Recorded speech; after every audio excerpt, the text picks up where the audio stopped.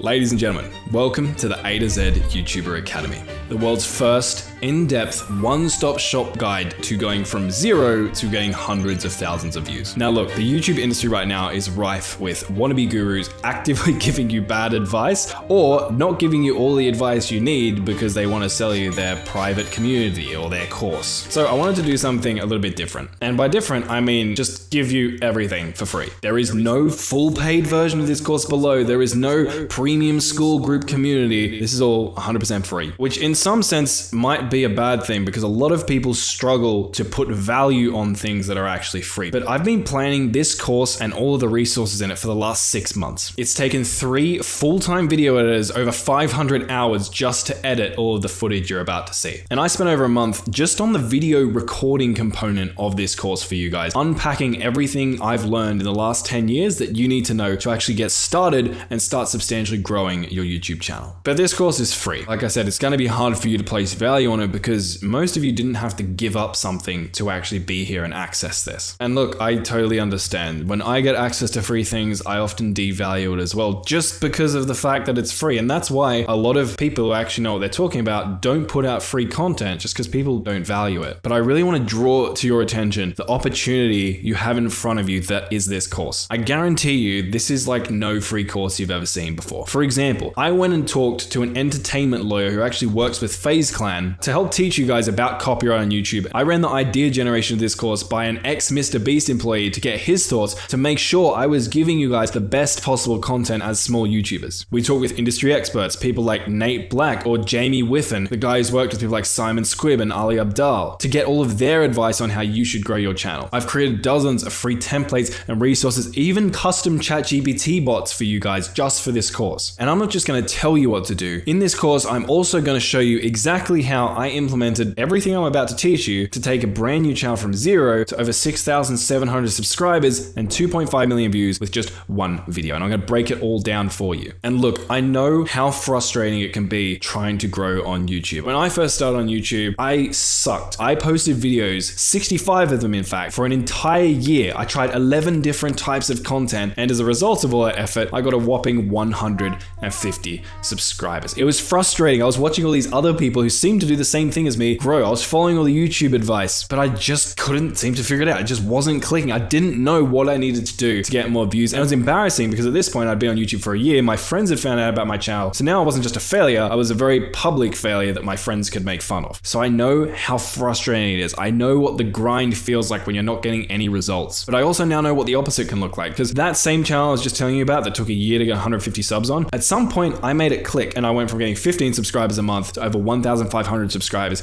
every single month. I ended up growing that channel to over 25 million views on long form content, by the way, not spammy shorts content. And a bunch has happened since then. It's been 10 years. I've started multiple channels. I'm now a full-time YouTuber, and I feel incredibly lucky to say there's genuinely nothing else I would rather be doing with my life right now. This will seem like I'm bragging, but I get to wake up every day, actually help people or entertain them, and make very good money doing it. I get companies sending me free products and tickets to things all the time. And as a YouTuber, I can work from just my laptop and a camera. I can travel the world, and most importantly, I have 100% control of my time. I have complete freedom. I'm sharing this because even though it can feel like it's impossible, you can make this thing work if you know how, and it can literally change your entire life. And my goal with this course is to help you get there. Regardless of who you are, how much money you have, how much time you have, whether you're in education or entertainment, whether you're 15 or 55, it doesn't matter. This course is going to give you the tools and the education you need to go from complete zero to a highly successful YouTube channel, which I know sounds like a big promise. So let me actually show you a little bit about what we're going to learn. So we're going to start the course by looking in what your channel should actually be about and how to actually create and set up your channel with the best settings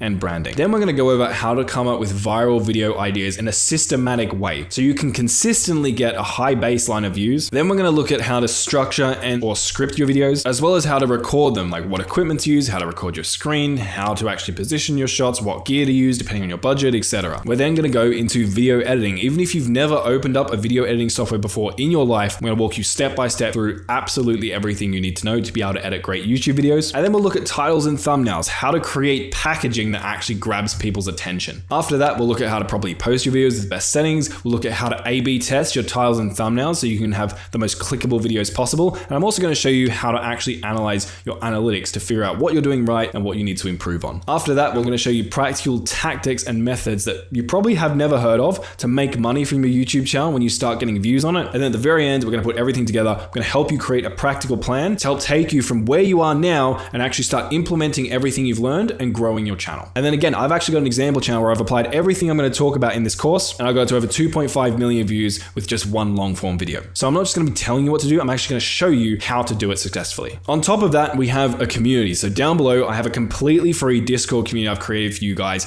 that is just for people going through this course. So you can ask questions, you can get feedback on your titles, thumbnails, videos from other course members. And more importantly, you actually can hang out with and meet like-minded, motivated people like you. Because I really believe that you become an average of the people you spend the most time with. And if you're anything like me, when I was starting my channel, most of the people in your life probably have no idea what you're doing or they think you're crazy. And my hope is the community down below is going to help fill that void and help you get so much better faster. And look, I get the skepticism. Again, it is a free course. I've paid for a lot of very expensive YouTube courses. And not to brag, but genuinely, this course is better than 90% of them. If I had known everything this course is going to show you guys, I probably would have saved at least 2 or 3 years of my life. Not to mention a hell of a lot of frustration and my friends thinking I was a loser. So I'm super pumped to get into this. Last thing I'll say before we jump into the content, I want to address the elephant in the room. What is the catch? If I've put so much effort and time and energy and money into creating this for you guys, what am I getting out of it? Well, aside from the things I've already mentioned, being a YouTuber, you're going to need certain pieces of equipment, certain software, certain tools. Now, these are all the kind of things you'd have to get anyway if you wanted to be a successful YouTuber. And what I've gone and done is, because I have this YouTube channel, I've been able to go and reach out to all of these brands and partner up with them. So that way you can get all of this information and the community and resources and everything for free. And then when you go and buy the software and equipment that you would have needed to buy anyway, I get a commission on that. And that's basically how I fund this video. It doesn't cost you anything extra. And I know to some of you guys, it might seem ingenuine, but I really want you to know that I didn't just take on any old sponsor. I looked at what I genuinely use and what I would genuinely recommend to people. And then I reached out to those companies and asked them to sponsor or make me an affiliate. Like all of the stuff I talk about in this video, I have genuinely used myself. And they are things that, at least at the time of recording this video, I'm going to continue to use because they are the best of the best in their categories, in my opinion. So if you do sign up for anything I mentioned in this video, I'd really appreciate it if you guys use the links down below. Again, that is the only way I'm able to fund this video and do things like pay for the 3 full-time video editors it took to just edit this video. On top of that, I want to thank the amazing sponsors for this video. Again, this is a completely free course. All the resources are free. The community is free. So this video would not have been possible without them. The first is .store domains, the official domain name for creators selling online. The creators that sweat the small stuff know that an intuitive link for their store with a domain name is a no-brainer. Next, shout out to Opus Clip. If you're making long-form videos and you want to automatically repurpose them, Opus uses AI to take the best moments and turn them into viral-ready shorts. I also want to thank InVideo AI. If you want to create AI videos fast, InVideo helps you create and edit entire videos from just a text prompt. And last but not least, I want to thank me. Yes, I'm sponsoring this video. I recently launched a research tool that, in my humble opinion, is the best YouTube research tool around. I personally use it almost daily, and it basically helps you find viral video ideas that are actually backed by data, not some stupid ChatGPT reskin that generates you viral video ideas. Everyone knows they're not going to work. So again, thank you to all of the sponsors, including me. More on all these guys later. All right, I'm keen for you guys to get into this content. I've spent so much time on this, and I really think it's going to help a lot of people. But the last thing I'll say is, even though I've simplified this course and made it as easy as possible for you guys, simple does not mean easy. A lot of you guys, this is going to be one of the hardest things you've ever undertaken. But that's actually a good thing. The fact that it's hard indicates that it's worthwhile doing. When there's something really amazing, usually a lot of people are trying to get that amazing thing, meaning there's a lot of competition for that amazing thing and it's hard to get it. But if you take this course, if you take the resources I give you and you commit to this, you commit to making it work even though it's hard, I promise it can change your entire life, and I'm living proof of that. So I've rambled enough. Let's get started by jumping into, speaking of hard, what is probably the hardest, most complicated lesson of the entire course, but it's really, really important that we get it right. So we'll jump into that one now, and I'll see you there.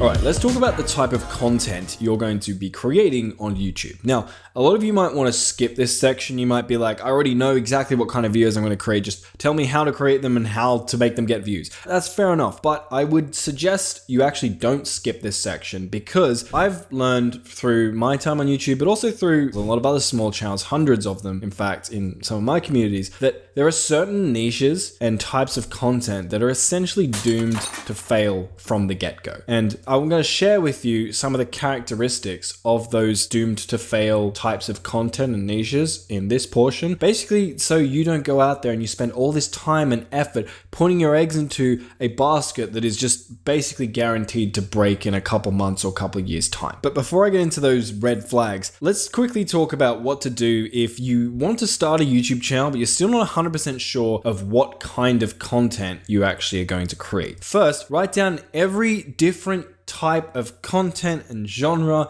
niche that you could conceivably see yourself wanting to create on YouTube. Now, these can be things that you're good at. That's kind of an obvious one. If you have a particular skill set that you're really proficient in, obviously that could be a really cool content opportunity, but you don't actually have to be an expert in something to succeed on YouTube in it. For example, not everyone can be a Dream or Mr. Beast or Marcus Brownlee. What you can do though is document your experiences in trying to do something. So if, like, for example, maybe you're not an Alex Hormozy, but you want to start a business related channel. As someone who isn't an authority, maybe you can't be going out there giving lectures on what business owners should be doing, but what you could do is document your own experiences growing your own business and share your lessons as you go along. Or maybe you could put a lot of time and effort into interviewing or just deconstructing and analyzing other people who are highly successful business owners and are famous for their business advice. Or maybe you can just create generally entertaining videos about business. So again, don't box yourself in too much here. Just let everything out onto the page, and then we'll refine and cut it down later based on some of the criteria I mentioned earlier. So for example, if I was doing this, some things that I could write down would be like YouTube growth, because I am somewhat okay at growing YouTube channels.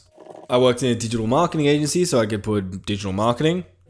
I'm interested in startups, love bushcraft and survival, traveling, philosophy, guitar. In fact, I have too many hobbies, but let's keep it at just these ones for now for the sake of simplicity. But again, if this is you, just write down literally everything you could or would see yourself creating content around potentially. And then once you've got yourself a list, what you're going to do is pick one of these categories. You might say, well, why did I have to write down all these different things if I was just going to pick one? Well, I'll talk about that more later in the lesson because it'll be important. But for now, let's just pick one. So for me, I obviously already have a channel about YouTube growth. So I will just pick digital marketing, keep things interesting. And then from here, we're going to dive a little bit deeper into this overarching content category we've selected and identified to identify the types of videos or the formats of content that we could conceivably create about, in this case, digital marketing. So I'm just going to add a few rows, give myself some room, and you can just start writing them out as they come to you. But if you're a complete beginner at all of this, you might have a hard time thinking about or knowing what different types of content you could create, in this case, for a digital marketing channel. And that's why I spent a bunch of time going across a whole bunch of YouTube videos and basically boiled down the majority of YouTube content into 13 distinct formats. Now, I'm sure there are more, but in my experience, these 13 encompass like 90 to 95% of most of the content on YouTube. And so let me go over some of those now and show you what to do with them. So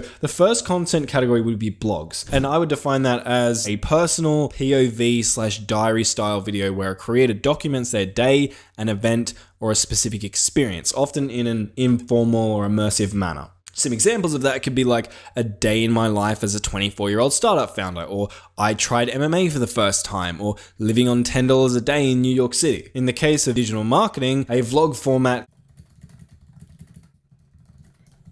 could look like, say, day in the life of a marketing agency owner. Now, again, you can come up with multiple different vlog style videos for a digital marketing related channel, but this is just like one example that came to mind for the vlog format for me. Another common type of content would be a tutorial, which I've defined as a video teaching the viewer how to complete a task, learn a skill or achieve a specific result. Some examples of a tutorial video could be in the startup world, like we talked about earlier, how to build a SaaS startup from scratch. Or for MMA, it could look like 3 combos every MMA fighter needs to know.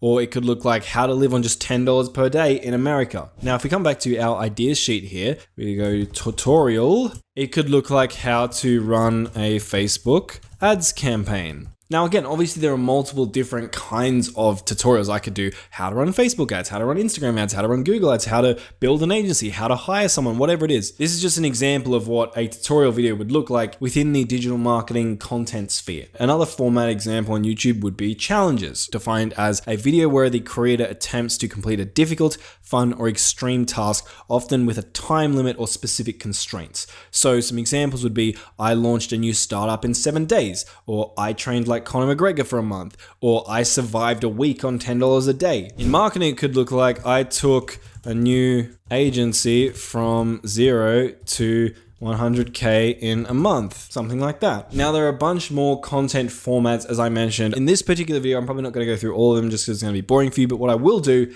is leave a link down below where you'll get access to these templates of all these different content formats, and then also the spreadsheet that I'm using currently right now.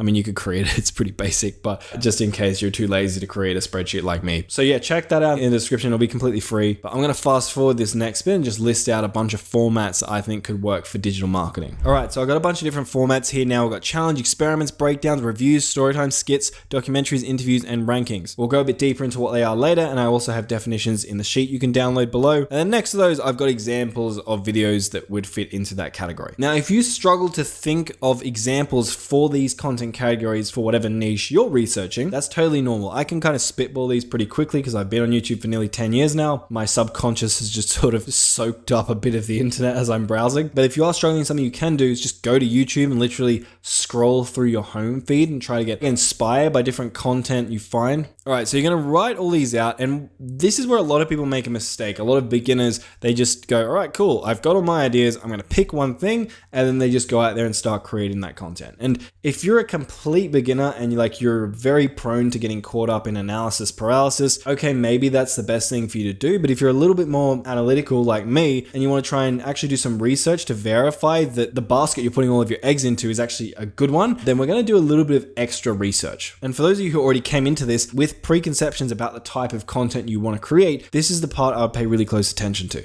So basically what we're going to do from here is eliminate any type of content, any format that doesn't meet the following criteria. 1, it must be not dead. Like the format has to actually still have interest. Now that might seem hard to measure, but what you can do is just go to Google and type in Google Trends and then go to this website. And then whatever space you're researching, just enter that into this search bar here. So I might say like digital marketing. And then you're just going to change some of these filters. So I'm going to change this from Australia to worldwide. I'm going to go from past day to 2004 to present. I'm going to go web search. You can kind of leave that, or you can look at YouTube search if you want. But really what we're trying to do is just gauge attention. But what you can see here is that worldwide to present, you can see that the term digital marketing has been kind of steadily growing and growing and growing. It's not at the all-time peak in August 2023. That was the all-time peak for digital marketing, as you can see. But it's still up there, right? What you don't want to see is an example I'll put in.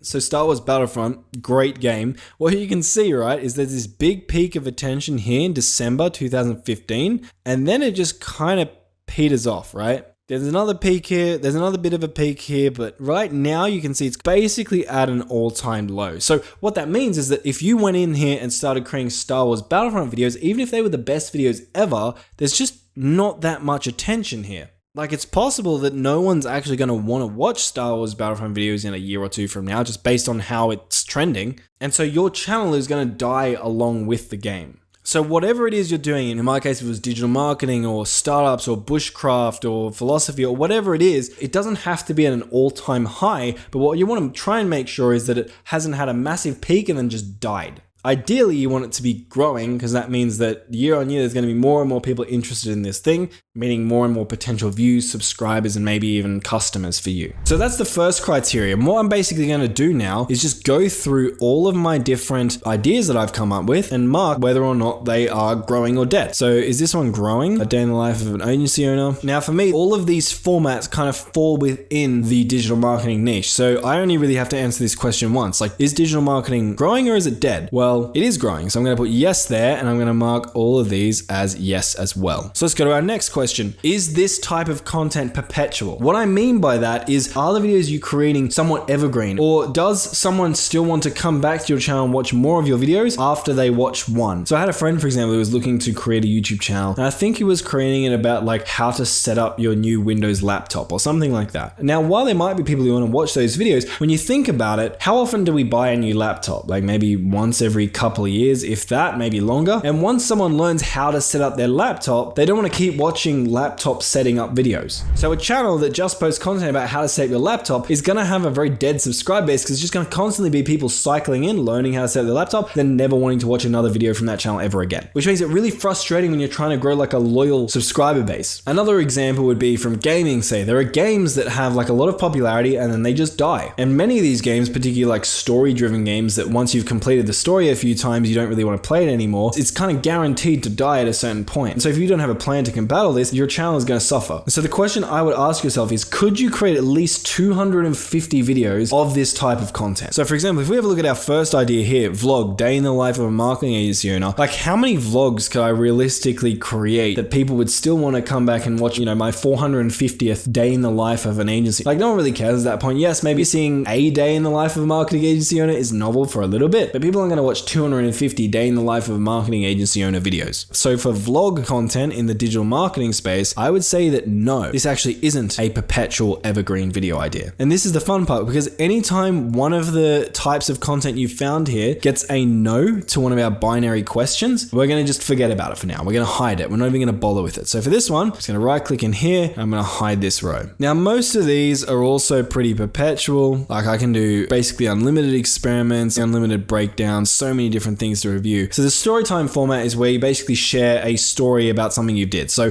the example I've given here is like how I made my first 1 million with a single Google Ads campaign. Now I've got to ask myself, can I come up with 250 at least engaging stories to create story time videos about? I would say probably not. Like I maybe could have like 10 or 20 interesting stories. So I'm just going to put no to that one. We're going to hide this guy. All the rest I'm going to be answering yes to. And so they make it through to the next round, which is where we're going to ask, does this type of content have a sustainable TAM? What does that mean? Well, TAM stands for total addressable market, which is basically what's the demand? How many people actually want to watch these types of videos? Now you can get a rough idea of your TAM by using Google Trends and comparing it to something you're very familiar with. So for example, I'm quite familiar with the YouTube growth space because I create videos on how to grow on YouTube. So I could type in like how to get views on YouTube, and I can see, okay, this is the popularity of how to get views on YouTube. Now what I might do is I'll come over here to compare, and I'll add in a related digital marketing terms, like how to grow a marketing agency maybe. And what I can see is my how to grow a marketing agency search term. So I might change this to how to start a YouTube channel. And over here, I've got how to start a marketing agency. And what I can see here is I can now get a comparison of how many people are interested in how to start a marketing agency versus how to start a YouTube channel. And what I can see is that there is a lot more people, you can see the blue line here, that are interested in how to start a YouTube channel than there are interested in how to start a marketing agency. Is that a problem? Well, that brings us to the first part of this question. Is it a sustainable TAM? For a lot of content, I have a pretty good gut feel on the YouTube education space, like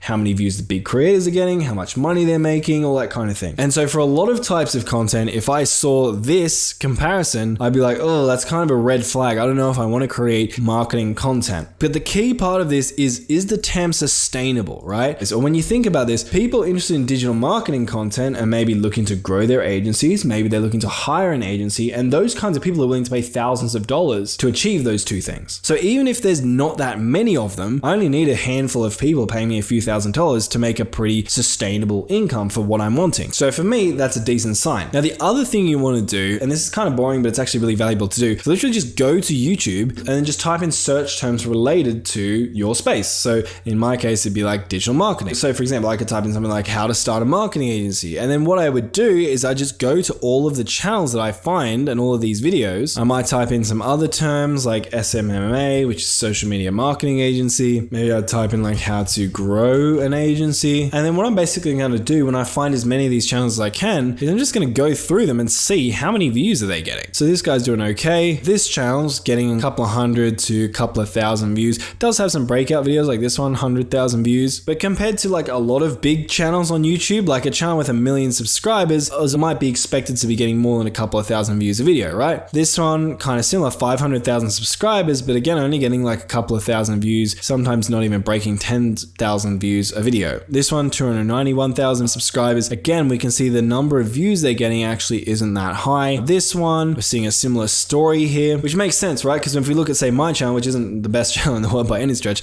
but you know, I'm 15K, 50K, 40K, 40K, 90K, 10K, 25K, 300K, 70K, 600K, 100K, 36. So like it's substantially higher than a lot of the digital marketing channels, even though most of the channels I just looked at had way more subscribers than me. Again, that's not necessarily saying that my content's better than theirs. It's just coming back to here. Like there are more people interested in watching YouTube content than there are like how to grow an agency type content. Now, again, that doesn't necessarily mean that this is a bad space. It just means I just have to ask myself like, hey, is that level of views, do I think that that would be actually sustainable based on what my goals are? Again, if you're selling products or services that cost thousands of dollars, maybe you only need a couple hundred people to have a really sustainable business. If you don't have any product, no desire to create a product and just want to make all your money from AdSense, maybe the digital marketing sphere is not the one you want to get into when it comes to YouTube content creation. And again, you can do this for the overall space, but also do this for the different formats of content that we've looked at here. Look for tutorials and challenges and experiments and breakdowns and see like right now, what's like the average amount of views that the top channels are getting for these types of videos? And ask yourself, is it sustainable? So I'm going to go through for tutorials. I think it probably would be. Challenge content, yes. Basically all the content down to like reviews, I would say it's pretty good. When I was doing some research before this video though, I didn't do a thorough research, but I did a bit to try and speed things up. I did notice there aren't many people interested in watching skits on digital marketing. It's a very specific group of people who want to watch digital marketing specific skits. Plus, when I think about skit type content, it doesn't really lend itself very well to selling. So for example, in a tutorial video, I could have some sort of product or course or something I could sell to people that would help them achieve whatever it is they want to achieve easier. In a review type video, I could have like an affiliate link and make money that way. In a skit, aside from like sponsors and ad revenue, I can't really monetize those videos that well, and that's gonna be a problem because if you want to be long-term on YouTube, YouTube has to make you money. I know to some that sounds anti-creator, but like rent exists. Like if you want to do this full-time, you have to pay the bills. So since skits are a no-go, I'm actually gonna hide these guys. And I'd say the same thing for documentaries. Even when I was doing my research, I didn't see much attention for digital marketing related documentary content. So I'm just gonna hide this one as well. And I'd say these last two I did see some attention for. So I'm gonna say yes to those. And there we go. Our final question. Could you create videos in these formats where you are the best or the first? Basically, the winnings usually go to the most extreme people disproportionately. And so if you want to be really successful on YouTube, you usually need people to be able to perceive you as being the best in a certain area or the first in a certain area, because if you're first, by default, you're the best because you've invented the category. Now, to clarify, I'm not saying you have to be the first tutorial video ever in the digital marketing space, but maybe you need to be able to create the first of a certain type of tutorial in the digital marketing space. Or maybe you need to create the best tutorial on a certain topic in the digital marketing space. So for me, for instance, tutorials, obviously how to run a Facebook ad campaign. Facebook ads are very popular in digital marketing, so I definitely wouldn't be creating the first video on this. Whether I could create the best video, especially assuming I'm going into this as a beginner, maybe not. I was doing some research into this earlier. I didn't see many videos teaching people how to run ads on Reddit or how to run ads on LinkedIn or how to run ads on Twitter. I could go into that space and in some of those areas, I could create the first tutorials, I could create the best tutorials, and maybe I wouldn't be getting hundreds of thousands of views, but even if I just get 100 views and 5 of those 100 people like my content so much that they want to hire me or teach them how to run their ads, that could be quite sustainable for me. So I'm going to go yes to this one, I think yes to this one, yes to this one, yes to this one, yes to this one, yes to this one. Now, as we get into these last two, there's the interview format I found. Interviewing thought leaders in the marketing space. Obviously, people have already done this before, and the best interview kind of comes down to who can get the best guest. I don't really have that many connections in this space anymore, so I don't know that I would be able to get the best guest, and I wouldn't be able to be the first. So my answer to this one would probably be no. Similar with the one down here, there's a ton of affiliate marketers just making like top 10 and top 5 videos on the space and basically every type of software in the marketing space. So I'm just going to go no to this one as well. I'm going to hide these two. And now I have my final list of candidates that meet all of my preferences referential criteria for a potentially highly successful niche. And now we have our final 5. I'm going to evaluate them based on a second set of criteria here. First, ease of creation. Essentially, how easy is it to make these kinds of videos? That's an important thing to think about, because if I can sit down and create a video in half an hour versus that same video having to take me 24 hours, that's a pretty big thing to consider. For example, I see a lot of people who love traveling and go start creating travel content, not realizing that now they basically just have to travel a hell of a lot. Like when I want to record a video, I sit down on my desk and talk to a camera. When they want to record a video, they have to go buy a plane ticket, book hotels. The next thing I like to evaluate based on is defensibility, which means how easy is it for competitors to just come in and do the exact same thing as you, dilute your attention and steal views from you. So for example, Mr. Beast, right? He creates huge spectacle content with massive cash prizes. Even if you wanted to create Mr. Beast-esque content, there are a lot of obstacles you'd have to jump over to even get close to anywhere where Mr. Beast is right now. So he has very high defensibility. I think of other channels like Legal Eagle. They are a lawyer, and so in order to credibly create that type of content, you kind of have to be either a lawyer or a doctor. And the percentage of people who want to be YouTubers who are also lawyers and doctors isn't extremely high, i.e. their defensibility is good. An example of very low defensibility would just be like me creating Minecraft Let's Plays. Literally anyone with a computer, internet connection, and 2 brain cells can sit down and record a Minecraft Let's Play, right? So that's something you want to think about when you're deciding what type of content you want to double down on first. And the last one is financial lucrativeness. Now we kind of talked about this a little bit when we're talking about sustainability, but basically how lucrative are the kinds of videos you're making. See if you can research what's called a CPM, which is how much money advertisers pay per 1,000 views to advertise on a certain type of content, and see, is the CPM of your potential niche on the high side or the low side? For example, I know people who get paid $2 per 1,000 views. I also know other creators getting paid $45 per 1,000 views. Sometimes the $2 per 1,000 views content is actually higher quality, and advertisers aren't as willing to pay as much money to promote on that type of content. So you got these 3 here: ease of creation, defensibility, financial lucrativeness. But if you're someone like me, what can help is to actually add a score to each of these, like a 1 out of 10 score. So for example, tutorial videos, how easy would they be for me to make? Well, I already have a lot of that knowledge. All I have to do is sit down, record my screen, record my face, and just kind of talk through things. So I would say on a scale of 1 to 10, it's pretty damn easy for me to create tutorial videos on a lot of digital marketing topics. In terms of defensibility, it's not that high. I would say it's like a 2 or a 3, because there are a lot of self-proclaimed digital marketers. I'm one of them. I don't have a uni degree in marketing. I just worked in it for 4 years. And even people who have no idea about marketing, just like using ChatGPT to create their videos. So my competitors can kind of come in pretty easily and create tutorial videos for me. Then we have financial lucrativeness. This would also be really high. One, I know from doing research, the financial business space has really high CPMs, i.e. advertisers are willing to pay a lot of money. But again, if I'm creating a tutorial on like how to run ads on Reddit, I could then have a course or a community that I sell to my viewers where I teach them more advanced Reddit tips and tricks. And people in the marketing space are willing to pay a lot of money for things like that. So that would be a 9. And I'm just going to go through the rest of these here and give them all a scale. So these are the ratings I ended up selling on. As you can see, there's some similarities, but also some differences. For example, ease of creation of tutorial videos is a lot higher than, say, challenge videos. Because a challenge video, like creating a video where it's like, I took a new agency from $0 to $100,000 in a month, it's higher on defensibility because someone who actually has the skills to do something like that is going to be few and far between. So I'm going to have less competition, but it's also going to take me at least a month to create that video. So not super easy to create. It's also maybe not as financially lucrative, right? Because it might be just people watching it not to learn digital marketing, but just out of curiosity to see, like, can this guy actually make $100,000 in a month? And there's a few others here. You can pause the video here and look at my ratings and try and get a rough idea of why I would rate things like that. Now we get down to the final crux of that, and that is we're going to add up all of these numbers to see what type of content I should create. And I've just done a quick sum here, and you can see overall tutorial content wins with 21. And you can also see down here, I have breakdown content, which is similar to tutorial content, but not quite, coming in at 20. And I also have challenge content and experiment content coming in on 3rd place. Review content got an 18, so I might just hide that. To be fair, I'm not saying digital marketing content. I've only done this as an example.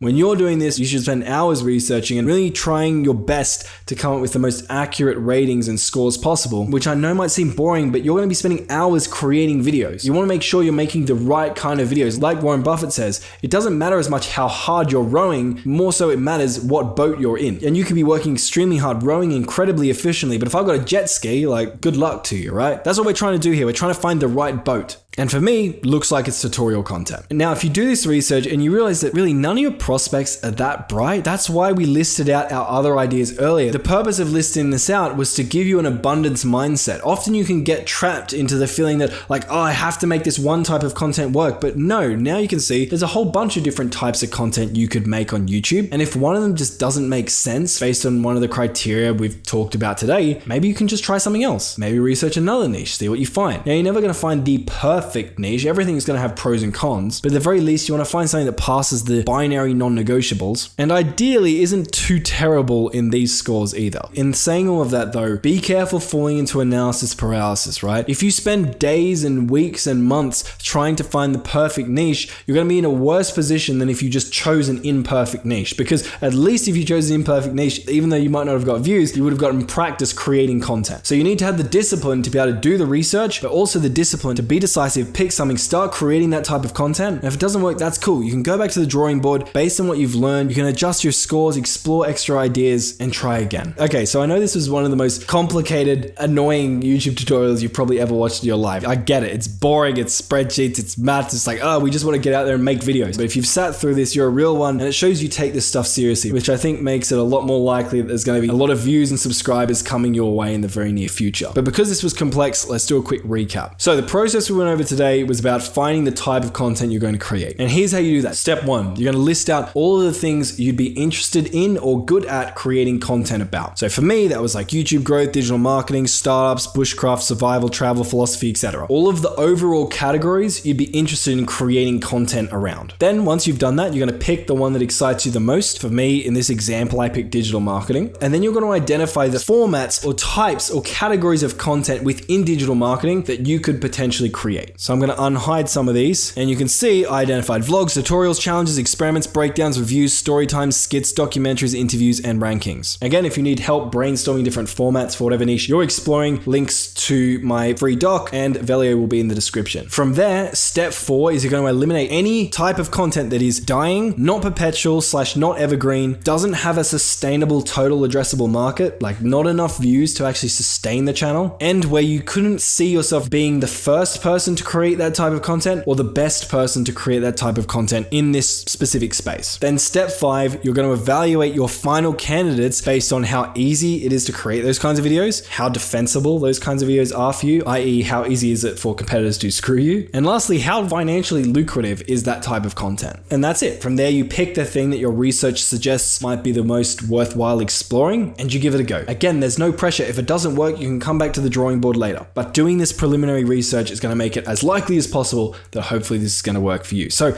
I hope this video was useful for you. Good luck finding your niche.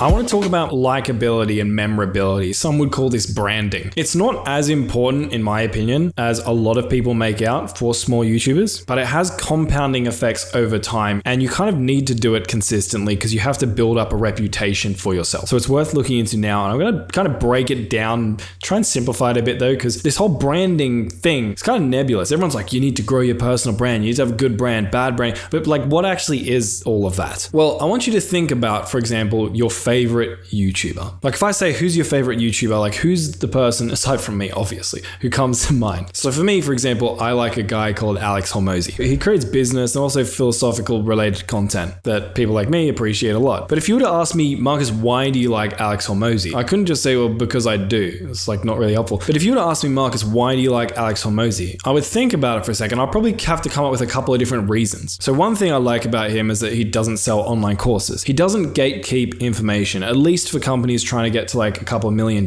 He does gatekeep information for companies trying to grow beyond that, but that's a very small subsection of people. He's also launched 4 multi-million-dollar businesses in different niches, which makes me trust his information a bit more. He's also philosophical. He doesn't just talk about business, he thinks about life and success and what those things mean. And I think he has some really interesting takes on that. And many of the things that he says I resonate with. And there are a bunch more, but essentially, if you think about a person or a brand and why you like them, and you actually like dive deep into why why you like them, you kind of come up with reasons. I call them X factors. So like, I like Alex Hormozi and his personal brand, but the X factors that make up Alex Hormozi are not gatekeeping information, an insane amount of real world experience, aka he's trustworthy, his thoughts not just on business, but life and his approach to that. And if you want to be a highly successful YouTuber, you need to have X factors, a unique blend of traits, characteristics, or skills that make people uniquely attracted to you. If you're not happy with the amount of views you're getting, or you get views and people don't stick around, ask yourself, like, do you actually have unique X factors or like reasons as to why someone would want to stick around compared to other people on the internet? If not, and this might hurt for some people, it hurt for me when I figured it out, it's like, well, obviously they're not sticking around, right? Why would they? You could say, well, they'll stick because I'm such a unique individual little snowflake. Everyone is a unique person. Uniqueness isn't good enough. You need X factors your audience care about. Now, you shouldn't manufacture fake X factors, but what you can do is think about the standout qualities you have or that you aspire to have and bring on YouTube. Like, actually think about them, actually write them down. And then once you've identified those things, figure out how you can intentionally exaggerate them or make sure they come through and are communicated in your content. And you know you're doing this correctly when you start growing and getting comments where people actively call out what your X factors are. So, an example, on one of my old gaming channels, an X factor I had was I'm Australian, and I kind of exaggerated that Australian persona a little bit. And I would get comments, people calling that or joking about that or memeing about that. And that X factor made me more memorable, maybe more unique. Instead of just being the Star Wars Battlefront guy, I was, oh, that Australian Star Wars Battlefront guy, you know? And a caveat though is usually you want your X factors to improve or at least not detract from their experience of you in some way. And most of the time, if something's not improving a viewer's experience with you, it's hurting their experience with you. So like, I exaggerated the fact that I was Australian, but I did it through jokes and memes and stuff. Like, it actually made the content more interesting and better. An example I had a while back was someone I was working with was like an amateur DJ musician. He was like, oh, one of my X factors could be that I produce all of the music I use in the background of my videos. Problem with that was, one, the music he created wasn't very good. And two, like, who cares? Like, does the background music in your talking head video actually improve your viewer's experience of the video? Not really. Like, if people learned that you produce the music, particularly if you're not a music channel, which he wasn't, even if people found out that he produced all the music in his videos, maybe it would be like oh, that's kind of cool moment for them. It's not really that memorable. Like, if they had a choice between him using his own music and him using music that was actually good, they'd probably choose him using music that was actually good. So that's an extreme example, but you get the idea. Now, that's not saying that he can't use his own music in his videos. I'm just saying that it's not that impactful of an X factor, especially when you're a small channel and people don't yet care about you. If he was a large channel and had hundreds of thousands of subscribers, maybe at this point people would be like, oh, that's really cool because they're fans of him. But as a small channel, no one cares. And I'm not saying that to be rude to him. In fact, it'd probably be the same if I did it on my channel right now. If I was like, hey, by the way, I produced the background music of this video, you'd be like, I don't care. Teach me how to get views. Figure out your X factors, who you are and who you want to be on YouTube, and then lean into those things, exaggerate them, intentionally try and integrate them into your videos in a way that makes you stand out and improves your viewers' experience of you. And they can be really big, obvious things, or they can be small, subtle things. This is interesting. I'm going to show you some of what my X factors are for this channel. This was literally just like a brain dump from myself. No one was really meant to see this, but I decided last minute I'd show you guys anyway. So for me, for example, one thing that's important to me is I want to be authentic. And in order to be authentic, I need to figure out what that actually means. So for me, I wrote down a bunch of beliefs I have about YouTube to make sure that I actually stay congruent to those beliefs and consistent in them. So for example, one of them is I never want to be inauthentic or lie essentially to attract attention. I just want to say things as they are, which doesn't mean I can't make things more enticing or spice them up, but I should not try and present myself in a way or reality in a way that it's actually not, even if it means, I guess, less views and attention.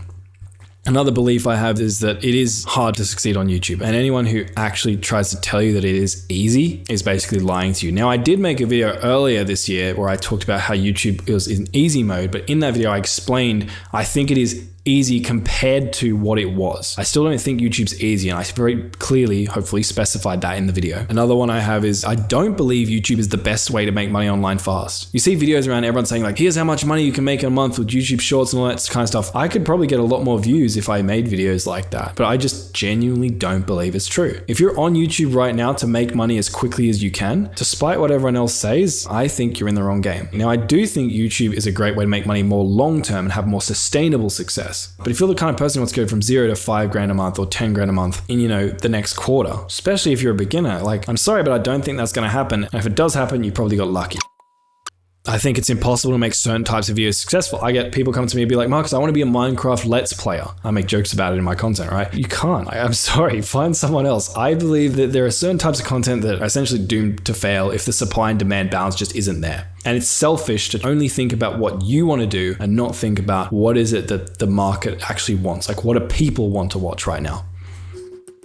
I also believe fame doesn't lead to happiness. I think a lot of people think that, when they have fans and success and YouTube and whatever, like they're going to be happy. I don't believe that's the case. And so I never try and make it out that that will be the case in any of my videos, etc., etc. So authenticity was an X factor for me. Another one was I actually have real experience, and I have experience both being a failure, which I was a huge failure for over a year, posted 65 different videos and it was terrible, got no views, got 150 subs. And then I've also had success growing different channels in different spaces, also in what some would say is competitive niches. For example, the gaming niche, very competitive, I would say. I think the YouTube education niche, I would say, is also pretty competitive because even though it's not huge, you're competing with people who are also experienced on YouTube. I also don't want to gatekeep value. Like I want to give people free value that actually works en masse. And I want it to be so that people don't need to buy anything that I sell or anything my sponsors sell in order to be successful. But obviously if people do buy it, they're going to be successful a lot faster. And I think that one's kind of common sense. Like obviously there are plenty of examples of YouTubers out there who have done absolutely everything themselves and bought essentially no tools or resources or education and be very successful. And there are people who have bought all the tools and resources and education and been successful. I would argue that the people who have the education and the mentoring and the tools will be successful a lot faster on average.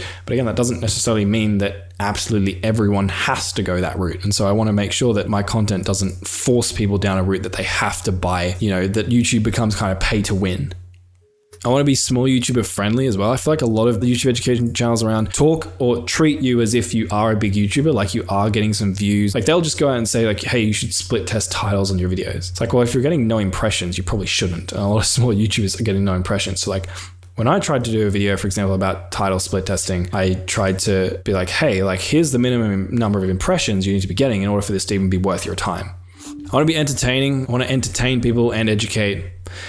I want to try and have a casual style. I want to be as honest and authentic as I can. I want to be humble. Like I joke sometimes in an arrogant way. Yeah, this is kind of weird because I never really talked about this before because I feel like it's kind of like, I don't know, a lot of it could be seen as like virtue signaling, but like I genuinely did write all this with no intention of showing anyone. Like 5 years ago when I started the channel and I gradually built on it. And while I'm definitely imperfect and there are other things I probably should do and all that kind of thing, like having this set of defined X factors gives me a filter that I can run all my content through and be like, hey, does this live up to my own standards? And if I maintain my standards consistently enough, and these are things you guys care about, then hopefully the more people watch me, I'll get a reputation for these things and become memorable for them. For example, Mr. Beast, the X factors that stand out for him is like the insane amount of money he spends on things, the level of spectacle, like he just does crazy things no one else has ever done, and the philanthropy aspect, like he does genuinely give away a lot of money to people and have some great philanthropic projects. You could look at someone like Sam Sulek or the Dry Creek Wrangler, like they're just insanely authentic. Someone like Asmund Gold, I feel like one thing he's known for, an X factor he has, is for being a very reasonable person. Like he's the kind of guy that if you were having an argument with someone, you'd be pretty happy calling him in as a mediator because like he's just pretty down to earth, reasonable, chill dude. Or you can take celebrities outside of YouTube. Dwayne "The Rock" Johnson, right? Obvious X factor he has is his physique. Kevin Hart, known for his humor and also makes fun of his height all the time. Lady Gaga, one X factor could be like her outlandish visual performances. Think like the meat dress that she wore once. Obviously, all of these people I'm mentioning have a combination, a set of a bunch of different X factors and reasons as to why they do well. But I'm just picking out a few as examples to sort of illustrate to you the concept of having X factors. And so for you, if I was you don't have to spend a huge amount of time on this right now, but just sit down and think about like, what characteristics and traits do I have? Or what do I want to do or bring to my viewers on YouTube? And then also figure out what those things mean to you. So for example, for mine, authenticity, like I need to actually figure out what does being authentic to me actually look like? Like what are some of my core beliefs around YouTube? And then take those things and try to emphasize them in your content. Try to make sure you're actually living and creating by these standards. If you do that consistently, you're going to start building up a reputation, building up a brand, which can ultimately help you in building a true loyal audience of hardcore fans. So give that a go do that. Again, it doesn't have to take a huge amount of time. It can be 20, 30, 40 minutes, and just come back to it, tweak it, adjust it, edit it as you're going along.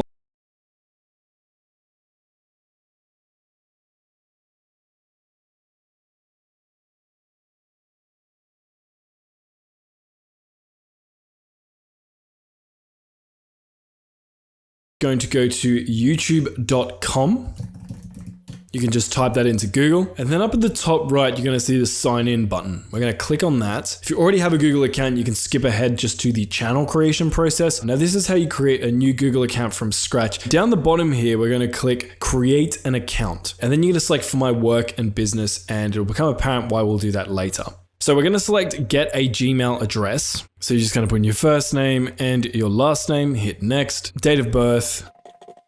All right, so when we get here, what I would usually recommend is to create a new Gmail address that you can use just for your YouTube channel.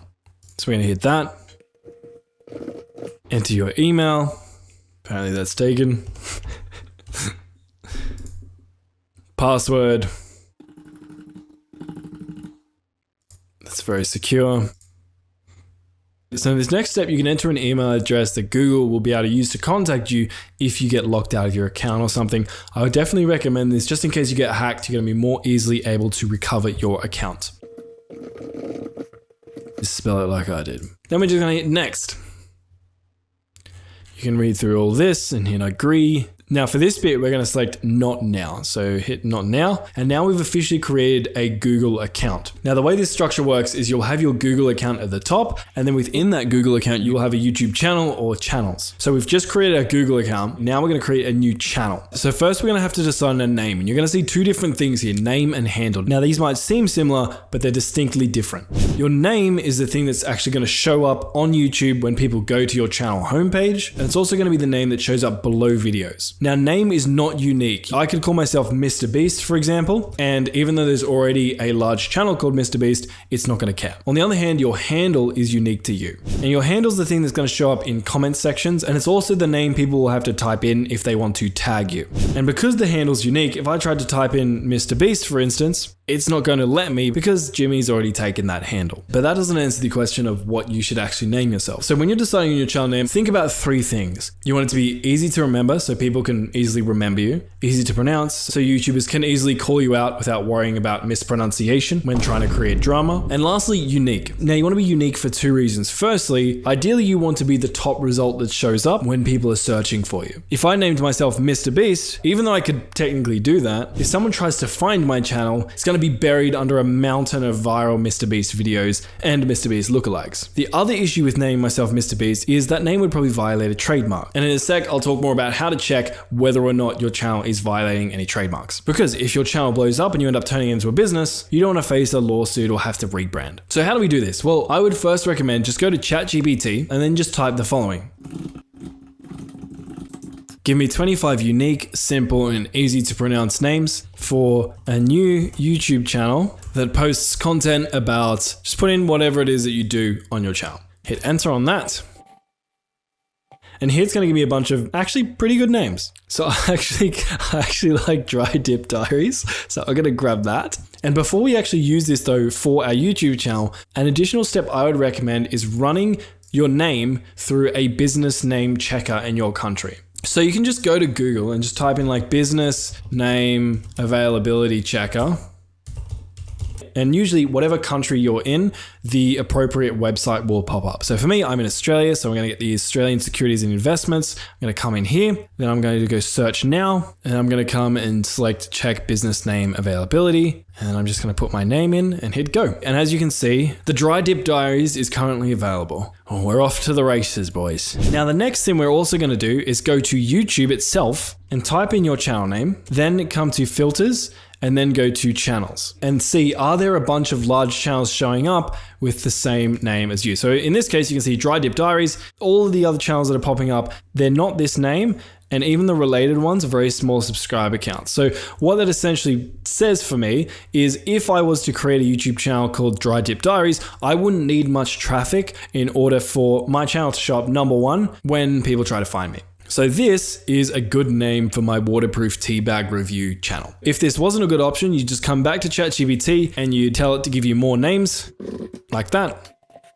Or if you didn't like the names it generated, just tell it what it is you didn't like about the names and it might adjust them. So I might be like, please using cheesy puns. right? And now it's going to regenerate some of these names, but it's going to try and avoid the sort of more cheesy pun angle. So I think I found myself my YouTube channel. So I'm going to put Dry Dip Diaries there. I'm going to chuck it in here, and I'm also going to get rid of these spaces. Bam, it is available. But don't worry, if you get this all wrong, you will be able to change your name and handle later. All right, next thing we're going to do is to select a profile picture. Now your profile picture is going to be 800 by 800 pixels, at least that's what's recommended. And it's going to show up as a circle pretty much everywhere across YouTube. Now, if you've already got a logo or a photo of yourself or whatever it is that you want to use here, just hit select picture from computer, upload from computer, and then upload the file. It's going to upload this picture for me, or if you're in Australia, it's going to think about uploading it, but not actually upload it. There we go. And then you're going to be able to size and position the profile picture exactly how and where you want it. Don't ask me why I've got a picture of Chris Williamson with Thug Life glasses on my channel. And then you just hit done. Now in this case, a picture of Chris Williamson with Thug Life glasses probably doesn't suit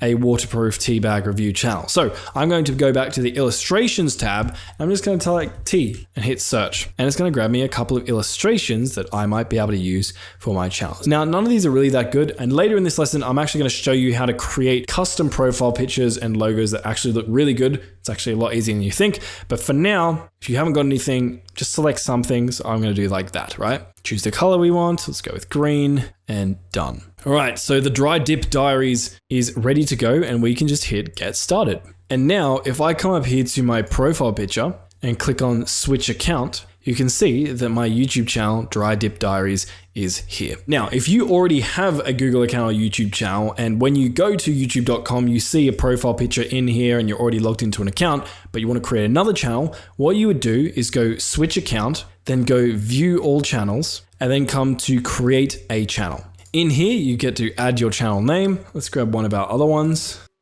Splash Safe Sips. I don't know why I find this so amusing. Hit the checkbox, hit create, and it will look like this. And now you have a YouTube channel, you can create and save videos to playlists, you can browse YouTube, you can comment on videos, and you can even upload videos by going to this create button and then hitting upload a video. But there's one last thing you need to do to set yourself up properly, and that is go to your channel, or you can just go to your profile icon up here, come down to YouTube Studio, click on that.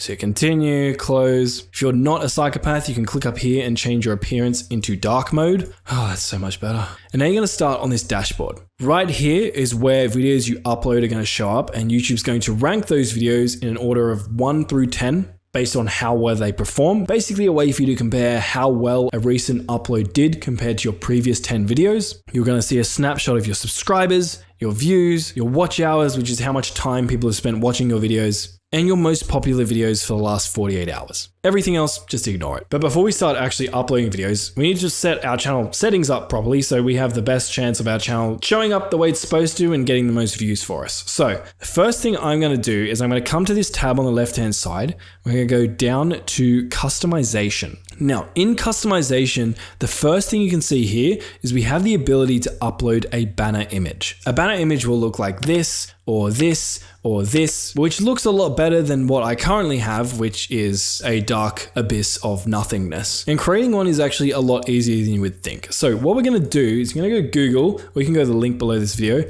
type in Canva.com. Now, when you get to Canva, if you haven't already got an account, just hit sign up. You're gonna follow the prompts. But I already have an account, so I'm just gonna click login if it allows me to do that. Hopefully it allows you to log in without asking you for a stupid verification code. Hell yeah. Okay, it does. All right, so Canva is kind of like Photoshop's basic cousin. It lets you design things pretty quickly and easily, even if you have no design experience. So what you're gonna do is in here, we're gonna just search for YouTube banner and hit search. Then what you're gonna do is scroll through and select a banner or a template style that looks good to you. I'm gonna look for something, let's see. What is tickling my fancy? What looks like a waterproof teabag-esque channel?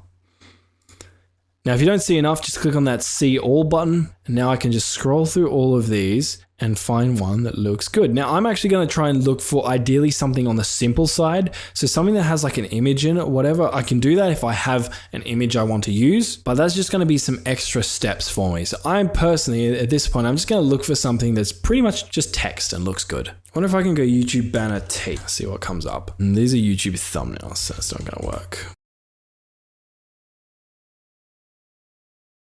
And as you can see, there's just a ton of different templates in here, and you can just keep going until you find one you like. Eventually. This one looks simple, calming, nature-esque, kind of fits the vibes I want. So I'm just going to click on that, and I'm just going to go customize templates. And when you're in here, you can just make some customization. So the first thing is, at the moment, this background is obviously an image. If I wanted to change that image, I could click on edit, and in here, I could choose some different filters and different looks I like. Let's say I like that one. The other thing I could do, if I wanted to add a background color here, I could click on this color, and let's just say I select this green color, and it'll just make this a solid color. So in this case, I kind of don't want to do that. So I'm just going to hit Control Z to go back.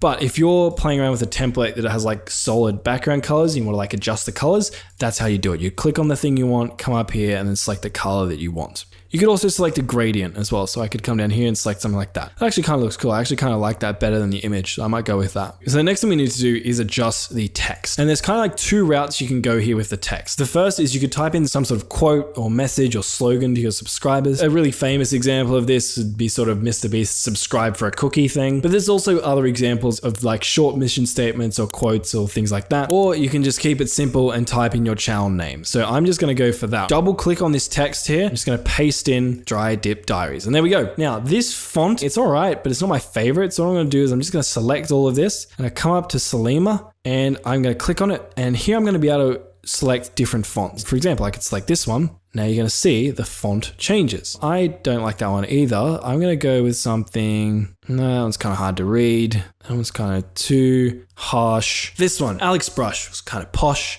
looks kind of teabaggy. So something like that might be good. Now, when I changed the font, this text actually got a little bit bigger. I don't know if you noticed that. I'm actually going to just make this a little bit smaller so I can come over here, click on this text, then grab the handle, just drag that in so it's a bit smaller like that. And then I'm going to click off the text and click back onto it. And I'm going to drag it and it's going to snap when it hits the center. So you see it's going to snap to that line. I'm going to drag it down. It's going to snap to the middle line. Cool. Now that's back centered where it's supposed to be. All right. So we've adjusted our font. Now the last thing you could do is you could change the color of your text if you want. So you just click on it, go to this text color up here, click on that. For example, I could select black and then we'd have black text. I actually don't like the black much. So I'm going to click on this and let's bring this back to white, but every template might be different. You might want to change the color of yours. So if you do, that is how you change the font, sizing, text, and positioning of the text or any elements in your template. Now, all we have to do is come over here and click on File, click on Download, and then in the PNG section, we're going to change this to a JPG and hit download. That is going to download, and then what we can do is come back to our YouTube channel, and in the customization tab, I'm going to go upload, and I'm going to select the channel that I just saved. And here it is. Now you might see this grid here.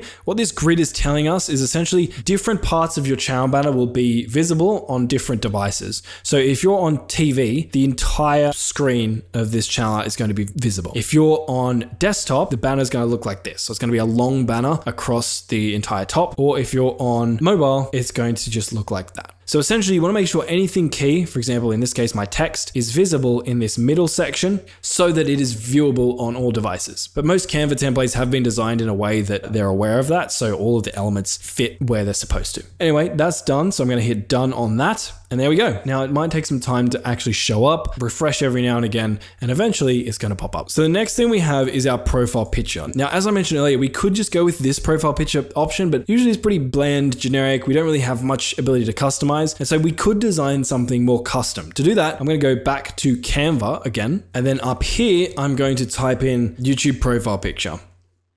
I can then click see all, and same thing, I'm going to have a bunch of different templates show up that I can select. Now, as you can see, a lot of these templates require you to have some sort of circular image in them of yourself or your logo or whatever. So if you already have photos of yourself or your logo and you want to use that, you could select one of these, or you could look for something that's more icon or logo based. So earlier I was actually scrolling through and I found this template, pretty simple, background, logo, text, which is great if you don't have like good quality images to actually use for your profile picture. So what we're going to do first is customize this a bit. So editing and moving the text around and changing the fonts and all that kind of thing, it's exactly the same as I just showed you for the channel art. So for example, I could come here, I'm going to change this text to our new branding text, which is the Alex Brush one. And I'm going to change this to be Dry Dip Diaries. And I'm going to change the size of that. I can just adjust these things. And I'm just going to make sure that it's not uppercase. So if it is uppercase at the moment, you can see it's all capitalized. So I'm just going to double click on this and then come here and turn it off capitalized. So now it's back to just my regular text. I'm just going to capitalize the first letter of each though.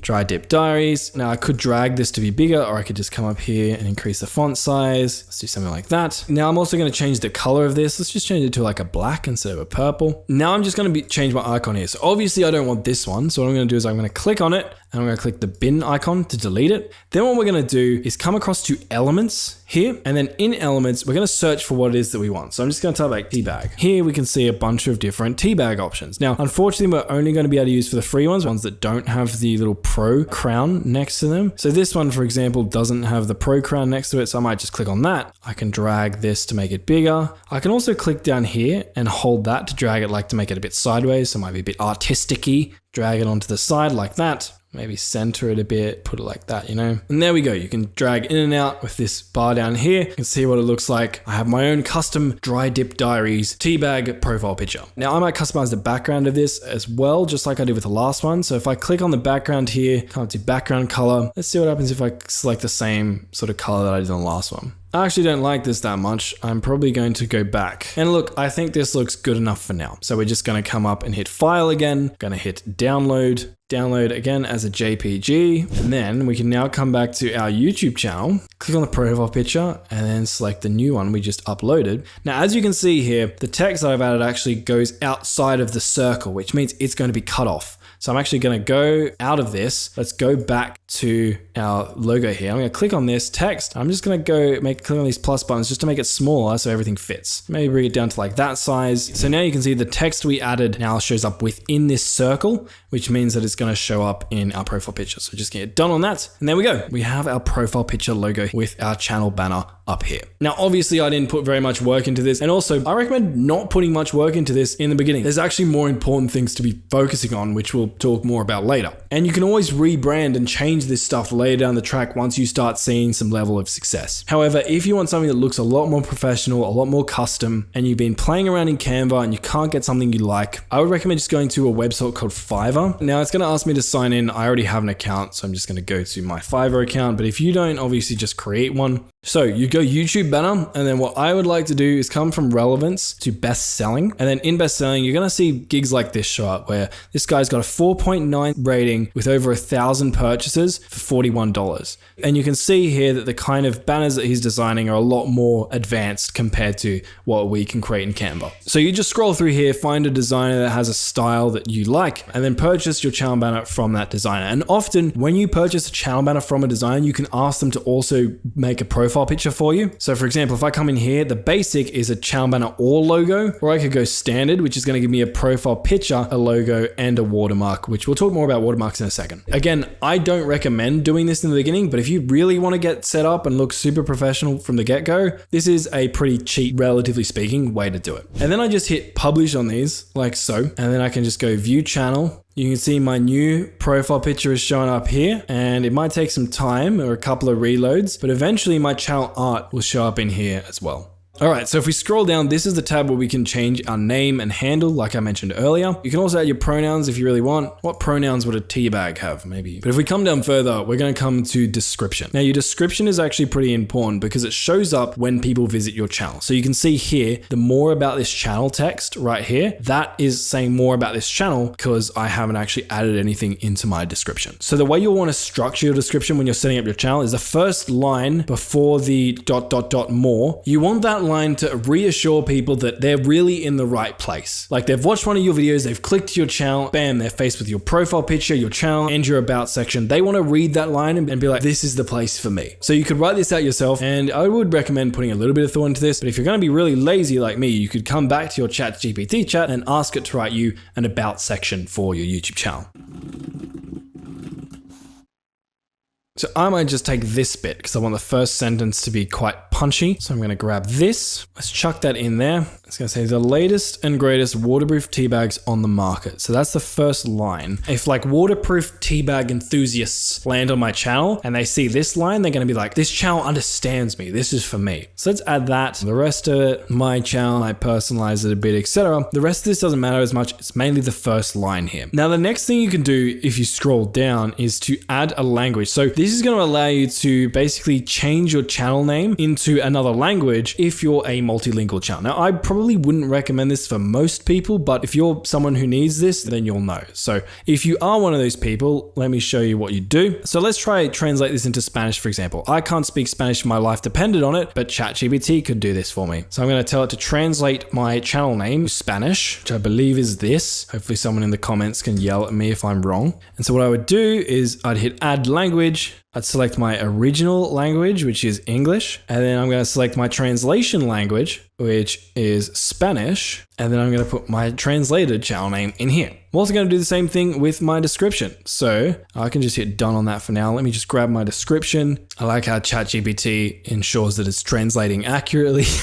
I don't know if that's the first line or that's it saying that's the translation. It seems like the first line. Let's go that. All right, let's go back. Let's hit edit on our transcript here and we add in our Spanish transcript, hit done. And now we can see that we have our channel set up for Spanish. Continuing down, you'll see your channel URL, which you can copy. We covered that. And next, we're going to come down here to link. And this is where you're going to be able to link things like your website, social media, latest video, whatever it is you want to do. So to link something, you just hit add link and you title it, whatever you want it to call. So like Instagram, for example, then you just chuck in your Instagram link and you can add multiple links by hitting add link multiple times. Now, sometimes people ask me, what should I link in my bio? And you could link things like social media or an opt-in form, but a lot of creators like to link their store so that they can build a brand, sell products, sell merch, and essentially just fund and actually make more money from their channel. And if you've ever tried to create an online store, sell your own merch, you know just how ugly these default links can be. 1 star, total crap, would not recommend. It sucks because you've put all this work into designing the product, building the store, hyping it with your audience, and then you send people to a URL that just kind of looks like a robot sneezed. And that's why I want to talk about today's sponsor, .store domains.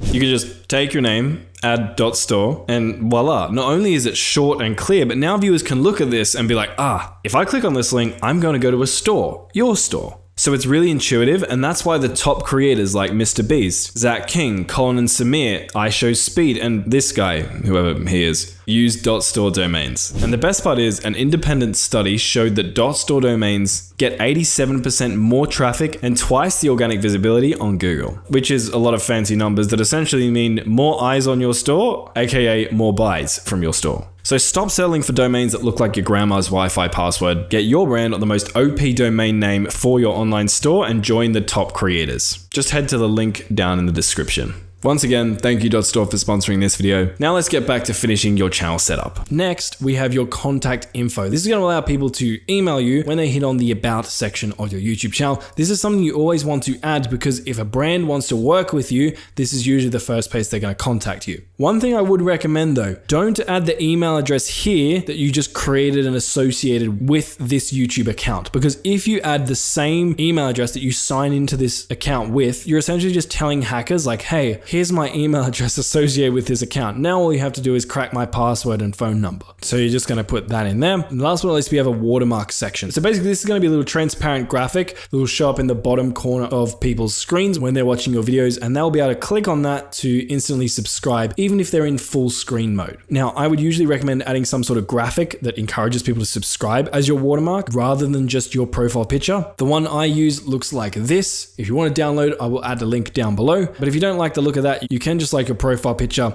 hit done, and you can see it's going to show up like this down the bottom corner of your videos. Now, I would recommend you play it for the entire video because you want to give people as much chance to see that link as possible. And then from here, hit publish. Now, it might take some time to update, but when it does, it's going to look like this. We're going to have our channel name, our new profile picture, our channel art. We're going to see our first line here, the latest and greatest waterproof tea bags on the market. We're going to see our link, and we can click on the more option to view the full description, more info about the link, and also the email address that we just added. All right, the next thing we're going to do is come across to the home tab here. We're going to turn this on. Now, if I hit publish on this, what we'll see is this is actually going to change this completely blank slate on our channel. Now, what this will do is allow content to actually show up on our homepage, kind of like this channel. You can see there's like rows of content here under their channel name, unlike our one. Now, obviously you'll need content to actually show up here, but we can set up how the content shows right now. And something I would recommend is the default settings for this are now pretty good, but I would recommend you click add section and add a popular video section.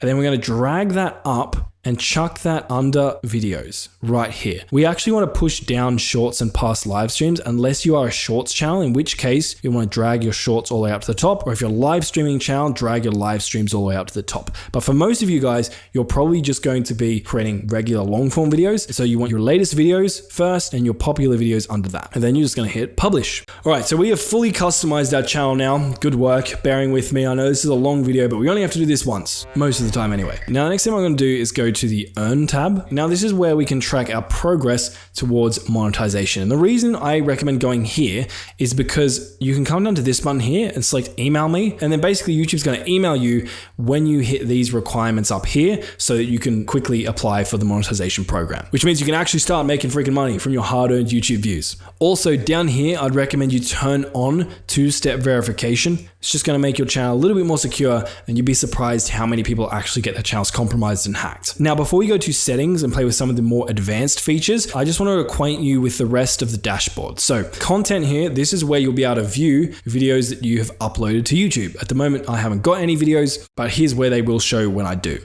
The next is the analytics tab. When you have videos, you'll be able to come in here and monitor your stats. You'll be able to see how many views you're getting, watch time, subscribers, and a bunch more advanced analytics that we won't get into right now. You'll also have your community section where you'll be able to view all of the comments from your channel in one place, and also view when people are mentioning you across YouTube. You'll have your subtitles section where you can subtitle your videos in different languages. I almost never go here. You'll have your copyright section. And this is where if you get a copyright strike or claim, it will show up in here. And also other videos copying your content will show up in here as well. The last one is the audio library. This is where you will find a whole bunch of completely free and copyright free songs and sound effects you can use in your videos. So you can play on a song here. And if you like it, you can hit download. It's going to download that song and you can use it in your editing later. All right, now we're going to get into the meaty stuff. We're almost there. I know this is long, but settings. So first thing, general, you're going to select the currency that you are actually in. So for me, I'm in Australia. So we're going to go Australian dollars and then hit save. We're going to go back to settings. Then we're going to go from general down to channel. Here, we're going to select country of residence. So this is the country that you're currently in. Be accurate. Don't lie about this one because this will make a difference when you're applying for monetization or if you're getting in trouble later down the track. And then below that, you can add keywords. This is different to adding keywords to specific videos. These are keywords for your entire channel. Now, this doesn't make a huge difference, but for a brand new channel, it's worth doing.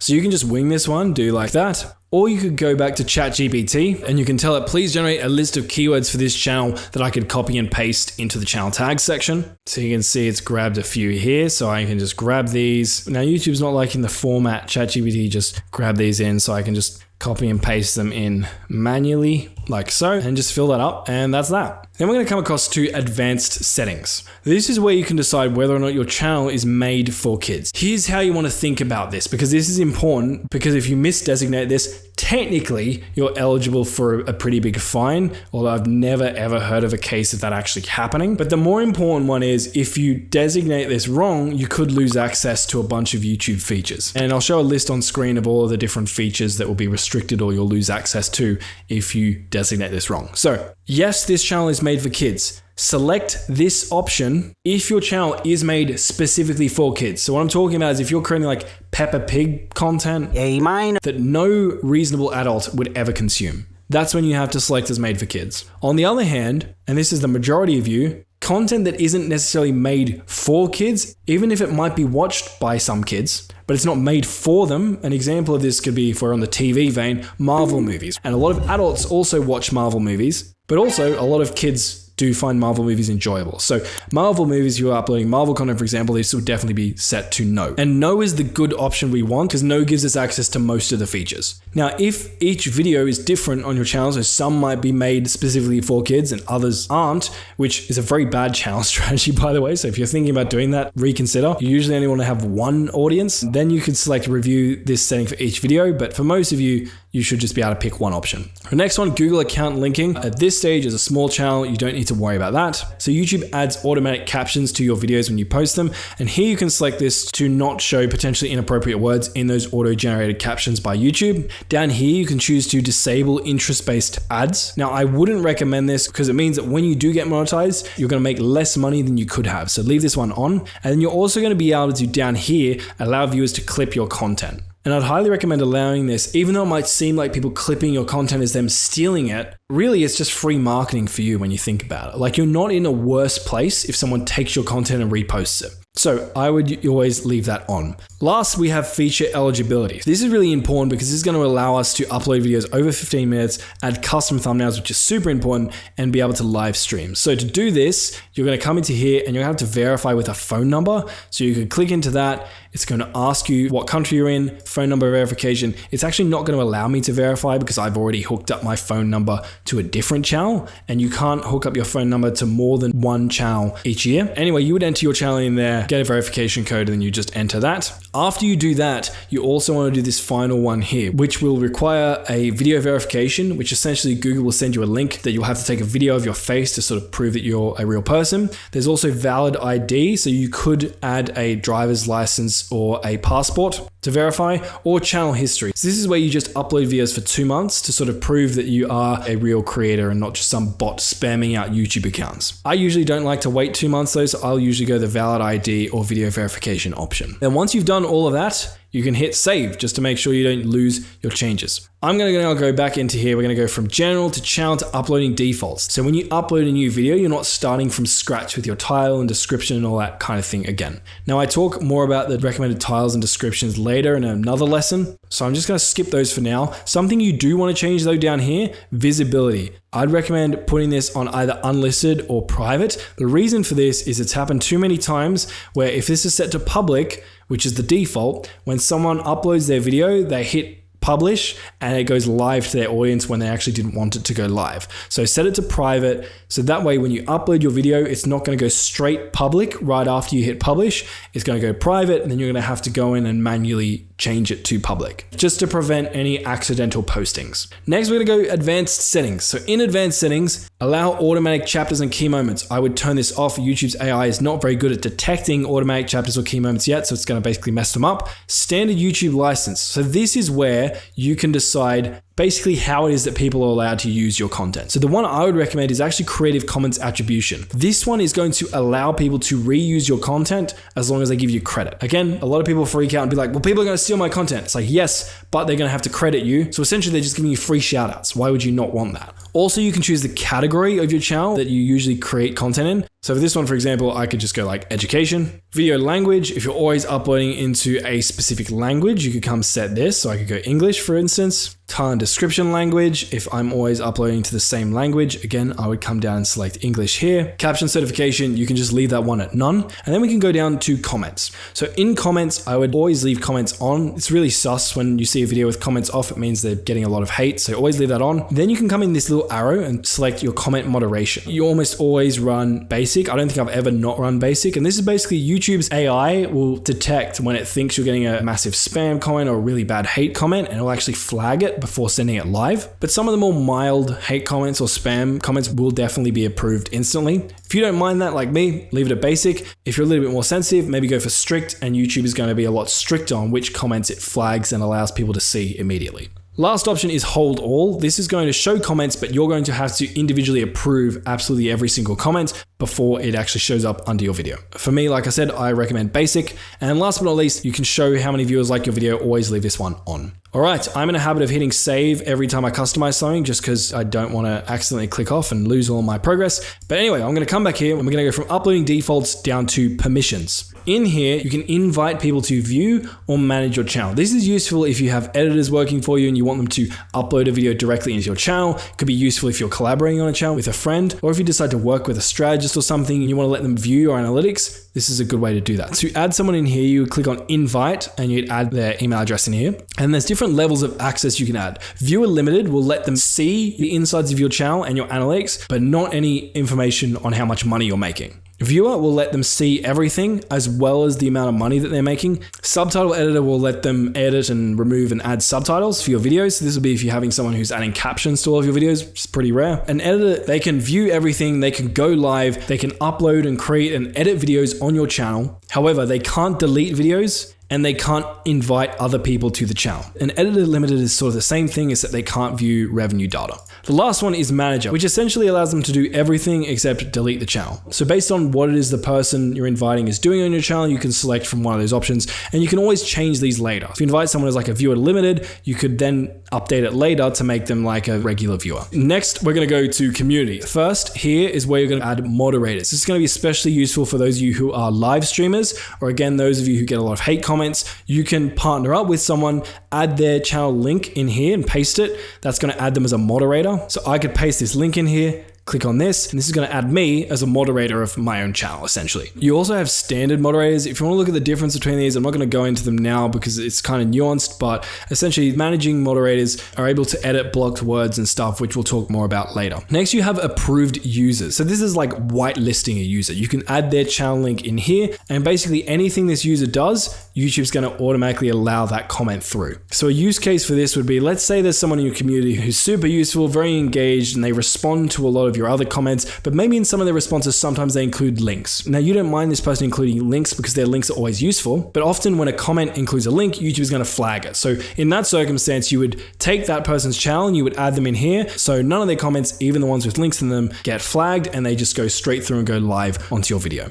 Hidden users is the opposite. So this is essentially if you want to block someone's stalking you, hating on you, being weird, you can come in here, add them as a hidden user, and they're not going to be able to see your channel anymore. The next one is live redirects. This is essentially like Twitch raids, where someone who's live streaming can direct all their viewers into your live stream. Now, the default for this is channels I have subscribed to can redirect to my content. I've actually never had a live redirect to one of my live streams before, and I'm guessing there's ways that people could be malicious with this, but I personally would check this box, because if someone wants to redirect all of their live streaming viewers to my live stream, that's just more viewers for me. Like, why would I not want that? I guess you wouldn't want that if someone's directing a lot of malicious and bad and hateful people towards you. So in those cases, you could have this off, but most of us aren't going to have that problem. If you do have this off, you could here add specific channels who could redirect to your content if you really wanted. And if you don't add anything in here, the default option is channels who you've subscribed to will be able to redirect their viewers to your content. Now, the next one is blocked words. Essentially, you can add words in here like so. If a comment contains this word, it'll be automatically flagged, and YouTube will hold it for you to manually review and choose whether or not you want to approve that comment or not. So you can add as many of those in here as you wanted. And lastly, we have block links. So I've found that YouTube often blocks links anyway, even if you have this off. But if you really want to make sure that every link is blocked, you could select this. Next, we're going to go across to defaults. And this is similar to the previous section we went over, where you can choose how comments appear on your channel. So you can choose on and off. You can choose whether you want basic moderation, strict, or to hold all. But here you can also edit messages in your live stream chat. So you could choose to hold potentially inappropriate live stream chat messages by clicking this box. Or if you want to just allow everything, you can leave this off. Usually I would leave this off, but if you do have a live stream and you're getting a lot of spam and inappropriate messages, you can just come back here and turn it on so that those get filtered out in your next stream. And last but not least, we can come down to agreements. There's a whole tab here just to do nothing. Cool. Thanks, YouTube. Look, this tab can be useful sometimes later down the line, but in the beginning, you don't need to worry about anything in here. And then we're going to hit save, and that is it. We have finally set up our YouTube channel properly, and now that we've got a good foundation, we can finally start actually uploading videos.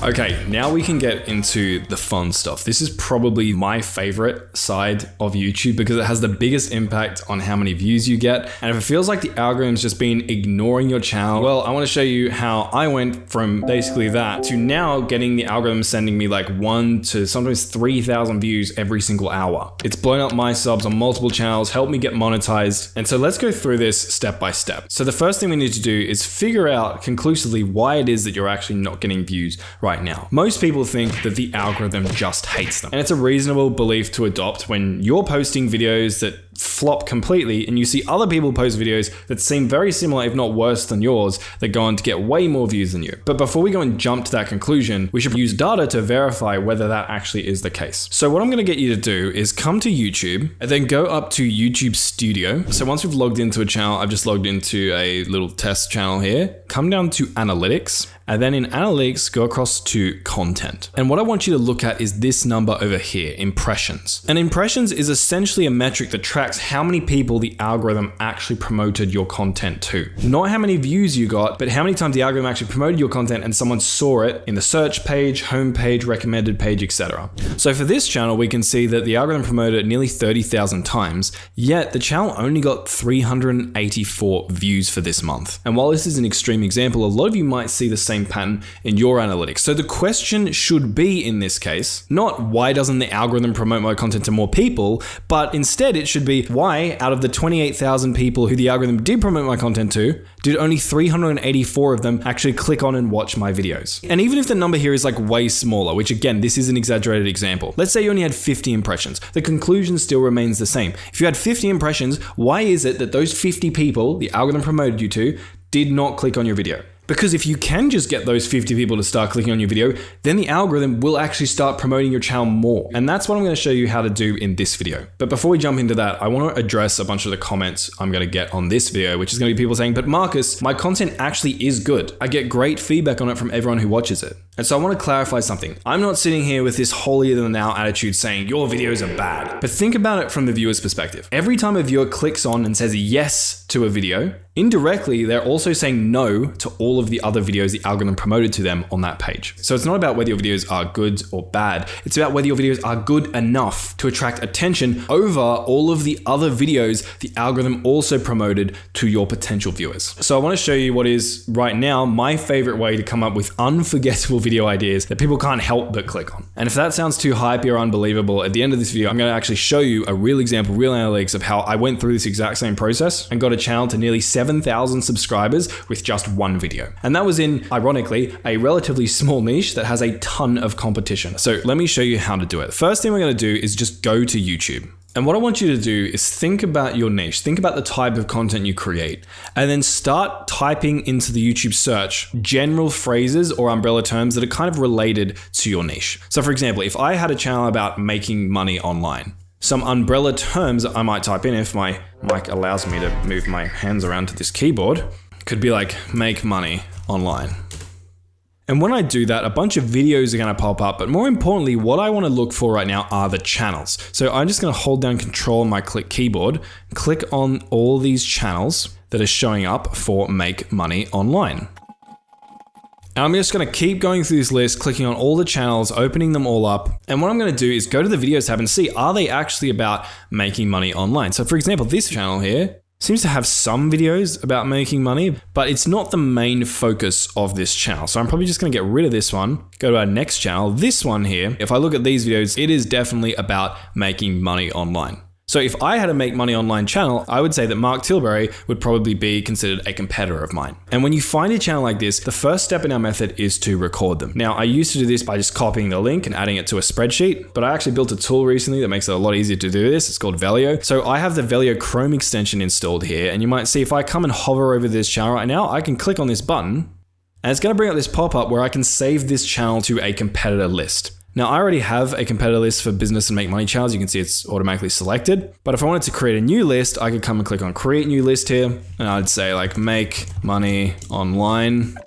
v2, hit save. And if I come down here, you can see the make money online channels list that I just created was made. So I'll hit save channel on that. And this channel is now tracked. So let's go to our next one, Iman Gardzi. If we go to videos, I already know this guy. So I know that he creates a lot of make money online content. So if I had a make money online channel, he would be considered a competitor. Again, you can grab his link, chuck in a spreadsheet or use Velio. I'll just click on this, save it to make money online. Let's go next one. This guy, he is in the make money online channel space. So I'm going to save his channel as well. And what I'm going to do is go through all of the competitors I'm finding and just save them to this saved channels list. Now, when I run out of channels, I'm just going to go back to YouTube and I'm just going to type in another umbrella term related to my niche. Instead of make money online, I might type in drop shipping because I know that's a very make money online related search term. And then I'd do the same thing. I'd go through all the channels I find here and save all the ones that could be considered my competitors. And once you run out of competitors to save using this method here, what you can do is start going to the videos of your competitors. So I could go to this video, for example. and skip the ad because even though I make YouTube hundreds of thousands of dollars, they still don't give me premium for free. Anyway, and then come down to the recommended videos section here. And here you're going to find a bunch of videos related to this video being recommended to you. And you can do the same thing. Open up these channels, find the make money online ones. Cool. This one's definitely more general make money. So I'd save this channel. You get the idea. So what we're doing here is creating a big list of all of the people who create content related to the type of content we're creating. In this example case, make money online, which is incredibly boring to do, but I promise you, as you'll see in a second, it's probably the most impactful thing you can ever do for your channel after you pick your niche, and you'll see why very soon. But before we do that, now that step one is theoretically completed, obviously I would go through and do this to way more channels, but I just did a couple so that we're not here forever. I'm not boring you to tears. So we now need to go to step two, which is where we'll do an analysis of all of our competitors to figure out exactly why they're getting views. And if you've ever wondered why people who are creating content sometimes seemingly worse than yours are getting way more views than you, and you just can't figure it out, this step is going to be very insightful for you. So the way I do this, like I said, you can do this manually in a spreadsheet, but I use velio.co. So you can just go to velio.co like so. And it's a tool I built to make things a lot easier. So once you have an account like so, what you would do is come down to saved channels. I'm going to see that Make Money Online V2 channel list I just created. If I click into this, I'm going to see a couple of things. First, I'm going to see the 9 channels that I just saved to my competitor list with their subs, total views, their long form, short form video breakdown, etc. The other thing I'll see is a breakdown of how many views, subscribers, or videos these channels are doing every single month. So I can identify specifically with the views, like which of my competitors are actually getting the most monthly views, to identify the true winners, not the people with just inflated subscriber counts that don't get many views. But most importantly, down here, Velio has imported every single video any of my competitors have ever posted into our channel list. And we're going to use all of this data to do a particular analysis that's going to help our videos get more views. So like I said, first step is you need to make sure you have all of your competitors in this channel list. Big ones, small ones. This is going to take you hours to do. It's going to be a pain, but you only have to do it once. So let me show you an example just to verify that I'm not just talking the talk and not walking the walk. I have a channel list for my niche, which is YouTube education. I have 313 different channels in it. Let me tell you, it was a pain in the ass to create, but now that I've created it, I have such a huge advantage over my competitors. So let's actually start our analysis now, and I'll show you how this can help you get more views. So what I'm going to do is go to filters right here. And the first thing I'll do over here is come to date range. This is going to allow me to just view a specific portion of videos posted within a specific window of time. Now, the number you pick here will depend on how quickly your niche moves. So if you're in a space like celebrity news, a place where trends can explode within a night and die down after a week, then you're going to want to set a much shorter date range, right? So last 30 days, or you could even come to custom and manually set it to something like last 7 days, because you only want to see very, very recent videos because older videos aren't that useful to you. If you're in a space more like mine, for example, YouTube education or make money online, you can set a slightly longer date range because our videos are a little bit more evergreen. So right now I'm usually jumping between 90 days and 365 days. A safe spot for the majority of people would be like, say, last 180 days. For this example, let's just do last 90 days. And you can always come back here and adjust it based on the results our analysis returns to you, which I'll talk more about later. Now, the next thing we're going to do is come over to views here and set a minimum view floor. This is going to help us filter out all of the videos our competitors posted that just didn't really go anywhere. And again, this is going to be subjective depending on the niche you're in. If you're in a space like Minecraft, where there are videos getting hundreds of thousands or millions of views all of the time, your view floor might need to be a little bit higher, like a few 100,000 views, maybe even a couple of million views. If you're in a smaller niche, your view floor is going to have to be smaller because the amount of viewers actually in your niche isn't as much. So in the YouTube education space, just from being a creator and watching all the videos, I found that if a video gets over 75,000 views, it's actually a pretty good video because there's just not that many viewers in the space. So I might put my minimum view floor to 75,000 views, and then I'm just going to hit apply. And it's going to apply that to my videos here. And then the last thing I'm going to do after I do that is come over to sort, and then I'm going to come down and sort by biggest outlier to smallest outlier. Essentially, doing this is going to show us the videos that got a huge amount of views compared to all the other videos around them. So let me do that right now.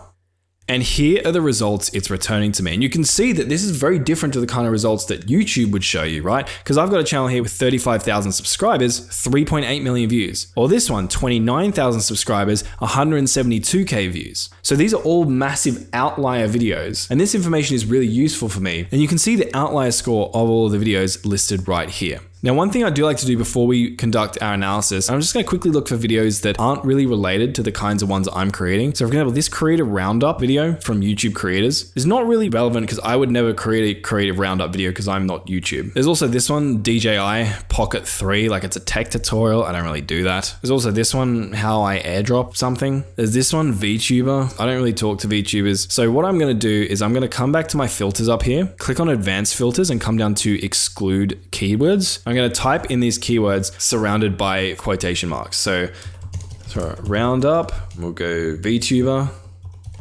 we'll go DJI, bar, because I don't want that bar video in there, and then just hit apply on that.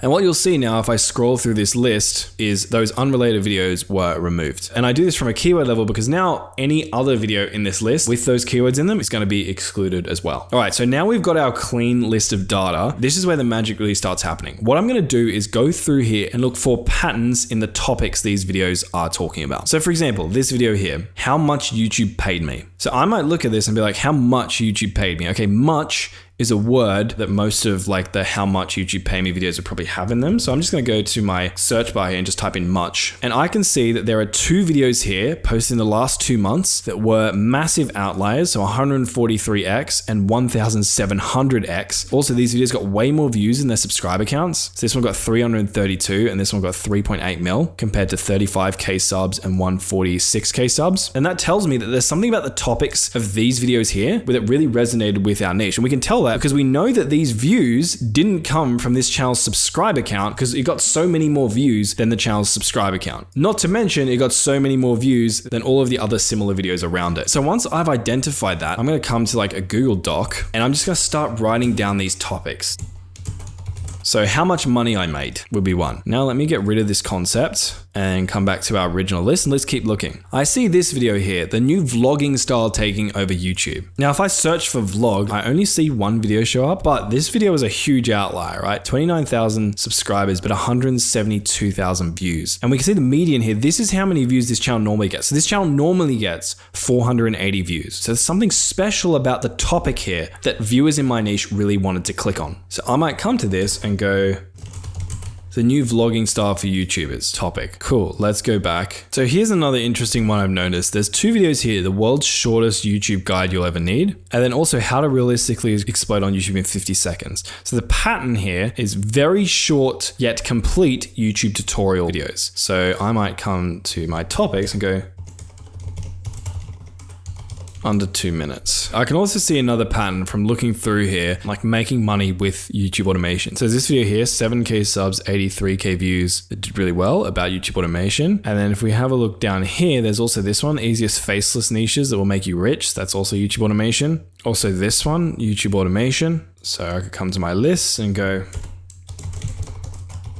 that's another one of my topics. Another pattern I've noticed is video editing tips and tricks stuff. So there's this video here, 6 AI video editing apps. This video did actually really well because even though this guy has 119k subs, so usually his videos only get 5,000 views, yet this video got 216k, which is a huge outlier. And then also down here, we can see this video from Think Media, which you'd think are a really big channel, but their median actually isn't that great. It's only 34,000 views, which for a channel with 3.2 million subs is, not amazing. Yet the video got 181,000 views. So a video about like video editing hacks or secrets. Because if we have a look at these aren't really like holistic tutorials. They feel like hacky or like 6 AI video editing apps you won't believe exist. Or like this one, new video editor generates amazing video with no editing. Or this video, don't edit, make videos like this. Actually, something interesting here that I just noticed is that all of these 3 video editing related videos, they're all video editing videos about not editing. Like this one is AI video generator, so no editing. This one is like don't edit videos. And then the one up here is AI video editing apps. And then also the thumbnail says end of video editing. So no video editing seems to be like a trending topic. So actually I would probably change this to like,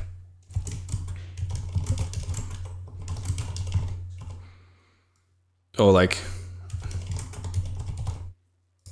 video editing free way to create great videos would be a topic that I could talk about. So I could keep going through here and find all of the outlier topics in the last 90 days. If I didn't find any good results in here, maybe my niche was too small, or maybe my niche was just way too big, so it was too overwhelming, I could come back into filters, and again, I can play with my view floor, so I can make it less, which would allow more videos to fit in, or I could back my date range out, because maybe my niche isn't as trend or topical related as I originally thought. This is a pretty golden list of topics I've discovered so far. See, what we're doing here overall is using data to actually show us what topics on YouTube, specifically within our niche, are blowing up right now, regardless of whether it's a big channel or a small channel, which is such a powerful way, because aside from picking your niche, the most important thing you can do on YouTube is make videos about the right thing, because everything else is downstream of that. You could have the best editing in the world. You could be the most charismatic person. You could have the most amazing thumbnail. But if the thing you're making videos about is not something that is trending or that is interesting to people right now, your video will not get views. And that's exactly why this isn't just something small creators do. Big creators like Mr. Beast, Ryan Trey, and Eric, they often heavily take inspiration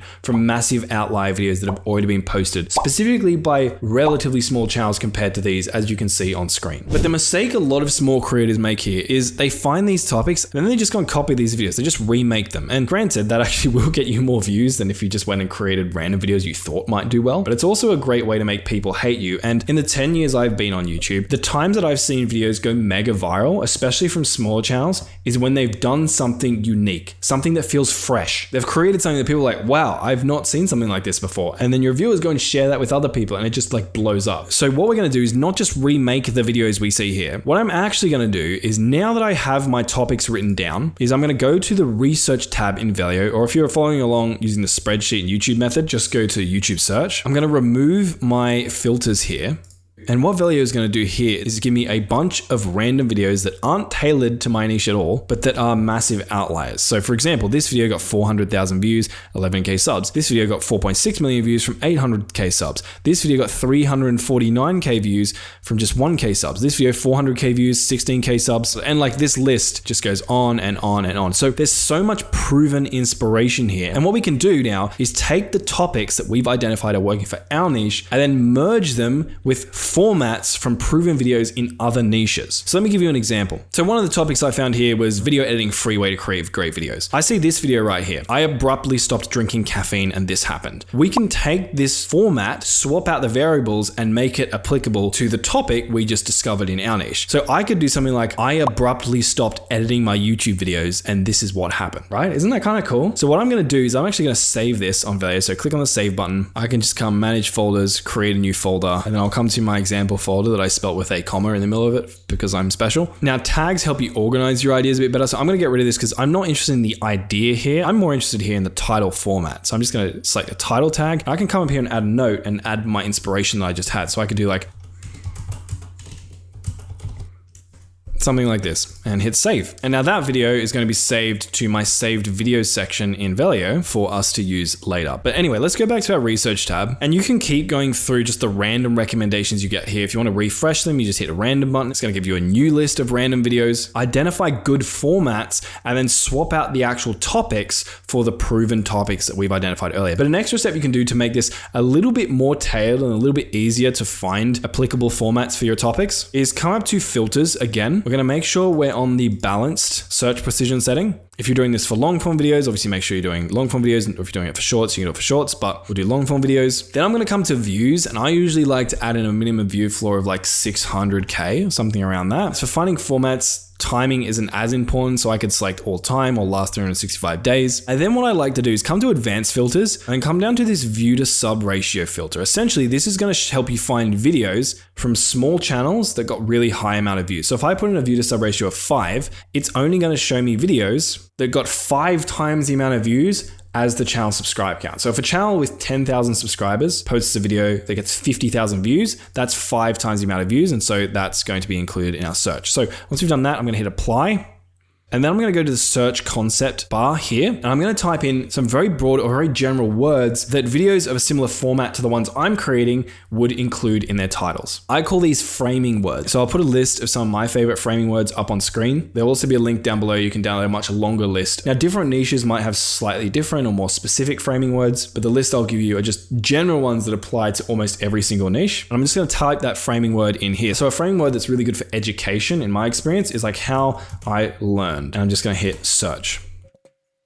And this is going to show me formats of videos that are slightly more related to the how I learned topic, so education in my case. So an example that shows up 44K subs, almost 1 million views posted 7 months ago. This is pretty crazy. Coding was hard until I learned these 5 things. I could take some of the topics from my list and I could do something like vlogging on YouTube was hard until I learned these 5 things. Or I got 0 views on my vlogs until I learned this. Or I got no subscribers on YouTube until I learned this, and just make it a really short, conclusive guide, like the very short guides topic I found earlier. Or YouTube automation was hard until I learned these 5 things. Or video editing was hard until I learned these 5 things. So what I would do is I'd grab this video and I'm going to save this. It's automatically checked to my example folder. I actually like the thumbnail of this one as well. I think that's a pretty cool one, so I'll save that. And I can just keep going through this one here. It took me 7 years to realize I could do this with a thumbnail.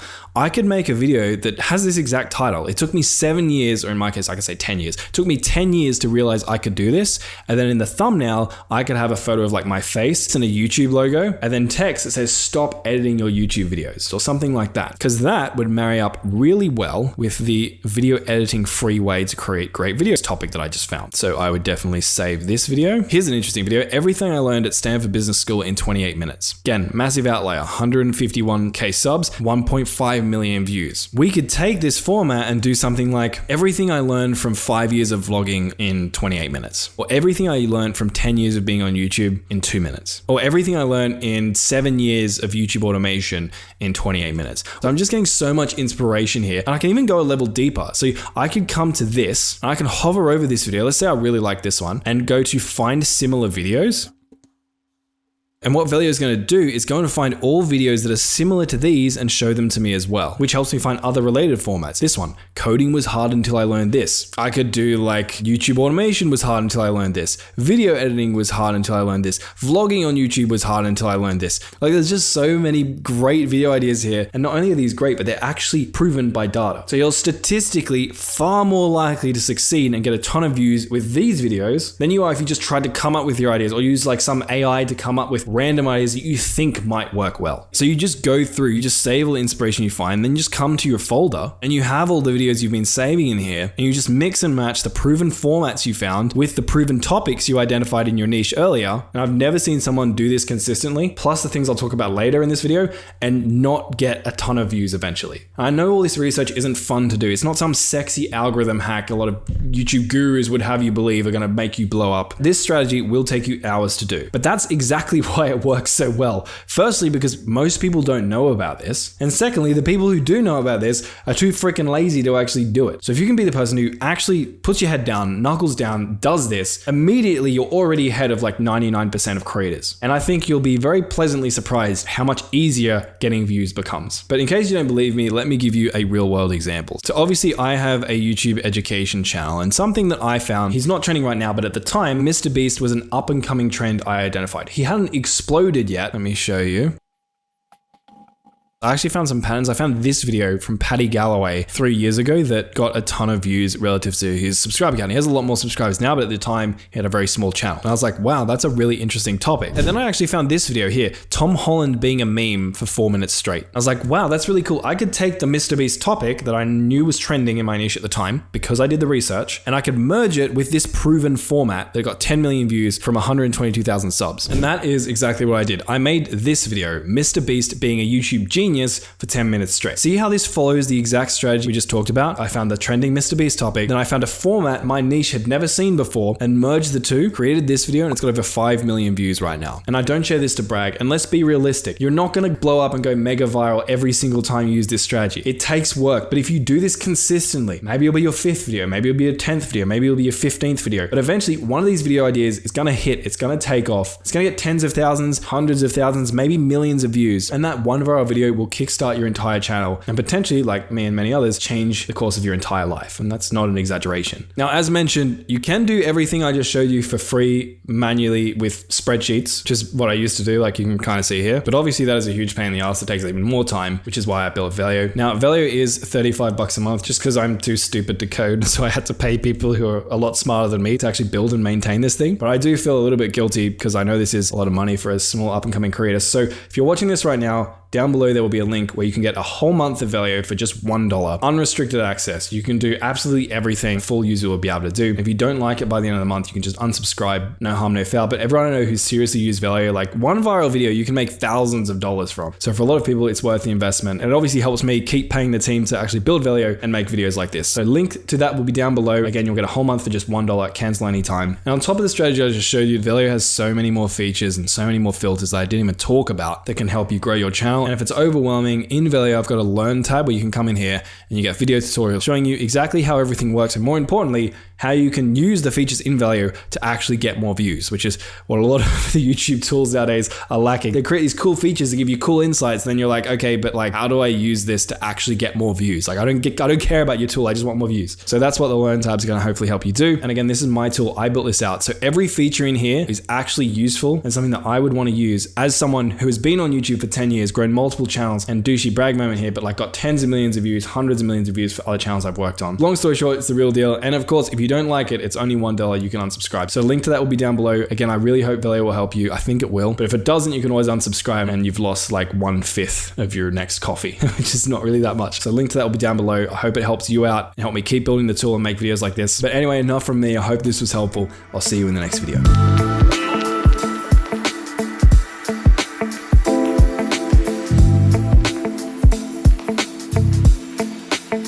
Okay, so the last part of finding viral video ideas, topics, and formats that I want to talk about is more of a mentality, because I believe that, kind of like the memes, being a YouTuber isn't a job, it's a lifestyle. The best YouTubers find inspiration for content in their everyday life all of the time and then translate that inspiration into videos on their own channel. And you can find inspiration anywhere, but when I talk about finding inspiration, what you're looking for is essentially pieces of content or pieces of media that have got a disproportionate amount of views, reads, downloads, listens to what they should have. I'll give you an example. One of my friends back in the Battlefront days when I used to do gaming content, he went from 0 to like 15, 20K subs in a couple of months. And what was even more impressive was he did it through Let's Play-esque style videos, which for those who don't know, the gaming niche is like a really competitive niche in a lot of spaces. And the way he did that was he actually got inspired by the Spin the Wheel TV show. And he was like, what if I took that and brought that into the Star Wars Battlefront Let's Plays I was creating? So what he started doing was spin the wheel challenge videos for Star Wars Battlefront. He would spin a wheel that would choose his loadout, and then he would take that loadout and do a Let's Play video after that. And just that little bit of inspiration took him from 0 to 20,000 subs in just a couple of months. Another example, you might also see a lot of YouTubers doing YouTube dating style videos that resemble a lot of dating TV shows that came way before those videos. But I've seen people take inspiration from Reddit, from Twitter, from anything going crazy. Something I used to do often, look through Reddit, find like screenshots or photos that were getting a ton of upvotes in Star Wars Battlefront Reddit communities. And those were signs to me, okay, that style, that composition of screenshot or cinematic capture for the game Star Wars Battlefront is getting a lot of attention. It's very eye-catching because it's getting a ton of upvotes. And so I'd take those and use them as inspiration for my thumbnails and get a ton of views. So this is my first ever gaming channel. I want to show you this video here. Again, this is a while ago, and I want to show you some of these thumbnails. This thumbnail right here, if you look really closely, you can see I've actually edited this. You can see the guy on the far right and the guy right next to him,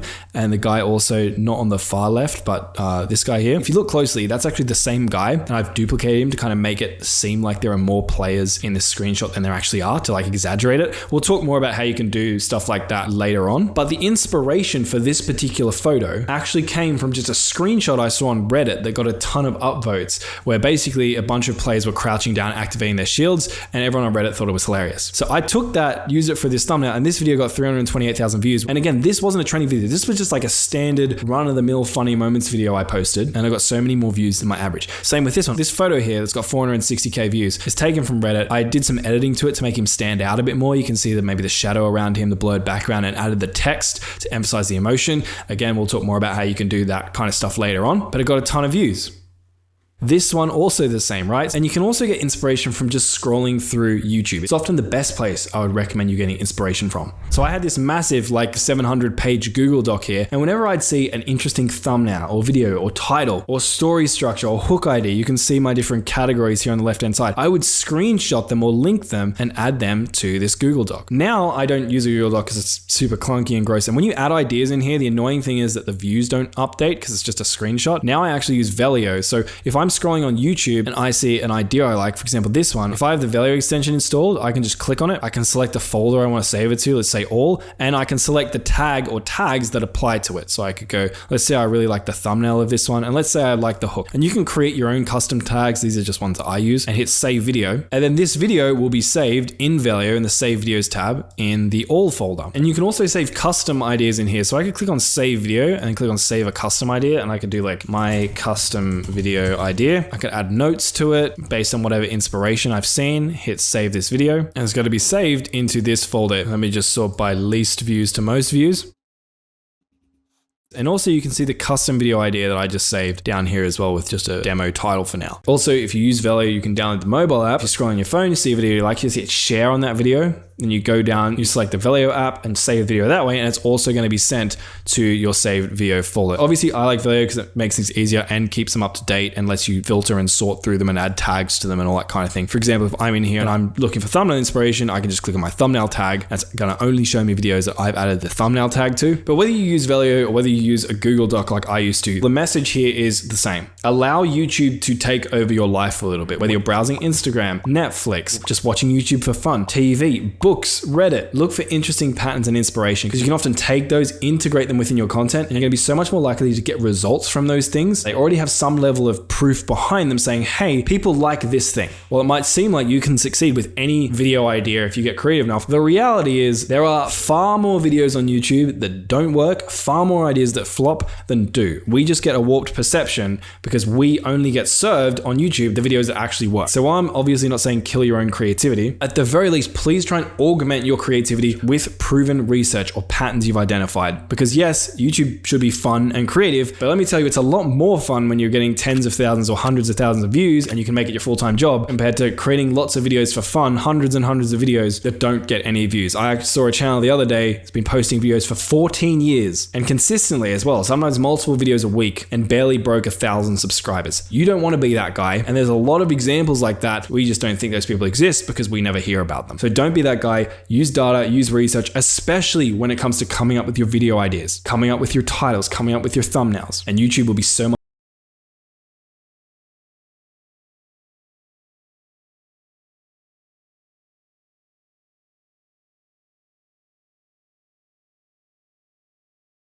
in advance. Whether it's word for word or just planning out vague goals and a rough structure is something that pretty much every single top YouTuber does. Even the YouTubers who might seem to do very sporadic IRL content that couldn't possibly be planned, while they might not be scripting word for word exactly what's happening, although some of them, you'd be surprised, actually are, they have a rough idea of the structure, like what's roughly going to happen first in the video, what's roughly going to happen second, what's roughly going to happen third. Because if you just go in and record a bunch of stuff and then try and piece it together into a coherent video with a coherent story at the end, like after you've recorded everything, it's really hard. You end up wasting a bunch of time and your video doesn't end up being as good as it could have been anyway, because this part is key to retention, which sucks because in order to get views, you need to actually retain people. You need people to actually want to watch your videos. So what I'm going to do my best to show you now is how to actually structure and/or script your videos to actually maximize your attention, try and get active views, not just ghost views, which in turn is going to help you get more views and make the algorithm love you. Now, I will quickly say, unlike some of the things I've shown you so far, like setting up your channel or actually finding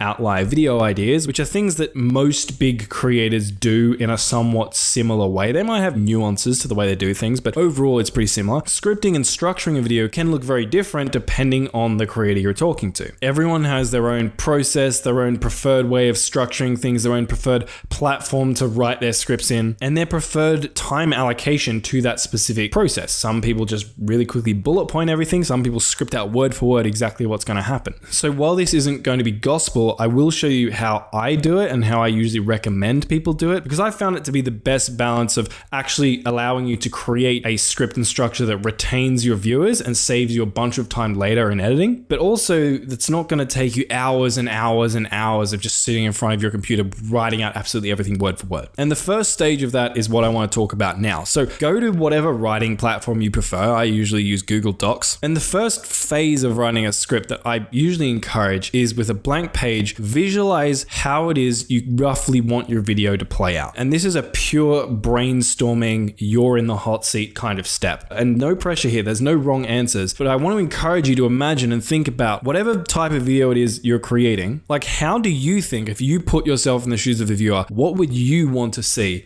in this video? And then what you're going to do is just really roughly bullet point that out. So for example, I want to show you some progressions of how I would do this for my how to find a niche YouTube lesson. Now, granted, that lesson was a module within a course, but each module, when I was recording it, I almost treated it as its own like mini video, just because obviously I couldn't sit down and record a full course in one block as one video because it's way too long. And this is a rough example of what it looked like for me. So roughly the overall structure was going to be sort of 3 parts. There's going to be an intro, so I was going to like actually introduce the topic, explain like what it is, why it's important. Then there's the body content where I actually go over, okay, here's how to find a niche. And then there would be the outro, which I haven't actually included in this section just because I wanted to keep these short, but there would be the outro, which in my mind was going to be like a summary of what we covered so far, since it was a bit of a complicated video tutorial, and then also encouraging people on the next steps. So intro, body, outro, and then within those, I have little bullet points of roughly what I kind of want to say. So you need to work out what type of content you want to create. That's what I need to tell people. I want to also specify that, hey, not all content works. You can't go out there and just create whatever you want and expect it to get views. And then lastly, I'm going to show you, kind of foreshadowing the body, how to find content to create and pre-vet whether or not it's likely to work and get views. Now, again, this came purely just from my own imagination. I have not done any research to figure out, oh, should I actually be saying these things? Like, is this what people who are struggling to find niches on YouTube actually want to hear? And the reason for that is I want you to start by scripting out how you want the video to look, uncorrupted by research. We will do research later. We'll look at what's working, why it's working, what we can learn from it to improve our script. But to begin with, I want you to just be 100% authentic, do what it is you want without corrupting that authenticity with what someone else has done. And as you might have picked up as I was going through this, I visualized this video. I know what I'm going to say at each of these points. I just haven't actually bothered to write it all out. Same with down here, for example, right? Like I tell people, we're going to write down what you're good at. Then I'm going to say for me, and I'm going to include the examples of what I'm good at, etc., etc. Now I know what I'm going to put here. I just haven't bothered to actually write it down yet, because the purpose here is just to get out a rough structure so you have a foundation to actually work with. Because what a lot of people do is they actually start scripting their video. They start at the beginning and they write it all the way through and script the whole thing, and then realize, oh, that's actually not really a good structure. I actually kind of don't like how that flows, and they waste a bunch of work. So you're better off getting a rough idea of what you want to say, how you want to say it, and when you're going to say it. Or if you're an entertainment video, like what's going to happen, when it's going to happen, who are the characters, etc. Massage that until you're happy with it. And then we'll move on to phase 2, where we actually start making some improvements. So you've brainstormed a very rough idea of what it is you want your video to look like and some overarching topics you want to talk about, maybe even with a little bit of detail on how it is you're going to actually talk about them. Once you're happy with this structure,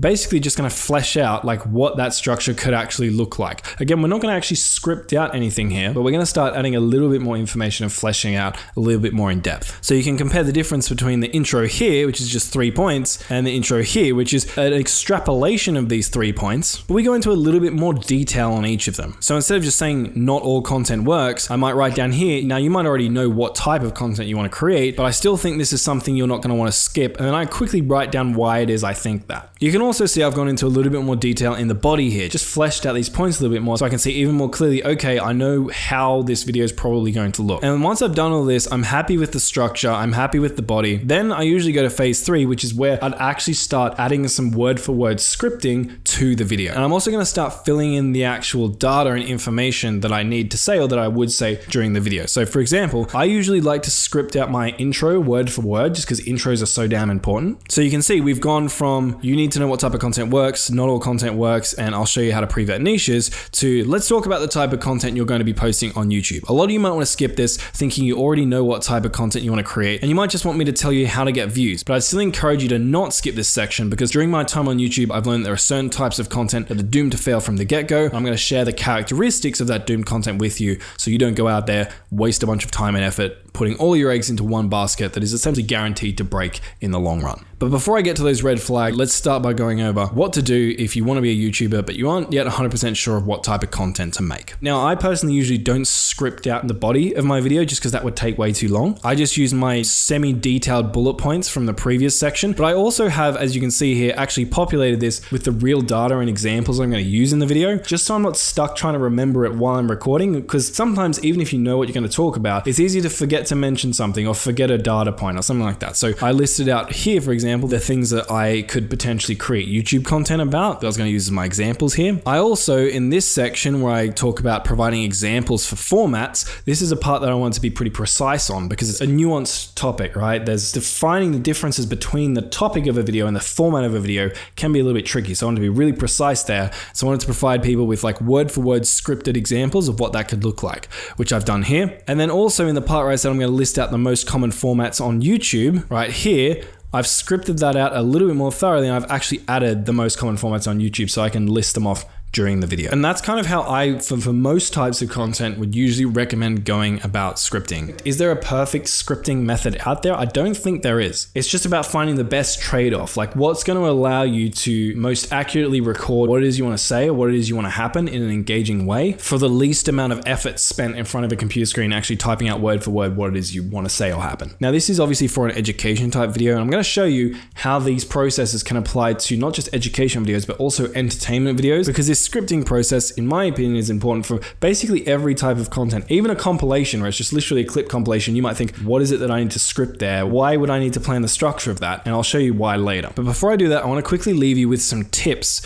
when it comes to brainstorming and scripting your content. The first one is, throughout your video, there should always be an ever-present reason or an unclosed loop that would make people want to keep watching your video. So for example, is your video structured around attaining a certain goal or completing a certain challenge, and people actually have to watch the video all the way to the end to see that goal attained or that challenge completed? Is there a story that you're telling and people would want to stay around to see how the story wraps up? Is there a punishment or reward that's going to happen at the end, and people are curious whether or not the character or characters are going to get that punishment or reward? Or for other types of content, like for example clip compilations, is there constant stimulation that's satisfying your viewers to the degree that they're like, this is exactly what I came for, I'm getting exactly what I want, I'm just going to keep watching this? So that's the first thing to bear in mind. At any point in your video, I should be able to ask you, like, why would I not click off here? Like, why would viewers still want to be watching this? And you should have an answer for that question. Like, oh, they want to keep watching because they want to see me do X, Y, and Z at the end. Or, oh, they want to keep watching because my video has just been so entertaining up to this point and it's delivering them a compilation of exactly what they want, so like they're just going to keep going. For example, in this video,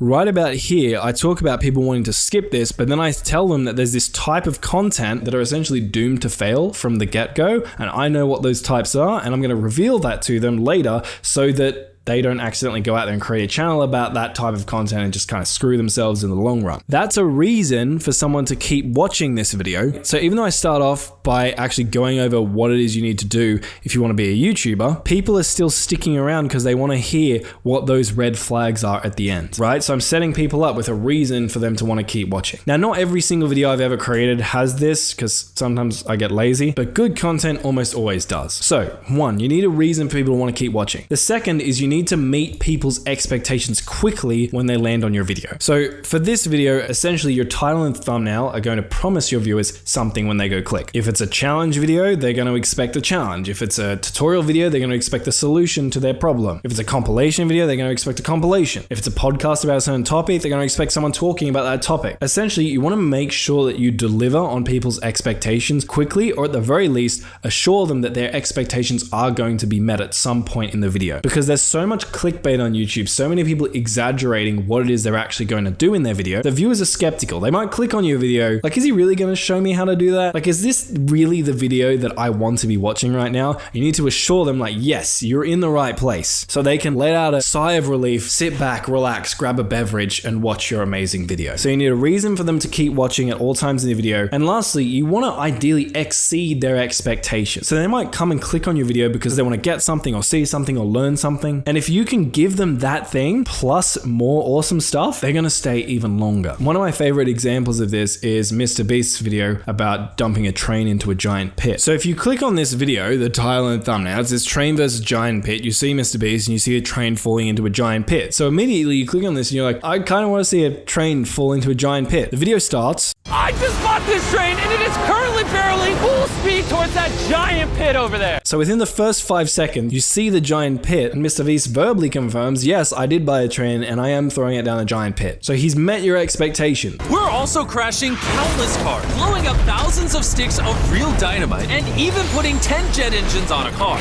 just to show you the most insane experiments of all time. Starting with filling a house with over 100,000 fireworks. So do you see what he just did there? Again, Mr. Beast is really hypey, over the top, but you can apply this principle to your own channel. He's like, yes, your expectations are going to be met. You are going to see this giant train. You are going to see this train fall into the pit. Then he's exceeded your expectations by saying, not only are you going to see this train fall into the pit, but you're also going to see a bunch of other crazy, wild experiment stuff. But then at the same time, while he's teased dumping the train into the giant pit, he still hasn't given it to you yet. And if you actually look at this video, if we hover over here, you can see he's actually waited and put the train going to a giant pit clip right at the very end of the video. So you constantly have a reason to keep watching, to see the thing you came to see. So again, the 3 rules, you need to make sure that at any point in your video, there's always a reason that someone would want to keep watching. You want to make sure that you meet your viewers' expectations quickly and reassure them that, hey, yes, this video is going to show you exactly what you came here to see. And lastly, if you can not just reassure them that yes, their expectations are going to be met, but tease to them that their expectations are going to be far exceeded, that's where some real magic can start happening. So in summary, what we're doing in this phase, we have our video idea. You're going to visualize how would I as a viewer actually like to see this video play out. And then again, think about that structure, visualize it, be like, okay, is this actually something I would want to watch, or should this be improved? Tweak it however you want, move things around however you want, then go through, add some more detail. And if you're still happy with it, then you can go through and finalize it by actually word for word scripting some of the important parts, like maybe certain jokes, intros, adding specific data that's required for the video, etc. All the while, you're going to try and make sure that the video is going to meet everyone's expectations, exceed their expectations, and that there's constantly a reason for them to keep watching until the end. Now, this is the first aspect of scripting. And again, for different types of content, you might need to adjust this strategy accordingly. Again, if you're doing IRL content, maybe you'll be able to script out a rough structure. So instead of just having body and then a step-by-step bullet point of what it is you're going to teach, you might actually have more overarching bullet points of like a rough story structure you're going to follow, like where you're going to go, or when certain characters are going to be introduced, or what your goals are, whatever it is. So adapt it to suit you. And then once you've got that down, the next thing I'm going to show you is how to do research, which you can sometimes start there if you have no idea what you want to see in the intro or body. But usually I'd recommend you start with the brainstorming side, because that's hopefully going to help your video be a lot more authentic than if you just started from the research phase and just reverse engineered other successful videos. But again, all that being said, the research phase is extremely critical to this. So now we've got our foundation, let's actually go do some research. And I'll show you some examples of how you can use research to adjust and fine tune your scripts to make them even higher retention grabbing and get more views.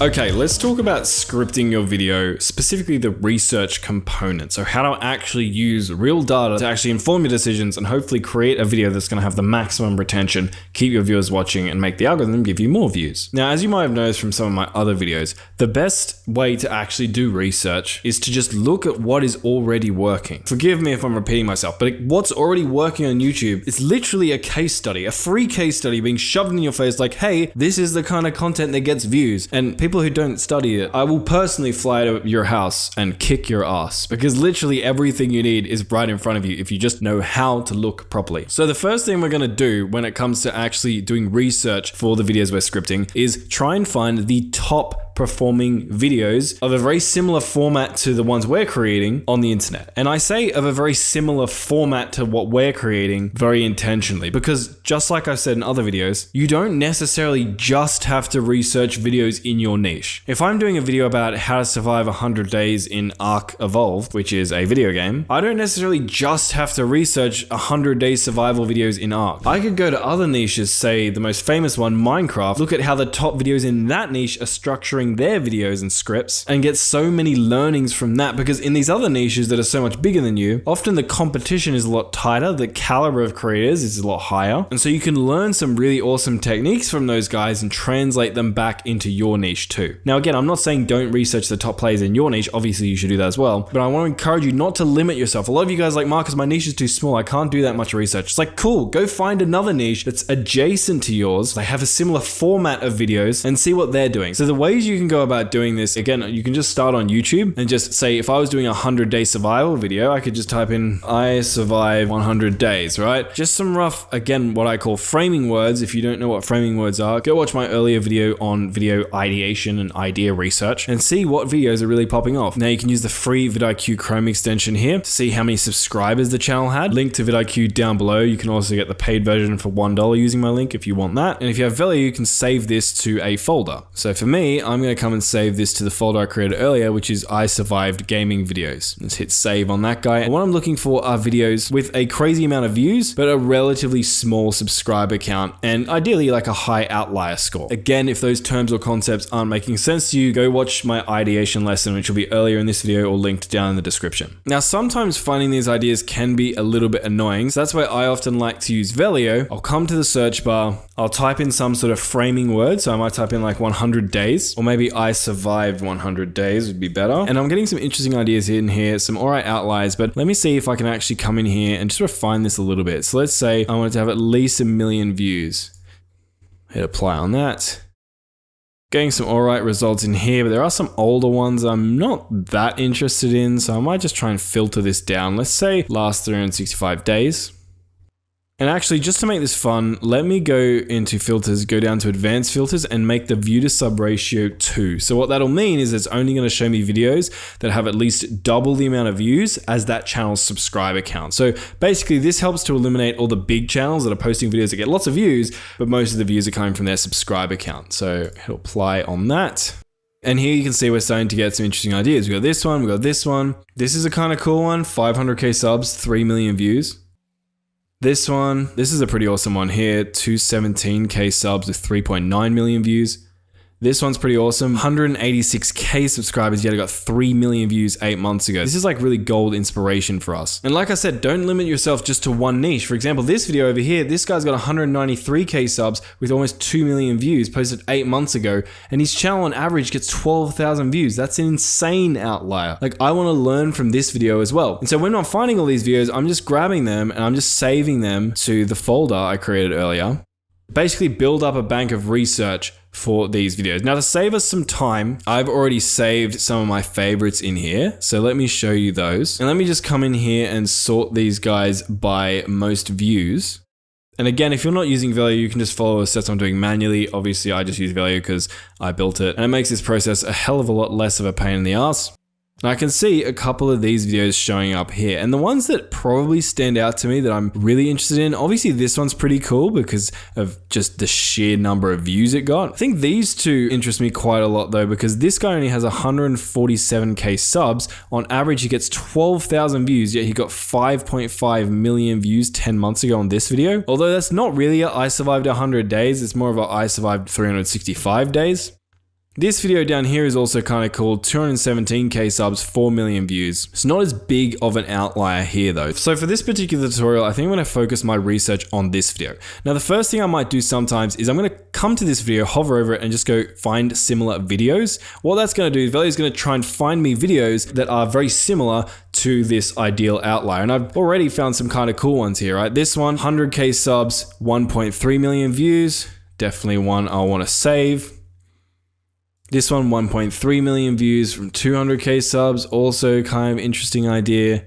I think it seems like I got most of the good stuff already from the research I already did, but as you can see, you can kind of scroll through here and just see all the videos that are doing well in this space. But let me just go back for now. And I haven't found anything better than this video, so I'm just gonna click on this and actually check it out. In this video, I'll be attempting to survive 100 days on this moderately sized island, and in fact, it's the only land in this entire world. On top of surviving, I'll also be aiming to completely transform this entire island into my personal self-sustaining paradise. Let's get started. So I awoke on day 1, stranded on an island. Okay, and the first step of this research phase is to just watch this video all the way through. We've identified this as a higher performer. Seems to be the highest performer in the niche in the last year. And so you want to watch it kind of critically and try and figure out what actually went on in this video. What is this person doing that seems to click so well with our viewers? Now I'm going to show you some specific things to look into in just a second, but that's kind of the first step. Is you're going to go through and watch this video all the way through. Feel free to take notes on things you notice. And after doing that, or if I don't have much time as I'm watching this video, what I'm going to do is actually try and break down this video in rough bullet points to try and figure out the overall rough structure of this video. Now I have a little bit of a cheat code because I'm lazy. So if I come down here and click on show transcript, I'm just going to copy this entire transcript.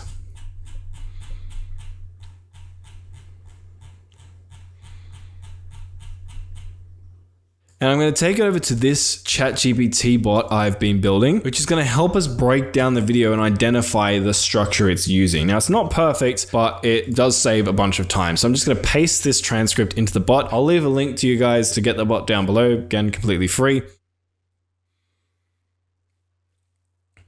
And the bot's going to start out by giving us a high level structure. So in about the first 10 seconds, the creator introduces the challenge, which is essentially surviving 100 days on an island and transforming it into his own self-sustaining paradise. Then it kind of breaks down what he actually did. So day 1, he established survival, gathered initial resources. Day 2, farming began. Day 3, expansion and mining. Day 4, exploring caves and spawner discovery, etc., all the way down to day 100, where he does a walkthrough of all the builds and a final farewell. Now in a 100 days video, in hindsight, maybe this wasn't the best example to pick to use, but the structure's kind of obvious because it's like intro, then just like day 1, here's what I did. Day 2, here's what I did. Day 3, here's what I did. But in slightly more advanced videos, they might have more elaborate structures. And this can be really helpful to see like, oh, okay, this is what they're doing now. And then this is what they're doing after that. And this is what they're doing after that. And this is how it all weaves together into a really nice story arc. So if I come to Google Docs though, and actually just start writing down what I'm learning here, it seems like at an overall structure level, this video, there's obviously like an introduction of the challenge. Then there's like some sort of goal. The creator states, all right, here's my goal for this challenge. Then the body of the challenge sort of starts, which is day 1 through to day 100. And then at the end, it looks like we have a walkthrough and then an outro. And can you see now how doing this analysis is sort of giving us some really interesting insights? Like, okay, so I'm probably going to want to have an intro in my video where I just introduce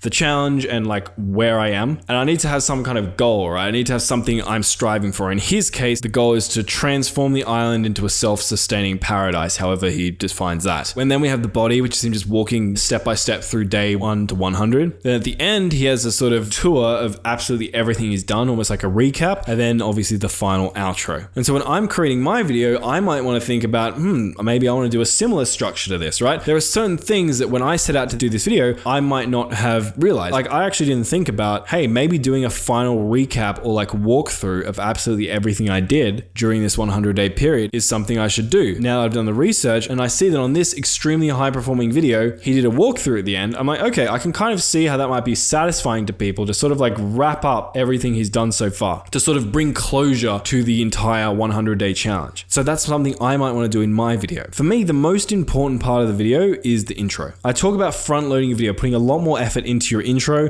than the rest of your video. So I'm actually going to break down the intro into a little bit more detail here and figure out exactly what he did. So if I come down through ChatGPT, it's going to give us a more elaborate breakdown of exactly what's happening here. It shows us the script and the techniques he used. So he says, in this video, I'll be attempting to survive 100 days on this moderately sized island. And in fact, it's the only land in this entire world. So this is his kind of intro line. Now, what's really interesting, if you listen to me say this, it only takes him like 5 seconds to actually introduce the video and sort of set the scene. So there's kind of two things I notice here right off the bat. First, he sort of confirms the challenge, and then he does a sort of brief tour and some establishing shots of where the challenge is actually going to take place. I might come here and do...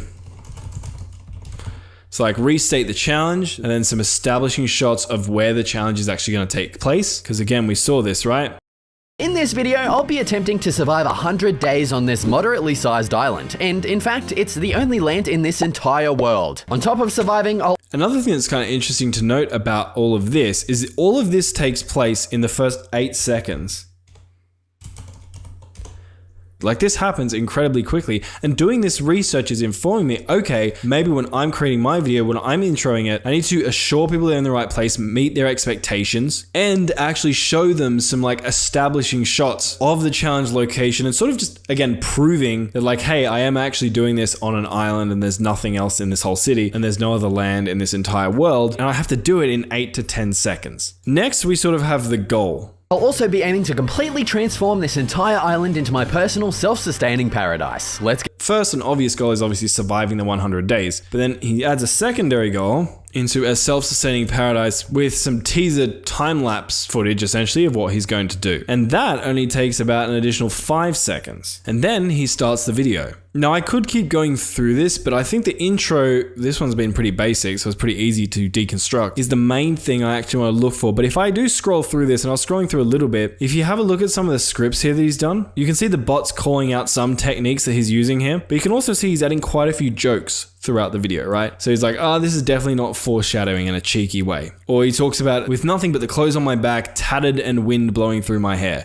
which is obviously a joke because he's in Minecraft, there's no wind. Now, aside from the rest of the video and the length of the rest of the video, which is useful to see, I am curious about how long the outro actually went for. So this is quite a long video, so I'm just going to tell ChatGPT to continue. It's going to continue with the breakdown. Now, as I'm scrolling through here, I'm going to save you actually having to read this. This is obviously an abbreviated version of what's actually happening in the video, but what I can see is that he's adding lots of little micro stories in here. He's also adding lots of jokes. He's got kind of like a witty, sarcastic, kind of funny sense of humor. And then I can see he reaches day 100 at about 36 minutes, and then he spends about 4 minutes doing a tour of the video. And I think from what I'm reading and from when I watched the video earlier, this is actually a pretty good summary of what made the video tick. I would just say like micro storytelling, because he tells like lots of little stories throughout the entire video. It's quite funny. There is obviously a feel of progression like towards a goal. Survival mechanics thing I don't think really actually matters that much. I do think something smart that he did was it did kind of feel like every build he created did add more depth to the world, and it kind of felt like almost like homely or wholesome, like this cute little ecosystem he was creating from scratch. And the body was about 35 minutes. Then for the walkthrough, we just looked at that one. That was about 4 minutes. And ChatGPT hasn't really given us much insight into the outro, so I might just ask it. I obviously could just go and watch the video, but I'm just going to ask it here to see what its thoughts are. And so it looks like his outro script was essentially, this island went from an empty land to a thriving civilization. And if you want to explore it for yourself,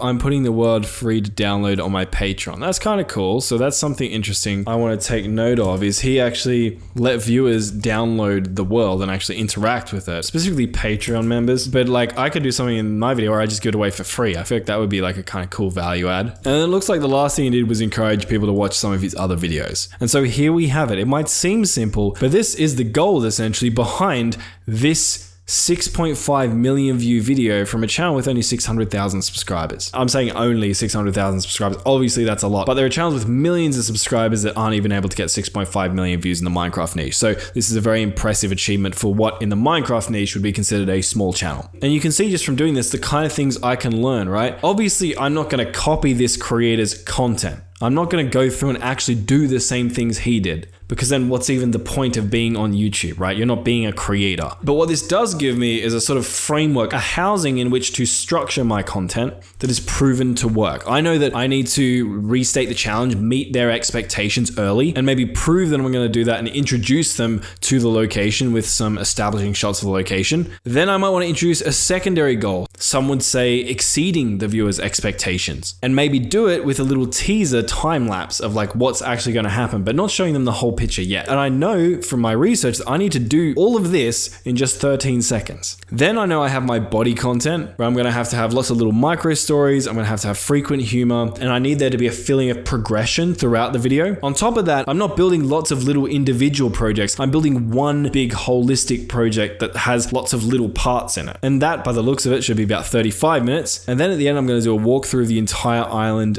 and builds. which is going to take about 4 minutes. And then in the outro, I'm going to let people download and actually interact with the Minecraft world I built. And then finally encourage people to watch some of my other videos. So again, we're not copying people. I'm not telling you to go through here and actually do what this guy is doing, but we're using research to inspire a proven structure to make it as likely as possible that viewers are going to resonate with and appreciate our video too. And I want to point out something really important there. I say proven structure, and that's really important. You need to make sure that the video you're actually modeling here is a proven good video idea. Again, I show you how to find those earlier. And I really want to emphasize that because I see so many small creators go out there and just find a video from a big creator and just model that and go, well, they're a big creator, they should know what they're doing. But sometimes they don't. A lot of big creators get stuck in their ways. They find one thing that worked and then they do it for like 3, 4, 5 years and they get outdated. So try to be as unbiased as possible. Just let the research itself guide you. I did a bunch of research in Velio. I did a bunch of research in YouTube. I saved the top ideas objectively based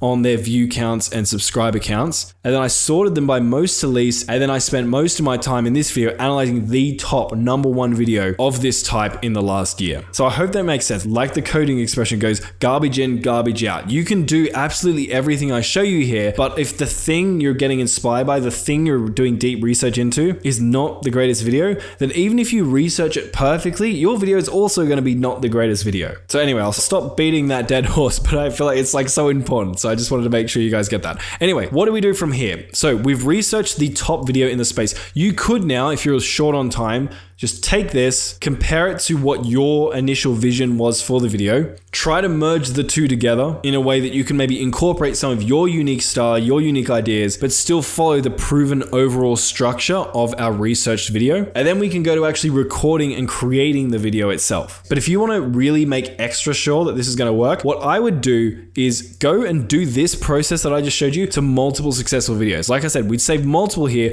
I would go through and watch a bunch of these videos in here, do the same process I just did here, and then look for patterns. Like if I notice, oh, all 5 of our videos have some sort of secondary goal where they try and exceed the viewer's expectations, that's a really strong signal that, hey, this is something I should definitely do. On the other hand though, if I notice something different, for example, maybe this video I'm analyzing here, its intro was like under 15 seconds long, but all of the other successful videos in this space, their intros were like 30 seconds or a minute long, I might be like, maybe this video's intro is actually too short. Maybe this video succeeded despite having a short intro. And so maybe I might actually want to make my intro a little bit longer and incorporate more and different elements from some of the other videos I'm researching here. Every video is its own unique journey. Sometimes you'll research the top 10 videos related to yours and be like, oh, actually the first one I researched had everything I need to know. Sometimes you'll research the top 10 videos and you'll be like, well, the first one had a lot of good points, but there's also some things I think they're probably doing wrong because all the other videos that were highly successful didn't do X, instead they did Y. So maybe I should take what I learned from this first video, but just swap out X for Y. YouTube research at a really high level is just pattern recognition. And so once you've done that, you're confident in your research, you'll just try and merge it in the best way possible with whatever your original vision was for this video idea. I would usually err on the side of the research versus my own ideas. Like if I have an idea of how I want something to look, but all the successful videos I'm researching don't do that thing, or they do the opposite of that thing, I'm probably going to scrap my idea and go with what the research says. But again, you're going to have to feel this one out. Maybe you're going to be like, no, my idea is amazing. Like I'm certain that my idea is the thing this space is lacking. And in that case, maybe you go against the grain a little bit in certain areas. But at the end of all of that, you should hopefully find yourself with a well-researched, well-thought-out, authentic script. Or if you're not scripting out your entire video, at the very least, you should just have a good overall understanding of structure and the ideal video lengths and segments within your video, their lengths to aim for to get you the highest retention and the most amount of views possible.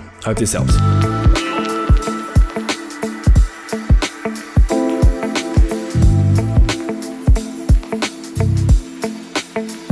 So one of the things that's going to be really important for you as a YouTuber is learning how to properly record your screen. Now, that might seem counterintuitive. For some of you guys like gaming YouTubers, it's going to be really obvious why you'd need to record your screen. But most YouTubers, even if you don't create, say, gaming videos or very screen recording intense, heavy videos, need to know how to record. For example, if you are talking about a certain event and you're trying to show B-roll of internet articles or tweets or comments or whatever it is, you need to know how to actually actually record your screen to capture those things and use that as B-roll. Or maybe you want to do a demonstration with like a digital whiteboard, or maybe you need to do a tutorial of how to use a piece of software. Whatever it is, it's very rare to come across a YouTuber who doesn't ever record their screen in some capacity for videos. So let me show you how to do it for free and the best settings, and also some like cheeky hacks I found that make it so much easier later down the line. So the first thing you're going to do is you're going to go to your web browser and just type in OBS. And then you're going to go to this website, Open Broadcast Software. Awesome thing about this is it's completely free, so you can download it for Mac, Windows, or Linux. And once you download that, you're just going to open it up in your downloads, follow the steps to install it. It's pretty intuitive. You just hit next, okay, all that kind of thing. And then you will end up loading it up and you will find something that looks like this. So when you load up OBS, it's going to look very similar to this. Might not look exactly the same because mine's slightly customized because I've used it before, but it's going to look very similar to this. Now, the first thing we're going to do is go set all of our settings. So what you're going to do is come down here to the right-hand side, click settings. That's going to load up and this settings box will load up here.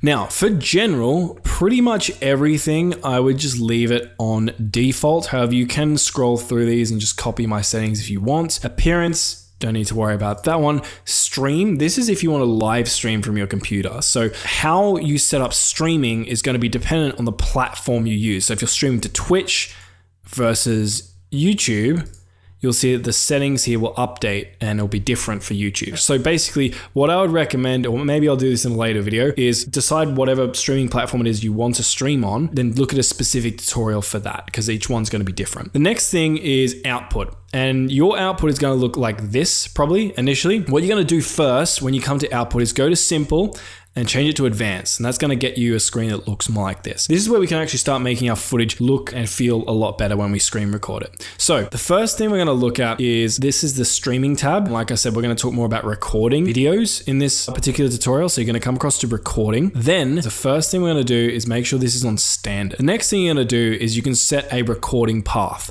So this is going to be where the videos you record actually get saved to on your computer. So you can just hit browse and save it to whatever folder you want to save it to. The next thing is the recording format. Now this is where things start to get a little bit more conditional or technical. So I prefer the MP4 video format. It's just easier to work with, most in video editing, all that kind of thing. However, the problem with MP4 format is if your computer is prone to crashes, if you crash mid-recording, your whole recording is going to be corrupted and lost. So for me, I don't worry because my computer doesn't really crash at all. So I record in MP4, but if you are worried about your computer crashing, what you would do is record in MKV, this format here. And then what you would do after recording in MKV is you translate it afterwards into an MP4 file if that's what you want to do. I think there's a word for it, remux, I think they call it. Yes, down here, remux it. The next thing you want to look at is your video encoder.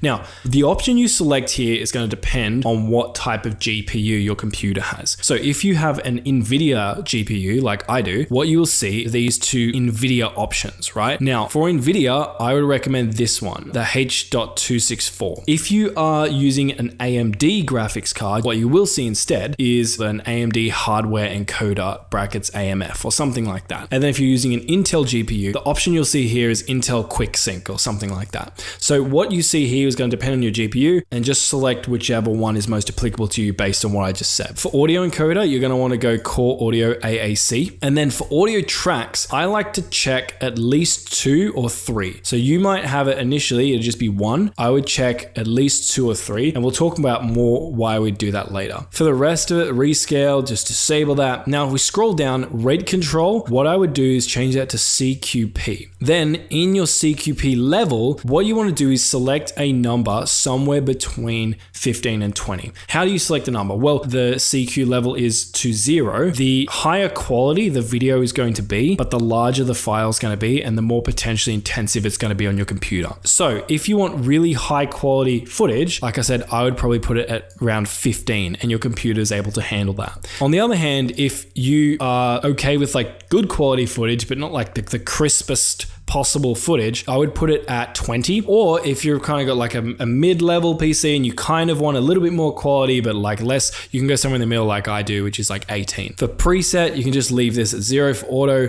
Preset, leave that at slow, good quality. Tuning, high quality, I would usually do. And then everything else should be able to leave it on default and it'll look like this. So now we've got our video done, let's come across to our audio tab. In here, what you're gonna do is be able to select the bit rate of the audio you want.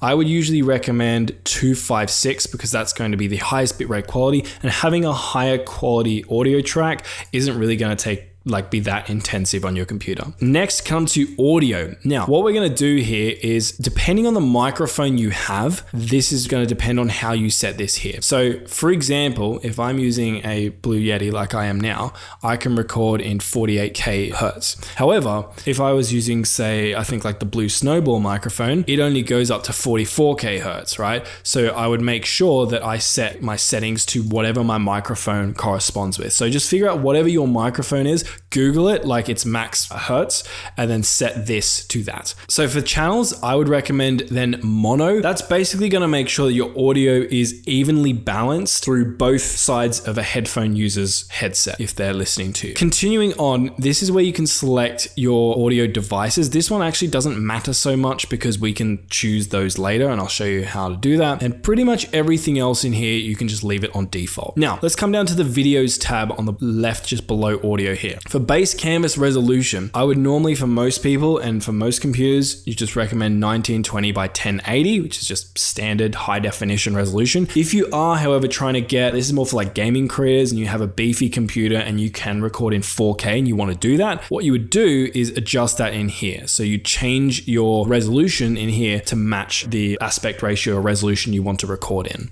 And you do that for both of these. So as you can see, my base canvas resolution and my output resolution are both exactly the same. Now, for FPS values down here, this is going to be your frames per second. So the higher your frames per second, the more sort of like buttery smooth your video footage is going to look, but it's not going to look as higher quality. So if you're a gaming creator, for example, and you're really wanting that like buttery smooth style of footage that is like pretty traditional in, say, like games like Overwatch and all that kind of thing, you would then come in here and you could change that up to, say, 60 frames per second.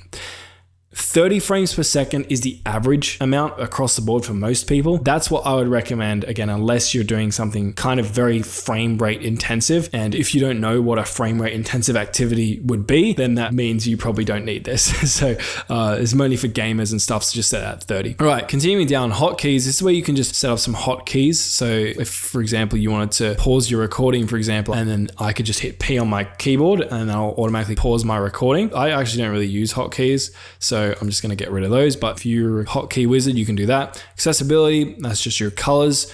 And then advanced, I pretty much leave everything in here on default. And then what you're going to do after you've come through all these settings is hit apply to apply everything and then hit OK. Sweet, we've got our settings done. Next thing we need to do is actually set up our scenes and sources, because that's going to tell OBS what it is on our screen we want to record. So let's say, for example, I just want to record my screen. That's it.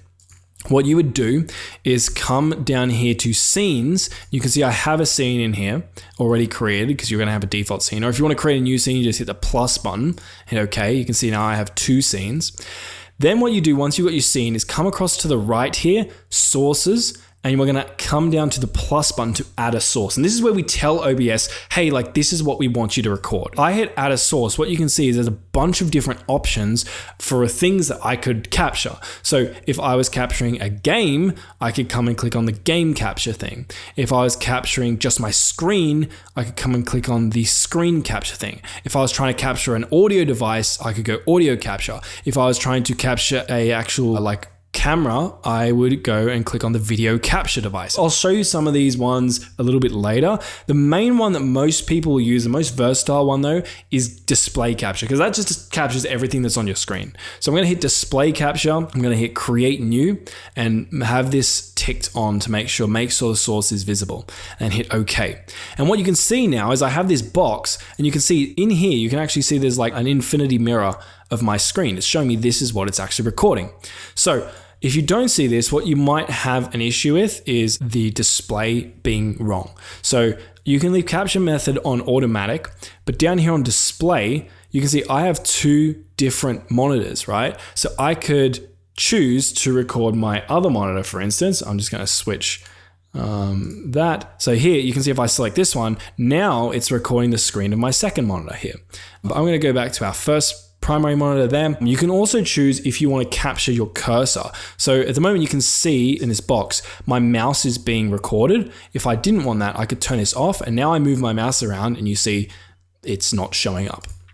So I'm going to leave that on though, because I like capturing on, and then I hit OK. And now you can see we have a display capture source set up. This is now going to record my screen. Even if I drag this off to my second desktop, it's still going to record this screen over here. Or even if I minimize it, it's still going to record this display capture that I've just set up here.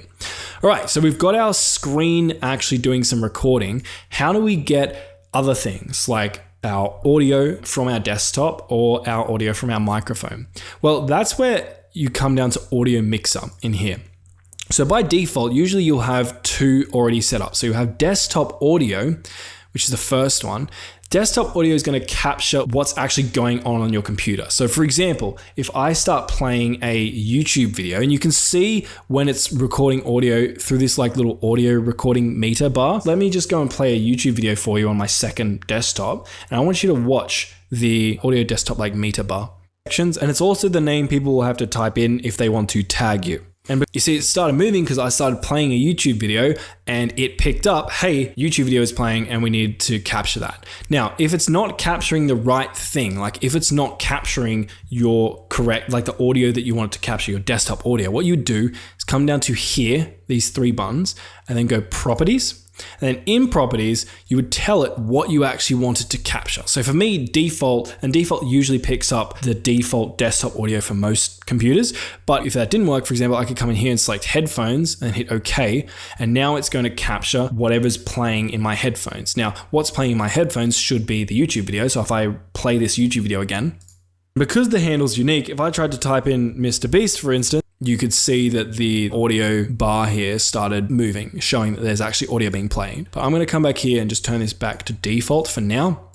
Hit OK. Now, the next thing you're going to do is record your actual microphone audio. Well, for most of you, that's what you're going to do, which is the one down here. Now you can see as I'm talking, the microphone pickup bar, I don't actually know what this is called. I'm just calling it different names as we're going. But the audio here is moving because it's picking up the audio that I'm speaking right now because my microphone is hooked up to my computer. The thing you want to do though is make sure that this is hooked up to the right microphone, because I've done this so many times, it's so frustrating. Sometimes you'll have your main microphone. So for me, I might have this Blue Yeti, but then you also have a webcam that has a microphone attached to it. Maybe your computer has an inbuilt microphone and OBS accidentally defaults to the wrong one. So what you want to do, click on the three dots here again, go to properties, and then make sure the microphone you want to record is actually selected, right? So for me, I'm recording from the Yeti right now, but if I wanted to record, say, from my webcam microphone, I could select Instalink and then hit OK. And now it's going to record audio. You can see it's still recording audio, but you might notice that the size and scale of these audio bars that are sort of showing up have changed. And that's because the audio is coming through a different microphone, which sounds slightly different. Now, speaking of the size of these audio bars fluctuating, right? What you want to do is make sure you adjust your audio to make sure that people can hear you over the sound of whatever it is that your desktop audio is playing, right? Because if you're playing a YouTube video or there's like in-game music in the background or whatever it is, you want to make sure that your voice is louder than that thing so your viewers can actually hear it. So what you would do is do a test recording by hitting this start recording button, then stop recording after a little bit, and then listen to the audio and see, like, is it balanced very well? Like, is my voice too loud? Is my voice too quiet? Is the background music too loud? Whatever. If the background music or the background noise coming from your computer is too loud, then you just come in here and you would adjust this slider and make it quieter or make it louder, however you'd need to. And then you record again, listen to it back, go, okay, is this audio balanced properly? If so, great. If not, all right, maybe I need to make my microphone louder. So I'm going to bring this up, right? And make it this louder. And so it's just going to take you a couple of tries until you find that sweet spot where it's like all of your audio is balanced nicely so people can hear what's going on in the background of your computer, or whether it's a video you're listening to or music or in-game sounds or whatever, but they can still hear your voice more clearly over the top of that thing. Sweet. The next thing I want to show you how to do is a little bit more advanced, but it relates to the thing I talked about earlier when it comes to recording multiple audio tracks. What most people will do, most rookies, what they'll do is they'll record all of their audio into one file. So they'll record their microphone audio, their gameplay audio, their desktop background audio, whatever, into one audio file. And the problem with that is that if you want to manipulate the audio later on in your editing software, it's all blended together. So if you had, for example, a song playing in the background of your computer while you were talking, if you later on in editing wanted to cut out a certain word that you said, it would be really noticeable because viewers would hear that the music track also gets cut as well. So it's really obvious. So what you want to do is have your microphone audio and your background audio or music or sounds from your desktop be separate files or separate tracks, meaning you can edit them and manipulate them independently. So the way you can do that, if you've set up your settings like I showed you earlier, is come into here, click on one of these three dots and then go advanced audio properties. And what you can see in here now is both of the audio capture devices we've got currently. And then also what you'll see over here is tracks. I have 6 tracks enabled at the moment. So my setup's a little bit more advanced because I've got a certain way I like to do things. But if you're just doing this really basic, what I would do is make it look like this. So have your desktop audio checked in track 1 and then your mic audio checked in track 2. And if you have multiple audio tracks, so maybe you have desktop audio, microphone audio, then you also have audio from your friends who are chatting on Discord, then you'd put your friends' audio in number 3. So what we're doing is we're separating all of our different audio inputs into different tracks, so like different files, so we'll be able to edit them later. So that's super, super important and super valuable to do. Then you can just hit close on that, and now they're going to be recorded into separate tracks for us. Now, speaking of capturing additional audio inputs like friends from Discord or whatever, let me show you a bit more about how to do that. Because right now we've only added one display capture source. Something you might want to do though, for example, is capture multiple things at the same time. So a really classic example of that would be like if you want to record your face cam and a screen. So how you would do that is you'd come to click add source and then click video capture device and hit OK. Then select the webcam or whatever camera is hooked up to your computer that you want to capture your face cam footage with. So mine's not actually going to work because I'm recording with it right now for this video. So what I'm just going to do, I'm just going to select OBS virtual camera just so you can see what this looks like. And then I'm just going to hit OK. And what you can see is I now have this OBS virtual camera full screen over the top. The problem is I now can't see my screen. I can't see the background of my desktop. So what we're going to do is grab the corners of this and drag this in, and then I can position my face cam wherever I want it. So I could position my face cam, for example, here. And what you would see now is you can see that I've got this little camera down the bottom left-hand side, and I've got my desktop background behind this camera. Now, again, in reality, this would be an actual face cam, but I'm using mine right now to record, so I can't show you what that looks like. And you can basically do this stacking or layering method of different capture sources with basically anything you want. You could come in down to here, you could select audio input capture, hit OK, and then you select where you want to capture audio from. So I could capture audio from my Yeti microphone, for example, and then I could also capture audio from my webcam microphone. And then I could also capture audio that's coming through my headphones using an audio output capture, because input is going to be a microphone inputting audio into your computer. Output is going to be your computer outputting audio into headphones. So I could go this, and then I could go, hey, I want you to capture the audio coming out of my Yeti's speakers, because my microphone Yeti actually has speakers. Hit OK. And what you can see is as I'm adding all of these audio input capture devices, I now have new devices in my audio mixer that I can separate into different tracks, and I can also balance that audio. So now you're good to go. All you need to do to actually start recording is you just hit start recording, this button here, then you can just minimize OBS, and then once you're done recording, you just open it up and hit stop recording. You can see down the bottom here, OBS is telling me where it just saved that video to. And that's pretty much all you need. You could go out there and start creating videos right now. However, if you are recording video with a face cam like I am here, I would recommend a slightly more advanced setup that I want to show you just to give yourself more independence, more flexibility when it comes to editing. Because right now, if I recorded this video, it's going to record the screen in the background, my desktop background, and it's going to record my face cam cam in the top right hand side, or in this case, this OBS virtual face cam. If I later down the line when I'm editing this, maybe I wanted to move my face cam to a different part on the screen, or maybe I wanted to go full screen on my face cam for a moment, right? I wanted to bring it full screen and then I wanted to go back into a face cam-esque layout later.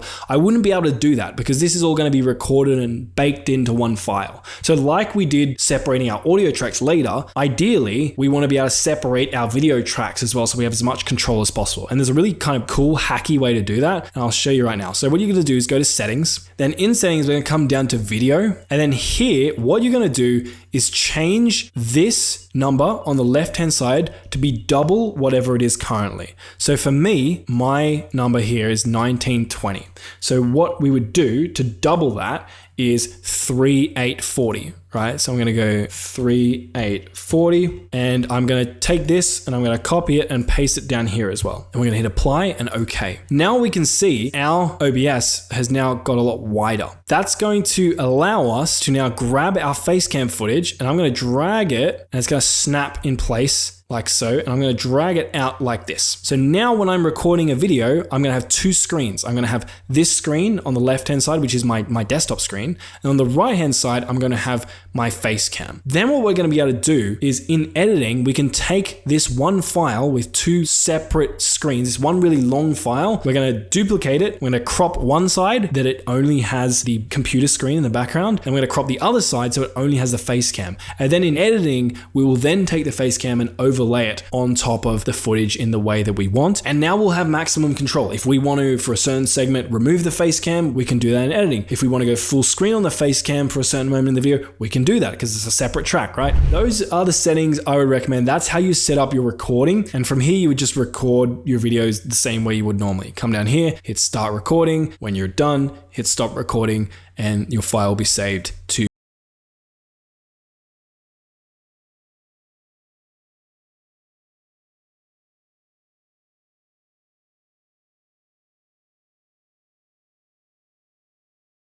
recording some videos. That usually comes down to two things: recording your audio and recording your video. I first want to talk about the audio section, how to record it, the devices to use to record it, my recommended setup based on the type of content you're recording. And I'm starting with audio because most big YouTubers I know actually recommend and prioritize audio over video. For example, Matt, Pat. Number one is always going to be audio. Like that's just in general, right? If you have bad audio, people won't watch. You know, you can have bad visuals, your camera could be out of focus, but as long as I can understand what you're saying and it's pleasant to listen to, you're great. Yeah. So making sure your audio's unlocked is number one. Also, Jordan Matter. The one thing I would suggest you invest in is audio. Right? Bad audio kills the videos. Ironically, the audio in that Jordan Matter video is horrible because it was filmed at a conference with a room full of screaming people. But let's go over that first. The number one biggest thing that is going to impact your audio quality, that's going to make it better, make you more enjoyable to listen to, and hopefully help you get more watch time, which will help you get more views and subscribers, is going to be the environment in which your audio is being recorded. And most of you, in my experience, are probably going to be recording in a room, at least starting out like this. And so let's start with how to record good quality audio indoors. Okay, the two biggest things you're going to pay attention to is first, background noise. If there's children screaming, people talking, dogs barking, cars driving, Taylor Swift singing, at best, that's going to be really distracting to your viewers. At worst, it's going to drown out the words you're saying and make it difficult to hear you. And so try to minimize as much noise as possible. Close your window. Tell your roommates to shut up. Threaten them if they don't listen to you. Or if you're, say, in a cityscape-esque environment, you can't really control the noise, try to record at times where there is less noise. So maybe recording late at night is the best time for you. Now, your environment doesn't have to be dead silent. There's going to be microphones and audio editing techniques we'll talk about later that are going to help reduce some of the background noise, but you want to get your background noise to a minimum as much as possible because there's only so much those techniques can do. And that brings us to the next environmental factor, which is the biggest one small YouTubers get wrong, which is echo. When I'm talking, my voice is projecting and sound waves are going in this direction. They're going to hit that wall behind me and bounce off that wall and go back here and hit something else. Then they're going to hit something else and hit something else. And if you have a very hard, echoey room, a typical example of this would be like a room with not much furniture, 4 walls, hard floors, so like floorboards or tiles, hard roof, those sound waves from my voice are just gonna bounce off all those different hard surfaces and make it really echoey. Think about the last time you were in an empty house. When you talk or clap, there tends to be a bit of a weird reverb, hey? And that reverb is terrible for your microphone. It sounds really, really bad in video. But luckily, there are some things we can do. The first and easiest thing you can do, which is gonna look absolutely ridiculous, but it's actually a really good hack if you're recording voiceovers. So you're recording into a microphone, but no one's actually watching your face like you are in this video, is to record in a closet, for example, like Matt Pat from Game Theory did back in the day, because all of the softness of the fabrics and clothes is going to deaden that echo, or you can just record with a blanket over you. So let me do a demonstration. So what I would actually do is I would grab like a doona or like a thick blanket,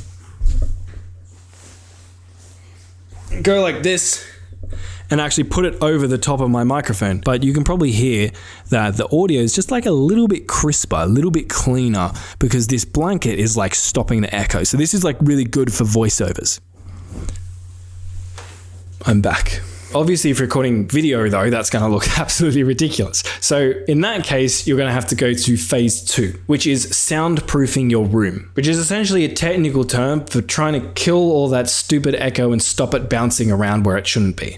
And there's a cheap way to do this, a slightly less cheap, and an expensive way. The cheap way is to use furniture. So organize your room so that it has plants, beds, big thick carpet on the ground, thick curtains, objects and furniture that's going to deaden the sound and sort of catch and stop that echo when they come into contact. And this is often a good one because your room's still going to look livable. Like you don't need a dedicated recording studio. You're just going to add a bit more furniture to your room. Now, the next level is you can actually start doing some basic sound treating to your room. So what this can look like is I would just like take blankets and just drill little hooks into the 4 corners of your room, and then take those blankets and hang them off those hooks. So the blankets cover your walls. And what those blankets will do, if they're thick enough, they're going to deaden that sound wave, kill that reverb when it starts trying to bounce off your walls. Another trick I learned from my friend Evan, so shout out Code Bullet, is the insulation foam / padding that you can buy in Australia, it'd be Bunnings, is actually really good at stopping echo. So you can buy a bunch of that and stuff and hang that up all over your room. And it's going to really start to kill that echo.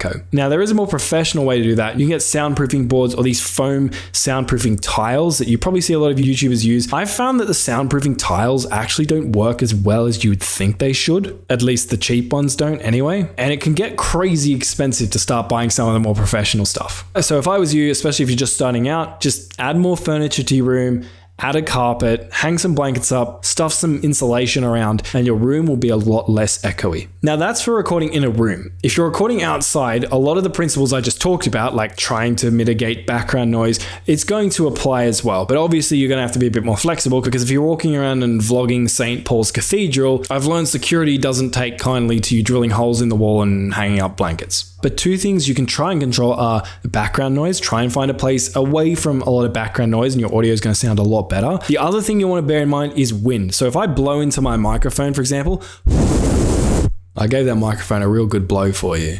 You sexy microphone. You probably heard it go really gross. If you ever like tried to record a video with your phone and stuck it out of the car window and it starts going, that's the sound you want to avoid. That is what happens when wind interacts with your microphone. They do not happily coexist. So what you want to do is try and block wind from entering your microphone if you're recording outside. So try to position yourself or objects in between the wind and your microphone's pickup, and it's going to sound way, way better. Another thing, this goes for recording audio outside, but also for recording audio inside. I just see people outside neglecting this more so, is the closer you are to your microphone, the better it's probably going to sound. So if I'm recording audio really close into my microphone here, aside from the fact that it might be peaking because it's too close, it's going to sound a lot better than if I'm back here trying to record audio into my microphone. Even though I'm speaking into my microphone, not all of my sound waves are going to enter the microphone in the way that I want them. It's going to sound more diluted, more echoey, that kind of thing. So if you can be closer to your microphone, you're going to end up with better sounding audio. So everything I just mentioned is going to have a bigger contributing factor to the quality of your audio than the actual device you choose to record with. You could be recording with a $3,000 microphone in an echoey, windy hall with 100 people, and you're going to get worse sounding audio than if you recorded with your iPhone in a room that's been properly sound treated. So make sure you do that stuff. Don't rely on the microphone to do all the work for you. But obviously, the better microphone you get for your specific situation, because there are different types of microphones for different situations, it's going to help you get even better quality audio. So let's talk about microphones. All right, so there are three main kind of microphones you would see YouTubers use. The first one is going to be a lav or lavalier microphone, or lapel microphone they call it. So they kind of look like this. Go to close up. And usually the way these will be used by YouTubers is they'll either just hold them. So for example, like Ryan Trahan, he'll literally just hold his lavalier microphone up to his mouth, or you can clip them onto your shirt, kind of like so. So it'd be clipped here and it's going to pick up my voice as I'm talking. Or you can often get a bit sneaky with it. And what you do is you hide it up under your shirt, like here, and then you can get a bit of tape, like sticky tape, and tape it onto the underside of your shirt or tape it onto your chest. And then people aren't actually going to be able to tell, but you're going to have a microphone right here and it's going to record your audio. Now, another thing you can do with certain lavalier microphones, and this is becoming a little bit more popular with some of the wireless ones like this, is you can actually just like clip them onto your hat. So I could do this, for example, and that is going to record the audio from my mouth like so. Now, to actually record the audio, lavalier microphones will usually need to plug into some sort of recording device. So plug into your phone, plug into a computer, plug into like a pickup recorder, plug into a dedicated recorder for them, plug into the side of your DSLR camera, whatever it is. The microphone bit itself here is not actually going to record and store all of the audio on its own, but we'll talk a little bit more about that later. Now, the next type of microphone you might see are what's called shotgun microphones. So here's one from Rode. Now, shotgun microphones are very directional. What that means is that they're designed to only pick up audio coming from a certain direction. So this one, for example, down the barrel, that's where it records audio. So the way you would usually record with one of these is you would have it mounted on your camera. So on the top of your camera, I don't know if you can see that very well, but it's kind of pointing directly at my mouth, and it's going to pick up the audio coming from my mouth, and it's going to try and cancel out audio coming from other directions. The other thing you might see with like very fancy professional setups is they will actually have their shotgun microphone mounted on a boom arm. So it can either be held by someone, and you might see this in like documentaries or media, for example. They'll actually have a guy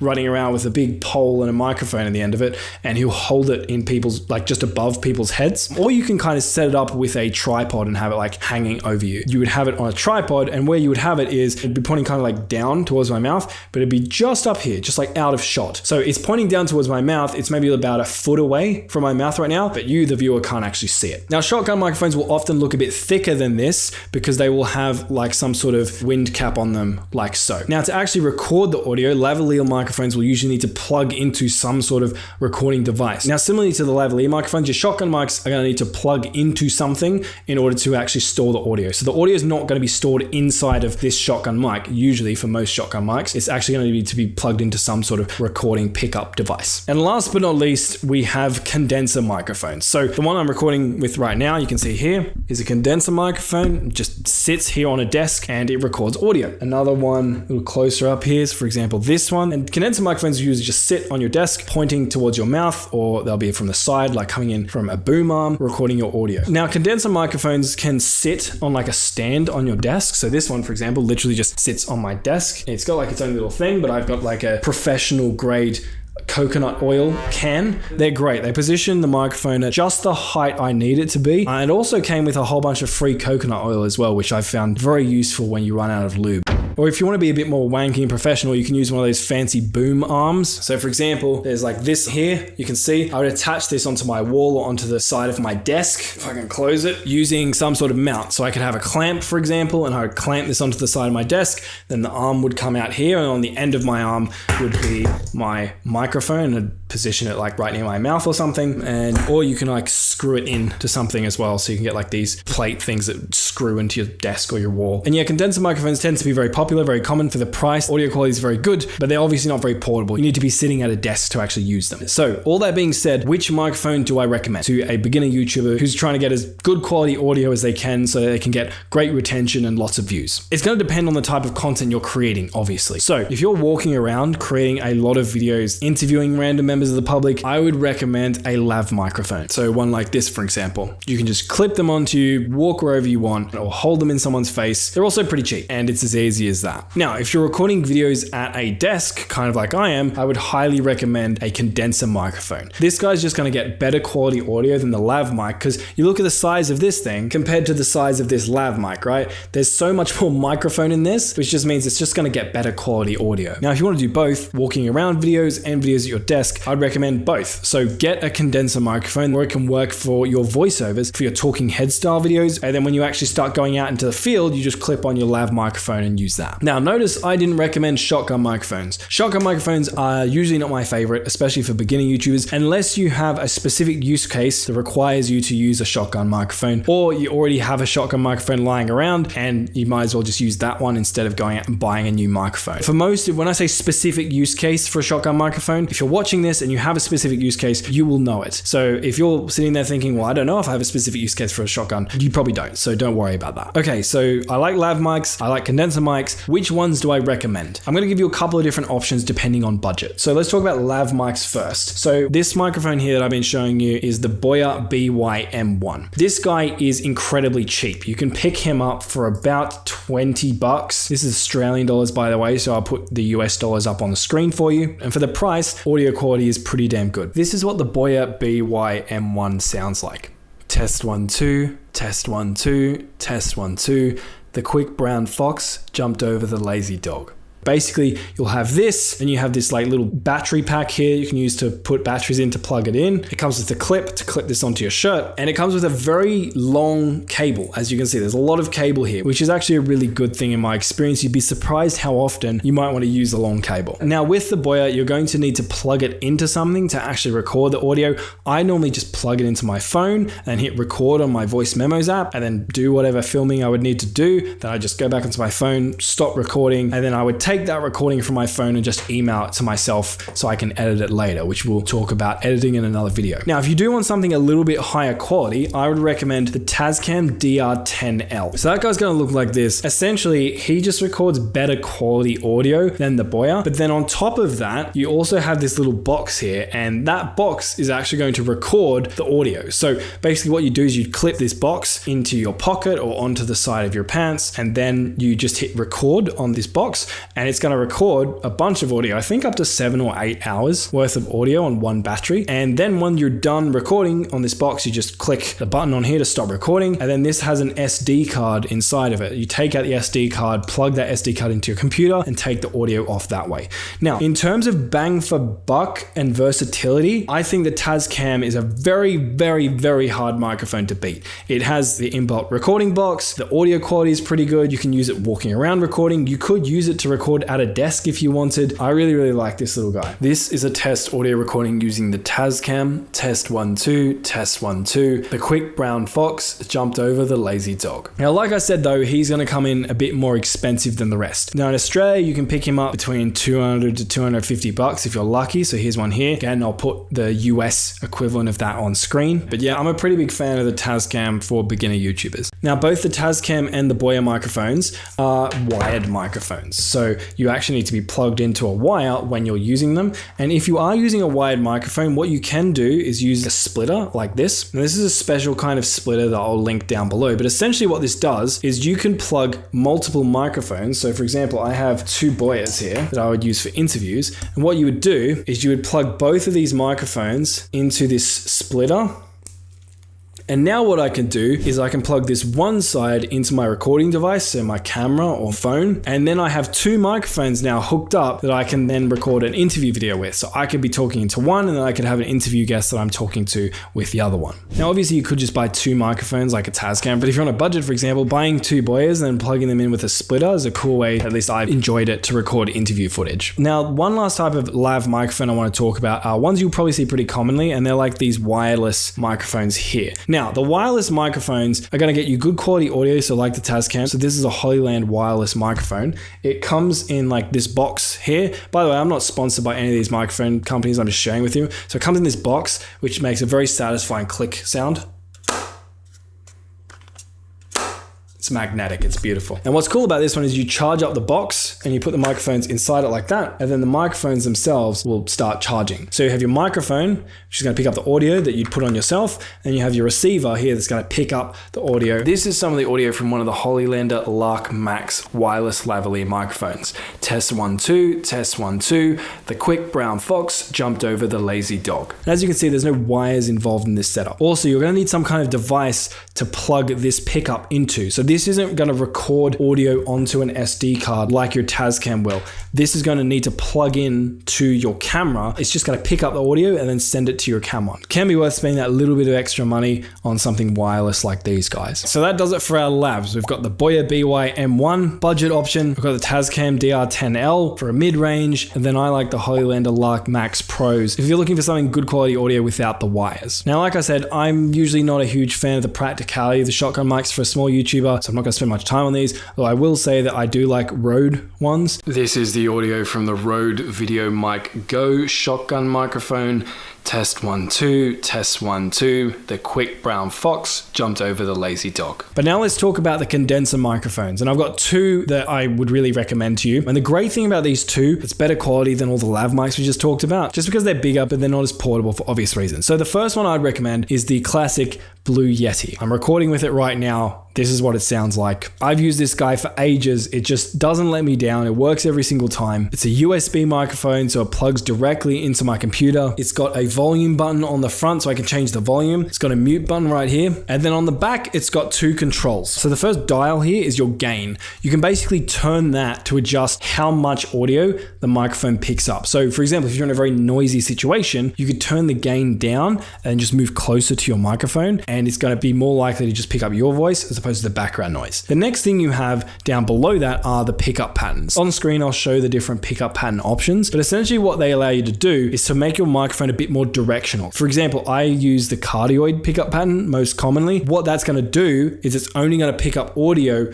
that's coming from this direction. So the direction of my mouth. So if I'm speaking and there's like an echo bouncing off the wall and then coming this way towards the back of the microphone is actually not going to pick that up, which is really nice. Now these guys usually around $150, but because they are so common, you can often pick them up secondhand. So for example, this CEX shop is secondhand. So you can see there's one here for $72. But then also on Facebook Marketplace, if you go to Facebook Marketplace and just type in Blue Yeti, you can see there's a bunch of them here. Even the premium versions here was just slightly better quality that you can get for a pretty damn good price. Now, if you want to take things up a notch and get like something extremely good quality, like professional grade, you'd be looking at something like this, the Shure SM7B. Now, this is the guy you're going to see in most of the podcast videos. And these guys run off XLR 3-pronged cable you're going to have to buy. And then you'll have to use what's called a digital audio interface to then translate that XLR cable into like a USB cable that you'll just plug into your regular computer. This is the audio coming from the Shure SM7B,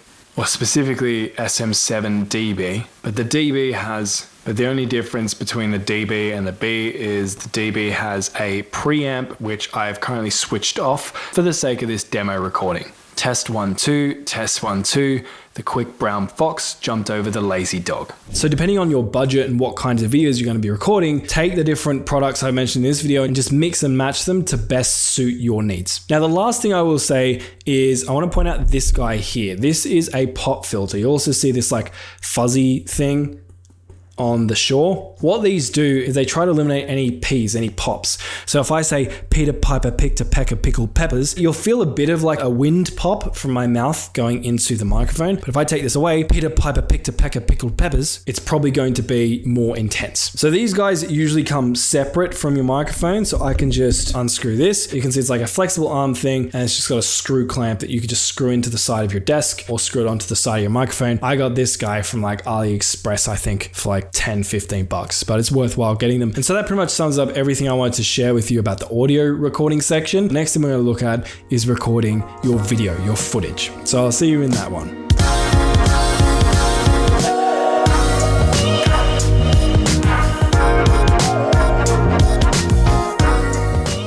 Okay, so when it comes to actually recording your footage for YouTube using a camera, so not screen recording, but actually capturing yourself or the wild wilderness around you, there's a couple of different ways you can do it. Let's talk about recording devices first. So most commonly, you can record with a webcam, so an actual device attaches to a computer and record with that. You can also record with a phone, and that might sound like something that only amateurs do, but phone quality is actually really good nowadays, and there's nothing wrong with starting out your YouTube career recording with your front-facing phone camera, especially if you've got one of the later smartphone models. And finally, you have actually professional cameras like a DSLR or something like that. Now, obviously, there are more extreme studio cameras that you can record with, but most YouTubers aren't using that, and it's really not worth the time and effort and money as a small creator. So you've kind of got those three options: webcam, phone, or DSLR-esque camera. But there's actually a couple of other pieces of equipment most of us will need to record as well. First would be a tripod, often, to actually mount your camera on to either get stable shots of whatever it is you're shooting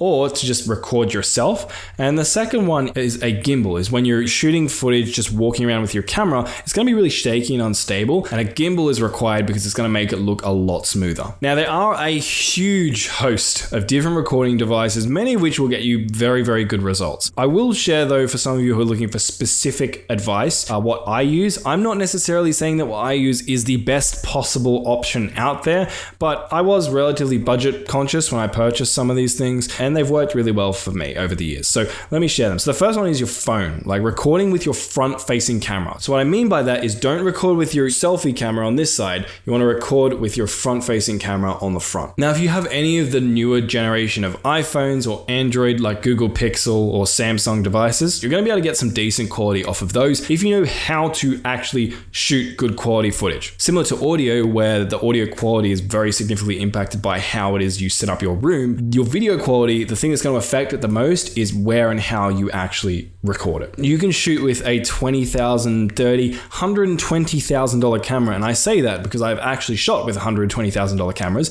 and if you don't understand how to light your room properly or how to actually position yourself in the shot, it's still going to look terrible. So anyway, phone cameras, new generation smartphones, all very good. I actually use a phone called the Asus Zenfone Flip, and I'll show you why I use that. So I specifically bought it for content creation. The reason is, as I talked about, your front-facing camera is the best quality camera on your phone. Your selfie camera kind of looks gross. The problem is sometimes if you're recording yourself like this, right, you guys might be able to see me scarily close because I'm holding this very close to my face, but I can't actually see what's in frame. Or if I had notes on the screen that I wanted to read, I wouldn't actually be able to see them. So with the Zenfone, what I can do is I can hit this flip button. It actually flips up my rear facing camera so I can record like this. I can see myself. I could have a teleprompter app running where I could actually read my notes or whatever, and then when I'm done, I just press the button and the camera flips back like that. Now, this isn't a necessity, but I don't know if some of you are interested in like a more niche phone, you really want that high quality and being able to see yourself, and you're in the market for a new phone, maybe this is one to consider. All round, it's not the best phone, I'll be honest,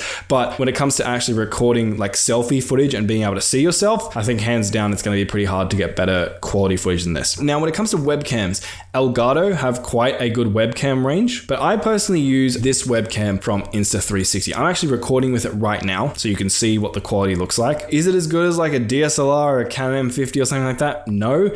But I still use it to this day to record videos like this just because it's really convenient. So it has AI, so I can actually hold my hand up and it's gonna start tracking me now. So if I move my face around, it's gonna actually track me. So literally when I sit down at my desk, I just hold up my hand and it tracks me and centers me in the middle of the screen where I should be. Also, when I turn it off, the camera flicks down automatically, so I don't have to worry about people hacking into the webcam. It can actually tilt down and record the desk. Now, I don't think I can do that now because I'm actually recording with it on OBS. A bunch of things like that. So I'm a fan of it. It's a couple $100, so it's not a cheap webcam, but it gets decent quality as you can see, and like the AI tracking features and stuff are just really convenient. Now, when it comes to more advanced cameras, if you're taking this more seriously, and by the way, all of these cameras I'm going to talk about, you can use them as webcams. You hook them up with like a capture card and hook them up to your computer and use them as a webcam. It's just going to require a few additional steps, but you can also use these more advanced cameras obviously to actually go out into the world and record. So I'm a fan of Canon cameras. Now again, that's not to say that that other cameras aren't good. There's plenty of other great cameras that can get great quality footage. I just personally like Canon. Those are the ones I had experience with. I worked as a casual videographer for a year. The guy I worked with used Canon cameras, Sony cameras, and Red cameras. I like the Canon ones. They just felt a bit more intuitive to me, so that's what I use. By the way, I'm not sponsored by Canon or any of these guys. This is just what I generally use. I personally at the moment use the Canon 80D for some of my footage.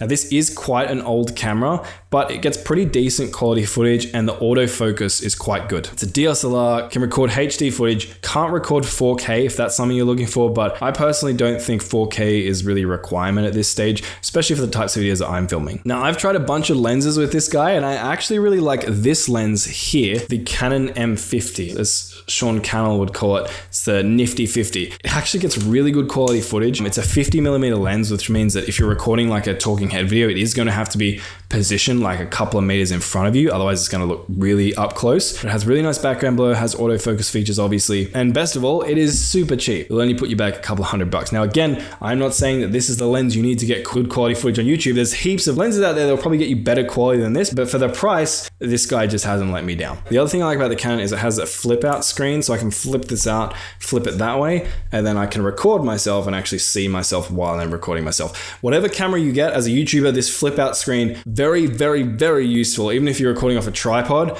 like being able to like hold it like that and actually see yourself and see what you're recording is like a non-negotiable for me. Whatever camera you get, I would highly recommend you get something with like a flip out screen like that. Now some other options, the famous Canon M50. It's a camera favorite of many a YouTuber. It's much smaller than the Canon 80D, but it gets really good quality footage, and obviously because it is smaller, it's a lot more lightweight, easy to carry around, or easy to use as like a webcam if that's something you want to do. And last but not least, if you really care about a cinematic look, you want to be able to capture 4K 120 frames per second footage, which will give you that really like buttery smooth slow-mo B-roll shots that a lot of YouTubers use. I think that the Canon R5 mirrorless camera is a really good pick. It is definitely a lot more expensive than like the 80D or the M50, but for those who need more cinematic, higher quality, need to be able to record in log, and people who need those things, if you're watching this, you'll know whether or not you need them. So if you're asking yourself, do I need those things? You probably don't. Then yeah, Canon R5 is definitely something I would look into. For the price, it's a pretty good deal on those things, in my opinion. In saying all of that though, I will say it again, cameras are very much a personal preference thing. There are a lot of different devices out there. So anyone who has a camera they really like, feel free to comment it down below, let people know why you like it, why you think it's a great YouTuber camera, and then you can just go down and scroll the comments and see if there's any recommendations that jump out to you if you don't like any of the ones I just mentioned. Now, as mentioned, camera isn't the only thing you're going to need. You're actually going to need a way to position and film with your camera. Let's talk about gimbals first. So I've tried a couple of different gimbals. I really love this guy. This is the DJI RS3 Mini. I think they have an RS4 Mini or something at the moment, so it's not the latest version, but still pretty damn good. Basically, the way this guy works is you will mount your camera on him, and then I can be moving this around. As you can see, it keeps my camera very level and very smooth, and even if I want to turn the camera and I move it, it turns it like very slowly and smoothly. So this will get you like really buttery smooth footage, whether you're filming with a phone, GoPro, Canon, whatever it is. And the reason I like the DJI Mini series is because this doesn't look like much, but when you're carrying this around for hours and hours on end, like every gram of weight makes a big difference. Like trust me, I've shot with this for like hours and hours and hours, and eventually at the end of it, your like arms are shaking, you're like, fuck, this is heavy. So there are bigger gimbals out there that boast better weight limits, look more fancy, all that. This guy can work with a camera that's up to 2 kilos in weight, which is most cameras you'll come across, unless you're like operating a really high-end fancy camera, it's not going to be much heavier than that. And it's light, it's small, it's compact, it works really well. I'm a huge fan. It is a bit more expensive, but it has all the features I want. The battery life is great, has little things like a little tripod here, has like a little LED screen in the back and like a little remote control where you can like use it to like move the camera around and like get like smooth shots and stuff like that. Now I'm not sponsored by these guys, but I have been using this for a bit. I'm a big fan. If you're going to get a gimbal, even if you're just using your phone right now, if you're looking to do YouTube seriously, which means you might upgrade to a camera later, you might as well get something like this. So when you do upgrade to a camera later, you're not having to then also upgrade your gimbal as well. Okay, then the last major thing I want to talk about when it comes to actually recording equipment is actually a tripod to put your camera down on and record yourself from a distance, or just give you the ability to get more stable shots. So if you're doing a lot of on-the-go recording, often on rough ground, something like that, doing vlogging, something like this, a Joby GorillaPod is actually quite good. It's quite flexible. Basically, the legs can actually bend, and so you can position them quite well in rough ground, or you can wrap them around something to sort of hang on to like a railing or something like that. Then you just mount your camera on the top here and off you go. You could also do something, you've probably seen heaps of vloggers and stuff do this, right? Where they'll put the legs together like this and they'll hold it out like this with their camera on top, and they'll kind of vlog with it. Now again, I recommend the Joby Gorilla Pods. I have gotten other Gorilla Pods in the past, but a lot of the ones that I've tried, maybe I was just going too cheap, but they don't handle weight very well. Like they just collapse when they say they should be able to handle a certain amount of weight. And obviously you don't want your tripod collapsing when you put your camera on it. So the Joby Gorilla Pods are quite good. I've used the 1K and the 3K, but if you have a really heavy camera, you might want the Joby 5K Gorilla Pod. I think the 3K is like a good middle ground though. It's like long enough that it's like useful and you can use it as a vlogging stick and can handle a decent amount of weight, your phone, a proper camera, but it's also not going to be big and bulky and annoying to use. And one thing with the Joby as well is it has this like ball mount on top that you can like move around like so, but you can bring it down like this. And now our camera mount is on the side. So what this will allow you to do is attach your phone or your camera on the side if you want to be shooting vertical footage for shorts or something like that. And then last but not least, we have actual proper traditional tripods. Something like this extends out and you attach your camera on the top like so. Now, what kind of tripod you want to go with here is going to really depend on the type of footage you're going to be recording. For me, I have a pretty cheap, I think it was like less than 50 bucks. It's quite large. It can expand to be quite high. I'm 6'2", so I needed a kind of bigger one that will extend high enough to be able to capture like eye level shots if I want something like that. But the Revali, to be honest, is not a very good tripod. Like it sounds kind of weak. It's very plasticky, but for me, it's fine. I don't really take this thing outside much. I'm not usually actively using it to stabilize my camera as I'm shooting off it. I will just use it for like talking head videos. I'll just set it up in the corner of a room or whatever. Then I stand back a few meters and just talk to the camera, do a talking head video. And this works fine for that. I do have this newer tripod head on it, which is kind of nice. I can get some sort of like B-roll shots on this if I need, because it's kind of nice and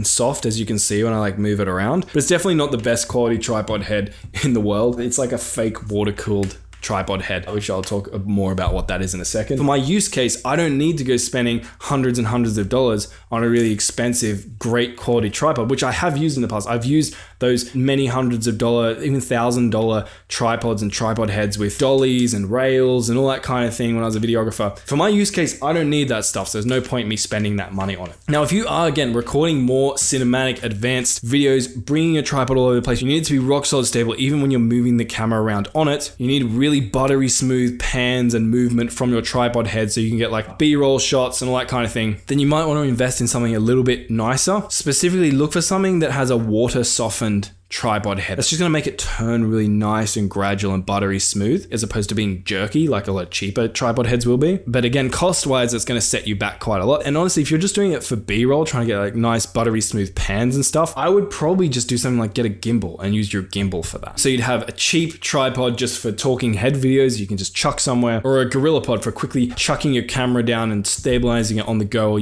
having like a versatile selfie arm, and then just have a gimbal for any like smooth buttery B-roll shots you want to get. Now, in terms of how to record and use any of these devices, there are so many recording devices. I know I've said this a million times. Drinking game, take a shot every time I say there's so many different recording devices. So what you're better off doing is whatever device you end up going with, just Google that specific device and find a YouTube tutorial on how to get the best quality video footage with it, which is going to be a lot more useful than me just giving you some rough guide. And they're actually going to be able to show you like where to click, what setting to go into, all that kind of thing. What I will say though is for YouTube, people talk about like needing to get 4K footage, 8K footage, all that kind of thing. I think unless you're creating really cinematic types of videos, you really don't need that. It's a bit overkill. Most YouTube videos are just regular HD, 1080p, and that works just fine even in this day and age. And if you lower your standards from like requiring a 4K recording device to just like a 1080p recording device, that's going to help you if you're on a budget. And then the last type of camera I want to mention is an action camera. If you're recording a lot of adventure-esque footage, you need your camera to be able to put up with a lot of battering and water and mud and all that kind of thing. I like GoPro's line of cameras. I know people say they're overrated. Maybe they are, but I've used them for a while. They've never let me down. I've never been disappointed. And the footage quality, while it's nowhere near as good as something like a Canon, it's like pretty damn good. And the stabilization within the GoPro also keeps the footage a lot less jerky. All right, so now let's talk about the most important part of recording, which is actually how and where you record your videos. So there's going to be two ways that you will record videos. First is going to be sitting at a desk or standing in front of a camera tripod, kind of like this is right now. This is called a talking head video. And the next type is going to be a vlog style video where you're actually walking around and actively filming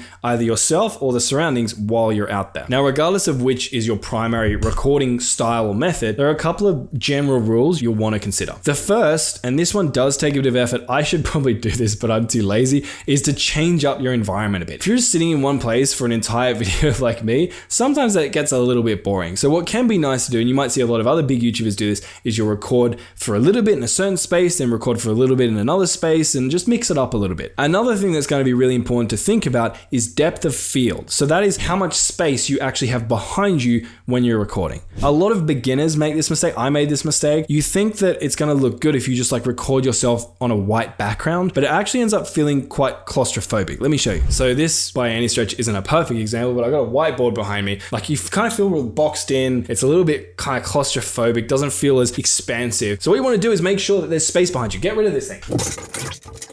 Look, I don't have the best background by any stretch, but just the fact that there is like 2 or 3 meters behind me makes the shot feel nicer. And you'll notice this. Look, other YouTubers, look in documentaries, all that kind of thing. Notice whenever they're shooting a person, even if it's a close-up shot, they'll try to have like some space between them and whatever the background ends up being. Now, the next thing to think about is the positioning of your subject or you within the camera. So a way to think about this is divide your camera into a grid, a 9x9 grid. And basically there's going to be 2 ways you're going to position yourself. The normal way most people will position themselves is on the top horizontal line will be somewhere around your eye level, and then you'll position the rest of your frame in the center of the camera. What that's going to do is give a little bit of headroom between like the top of your head and the top of the camera, but it's also not going to feel weird if you're like centering yourself in the middle of the camera like I am right now. There's all this like head space up here. It just kind of feels clunky and weird. Now, if you're going for more professional like documentary interview style shot, what you'll sometimes want to do is move yourself to the side a bit and basically position your eyes around the intersection of the top horizontal line and the left or right vertical line. So it looks something like this, and sometimes you'll look at the camera, but often you'll look like a little bit off screen, as if you were like talking to an interviewer. Now again, this is far less common for YouTubers, but if you're going for that documentary sort of interview style, that's where you'll usually want to position your subject. All right, now we need to talk about the most important thing when it comes to your video,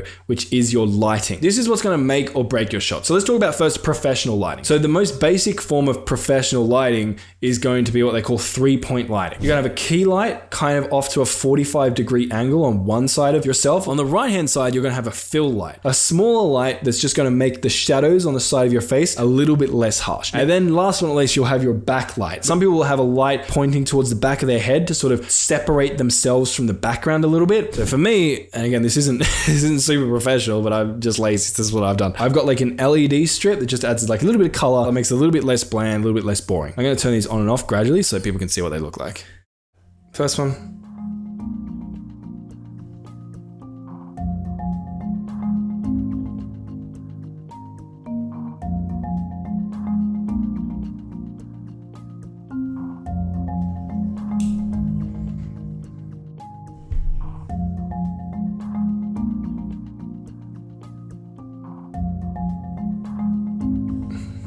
Now there's so many different ways to set up 3-point lighting. Not all 3-point lighting will look the same way my setup looks, but in general, 3-point lighting is a best practice. Now, 2 important things I do want to mention is you're not just like washing out your face. You still want there to be like a little bit of contrast. So on my face right now, you can see on this side, there's a lot more shadow than on this side, right? If I was perfectly evenly lit on both sides, it'd look okay, but it just starts to feel washed out and a little bit boring. So you want a little bit of contrast. The other thing you might notice is I've got like blinds down and stuff in this room because natural light can sometimes interfere with your lighting setup. If you're filming near a window and you're filming over the course of a couple of hours, sometimes the sun goes behind a cloud, sometimes it comes back. When you're cutting up all of your footage, it's going to start to look weird because some parts you'll be brighter, some parts you'll be not as bright. It's like such a pain to deal with later in editing. So try to create what's called a controlled environment. If you're recording a talking head video, at least control the lighting variables as much as possible. So you're not dealing with a video where half of the footage is really light and then the other half of the footage is like kind of dark because the sun went behind a cloud. So for my key light, and this is not best practice, what I should be using is like a big softbox, kind of like some ones I'll show on screen. But this is just the one that fits best with my setup. It's like easy to use. I use a newer 660. It was like one of the first lights I ever bought. It was really cheap. It's small and fits in tight spaces nicely. It's not the best setup in the world, but it does an okay job. On the right hand side here for my fill light, I have an aperture credit card light, and at the back I literally just have like a strip LED light I bought off AliExpress. Like we've talked about before,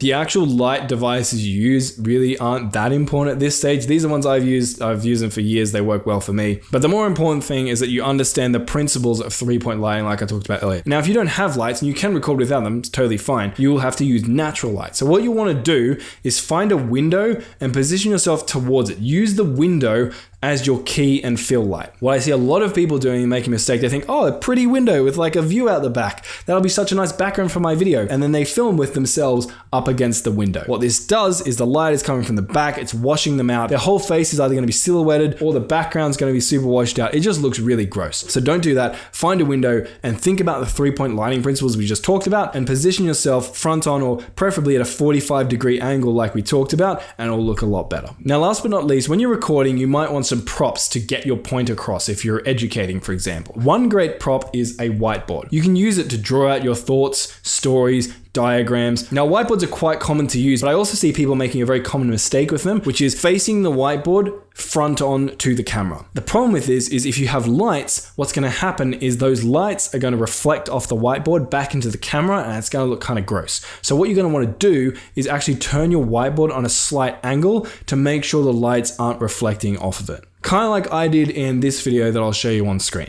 The last but not least piece of recording equipment I want to talk about is a teleprompter. So a teleprompter is basically a device you can attach to the front of your camera, and then you can put either an iPad or a phone underneath it and have scrolling text reflect up into the teleprompter in a way that you're going to be able to look at the teleprompter and read the text off the screen, and it's going to look like you're looking straight into the camera lens. Now, this sounds great to a lot of us who are new to YouTube. We're not very good at remembering what to say. The problem is it actually requires a lot of skill to read off of a teleprompter in a way that feels natural. So for most of you, I recommend withholding the urge to buy a teleprompter. I know it might make it seem a lot easier, but you're going to come across a lot less authentic. What you want to do is just have your script next to you or bullet points next to you, record a couple of lines facing the camera, then you'll turn across, read your script, read the next line, face back, record a couple of lines, back to script, and vice versa. Just alternate between those two. And then you're editing, you'll just cut out the silences or the bits where you turn your head. And that's going to force you to basically sound a little bit more authentic because you're kind of having to come up with your own words on the go, especially if you're using bullet points and you're not actually reciting a line for line script. However, if you're hell-bent on using a teleprompter, and to be fair, there are a lot of people who are quite famous who use teleprompters. I've heard good things from Parrot teleprompters, so that would probably be the first place I would check out. And so those are all the basics you need to know when it comes to recording decent quality footage for YouTube.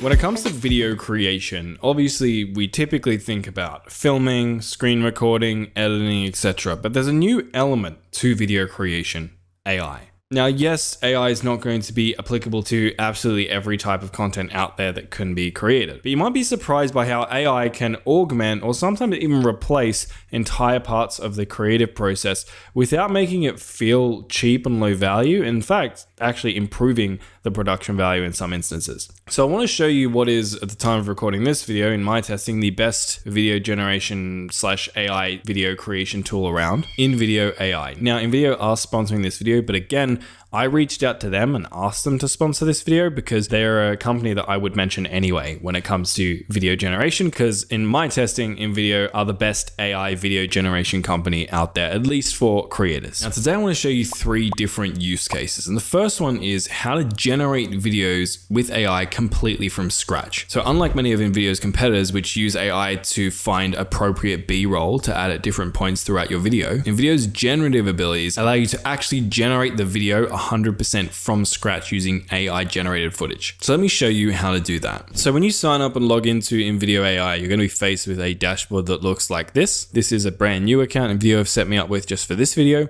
And what you do is just come and click on this create AI video from scratch. Down down here, you'll see the use my script option. So this is cool because if you click on here, what you'll do is you'll have the option to paste in an entire script, which can be a script that you've actually written, or if you don't script out all your videos, you could just take the transcript of your video, use AI to get the transcript and copy and paste the transcript in here, and then generate a video using that transcript. And then all you have to do is take your voiceover, pair it with the video, and bam, like your whole video is basically edited for you. So what I'm going to do is I'm going to select YouTube again, because this is a long form video, and I'm going to paste in a script here about dinosaurs. So I'm going to chuck this, paste this in here, and I'm going to give you a quick read through just so you get a rough idea of what it's like. So I've got in brackets some rough ideas for the tone or the shot that I want at certain points, and then outside of brackets I have the script. So I've got before dinosaurs, before the T-Rex, the raptor, the triceratops, etc., a world ruled by giants, etc. And at different points throughout the video, again, I have these brackets where I tell the AI like, hey, here's what I want you to do at this period. And it won't narrate these. It's actually smart enough to tell like, oh, these are actually telling me like what kind of footage to use at this point. So I've got my script, and the next thing I want to show you is what I was alluding to earlier, generated media. The thing that's challenging about dinosaurs is that the rude bastards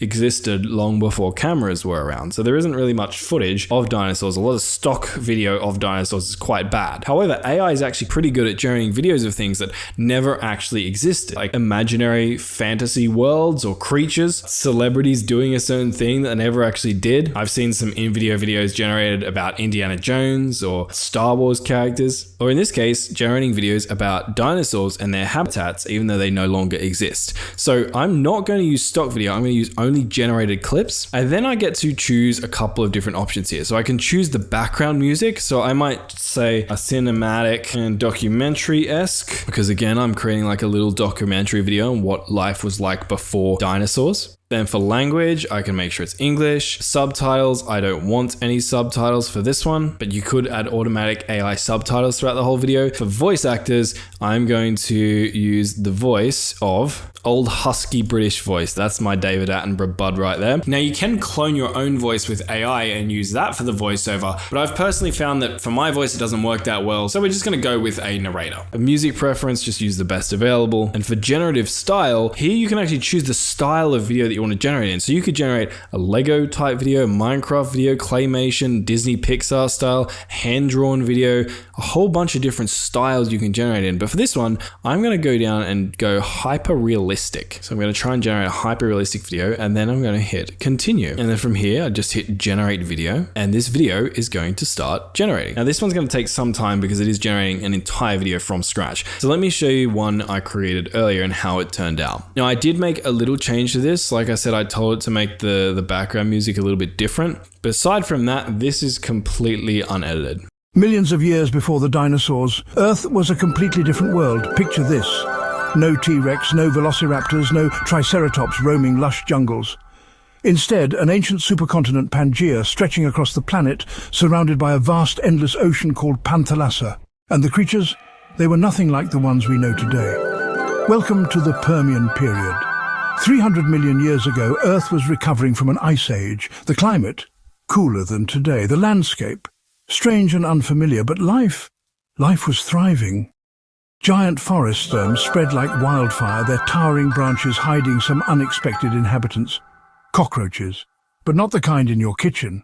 No, these prehistoric roaches were the size of birds. And just when you thought things couldn't get weirder, meet Dimetrodon. Not a dinosaur, not a reptile, something in between. This 5-meter-long predator ruled the land 50 million years before the first dinosaurs even appeared.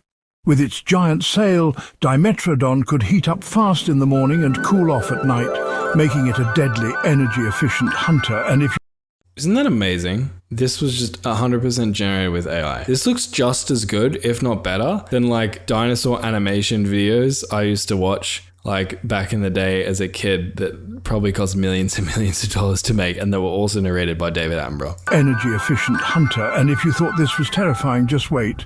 As time marched on, Earth got hotter and drier. Volcanoes erupted, filling the air with greenhouse gases. But new creatures adapted. Enter therapsids, mammal-like reptiles. Some, like Lystrosaurus, looked like a mix between a lizard and a pig. But don't underestimate them. Then disaster struck. The Great Dying. Over 90% of all life vanished, wiped out by volcanic eruptions, toxic gases and darkness, freezing, then boiling the planet alive. And yet, from this destruction, life found a way. A few survivors held on, paving the way for something legendary. Before the mighty T-Rex and towering Brachiosaurus, there was a world forgotten by time. That was pretty incredible, I think. Obviously, there was some changes that should be made. There were a couple little glitches here and there. The music at certain points, like upbeat music was good, and then it was like the great dying and the upbeat music continued, which it probably shouldn't continue. The great dying probably doesn't fit well with upbeat music. And if I wanted to make changes to this video but didn't want to have to manually edit it, I can go down to this text box, describe what I want changed, and InVideo will give it its best shot. But we'll get into that more later. But yeah, that's the power of this generative AI. I could download this video, upload it to YouTube, and it'd be good to go from here. Or I could download this video and take this footage, drag it into my editing timeline, and then use it for my video from there. And again, you can use this generative AI to do so many things. So that's pretty cool, but let's talk about pricing. If you are going to create generative video, it starts at $96 per month, which seems expensive, but when you think about how much time, effort, energy, and also the tools in order to create that dinosaur video myself, $96 starts to look pretty cheap. However, for some of you guys, actually generating AI footage from scratch might not be required. Maybe you're talking about things that have already been filmed a lot, and there are clips and videos of those things all over stock video websites. And if that's the case, you can probably get away with using one of InVideo's lower priced plans, for example, the Plus plan. So let me show you another way of generating videos where instead of actually generating the footage, AI just looks at what's being said in your video, and then it goes and automatically finds stock footage to play on screen at the appropriate moments. So if we come back to InVideo, we go home, we go create a video from scratch. So what you're doing here is just type in your prompt, just describe what it is you want to generate. So I've already pre-prepared one here. Create a long form video about the 5 most dangerous animals in the world. It should be a statistical scientific video. So the 5 most dangerous animals in the world should be chosen based on which animals actually kill the most people every year. Then what I do is click generate video, and InVideo is going to start analyzing my prompt to figure out how to best create this video.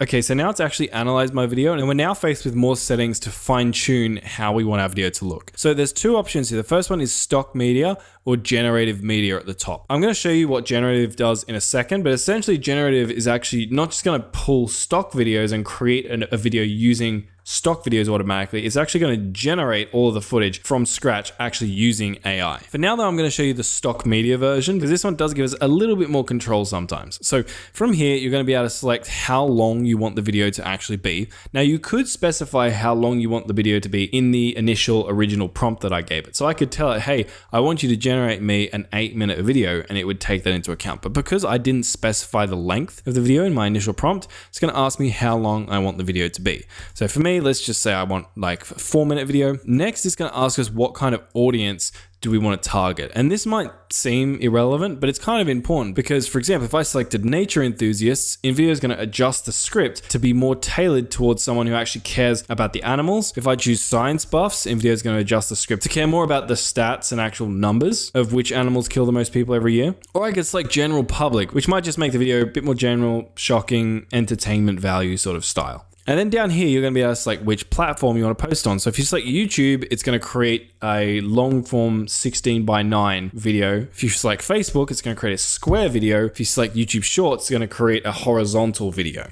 So I'm just going to go YouTube for now. Then I would hit continue, and it's actually going to start generating this video for us. To save some time though, because this can take a couple of minutes, I've already generated the video in advance. Here's one I prepared earlier, so we can save some time. So let's give this video a watch.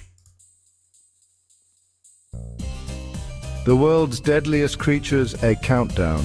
Welcome to our planet, a world teeming with life in all its beauty and indeed its danger. For millions of years, creatures great and small have carved their niches, honed their survival instincts, and in many cases, developed remarkable adaptations that make them formidable forces to be reckoned with. Today, we're embarking on a rather sobering exploration, a countdown of the top 5 most dangerous animals on Earth, a ranking based not on size or ferocity, but on the sheer number of human lives they claim each year. Prepare yourself, for the answers may surprise you. Number 5, tsetse flies, silent death on wings. In the heart of Africa, where the Cool. So video kind of just goes on, as you can see here. We've got the different chapters with different animals involved. But let's say I want to actually make some changes to this. This is where InVideo gets really cool. So I can come and click on this edit button here, and then there's going to be a couple of things I can do. The first thing is I can actually scroll through all of the stock footage InVideo has actually chosen, and I can actually swap it in and out. So for example, this clip here, it's a dinosaur, it doesn't really fit. So I can actually click on this and I can see at what point in the video, based on the script, you can see down here, this is showing up. And then I can choose to actually replace this clip with something else. So I can replace it with a video I already have. So I can film content, generate something within video, and then swap out stock footage at certain moments with actual footage that I have to make it a bit more personalized. You can also swap it out with stock media. So I could find a different stock clip here, or you can generate an entire clip from scratch with AI. So for now, I'm just gonna click stock media, and then I can search in here for stock videos that might fit the criteria, or I can just scroll through and look at InVideo AI's recommendations. So let's see if we can find something a little bit intimidating. This tiger clip here is kind of cool. So let me select that. And you can see it now replaces that portion of the video with that tiger clip, like so. So now I might also change out something else. I like these clips here. This lizard's not very intimidating though. So I might take old lizard buddy and swap him with the big bad wolf. Actually, now that I play this video, it looks like this wolf is stuffed and not actually a live animal. So let me see if I can actually find a live animal. Maybe I'll actually just search for wolf.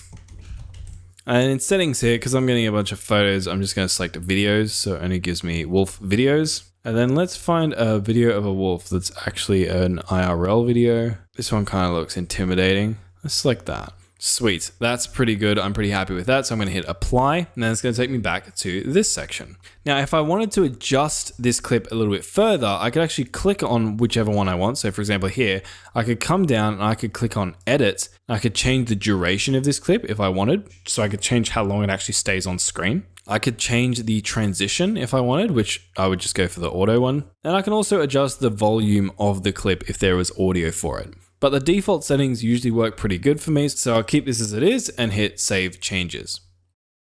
And now if we come back to our video and play it, all have carved their niches, honed their survival instincts, and in many cases, you can see the wolf clip that we swapped out is now in place, and also the tiger clip that we chose after that is there as well. But let's hit edit one more time because I want to show you a couple of other things we can do. So here we can actually choose the music. So the music in the beginning of this video, I'm not the hugest fan of it.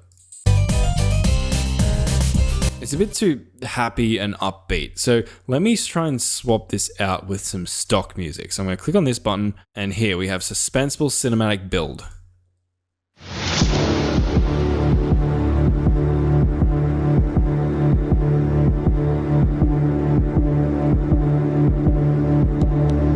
That's not bad. So I'm going to hit replace. Now these might seem a little bit low quality right now, and that's just because we're previewing them. Later on when we actually render the video, it's going to be higher quality. So that's pretty good for me. Now again, I could go through all the songs in this video and adjust them, but so far we've obviously not watched the full video. So I'm just going to change out this first one as an example to show you. Hit apply on that. And there we go. We've changed the music.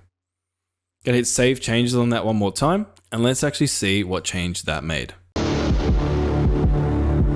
the world's deadliest creatures, a countdown. Welcome to our planet, a world teeming with life in all its beauty and indeed its danger. That music, so much better than what we initially had. But let's hit edit one more time. I just want to show you another setting so we can actually go edit the script. So I could come in here, for example, and get rid of the countdown just by cutting this out here.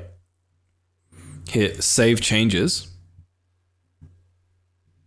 Now, if we play this back,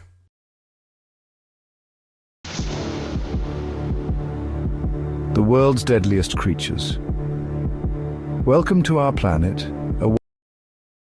We got rid of the countdown, yeah? So what I will do is actually get InVideo to change the voice of it. So I might say change the voiceover to old, raspy, male voice. Sounds like David Attenborough. There we go. All right, let's see what it does now.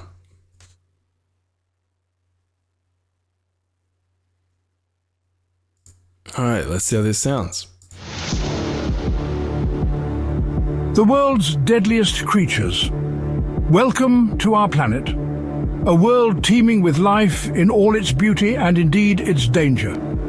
For millions of years, creatures great and small have carved their niches, honed their survival instincts, and in many cases developed remarkable adaptations that make them formidable forces to be reckoned with. Isn't that cool? I mean, as someone who grew up like as a kid watching David Attenborough documentaries and like Our Planet and Blue Planet, I know, man, this is nostalgia. This is so sick. What a voice. No one will ever be a better nature documentary narrator than David Attenborough. But do you know what is a shame? David Attenborough only speaks English. I'm going to go with that plot line because it makes sense for this video. Because what's cool is that with NVIDIA, you can basically tell it to do anything you want. Now, it might not always do it perfectly, but sometimes it does it pretty well. So for example, I could change this to be like the voiceover to Spanish and hit generate. Half this editing is just going to be cutting out all the loading time from NVIDIA. That is the one downside of NVIDIA, is that it does take some time to load things, but like I feel like once you've experimented with your prompts and you know what you want, then you can kind of just come in here and just like use the same prompts that you know for a fact will get you the result you want. So for example, me, when it comes to these kinds of videos, I love the David Attenborough voice, so I will just always use that one as opposed to spending a bunch of time playing around with different voices. But anyway, let's listen to this now. Las criaturas más mortales del mundo, bienvenidos a nuestro planeta, un mundo lleno de vida en toda su belleza y de hecho en todo su peligro. I can't speak Spanish, but this sounds very convincing to me. So I don't know if anyone can speak Spanish down below. Let me know. Was that translation pretty good? I do want to go back to English though, so I'm just going to come and hit this back button. Just reset it back to English for us. Now I've made these initial edits. Let's watch through this video in its entirety and see if it's any good. And I will leave this in the final edit, so those of you who are curious can watch. But if you don't want to watch this, you can just skip about 5 minutes ahead, where I'll show you the next way of generating AI footage, which is pretty cool. The world's deadliest creatures. Welcome to our planet. A world teeming with life in all its beauty and indeed its danger. The David Attenborough nostalgia. For millions of years, creatures great and small have carved their niches, honed their survival instincts, and in many cases developed remarkable adaptations that make them formidable forces to be reckoned with. Today, we're embarking on a rather sobering exploration, a countdown of the top 5 most dangerous animals on Earth. A ranking based not on size or ferocity, but on the sheer number of human lives they claim each year. Prepare yourself, for the answers may surprise you. Number 5. Tsetse flies. Silent death on wings.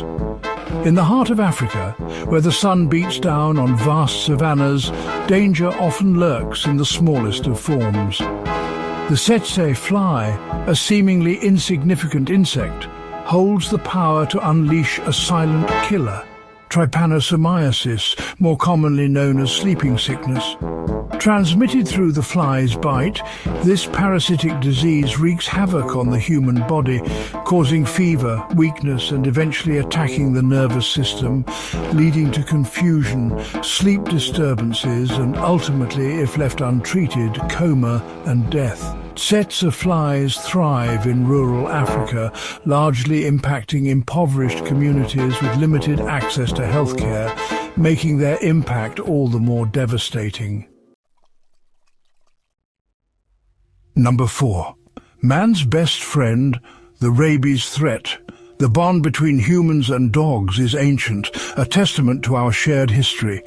Yet, this companionship comes with a caveat, a hidden danger that transforms a beloved pet into a potential carrier of death. Rabies, a viral disease that attacks the central nervous system, is tragically common in dogs in many parts of the world. Spread through saliva, often via a bite, rabies is almost always fatal once symptoms appear. The tragedy lies not only in the loss of life, but in the breakdown of trust between two species so closely intertwined. Chapter 3. From the constricting pythons of the tropics to the venomous vipers of arid deserts, snakes have long instilled fear and fascination in equal measure. Their sleek, muscular forms and often lethal venom make them formidable predators. While not all snakes are venomous, those that are can deliver a cocktail of toxins that attack the body's vital systems, causing paralysis, internal bleeding and tissue death. Yet it's important to remember that snakes are not inherently aggressive. Most bites occur when humans inadvertently threaten them. Chapter 4. We often search for danger in the external world, in the jaws of predators or the venom of venomous creatures. But the uncomfortable truth is this: the greatest threat to humanity lies within ourselves. From the horrors of war and conflict to the everyday tragedies of violence and accidents, humans possess a unique capacity for destruction, both to one another and to the very planet that sustains us. It's a sobering thought, a reminder that our actions, individually and collectively, have profound consequences. Chapter 5. It may seem unfathomable, but the world's deadliest creature isn't a fearsome predator with razor-sharp claws or bone-crushing jaws. It's a tiny insect often disregarded as a mere nuisance, the mosquito. These buzzing bloodsuckers are vectors for a host of diseases, the most deadly of which is malaria. Transmitted through the bite of infected mosquitoes, malaria parasites invade red blood cells, causing debilitating fevers, chills, and organ failure. This disease disproportionately affects sub-Saharan Africa, claiming the lives of hundreds of thousands of children each year. As we conclude our journey through the world's deadliest creatures, it's important to remember that fear should not be our primary response. These animals, from the tiny mosquito to the venomous snake, are products of millions of years of evolution, each playing a vital role in the intricate web of life on Earth. While we must acknowledge the dangers they pose, we must also appreciate their place in our shared ecosystem. Stay informed, take necessary precautions, and let's strive to coexist in a world where both humanity and nature can thrive. Sweet. So there we go. We've got our video. There were definitely some things I would change through here. I wasn't a huge fan of some of the music picks. Some of them were a little bit too happy for a video about gruesome death. There was also a couple of clips, like I think the snake one, there was one. There was also one clip of the Sets a Fly where it showed a mosquito instead of a fly. But aside from that, this video is pretty much good to go. Like that'll probably take me an hour or so of like scrolling through stock video sites, writing the script, narrating, etc. I just generated all that in 15, 20 minutes, and that was with me showing you all the different settings. I could have generated this in probably 5 minutes if I just was churning it out. So that's pretty damn cool. From here, you could just click on download the full quality version of this video, and then just upload it to YouTube. But before we do that, I want to show you a couple of other use cases for InVideo, because a lot of us, myself included, we're not actually creating fully generated videos from one prompt that we upload directly to YouTube. It's just not going to work for our niche. Now, it is possible to actually create an entire channel just using InVideo videos. I have a friend, I won't reveal their niche because they'll be angry with me if I do, but I know they make a couple of grand every single month creating videos 100% generated with InVideo AI. But to give you a rough idea, it's in the educational geographical space. So while it can be done, again, for a lot of us, we're not going to be generating entire videos from scratch like I just did here. So hopefully after seeing these demos, some of what I've created, you're able to make the decision as to whether or not AI video is going to be useful to you. And if it is, there's no other company or tool I would recommend than InVideo AI. I've done a bunch of testing already. You can go out and do the testing yourself, but you'll probably find that when it comes to AI generated videos, InVideo is leading the pack. So if you want to give them a go, link will be down below. Again, thank you very much InVideo for sponsoring this video. But like I said, I genuinely think they're leading the pack when it comes to AI video generation. And I was actually the one who reached out to them to sponsor this because I wanted to talk about this. So link below, want to try AI video, check that out. But if you're not interested at all in AI video, stick around because I've got a bunch of interesting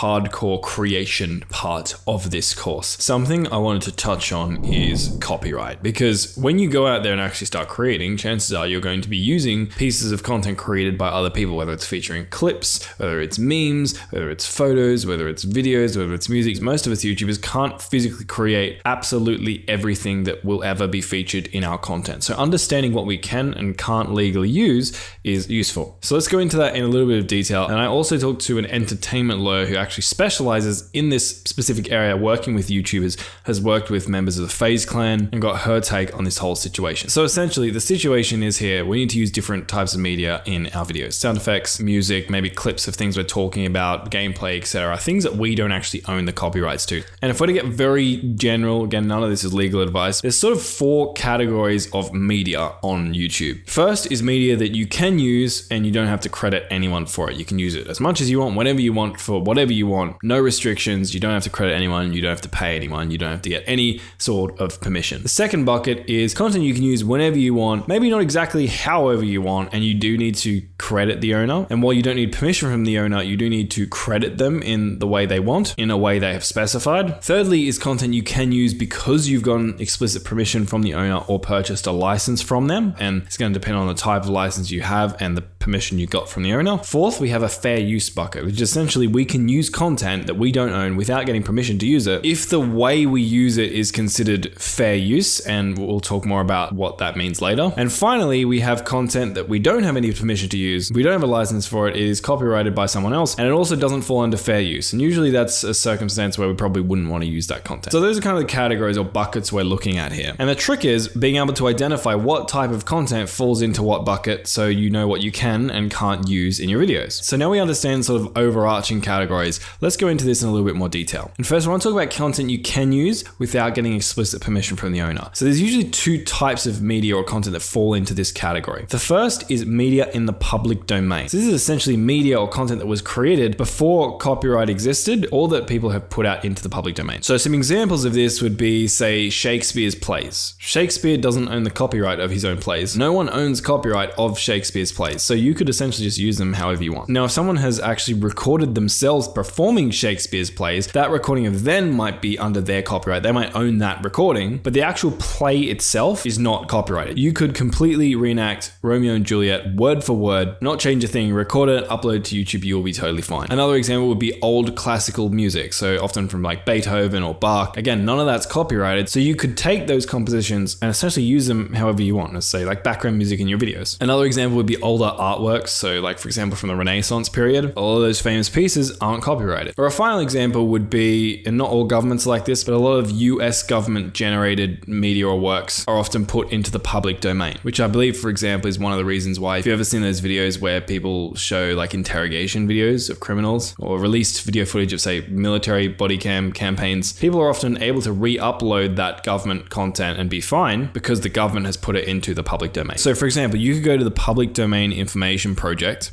go public domain music, click on this, go search on YouTube, click onto this.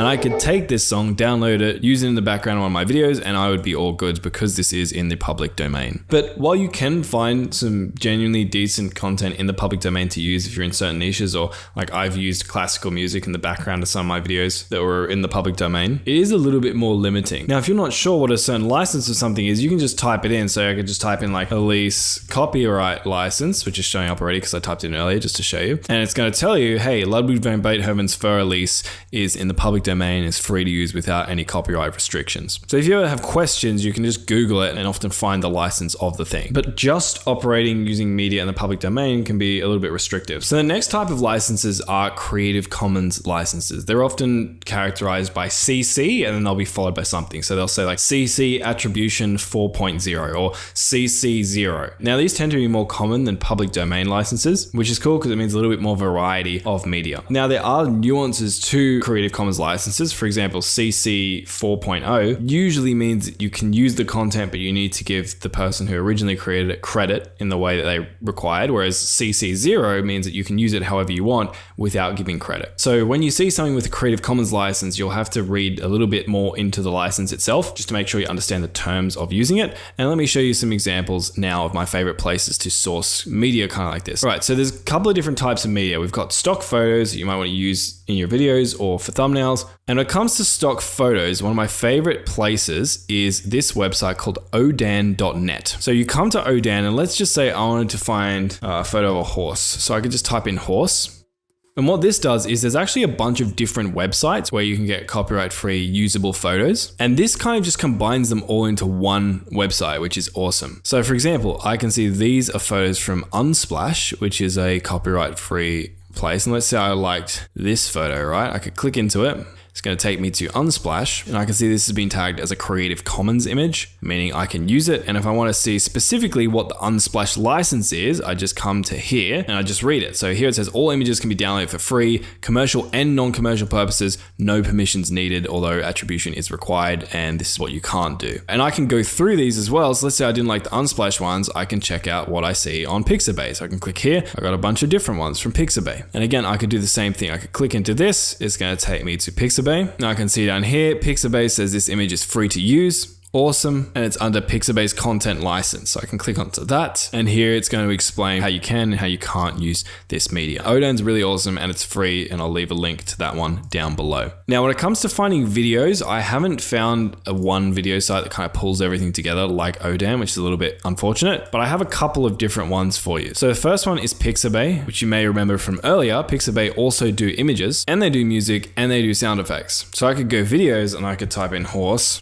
and it's going to show me videos of horse, like so. And again, I can see this is free for use and download, and I could come in here and check out Pixabay's license, which we just did earlier. Now, the next one I like is Videvo, which has over 3 million stock footage clips, motion graphics, Premiere Pro templates, After Effects, royalty-free music, and royalty-free sound effects. So you can go through and usually find a ton of sick stuff in here. And again, when you click in here, you're going to come down, you're going to see what is the attribution license. So here it says you can use it in as many projects as you want, but you must attribute the author of the clip. So I can click into this and I can read exactly what the specifications are of this. In this case, it wants to provide credit to the author. So I could use this clip of these lines. I would just have to credit the owner in the description of my video. Now, the next one that's good is Pexels, again, which has photos and videos. Next one is Cover, which has videos and music. Next one is Adobe Stock. So obviously Adobe is going to charge you money for things because Adobe are money hungry bastards. But what you can do is you can come into it and sort by free and then search for free photos, videos, vectors, etc. So let's go horse, for example.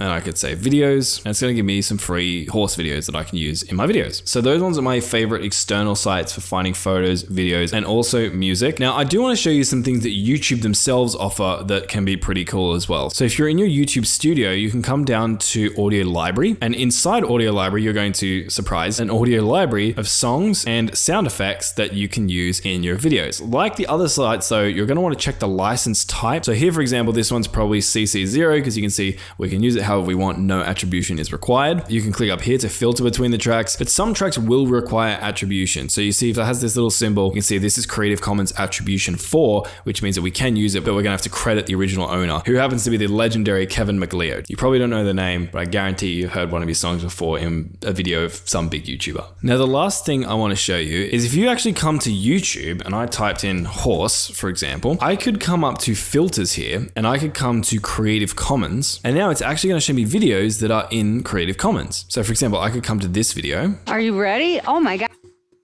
And if I scroll down to the bottom, you can see that all these videos have actually been uploaded under the Creative Commons Attribution license, which essentially, as you remember from earlier, means that we can reuse clips from these videos in our videos. All we have to do is make sure we credit the original owner. You can click into here to read a little bit more about how this works. But yeah, that's a really cool feature that a lot of people don't know about. But again, really important, you can't just use any video on YouTube and give them credit and expect that it's fine. You have to specifically filter by videos that are uploaded under a Creative Commons Attribution license. So after hours and hours and hours of searching and scrolling the best sites, in my experience, the ones I just talked about are the ones I personally use most frequently and the ones I have the most luck with when it comes to free places to find media to use in your videos. So let's talk for a minute about media that falls outside of the public domain or Creative Commons licenses, because there are circumstances like I said earlier, that you can use that type of content. The first example would be if you get direct permission from the owner of that. So if I just typed in horse again, it's going to remove my filters. And let's say I found this video, right, which I happen to have watched. Now, if I click into this and come down to licenses, you can see that this hasn't been uploaded under Creative Commons. But if I reached out to this guy, so I clicked into his channel,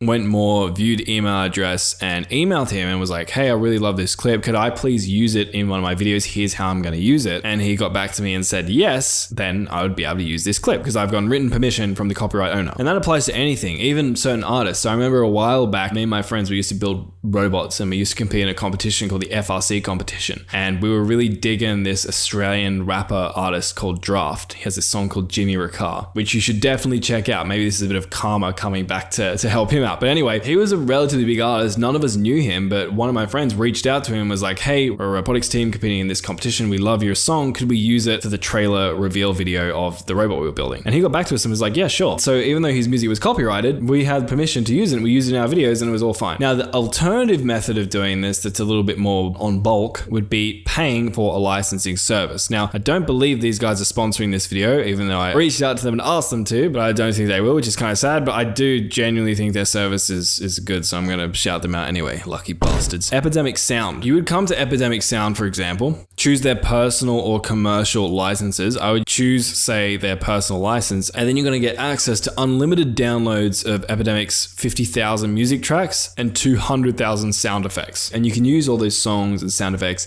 in your videos. Now you might say, well, why would I use this compared to the free ones that I showed you earlier? The main reason would just be sometimes the caliber of music on sites like Epidemic Sound is going to be slightly better and you're going to have a little bit more variety than free sites. So my general approach would probably be check out the free ones first. If you can't find anything you like there, then go use the paid ones. Because when you think about it, regardless of whether companies are or not sponsoring this, I'm just sharing my genuine opinions. Like $27 a month for 50,000 music tracks and 200,000 sound effects and unlimited downloads of that. It's like a pretty reasonable deal in my opinion. So that's Epidemic. Now there's another cool company called Licked who, again, transparently, they have sponsored me in the past, but they're not sponsoring me for this video, so I'm not getting paid for saying this. And they're similar to Epidemic, but the main thing that's cool about Licked is that they have licenses to very popular artists' music. So for example, you can get Coldplay, Bruno Mars, Sabrina Carpenter, Marshmello, Linkin Park. There's a bunch of songs from these guys and way more well-known music artists that you can actually use in your videos, which is pretty sick. It is going to be more expensive if you're going to try and use songs from these creators, because obviously these are really big songs. But if you have your heart set on this particular pop song that you really want to use in your videos and you want to be able to monetize it, sometimes using a service like Licked can be really cool. Now, the last one I do want to mention are Artlist, who, like the others, claim to have the highest quality music, sound effects, AI voiceovers, etc. Now, I haven't spent as much time using Artlist as the others, but I have heard really good things about them. So just check out the three I talked about today. So if you are looking to actually get a professional music subscription, you can check out Epidemic, Artlist, and Licked. And then based on the kind of songs you want and kind of videos you create, you can choose your subscription from there. Now, one last one that I do want to mention that is a little bit niche, a little bit random, but I think it's kind of cool, is this one, FeslianStudios.com. So essentially, this is a bunch of music all made by one guy. And it's kind of David Feslian. It's kind of crazy how much music this one man has created. And basically, if you come in here and leave him a donation, which it can be a donation of any amount of money, like I tested this, it can literally be $1. You'll get a commercial music license to use all of his music as much as you want forever on your channel and monetize your videos for that one-time donation. And this was actually when I was on a bit of a budget starting my gaming channels back in the day. I actually used this site quite a lot when I couldn't find copyright-free music that I wanted to use. And so yeah, I thought I'd give it a shout out as well. All right, now the last category of legally using media, again, music, sound effects, videos, photos in your videos, this one without getting permission from the original owner or paying them is fair use. You may have heard of it. Essentially, fair use is a legal doctrine in the US that essentially allows people to use other people's work without giving them credit if it falls under a particular category. So for example, if you've ever seen someone create a parody of like a popular movie and thought, how is it that they were able to afford a license to use that thing and create a parody out of it? Well, it turns out that work of parody falls under fair use. So if you're creating a parody of something, you don't need a license or permission from the original owner. Another example would be work of reporting. It tends to fall under fair use. So all those news sites who are documenting things and reporting on things, you probably noticed they might use other people's clips clips, and often they don't have explicit permission or a license from the original creator of those works to use in their news reports or broadcasts or articles or whatever. But because it's a work of reporting, that falls under fair use and is okay. But fair use is quite nuanced, and I'm not a lawyer, obviously. So I thought I would show you a conversation I had with an actual lawyer, Anita Sharma from Sharma Law. And not only is she a lawyer, which is 1+ already, but she's specifically an entertainment lawyer who has worked with multiple YouTubers, including people from FaZe Clan. So she's familiar with this space, and I wanted to ask her more about fair use. But before I did ask her about fair use, I asked her about how YouTubers should figure out what laws they need to follow when it comes to rules around using other people's content. Because, for example, the fair use law is a US law. In Australia, for example, we have something similar, but it's called fair dealings law, and there are slight nuances to it. So the question I had is, YouTube is a US company, and for example, the US operates under fair use law, but I am in Australia. I have an Australian company. I'm running an Australian YouTube channel, and Australia operates under fair dealings law. So if I want to use someone else's content for, say, a parody or a news reporting, should I be trying to follow fair use law, or should I be trying to follow fair dealings law? I.e., should I look at the US's laws and regulations, or should I look at Australia's laws and regulations? And here's what Anita had to say about that. The question I get from a lot of my international YouTube buddies is, do the YouTube rules or laws differ depending on the country you're in? So for example, if I'm in Australia, fair use law is actually, the equivalent is fair dealing law, and fair dealing is actually different to the US's fair use. So as an Australian YouTuber, should I operate under fair dealing, or should I be operating under fair use? Yeah, so that's a really good question, and it's also a difficult one to answer, because you should be operating under YouTube's community guidelines. That really is the bottom line. So YouTube has community guidelines. They're US based. If you're using a platform that's based in the US, I would say the safest bet is to operate by those US community guidelines. And look, there's lawyers that only work on jurisdiction. In other words, if there's some type of litigation, they fight over where that litigation should happen, right? That's what you're talking about. Is the jurisdiction Australia? Is the jurisdiction the US? So it's a complicated question, and it's this question of law. I would say, to play it safe, you follow the rules that are in the YouTube community guidelines that are US based. YouTube, because they understand that they're in hundreds of countries, they do provide for a mechanism to report something under local laws, because there could be something offensive, for example, in a certain country that's not offensive and considered offensive in the US. But if you are in that other country and you want to report something offensive, they do provide a mechanism to do that according to local laws. But I would say, in general, follow the community guidelines that YouTube provides, and it is US law. So would it be safe to say that if the thing in question is addressed in the YouTube community guidelines or one of YouTube's policies, then follow that, even if it's different from your local law necessarily? And if the thing that you're interested in, which is probably a very low occurrence, but if it's not listed anywhere in YouTube's terms and conditions, then do I look at US law or do I look at my local law? Look, with fair use, I would absolutely use US law, because if you think about it too, YouTube can't police in every single country according to that country's law. They're just going to say, we're a US-based platform. Here's our community guidelines. They're US-based. And here's the rules for fair use. And if you look at YouTube's rules for fair use, it's US law. It looks at the 4 factors that are considered in the US that people look at when they're determining whether something is fair use or not. I would say that's your safest bet. If it's something that YouTube doesn't cover, they don't know, I'm not sure what that would be, but in that case, you would go by your local laws. I mean, I don't think anyone's expecting you to research US laws. I will say, in terms of fair use, I would go with US laws. Cool. So fair use, specifically US laws. Anything else covered under YouTube terms and conditions, just listen to that. And if it's anything outside of that umbrella, again, probably pretty rare, but just look at your local jurisdiction or laws. Yeah, I mean, look, I would say that if something is illegal in the US and legal in another country, they're probably not going to allow it. I guess maybe a good example is marijuana use, right? Like, weed is legal in many countries. If you're a gamer and you're smoking online and playing, it's against YouTube community guidelines, right? Drug use. So that's kind of an example of where US laws are applying versus the laws of, the Netherlands or a country, an area of the world where that sort of thing is legal. So that's a good example, frankly, of,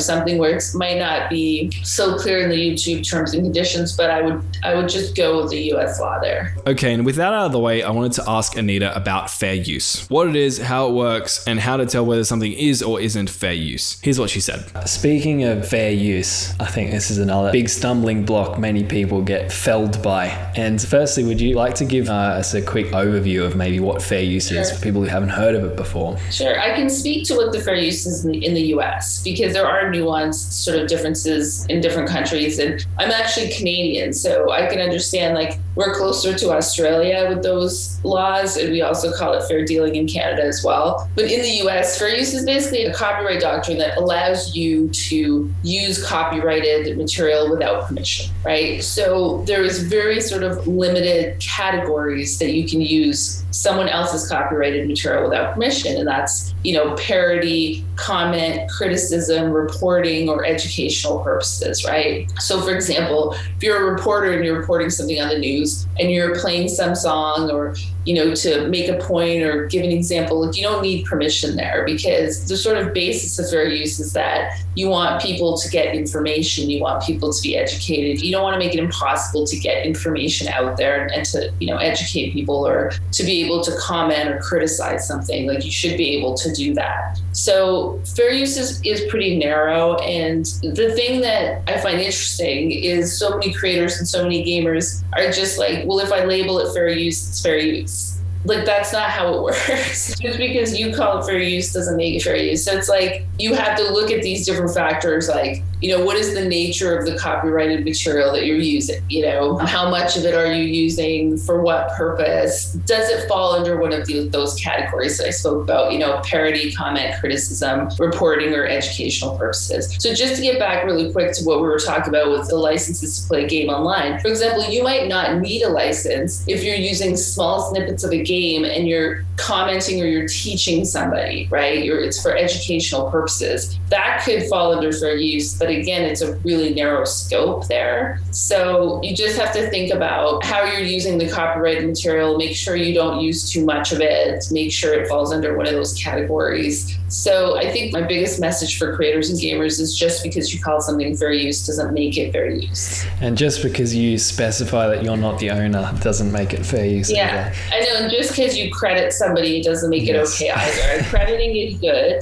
You should give credit to the owner, but credit doesn't equal permission. So I hear it every single day almost, where like a client is like, well, this is fair use. And I'm like, but it's not, right? So especially if you're benefiting commercially, that's a huge red flag. If you're using somebody else's copyrighted material and you're benefiting commercially, that's a problem. And like the example I gave you before, where if you're playing somebody else's music in the background as you're making thousands of dollars streaming on Twitch, like, that's a problem. Yeah, and earlier you briefly mentioned that duration of the clip can be a big factor. And I think for anyone who's interested in those 5 factors that Anita mentioned in terms of what fair use falls under, you can Google them and find them pretty easily. But is there a kind of a gut feel or grey, like how long is too long? How long is short clip? Like, what are we talking I would say the shorter the better. It will help you, because then you're not taking advantage of using somebody's copyrighted material and benefiting from that. I would say the golden rule is the less you can use, the better. Is there any kind of general threshold as to, like, when we say shorter, are we talking like 30 seconds, a minute, 10 minutes? Like, for a streamer who streams for 10 hours, an hour is short. Yeah, well, if you're just going to stream something without any sort of commentary, criticism, educational value, you just can't do it, right? Like, it doesn't matter if it's 3 seconds. So if you are going to do it in a way that you're trying to teach people, or you're trying to comment or criticize on something, like you're saying, like, okay, I'm going to check out the latest version of Call of Duty and we're going to look at these different elements in it. You can do that, but those different elements that you're going to look at in the game, you should keep as short as possible. Like, you shouldn't be, streaming it to the point where people are getting access to copyrighted material without paying for it, right? So that's sort of a good example. Like, if you're going to comment on the latest version of Call of Duty, just use like the least amount of elements from that game as possible when you're commenting. Like, don't just comment over like a stream, like try to use like the smallest snippets possible, whether that's like 60 seconds or 30 seconds or 10 seconds. I would say like 10 minutes is way too long. but it's just really using small snippets. So maybe, again, not set in stone, but an example would be what I'm hearing you say is instead of, say, having a 10-minute video of all the latest clips of that video, maybe you can have, say, a face cam where you're commentating and then every now and again you flash up a snippet of the thing you're commentating on instead of the thing you're commentating on being the footage for the entire video. Is that kind of where you're kind of going with that? If you're going to do that, I would absolutely recommend that you do snippets and not comment over the entire video, correct? However, if you're consistently commenting over the entire video on every element, then that could fall under fair use. I would advise a client to play it safe and use the least amount as possible of the game when you're commenting on it. It's a gray area when you're looking at fair use. You're balancing these different factors. You're looking at, the purpose, the nature of the work, the amount used, what you're doing with it, whether you're benefiting commercially. Like there's all these different factors that are to be considered. But I would absolutely use the smallest amount possible. And so for someone who's read through the points of what is and what isn't fair use, and they've listened to what we've discussed for the last couple of minutes, but they're still not sure, should they go and consult a professional, or should they just give up and go, not worth it, just going to leave this completely? Like, what would you recommend? I would say if you're really concerned about it, talk to a lawyer. A lawyer will help you and they'll tell you whether they think it's fair use or not. Again, there's attorneys out there that only do that. They do fair use all day, every day. But, talk to an attorney who knows copyright law and who can advise you. I can look at something and tell you just through experience in a minute whether I think it's fair use or not. I mean, you just start to know, right? Like if it's a documentary, it's likely fair use, right? Because you're commenting, you're criticizing, you're educating. So it's really kind of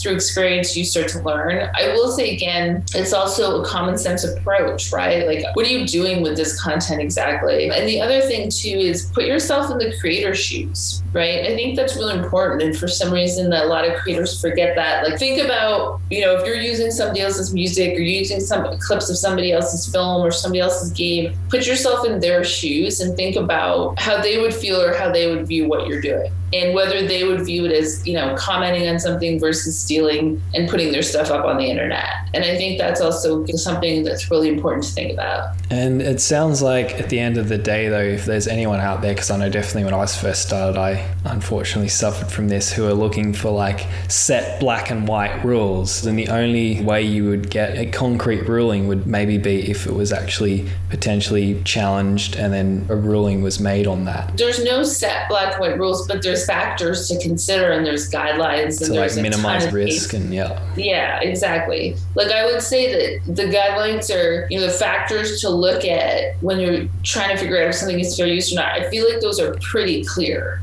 So ultimately, like very rarely are things going to be litigated and have to be resolved in court, whether something's fair use or not. I think that, first of all, look at the factors, look at what you're doing. If you're not sure, talk to an attorney. And any attorney with experience in copyright will tell you in like a minute whether it's fair use or not, and what you can do to transform it into fair use. If you don't mind me quickly tangenting here, how would you recommend that someone who's interested in actually getting a professional opinion on their content actually go about doing that? Sure. Well, you should definitely find an attorney who's experienced in copyright law, right? So don't necessarily go to your uncle who's a real estate lawyer. Ask around, talk to your friends, other gamer friends, streamer friends. Like a lot of times, like it's a community, they talk to each other and they can recommend people, even within your local area. Like there's probably like a bar association, you could Google like Sydney Bar Association and that will bring you probably to a website that will list like a bunch of attorneys in different areas, or you just Google like copyright lawyer Sydney and you'll find somebody. I've got a feeling I know what the answer to this next question will be, but I'm going to ask because I know a lot of people are probably concerned obviously about the costs of consulting a professional. Are there any secret industry hacks or Facebook groups or Reddit threads or anything like that that you know of for people who really are concerned and really want to get their content checked out, but they're very equally concerned about the fees it would cost for a professional to help them out? Yeah, I mean, look, I can't recommend any sort of Reddit subgroups. I mean, there are attorneys that go,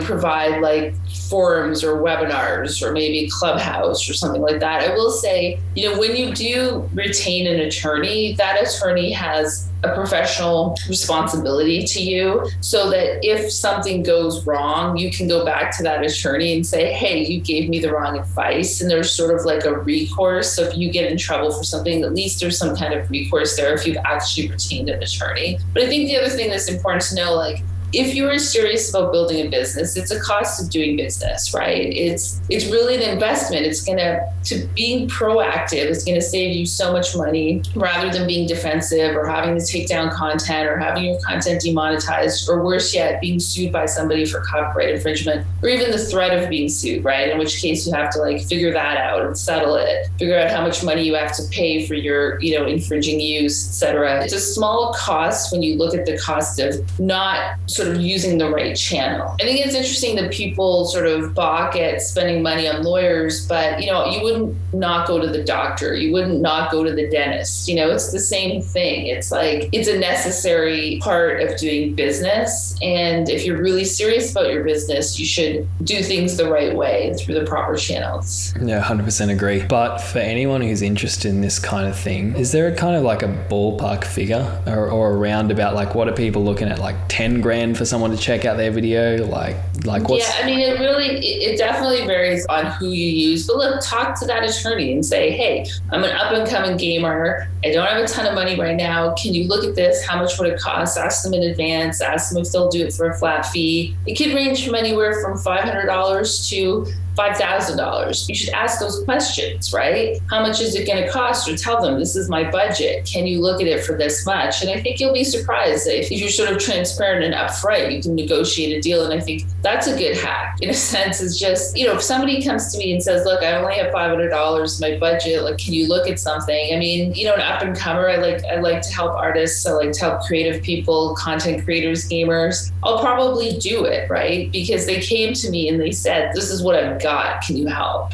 So it's okay to do that. Just quickly on one last fair use thing. Another thing that obviously rampant on YouTube is the reuse of other YouTubers or Twitch streamers or Redditors gameplay clips. How does that work in terms of fair use or usage rights? Yeah, I mean, again, like if you're using it in a way that falls into a fair use category, then it's okay. But otherwise it's not. Like, you're using somebody else's copyrighted material, you're using some content that someone else has created, right? And copyright just automatically arises when you create something and you put it in a tangible form of expression, right? It can't just be an idea in your head and all of a sudden it's copyrighted. So if somebody has created a clip, that is their content, that is their copyright, and you should not use it without permission, and you should just reach out to them. And I think this is the other thing that I tell creators all the time is, you would be really surprised. Like, many people just really appreciate the fact that you're actually reaching out to them and you're asking them for permission versus just using it, and I think a lot of people really appreciate that and are open to you using their content, small portions of it, whatever, because you asked. And I think that's so important to recognize. So massive thanks to Anita for sharing her knowledge, and you can check her out at Sharma Law.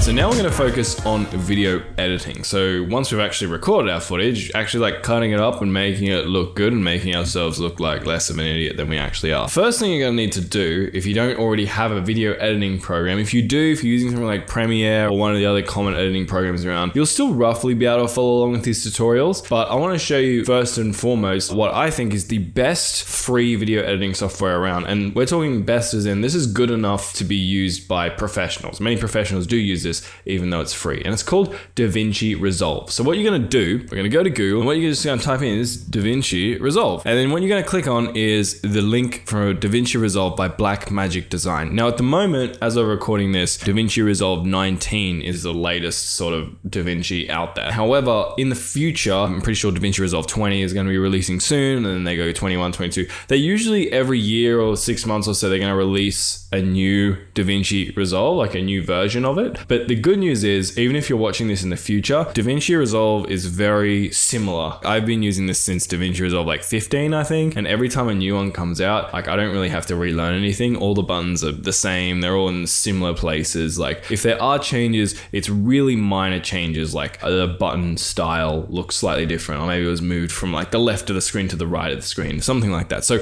even if you're using a future version of this, you will be able to follow along. Anyway, so you're gonna click into DaVinci Resolve and you're gonna scroll down and you're gonna click on free download. I can't believe this is free, it's insane. And the one you're gonna select is the one on the left, and then just select whatever option suits you best. So when you click on it, you'll be given a form like so that you'll be able to fill out. And once you fill out the form, you'll just hit register and download, and DaVinci Resolve will start downloading. Now, I've already done this. My Resolve is downloading here, as you can see. Once that's downloaded, I'm gonna show you how to actually install it, and then we'll look at setting it up. So DaVinci Resolve is downloaded as a zip file. Now, what we're gonna do is on Windows, I'm just gonna right click and I'm gonna go to 7-zip and I'm gonna extract files. However you extract files is okay. And I'm just gonna extract it to this folder like so. All right, so what we're gonna do, come in here right now, and then we have the DaVinci Resolve application. So we're just gonna double click on that and it's going to extract for us.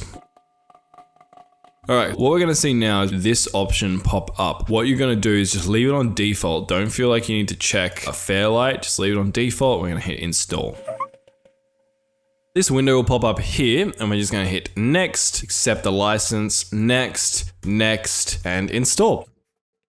All right, so now it's done. We're just gonna hit finish and hit OK. And now on your computer, you can see that DaVinci Resolve has been installed. So we're just gonna double click on this guy. So we're gonna hit continue on this guy when it pops up, and we're going to hit start here. Sometimes it'll ask you if you want a quick start or not quick start. I would just select the not quick start option and just open it manually. I'm gonna hit allow access. All right, we'll bring it across here. And now DaVinci Resolve 19 has loaded up. The first thing it's gonna load is this window, which will show you all of the projects that you currently worked on. So DaVinci has remembered some of my past projects that I've edited here, and you can see them all here, but your version is not going to have any of these. It's just gonna have one blank project called Untitled Project. But that's okay, because what we're gonna be doing now is creating new projects for you to edit in. So gonna come down to new project, click on this button, then you can name it. So we're just gonna go test project, hit create, and now we're gonna open up DaVinci. Now this is gonna look very overwhelming and scary at first. I remember feeling super overwhelmed when I first jumped into something like this, but it's okay. We're gonna go through everything step by step, and it's all gonna make a lot of sense soon. So the first thing you're gonna wanna do is actually go down to the bottom here, and we're gonna go to the edit tab, because we're going to be editing videos, and your tab is gonna change and look a little something like this. Now my edit tab actually looks a little bit different to what your default one will, because I've actually customized it a tad, but let me show you what it's gonna look like on default. And if you've used DaVinci Resolve and you wanna follow along step by step with this tutorial, like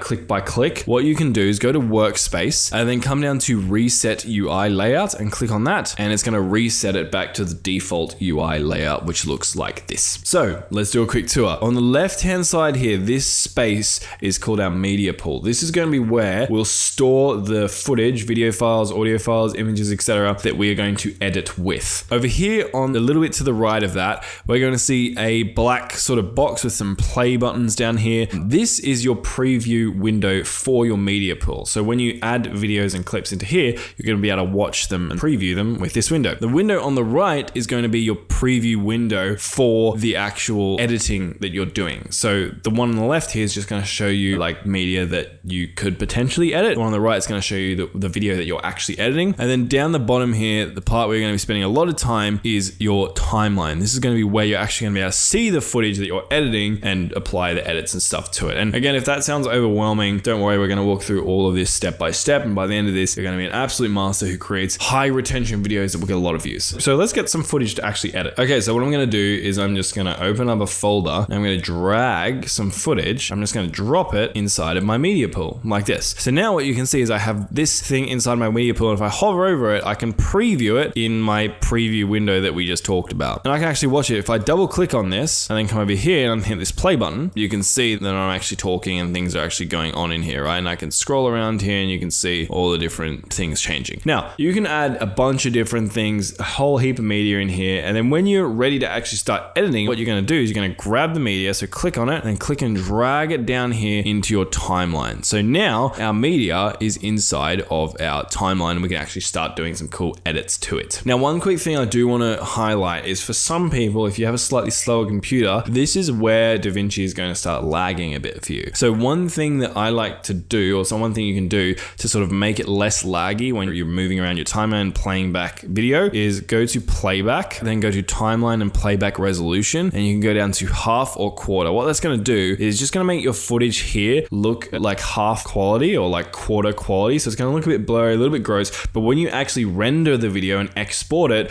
it's going to go back to full quality. So essentially you'll be editing it and it'll look low quality, but then when you export it, it'll go back to high quality just to make your machine a little bit faster. Anyway, so we've got our footage now. Now what I want to show you real quick is just how to customize this view, because some of you might have smaller screens, larger screens, you might want to adjust how things look. So whenever you hover over an edge of sort of like a thing, you'll see these like arrow lines. What you can do, you can click and drag and you can like make things smaller and larger. So let's, for example, say I wanted to make my timeline down here bigger so I can see more of it. I could grab it and drag it up. Now my preview window is going to be smaller and my timeline is going to be larger, right? Obviously I don't like that, so I'm going to bring that down. The other thing you can do is you can turn things off and on by clicking on them. So anything that's kind of highlighted like this is turned on. So what you can see right now is my media pool is turned on because I was using it. But once I've used my media pool, if I've added in all my media and dragged it into my timeline, I can just come up here and click on this. It's going to remove it so I can have more space to do my editing. And then if I want to go back and grab more clips, I can come to my media pool and click on that. That's going to be the same for every sort of effect or tab or whatever we open up inside of DaVinci. So later we'll talk more about these, but if I go to the effects tab or the index, or I want to open up the inspector, like I click on these, it's going to open them all, and then I can give myself more space by clicking on them again and just hiding them. So you can muck around with that, get this looking the way you want. And when it's looking the way you want, I'm just going to bring it back to the default just so it's simpler for you guys. Let's actually start playing around with some footage. So as we mentioned, the footage is in our timeline down here. Now we can play this footage and watch it back by going over to the preview window on the right hand side here and hitting the play button. I am going to rotate. And you can also use this button here to like drag around the video, right? To navigate around it. However, most commonly, if you're going to navigate around your timeline, so like skip to a later part in the video or move to a certain part of the video so you can make a cut there or an edit, you're actually going to use your playhead. So you see this like red line thing down here? That is your playhead. And if you click on these little like ruler kind of looking things like this, you can see your playhead jumps to different places. Also, if I hit play on this video, you can see my playhead gradually moves. Basically, the playhead's showing you what part of the video you're currently at. So let's say I wanted to skip to, 1 minute 30. I can just click up here. My playhead's gonna jump there. And now I'm at 1 minute 30. Now, something else you might notice here, right? If I grab my playhead and I drag, you can see that I have a lot of footage here that isn't showing up just because it doesn't actually fit into the screen. So what you can do is come up here to this little plus and minus button. Click minus, minus, minus, minus, and I can zoom all the way out. I can see my entire video just inside of my timeline. And if I want to make a particular edit at a certain point and I want to like zoom in on that point, I'm just going to select that point or find that point with my playhead. Let's say it's like halfway through the video, and I can just hit the plus button and zoom in on that particular part of the video. So that's how to install DaVinci, create a new project, add your footage, customize your workspace, and then actually navigate around your timeline so you can actually start editing. Now what we're going to do is look at how to actually start making edits. Now we know how to sort of navigate this whole timeline situation. So the most common thing in editing that you'll want to do is cutting, removing parts of a video. And cutting in DaVinci Resolve is quite simple. So let's say, for example, I'm going to go right to the beginning of my timeline. I can also use this little play bar here to navigate around, so I can drag that down. Let's have a look at this real quick. So I'm going to zoom in down here on my audio track, and I can click and drag and make this bigger as well, so it's easy to see. Remember we talked earlier about clicking and dragging. Can you see how these waveforms here that represent sound, represent me talking in this particular video that we're editing? Can you see how the waveforms only start like here, and in the beginning of the video there's like 2 frames of silence? I might actually want to remove that silence so that we get straight into the video, and like as soon as people click on it, I'm talking immediately as opposed to them having to wait like 2 frames. So what I would do is I can just move my playhead to that particular location that I want to make a cut, and then I'm going to come here to this little toolbar here, and I'm going to click on the razor tool. So I'm going to click on that, and what I do, you can see I can actually move my razor around as well, and it creates like a little mini playhead. And when I click, it's actually going to make, and if I come back here and click on my arrow one, just so I can navigate around my timeline again, you're gonna see it's like making this like little line through the footage. What that shows is that the footage has currently been cut. It's been separated into two different pieces. I've grabbed my arrow tool again. I could grab this part of the footage by clicking on it, actually drag it, and now you can see that I have two separate pieces of footage on my timeline. Now, as we talked about, I'm making this cut so I can separate the intro from the rest of the footage so I can delete it because there's a silence here that is unnecessary. So I'm going to click on this, we can right click, and then I can just hit delete selected, and it's going to delete it. Then I just click on my main video footage and drag it to the beginning, and now you can see that I've deleted, I've cut that little bit of silence at the beginning of my video, and now my video starts immediately as I'm talking. I am going to roast your thumbnails. And awesome. But you can actually do a lot more than just cut off the beginning or end of your video. You can cut out segments within your video. So let's scroll out for a second. Let's zoom out using these buttons. You can see there's like a patch of silence right here. Do you see that right there? That patch of silence might be there intentionally, but it most likely is like I've forgotten what I'm saying. So let's zoom in and actually have a listen to this. And apply them regardless. So there's that big patch of silence here because I'm an idiot and I forgot what I was saying. So that obviously looks really bad in the video and we're gonna actually want to cut that out. So what I'm gonna do is I'm gonna come grab my razor tool again, click on that, and I'm gonna move it to the beginning of where I stop talking, which is here. I'm gonna make a cut, and I'm gonna move it to the beginning of where I start talking again. It's about here, make a cut, and now you can see I've separated this silence part, this part of footage I don't want. I'm gonna right click on it, delete selected, and now you can see that I have removed that section of video from my footage. All I have to do now is I'm going to click on this part to the right, I'm going to drag it to the right until it like snaps, and now I've deleted that silence and people won't actually be able to see it, and it's just going to skip over. And apply them regardless. So, you see that? Pretty cool, hey? Cutting is the most fundamental thing you're going to be doing in editing. You're going to be removing certain boring or unneeded parts of your footage and cleaning up your video for the viewer. There is another way though to sort of remove footage at the end or beginning of a clip that a lot of us use all the time. So let's, for example, go to the very end of this video. So I'm going to zoom out, I'm going to go here, I'm going to zoom all the way in. Let's say we wanted to remove this whole section of video here. Now I could just come here, grab the razor tool, cut it, then I could right click on this and then go delete selected. I don't want to actually do that though, so I'm going to go Control Z to undo what I just did, and Control Z again to undo things. Go back to my arrow tool here. What I could do instead, because every time you have to make a cut, or at the moment, like the basic way we're doing it, is you have to come and select the razor tool and then make a click, right? That's like additional clicks. An easier way to do it is you can grab your arrow tool, just click and hover near the edge of the clip. Can you see how it makes these little like icons? And I'm gonna click and drag it in, like so. And what you can see is it's actually just cut it off, essentially. So it's just made it easier. Now I don't have to click and delete and click and cut. I can just drag it and sort of remove it and make my timeline shorter or longer. And I can do the same thing. I can drag it out, I can drag it in, I can drag it so that it's only showing the parts of the footage I actually want it to show. One thing you might want to do though, when you're making your cuts, is to make them less harsh, less obvious. Add some sort of transition in between them so it just feels a little bit less janky. Easy way to do that. Let's go back to this cut we made at the beginning of the video. We're going to zoom in on this guy, and what you can see, oh, I've lost it.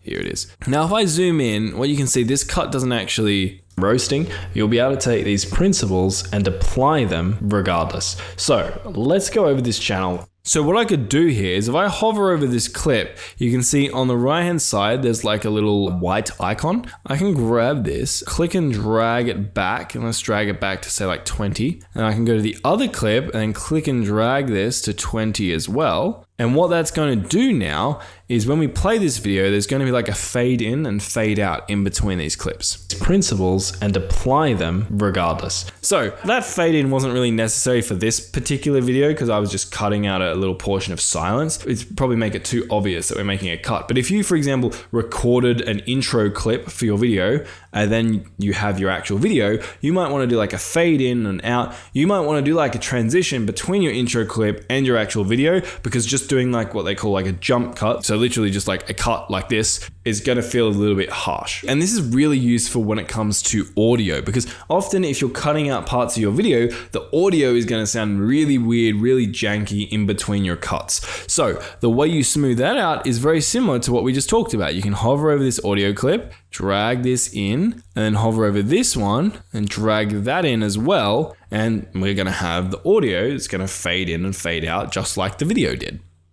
Now, those are really basic fade transitions, but there are some more advanced transitions you can learn. So I'm going to show you one right now. Come over here, grab our razor tool. I'm going to make a cut like right here, and I'm going to make a cut like back here. And then we're going to delete this middle portion of video. So I'm going to come delete selected, drag these together. And the reason I'm doing that is because I want to show like a sort of more harsh transition. So if we have a look at this video, so again, we're looking in the preview window up here, you can see that it's kind of like on this screen and then it changes, right? So it's very harsh because like jumps to like this random portion of the screen. It goes from showing the channel, homepage and banner and me looking at the camera to like 1 second later, bam, me not looking at the camera. There's like a red box on the screen. There's like a completely different set of footage. So we might want to transition between that a little bit more smoothly, and we might want to do it in a slightly more fancy way than just dragging these handles to do like a fade in, fade out. The way you can do that is you're going to come up to the left hand side, click on the effects library,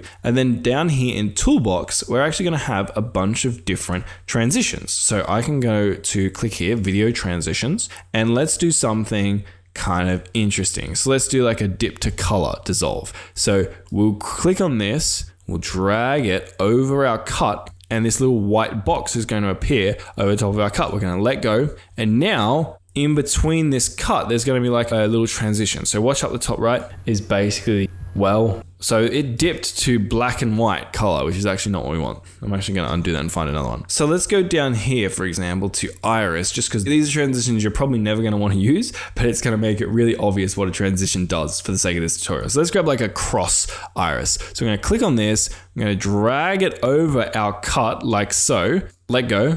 And now we've got this like little white rectangle over our cut. What that's going to look like is going to add this like cross iris transition between these two clips. So let me play this and watch the preview window. Yeah, is basically, well, do you see that like cross transition into the next clip? It looks a little bit gross. You would probably never actually use that transition in a video, but I just wanted to show you that one because it's really obvious to show you what a transition would do. Maybe a nicer transition you could use, for example, would be like a blur dissolve. So let me click on this thing. I'm going to right click on it. And I'm just going to delete this transition and let me grab like a blur dissolve and drag that over my clip. And now let's have a look what that looks like. On a crappy video idea is basically, well, you see it did like a blur dissolve into the next clip. Kind of cool, right? And you can also do the same thing with your audio. So you can come into audio transitions and you could do a crossfade at 3 decibels, for example, which is just going to make the audio blend a little bit more seamlessly into itself. So we're going to click on that, drag it over the audio, and now our audio is going to fade in and fade out a little bit less harshly.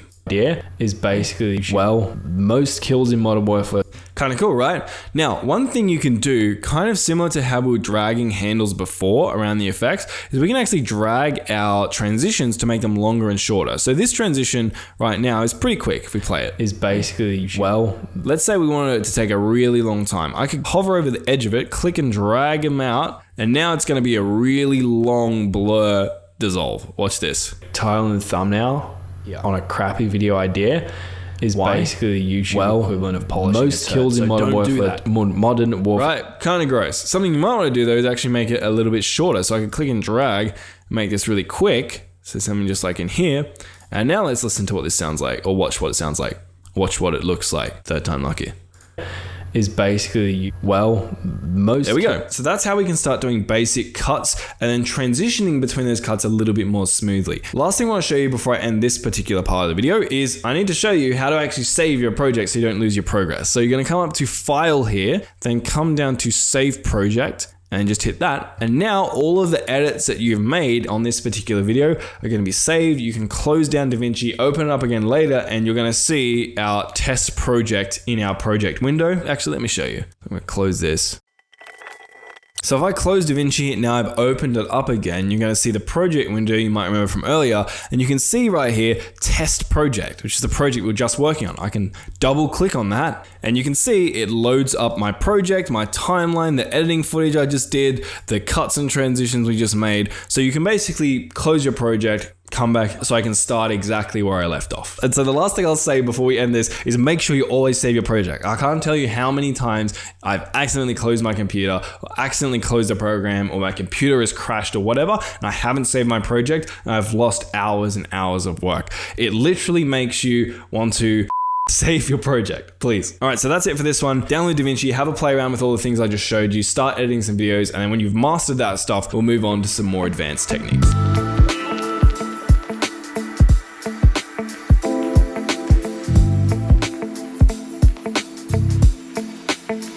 So I want to talk about syncing and linking. We've talked about basic cutting, but now let's talk about how we can disguise our cuts even further, especially if you've got like a voiceover or something like that. So let me show you, there's this bit of footage here where I'm mining a tree. I can't figure out how to run in this stupid game, so I'm walking around like a numpty.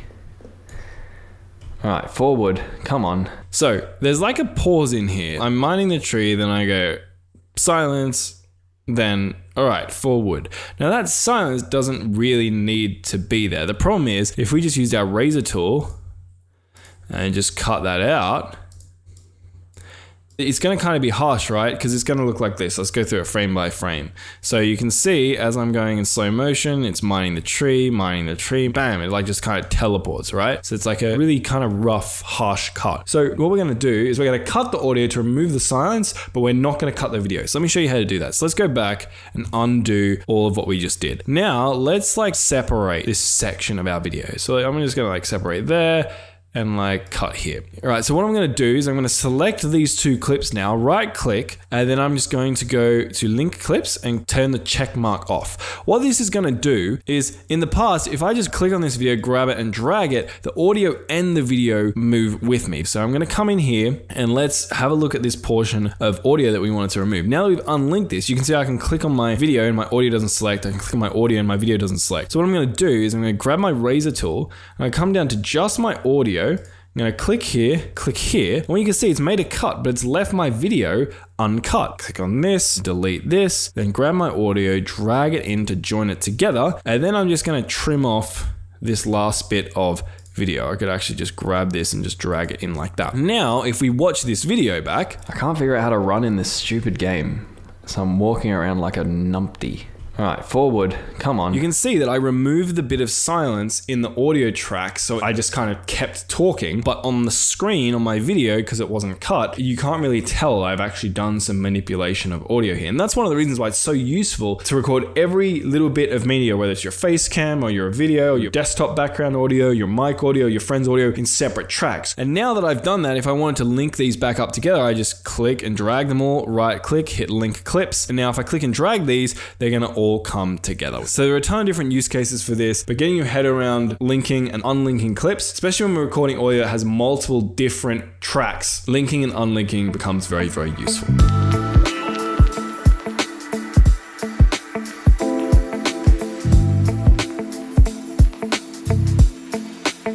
All right, so we've learned some pretty cool fundamental editing techniques that will allow us to manipulate our video pretty substantially. However, the more clicks you have to make in your timeline to make a certain edit, the more time it's gonna take you to edit. If it takes you a bunch of clicks, so if I have to like select a clip, come up, click on the razor tool, cut, then right click, then hit delete. If I'm making hundreds of cuts in my video, that adds up to hundreds and hundreds of clicks. So something you wanna do in editing is try to reduce the number of clicks you have to make, and a great way to do that is with keyboard shortcuts. So I want to show you some cool keyboard shortcuts to really speed up some of the editing tricks we've learned so far that I use all the time. So the first one is navigating around the timeline. So we've been using the minus and plus buttons to do that so far. But something that's really cool is if you hold Alt or Option on your keyboard and then scroll in or out, you can just really easily scroll in and out on your timeline like that. And really quickly, like I can scroll out and then zoom in on this, and then I can zoom out there, come down here, zoom in here.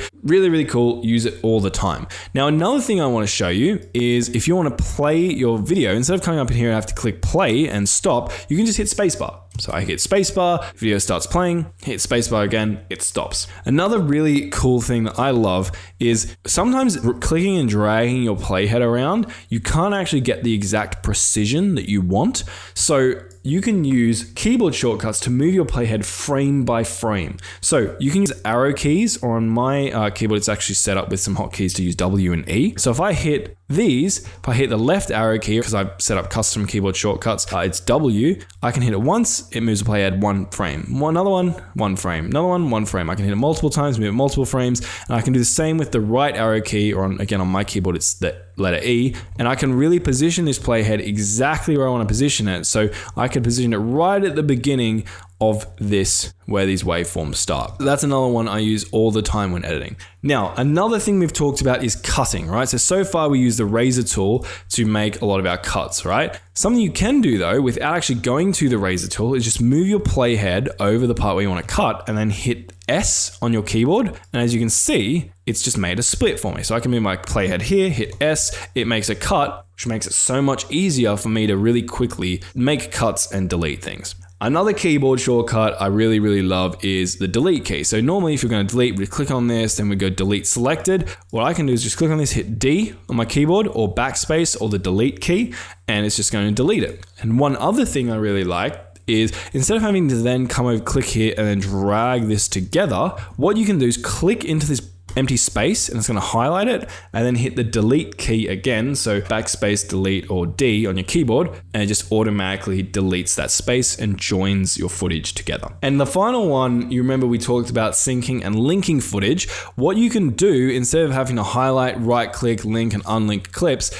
is instead of just clicking on a clip like this, which is going to select both of them, hold Alt or Option on Mac, and click on, say, video track, and you can see it's going to select just the video track instead of the audio track. So I can, for example, come click my razor tool and hold Alt or Option and click, and it's just going to cut my video. Alt or Option again, click, just going to cut my video. I'm going to come here, delete this, and you can see it's just deleted my video without impacting my track below it. So it's a quick way to link and unlink clips there. Now, if you want to use the basic methods I've shown you so far, they're tried and true, they're a little bit more straightforward, you don't have to remember fancy keyboard shortcuts, great, go for it. But as you get the hang of this, and you'll probably see me doing this throughout the following editing tutorials, if you learn how to use keyboard shortcuts, you practice remembering what those keyboard shortcuts are, it can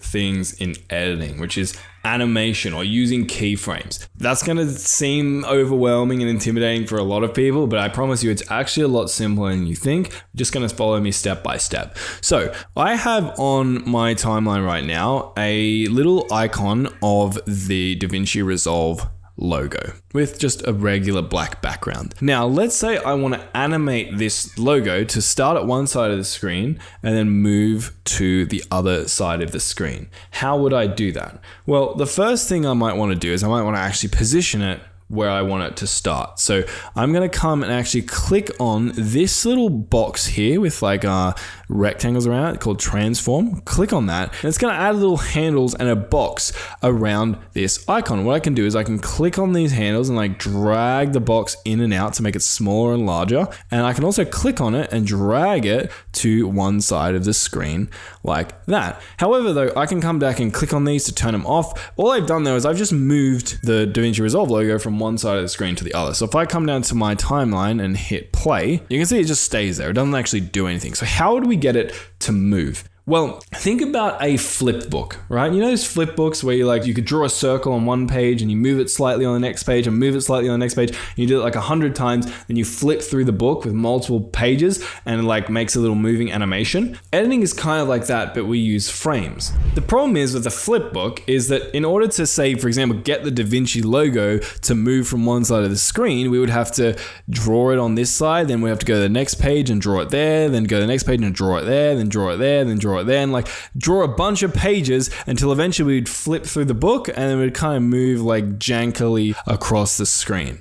But editing is really cool because there's this thing called keyframes. So I want you to imagine for a moment like a magic flip book. Imagine a flip book that has like 100 pages and you could draw the DaVinci Resolve logo on the left-hand side of the page on the first page of the book, and then you just go to the end of the book and you draw it on the right-hand side of the page. And then imagine this magic flip book would then automatically start drawing the circles slightly to the right and slightly to the right and slightly to the right and slightly to the right and slightly to the right on every page throughout the flip book until it had basically automatically animated the logo going from the left-hand side to the right-hand side. That's basically what we can do with editing using what's called keyframes. So for example, let's put our logo back over here on the left hand side, and then let's come to the inspector and click up here. This is where we're going to be able to add keyframes to basically start doing these cool animations. So over here we can see this one right here, position. This position field is where we're going to be able to control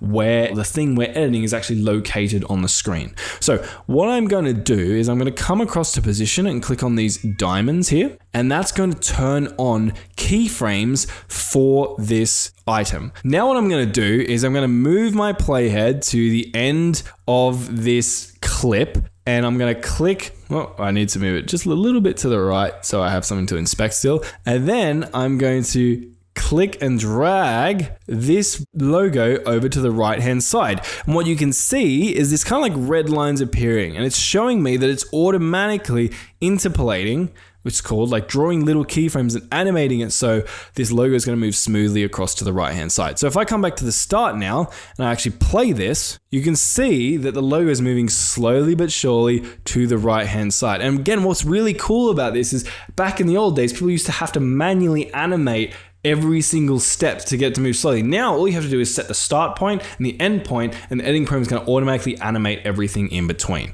Pretty cool, right? This circle moves pretty slowly though, right? So how would we actually move this up? How would we make this faster?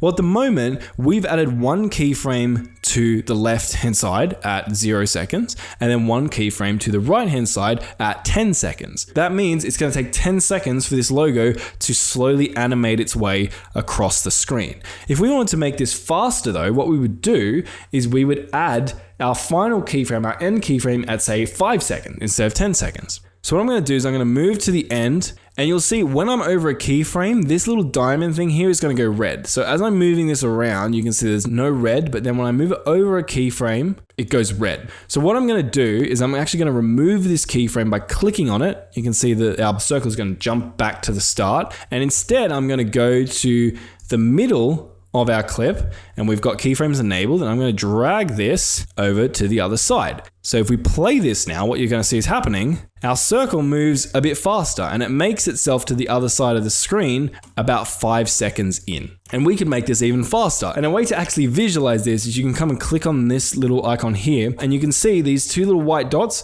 These are our keyframes. So you can see there's one here and one here. So if I move this here, I turn it off, you can see it gets removed. I can make this circle move even faster. Let's drag our playhead back to right at the beginning, and then we're going to drag this across like so. You'll be able to see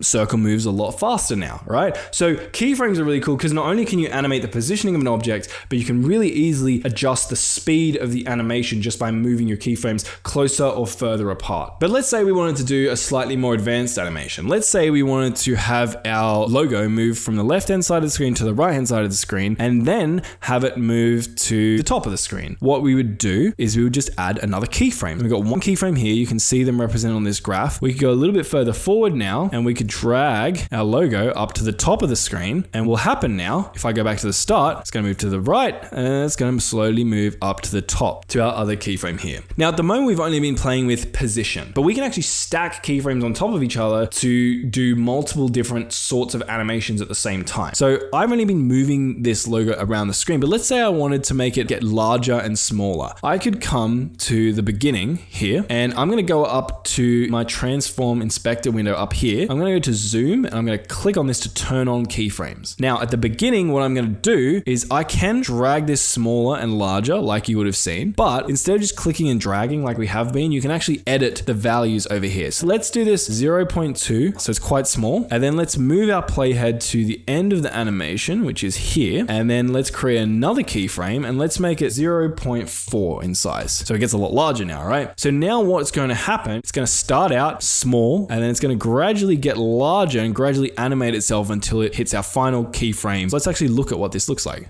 So it moves and it gets gradually larger until it hits the end. Let's do one more kind of interesting animation just to spice things up a bit. So let's move our playhead back to the start, and then let's go back to our transform here, and let's go to rotation angle. Let's make the logo spin. So I'm gonna come here, and again, same as we've done before, we're gonna turn on keyframes, then I'm gonna drag this over to, say, let's go to here, and I'm going to come back to rotation angle. Again, you could click on this and you could drag it around like this, or controls over here in the inspector. So I'm just going to use the controls for the moment. I'm going to spin it around like that. So I've added 2 keyframes now in my rotation. So let's have a look at what our logo actually does if I play this video. It spins and then gets larger. Pretty cool, right? Now there are so many different things you can do in here. You can play around with the pitch to make it like tilt and like warp. You can play around with the yaw, which will make it tilt and warp but in a slightly different direction. But the most important thing from this lesson is not for you to understand like the different types of animations and effects you can actually do. It's more about understanding how keyframes work. Because if you can understand that, you'll understand like how 30 or 40% of video editing works. Let's play around with actually doing something a little bit maybe more practical, like zooming in on something, right? That's something you'll do pretty frequently. Something small on the screen, you want to highlight to viewers, guide their eyes in that direction, you might want to zoom in on it. So let's grab this bit of video footage. I'm just going to drag it straight into the timeline like so. Now that I've dragged this in, you can see there's kind of like some black bars around the edges. It's been scaled weirdly. So I'm just going to click on the edges of these boxes here, just drag this out so it actually fills up the full screen. You can see I'm trying to highlight this particular video. Now I've got like this red rectangle around it, which is kind of cool, but it'd be even cooler if maybe we could zoom in and show this thumbnail in more detail to our viewers. We can do that using keyframes. So what I'm going to do is I'm going to click on this particular video here. Again, we're going to make sure our inspector over here is opened. And what I'm going to do is I'm going to go to where I first add this box. I think it's about here. Yep. So I start adding the box here. We're going to try and zoom in. So we're going to add a zoom keyframe, right? So I'm going to add one keyframe here because this is where I want the zoom to start. I want to start fully zoomed out. Now let's move our playhead a little bit to the right. I'm just going to use my arrow keys, right? To like here, and add another keyframe. We can do that by clicking and then just moving the perspective of this, and it's going to zoom in and zoom out. And you can see I can now zoom in on my footage. The problem I'm having though is it's not zooming in where I want it to zoom in. So what I need to do, I'm just going to turn this keyframe off for a second, is I need to add a position keyframe because I want to zoom in on a specific position of the screen. So I'm going to use zoom and position keyframes. So let's go back to where our first keyframe is. Little cheat code on how to do that. You can click the arrow and it'll just jump back to where your first keyframe is. And what we're also going to do is we're going to turn on position keyframes, right? So we're going to turn that on at the point where we want to start manipulating the position of the screen. Now let's move to the part where we want to actually zoom in. Let's say it's here. And now let's add our zoom and position keyframes. So we're going to add another zoom keyframe, a position keyframe here. Let's zoom in. Let's say we want to be that far zoomed in. And then we're going to go to our position and we're going to grab our X axis and move it over like so. Now, if we actually watch this animation back, here's what it will look like. Why?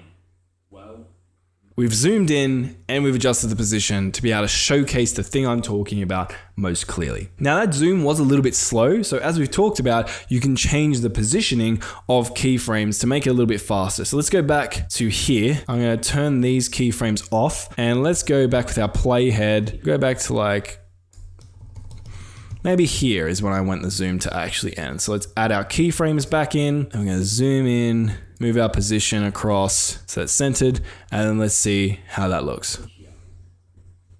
See, it zooms in a lot faster. Pretty cool, right? Now, the last thing we're going to do is we're going to need to actually zoom out on this footage. Now, this is where a lot of people make mistakes with keyframes. So I want to show you something. What a lot of people do is, let's say they want to zoom out of the screen about at this point here. They'll add keyframes in, and then they'll just zoom out, right? So I'll bring this back to 0. By the way, a little shortcut, you can just double click on the letter here to bring it back to what it was before. So if I change the position on this, I can double click on position and it's just gonna center it. And then I could bring my zoom back out to where I want it to be, which is here. And people will be like, okay, well, I've now added my zoom in and I've added my zoom out. The problem is, if we look at our graph here, what it's doing is zooming in and then it's just gonna start gradually zooming out because there's no keyframe to actually keep it in the position we want it to stay in. So let's go back and remove those keyframes we just added. We've done our zoom in here. Let's go to the part where we want it to zoom back out. What we're gonna do is add a zoom and position keyframe just to keep it in this position the whole time. And then we're gonna go a few frames to the right, like here, and we're gonna add another zoom and position keyframe. So now you can see I have these 2 keyframes here. We're gonna leave this first one here. We're not gonna touch that because this one is gonna keep our zoom for the duration we want it to be zoomed in.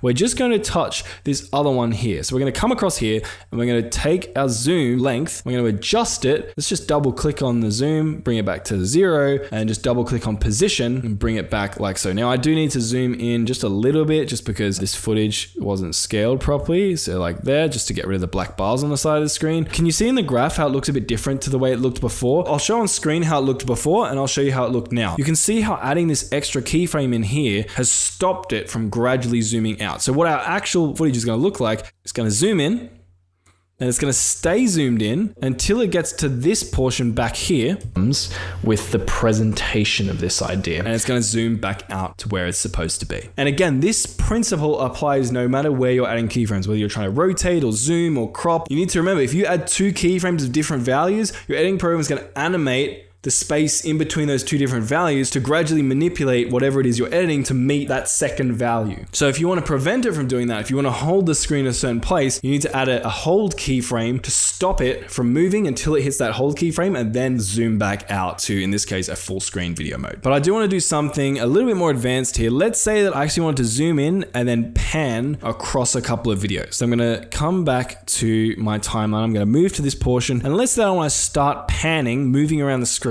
at this portion here. Now, as you might remember, we're going to add a keyframe to hold this position. And then what we're going to do is we're going to move to our next keyframe here, and we're going to move our screen around a little bit. So let's just like say move it across like that. So it's going to pan across those different videos, and then let's play that and see what that looks like. So it's going to zoom in like we've told it to. It's going to stay zoomed in until it hits our frame hold. Then it's going to pan across all the different videos. Good as a video idea. However, I have some problems with the and then when it hits the final keyframe here, presentation of this idea. It's going to zoom back out and center itself like we told it in the beginning. Pretty cool, right? They are a little bit hard to get your head around, but just watch this video a couple of times, go into your editing program, play around with different keyframe animations, and very soon it'll become second nature. It'll become intuitive to you, and you'll be animating like a pro in no time.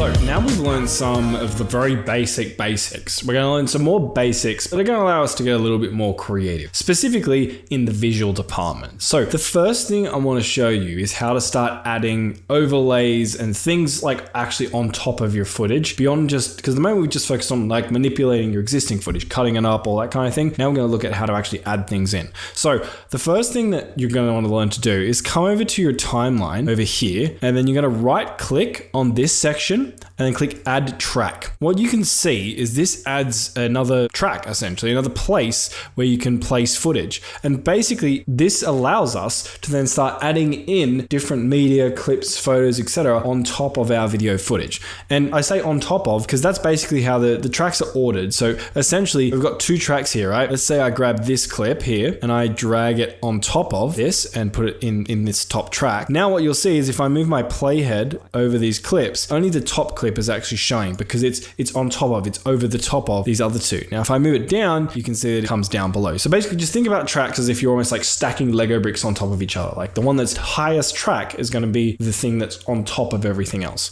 So let's go and actually start adding some things. Let's say for example, I wanted to indicate something. Let's say I wanted to use an arrow or a circle or something. I'm just going to go to Google and I'm just going to type like a red arrow transparent. I'm going to go to images, and I'm just going to find an image that's transparent. And one way you can do this is just go tools, and then down in color, select transparent, and it's only going to show you things that are transparent. So I'm going to grab this first image, we're going to save image, and now let's go and grab this image. And what we're going to do is we're going to drag it and we're going to chuck it in the track that we just created. So I'm going to just dump it right there. Now, if I zoom in on this, if I chuck this here, what you can see is we now have a big arrow up on our screen. And what I can do is, using the keyframing that you learned about earlier, I can come and click on this, and I might keyframe this down. Let's say we want to point at my health bar, which is right there, right? So I could position this, rotate it a little bit, bam, we now have an arrow pointing at my health bar. Like so. Now, just like we can animate zooms and pans and all that good stuff on our overlays and stuff using keyframes. So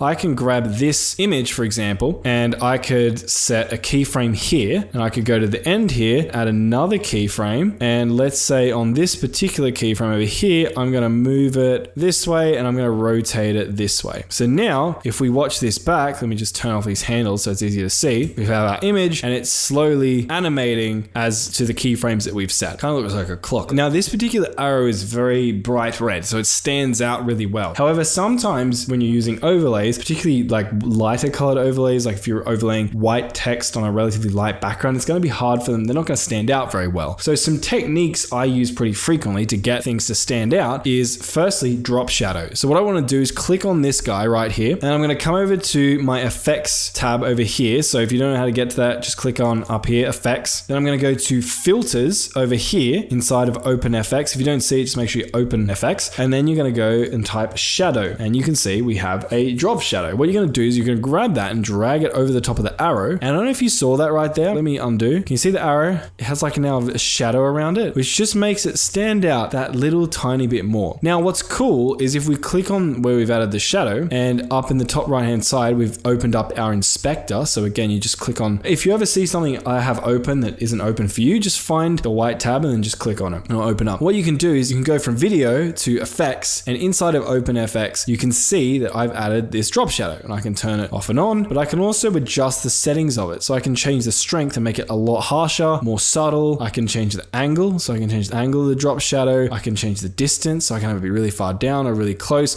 A bunch of things you can play around with to make this really customized to your style and your brand. Now, let's say I didn't want to just have an arrow on screen. I also wanted to have text there. So what I can do is over in the left-hand side here, I can go from where I was in filters up to titles. And then from tiles, I'm just going to select, say, text plus. And what I can do, if I actually drag it above over here, you can see that it actually automatically creates a new track for me. So you can see it just created video track 3. And now what you can see is I have this text that has been created for me. And what I'm going to do is I'm going to grab this and I'm going to position it right where I want, which, let's say I want to position it right about here, and we'll put it on a little bit of an angle. Now, let's say we particularly wanted this text to stand out. We could add a drop shadow like I just showed you, which would be cool and would work. However, let's try something a little bit different. Drop shadow is one way to make things stand out. The second most common way is using a stroke. So what I'm going to do is I'm going to come and click on text here. Then I'm going to go up to make sure I'm on video, on title, and I'm in this text box here. Then what I'm going to do is come over to shading. And in shading, we're going to go to number 2. And what we're going to do is turn this checkbox on. This is going to enable a red outline right now, you can see, around our text. Now, I don't really want this to be red, so what I'm going to do is scroll down in color, and I'm going to change this to black, and I'm going to change the thickness. We can make this quite thick. So I'm going to crank that like all the way up here, and you can see there's quite a solid black overlay around this text now. You can see before, after. Now, it doesn't make a huge difference on this particular clip, but if this was on a really light colored clip, let's say we drag it over here, for instance, and let's see if we can find something a bit lighter. Let's put our text in the sky here, just so I can show you what this might look like. Let's put it up here on the white clouds. So you can see without this on, it doesn't really stand out all that much, right? But when I put this on, now you can't miss it. Like, it very much stands out. And this is kind of a bit ugly, and there's a bunch of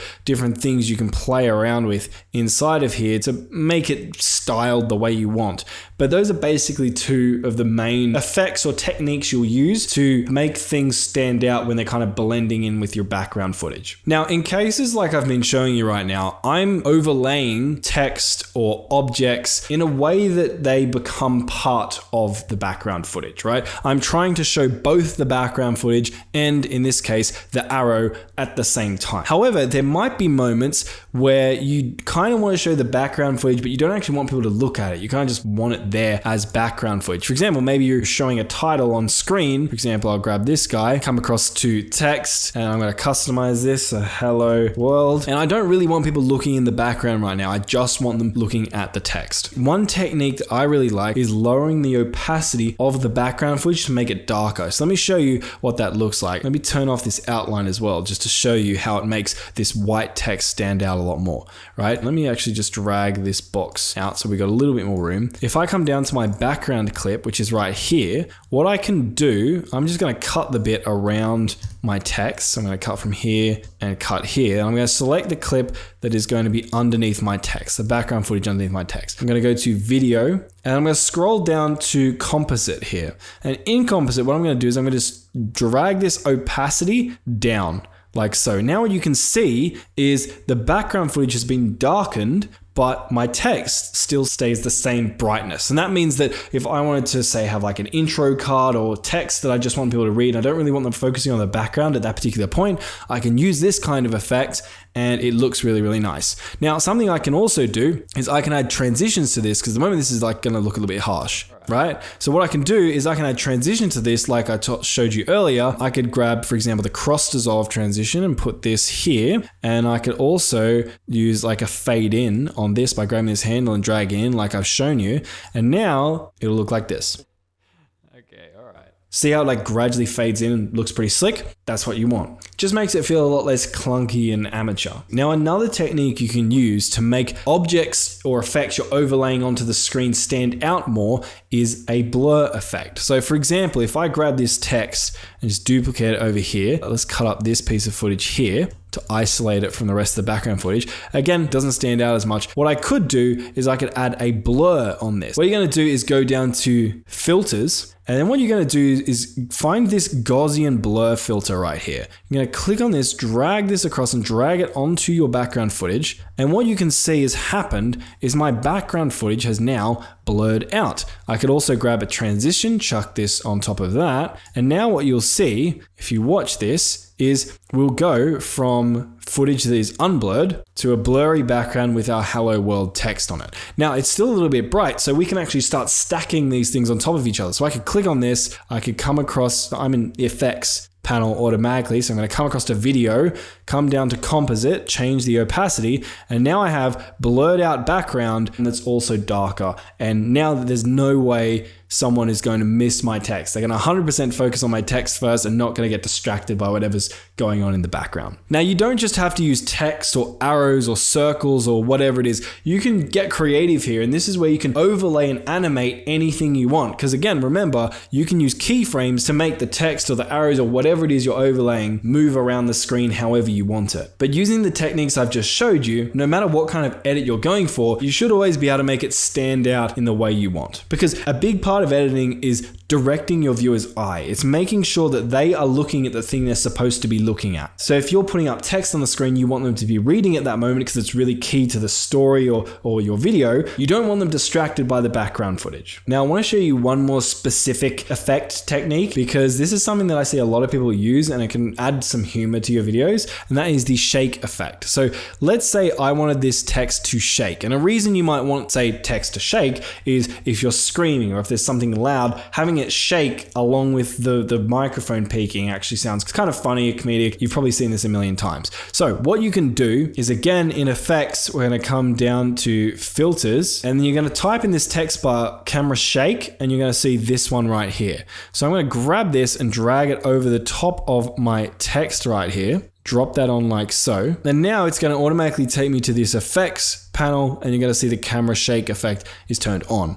Now, if I play this back, what you see is my text is shaking around. And you can basically adjust all of these different sliders here to make it shake however you want. So for example, I could adjust the speed and turn that all the way up, and now it's going to shake a lot faster. I can adjust the motion scale, and now it's going to shake a bit more aggressively. I can adjust the motion blur, and now it's going to blur as it's shaking. Again, this is a really fun effect to add if someone's screaming or something aggressive is happening and you want to sort of exaggerate that. You can have the elements on screen shake along with whatever's happening. Now, those are some of my most commonly used effects, but there are so many different effects in DaVinci. You can just come over to effects, filters, and scroll through here and you'll see there's a ton of different things you can play around with. I do want to show you two last things before we move on to the next portion of this lesson. They're not specific edits, but they are ways of applying specific edits more efficiently and effectively. Now, I'm just going to reduce my playback a bit just because it's being a little bit laggy for me. But let's say, for example, I wanted to apply, say, a blur effect to all of these different clips.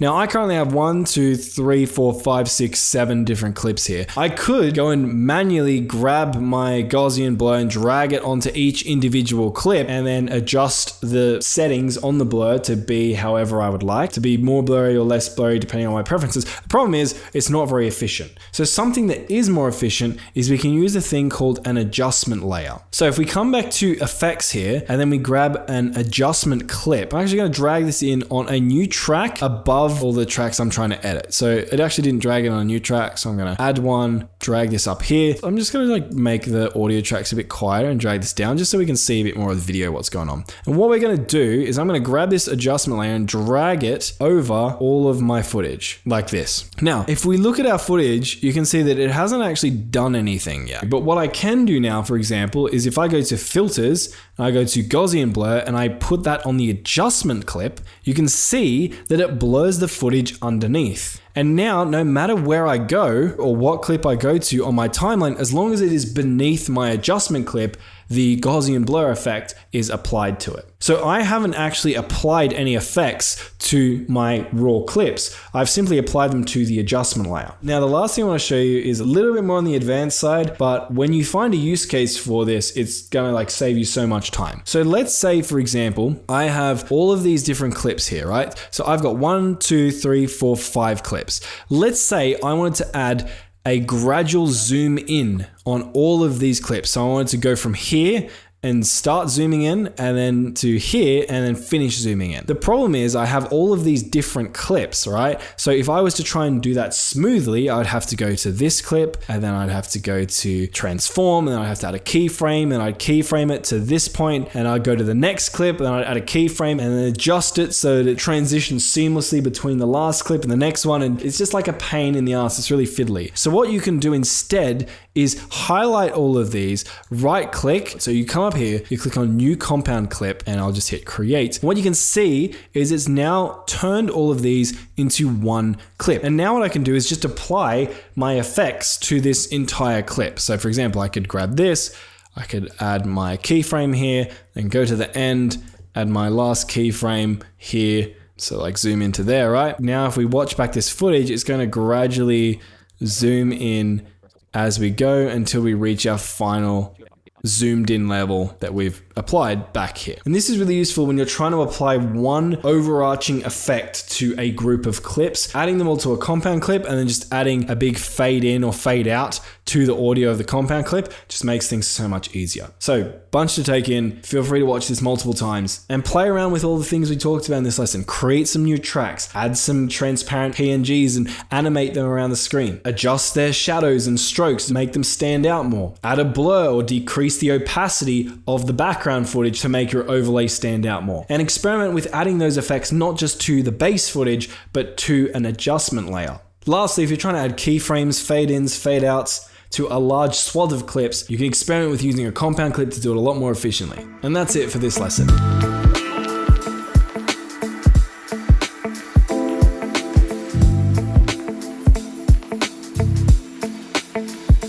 So we've learned how to add things like overlays and text and manually keyframe animate them over our footage. That's all well and good, and that is something that you'll probably use more than any other type of overlay animation. However, you might have seen overlays on screen that basically look like cutout footage. Maybe I'll show some examples on the screen right now. And these can't be done with keyframes, they can't be done with PNG images. They're done by actually overlaying video footage on top of your base footage. And let me show you how to do that. So first thing we're going to do is add a video track, and I'm going to show you two different things. So the first one I'm going to do is show you how to add like an overlay on top of a video. So for example, I'm just going to grab this clip and drag it up here. Let's say I wanted to apply this sort of rainbow pulsing effect over my video footage. What I do is I click on this, and then kind of like we talked about earlier when you're making your base footage darker, what you're going to do is come down to composite, and then you're going to decrease the opacity on this guy until it's like as bright as you want. Now I'm just going to add like a slight fade into this, and then if we watch our footage back, what you'll see wood in each tree. It's like mining shrubs. All right, come on. Now I have this rainbow pulsing effect playing in the background. Now you can do that with so many things, but that doesn't really help us when we're trying to overlay a specific thing on part of the screen. So let's grab this video of Travolta. You know, he's just kind of looking around trying to figure out what's going on. The problem is if I try and just use my opacity to edit this, it's going to decrease the opacity of Travolta himself, right? So what I want is I want to decrease the opacity of just the green area and keep Travolta the same level of opacity. And we can do this using what's called chroma keying or green screen. So what you're going to do, make sure your clip's selected that you want to edit, and come down to Fusion. Now this is going to look like a whole new tool, and it kind of is, but don't worry, it's not too scary. We can figure this out pretty quickly. All right, so what we're going to do is we're going to go to this media in node right here, this one. You're going to click on it, and then you're going to go Shift Space. That's going to bring up this little window right here. And then in this window, I'm just going to type key. So I'm going to come up here and click on the Delta key option and hit add. I'm going to come to this little eyedropper tool. I'm going to click and hold, and I'm going to drag it over the green. Now you want to make sure you drag it over the green, because if I drag it over the guy, it's going to like try and key out his face. I'm going to drag it over the green, hit release on that. And now if I come back to my edit page, what you'll see is the green is gone, and I now just have this clip of the guy overlaid on top of my screen. Now, one thing you might notice right here is if I kind of drag this down, this like kind of green halo outline around him still, you can fine tune that with this gain slider here. So I'm going to grab the gain slider and drag it this way. You can see that I can kind of get rid of that. Now it's turning a little bit purple if I go too much, but if I go about here, that looks pretty good, right? So you can see there's not really that green outline around him anymore. So I go back to my edit page, you can see it looks pretty damn good. Now all I have to do is position this wherever it is that I want to position him, right? Let's say I want to put him over here.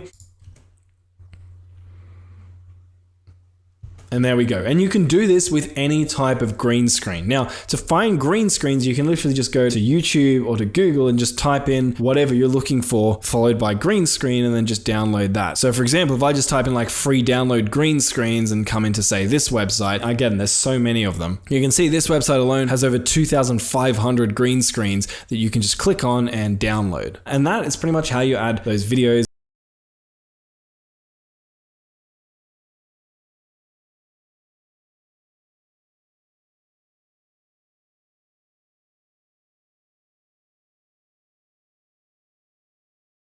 Include vocals, a voiceover, like talking to camera, like I am right now to you, or just a voiceover that goes over the top of B-roll or footage or something like that. And making that sound crystal clear, even if you have a good quality microphone, a lot of people struggle with it. So what I want to show you today is some basic audio editing that'll make your voiceover sound a bit better. So first thing I'm going to do is I'm just going to grab my clip, which I will chuck into my edit tab right here. So this is just a raw audio clip. I might boost the volume of this because it seems a bit quiet.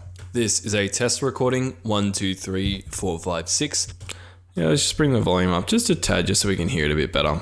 This is a test recording, 1, 2, 3, 4, 5, 6. I've just got an audio clip here that's just audio, but you could, for example, you could have a video track as well, and then just select the audio for this, and that works fine. If we've got your track, then you're gonna come across to this Fairlight tab over here, and this is where we can do a bit more advanced audio editing stuff. What we're gonna try and do is make this sound better by using EQ. And make sure your mixer over here is on. You can see this tab here. There's like a row that correlates to each track you have in your video. So I'm going to select the audio track that has the audio I want to improve in it, which is my vocal audio here. On that one, I'm going to go down and I'm going to select EQ. I'm going to double click on it and it's going to bring up this thing right here. What I'm first going to do is come down to band 5, and I'm going to right click on this and click on this bell curve option here. And then I'm going to show you some editing we can do to try and make our voice sound a little bit better. Now, I'm not going to give you actually specific values here because everyone's voice is going to be different, right? Different settings will suit different voice tones, especially there might be a big difference between, for example, a male voice and a female voice. So let's actually take a look at this. So what we're going to do is essentially just play back our clip, and you can just move this window so you can see your clip if you want. This is a test recording 1, 2, 3, 4, 5, 6, 7, 8, 9, 10, 11, 12. The quick brown fox jumped over the lazy dog. All right, let's listen to that again. This is a test recording 1, 2, 3, 4, 5, 6, 7, 8, 9, 10, 11, 12. The quick brown fox jumped over the lazy dog. Is a test recording 1, 2, 3. All right, I think something like that sounded decent. Now, if we listen to the before and after, this is what it sounded like before. Is a test recording 1, 2, 3, 4, 5, 6, 7, 8, 9, 10, 11, 12. The quick brown fox jumped over the lazy dog.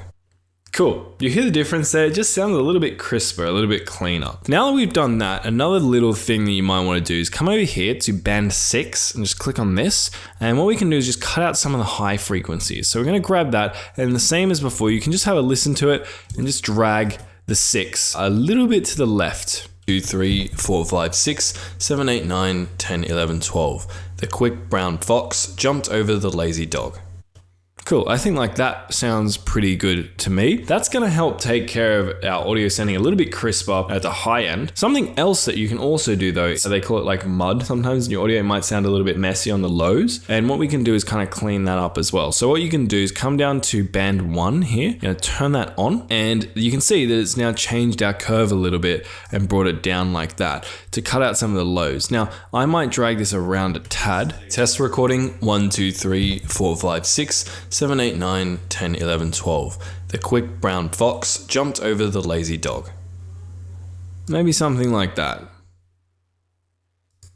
This is a test recording 1, 2, 3, 4, 5, 6, 7, 8, 9, 10, 11, 12. Cool.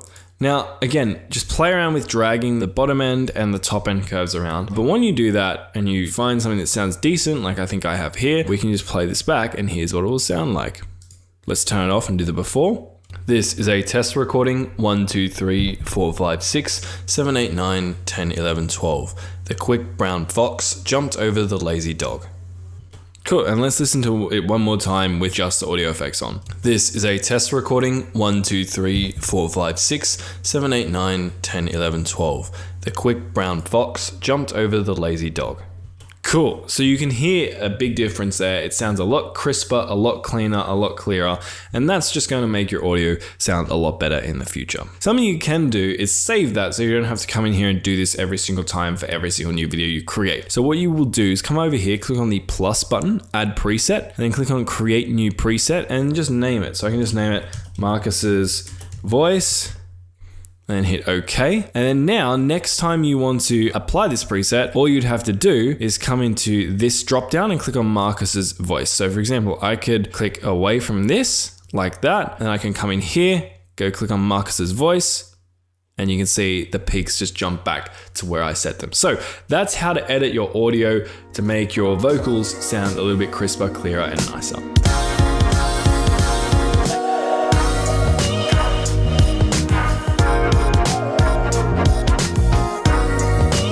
Okay, so we've talked about adding visual effects, green screens, overlays, keyframing, animating, etc., etc. We haven't focused much on audio yet. Audio is a crucial part of your video. Some would even say, not all, but some would say that your audio is more important than your video itself. So let's go over how to actually optimize that, and then some of the more common things you'll want to learn how to do when it comes to editing the auditory portion of your video. So the first thing we're going to talk about is just basic audio editing of your raw footage, right? Adjusting the volume, right? So we've got this clip right here, and if I just click on this and drag it down, I can see the waveforms.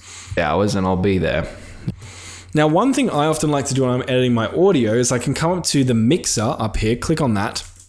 It's going to open up this little panel here, and it's going to show me how loud my video is. No, it doesn't look like it. Okay. Oh, there's some over there. There's some over there. So give me 36 hours. Now, what you usually want to look for is make sure your audio isn't going into the red. So for example, if I cranked this up, and I'll be there at a steady walk. You see how it's frequently going into the red? The military have a saying, slow is... That's not great. So let's talk about how to actually edit your audio. So now, on a specific clip, the easiest way to edit your audio is you click on the clip itself. Can you see this white line down here? If I hover over this, I get these two arrows. What I can do is I can click on it and drag it up. You can see it makes the waveforms a lot bigger, or I can drag it down. So I can adjust the volume in that way. If I want to make it louder, I would do that. Now that's going to be horrible because that's going to sound super loud. If I want it to be quieter, I drag it down and do that into the negative decibels. So let's just say I want to make this a little bit louder, something like that, right? Now the military have a saying, slow is smooth, smooth is fast. So we've got that. I wanted to make it even quieter. I grab this, drag it down like this. Now the military have a saying, slow is smooth, smooth is fast. You can see it's a lot harder to hear, right? Now, what if though you wanted to increase the volume of a particular part of your audio without affecting the rest of your clip? Now, one thing you could do, obviously, is you could just cut your audio, right? So you could cut it here, and then grab the bit that you want to make louder and make it loud so it's a lot louder than the rest of your footage. But sometimes that doesn't work because sometimes maybe you want to make your audio gradually louder, right? So let me undo this. And let me show you, we can use what we learned about keyframes in our audio editing as well. So what I could do, for example, one thing I can show you right here, right? Can you see this little portion of video right here? Can you see how it starts off talking loud and it sort of like peters off a little bit, gets a bit more quiet? I was kind of concerned that I was going to die because I don't know how this... Right? Maybe let's say I wanted to make this the same volume the whole way through, but in the video itself, I actually start out talking loud and then end up talking quieter. What I can do is I can just hover over this white line. I'm going to hold down Alt and then click, and it's going to add this like little red dot.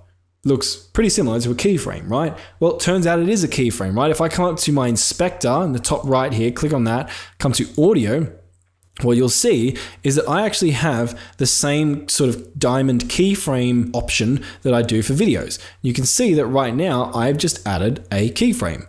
What I can do then is come to the next bit of footage, Alt, click on that, and I'm going to add one more keyframe because again, remember we need to always anchor our baseline somewhere. And then I would click and grab this keyframe here and drag it up.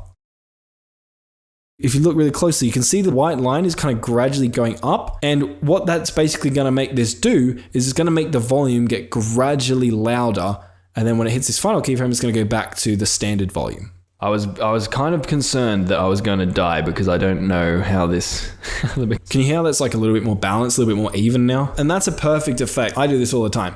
I'll be talking and I'll get excited and then I'll go down and I'll like mumble something. People can like turn up their volume. In the loud parts, I'm too loud, and the quiet parts, I'm too quiet. So you can use this sort of keyframing of your audio volume to make sure that you're one consistent volume and people can always hear what it is that you have to say. Speaking of one consistent volume though, right now on this timeline, you can see in this audio track, I have 3 different clips. Now, let's say I wanted to make them all a bit louder. So I could grab this, drag it up to 4, grab this, drag it up to 4, grab this, drag it up to 4, or wherever I'm going to drag it up to, and then grab this one and drag it up to 4 as well. That's going to get really time consuming and annoying, especially if I have like hundreds of clips on my timeline. So what you can do instead, using the mixer that we activated earlier, is adjust the volume of an entire audio track. So I can grab this slider and bring it down or bring it up, and that's going to adjust the volume of any audio clip inside of my Audio 1 track, which you can see right here is this track here.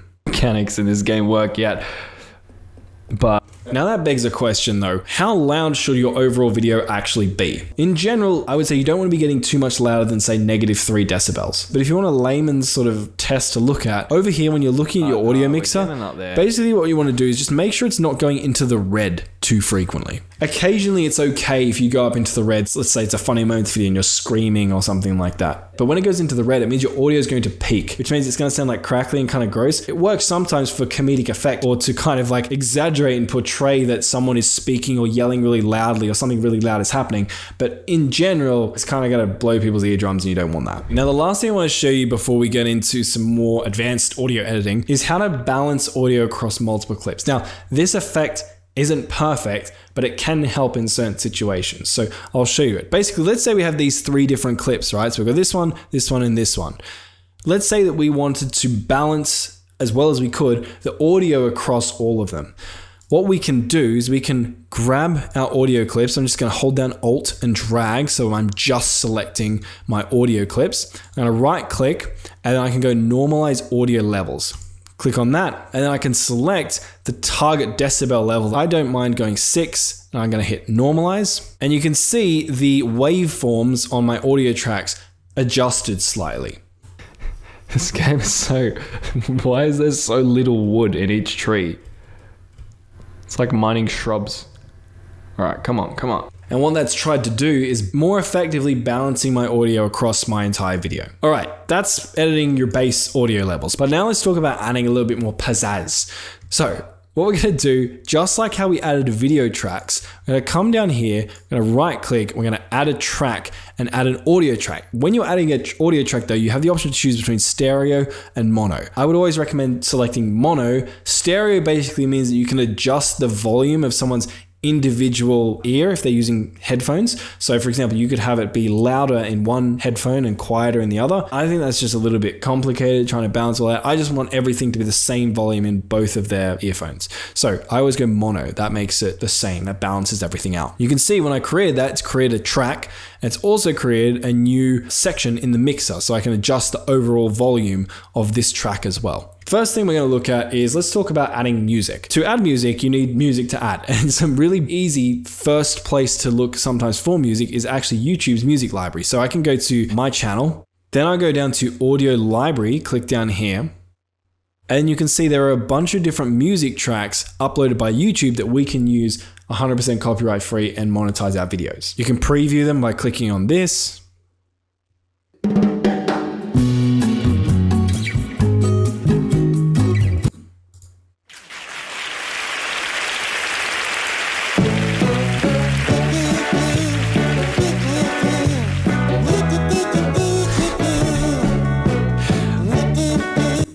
And the term music has become quite generous, hey. Anyway, so you can, when you find the thing you want, you come down, click here and click download.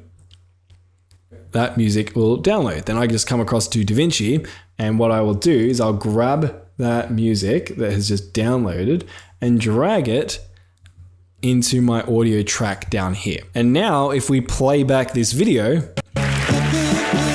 you'll see there is music in the background.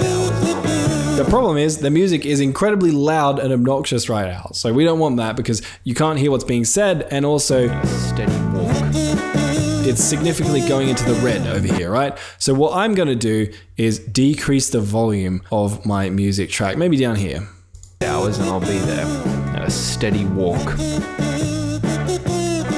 Now the military have a saying, slow is smooth, smooth is fast. And there we have it. We now have background music. Not exactly the best background music in the world, but we have background music. Now, similarly with the volume, you can decrease and increase the volume of your music using like this white bar by clicking and dragging it. And you can also add keyframes to it as well to do some like more advanced music editing if you want. For example, maybe you want your music to like build up gradually, to start quieter and then get louder, right? So I could do this. Slow is smooth, smooth is fast. Don't think they've ever played this game. Now, when it comes to picking music for your video, essentially you want to choose your music based on the tone of your video. And often you don't want like one background track just in general throughout the course of your whole video. Usually you'll want to have multiple different music tracks depending on what's going on. So if like something epic is happening, add some epic music. If you're like trying to leave your audience in suspense, add some suspenseful music. If something stupid or silly is happening, add some like stupid, silly music. Basically think about the emotion that you want your audience to be feeling at this point in the video and then try and find music that conveys or exaggerates that emotion. Now, in the same way that we've added music, we can also add sound effects. So I'm just going to bring this down. I'm going to add a new track, mono track. We're going to use this track for our sound effects. I'm going to come back to YouTube and let's go from music across to sound effects here. Here we have a woodpecker pecking on a tree.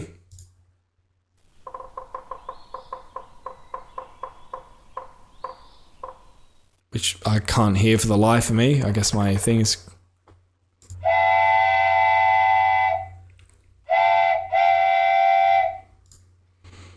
So I could just download this wooden train whistle if I was trying to create the worst piece of content ever, and do the same thing that I did with my music. Grab that effect, drag it into my track, and here we have our train whistle.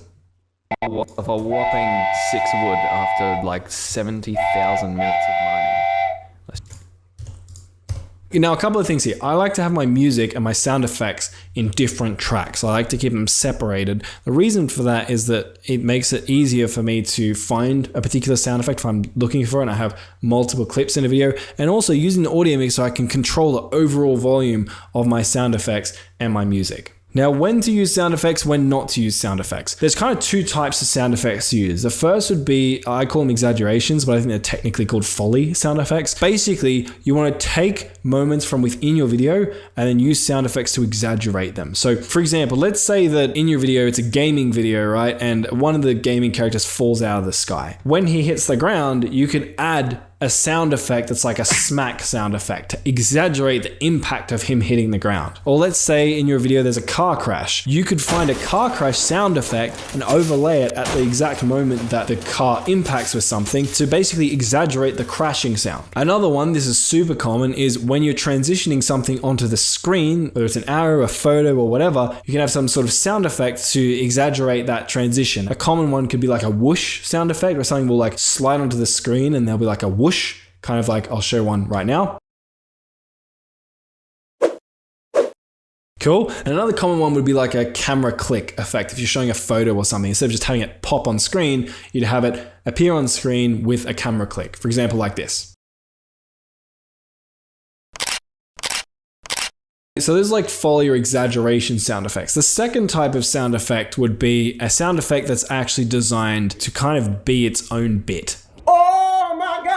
This is less common in not so comedic or memey videos, but if you are creating very comedic memey videos, they're probably going to be very common. And the last type of sound effect that's pretty common would be like atmospheric ambience. So let's say you're recording a spooky video, you might want to have a long, spooky, ambient sounding sound effect. I might put an example on screen as well.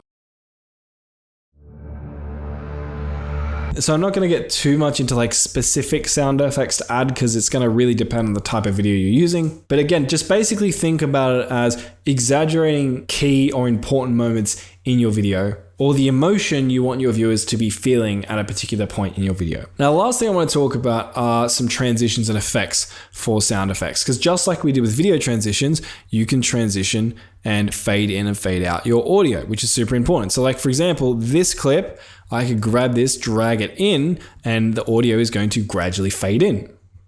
Where's the actual item? Which is a lot less harsh than if I just did this. Where's the actual item? Right? You can also, if you come to effects and then go to audio transitions, you have crossfade effects. So for example, if I had a cut in my video here, I could grab a crossfade effect, chuck it over my audio clip right here. Those clips are going to gradually fade into each other as opposed to be a really harsh transition. You can also find a bunch of audio effects if you come down to audio effects, right? And basically a lot of these are going to be pretty self-explanatory. So one effect, for example, that I've seen people use quite a lot, especially in like gaming videos, would be when they are saying something sarcastic, they'll add an echo effect to their voice to sort of emphasize the fact that they're saying something sarcastic or making a joke. So what you do is you just find the part where you're saying something sarcastic. Let's say it's like this portion of audio here. Then you'd go grab the echo effect, chuck it over like that. You can come up here and select some sort of preset. So let's just say large hall, and I'm going to click out of this. And now, all right, let's go up and get this other tree, and then we'll find. Oh, I saw an item drop there. There we go. Look at that.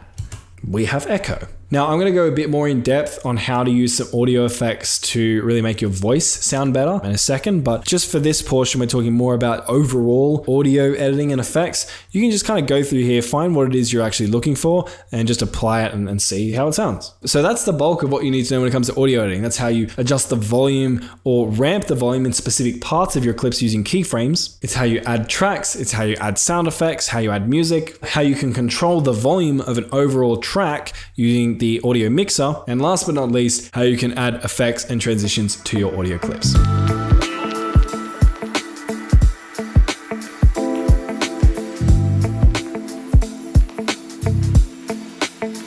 Okay, the time has come. We've done all of our editing and now we have to actually render our video so we can post it onto YouTube. Let me show you how to do that. So in DaVinci, once your video is edited, you're going to come down to the Deliver tab. Now in Deliver, the first thing you're going to do is select the portion of your timeline that you wish to render out and turn into your video. So you can do that by dragging this little thing up here around. So let's say, for example, you can see that I've got this little clip in here. Let's say I didn't want to render that. I could drag this to here, and now it's only going to render this clip and not render this one. So once I've selected the clip that I want to actually render, what I can do is I'm going to come across to the left-hand side here, make sure we're on the custom export section. First, we can choose the name of our clip, and then you can come to location. So let's say I want to save it to like my desktop, right?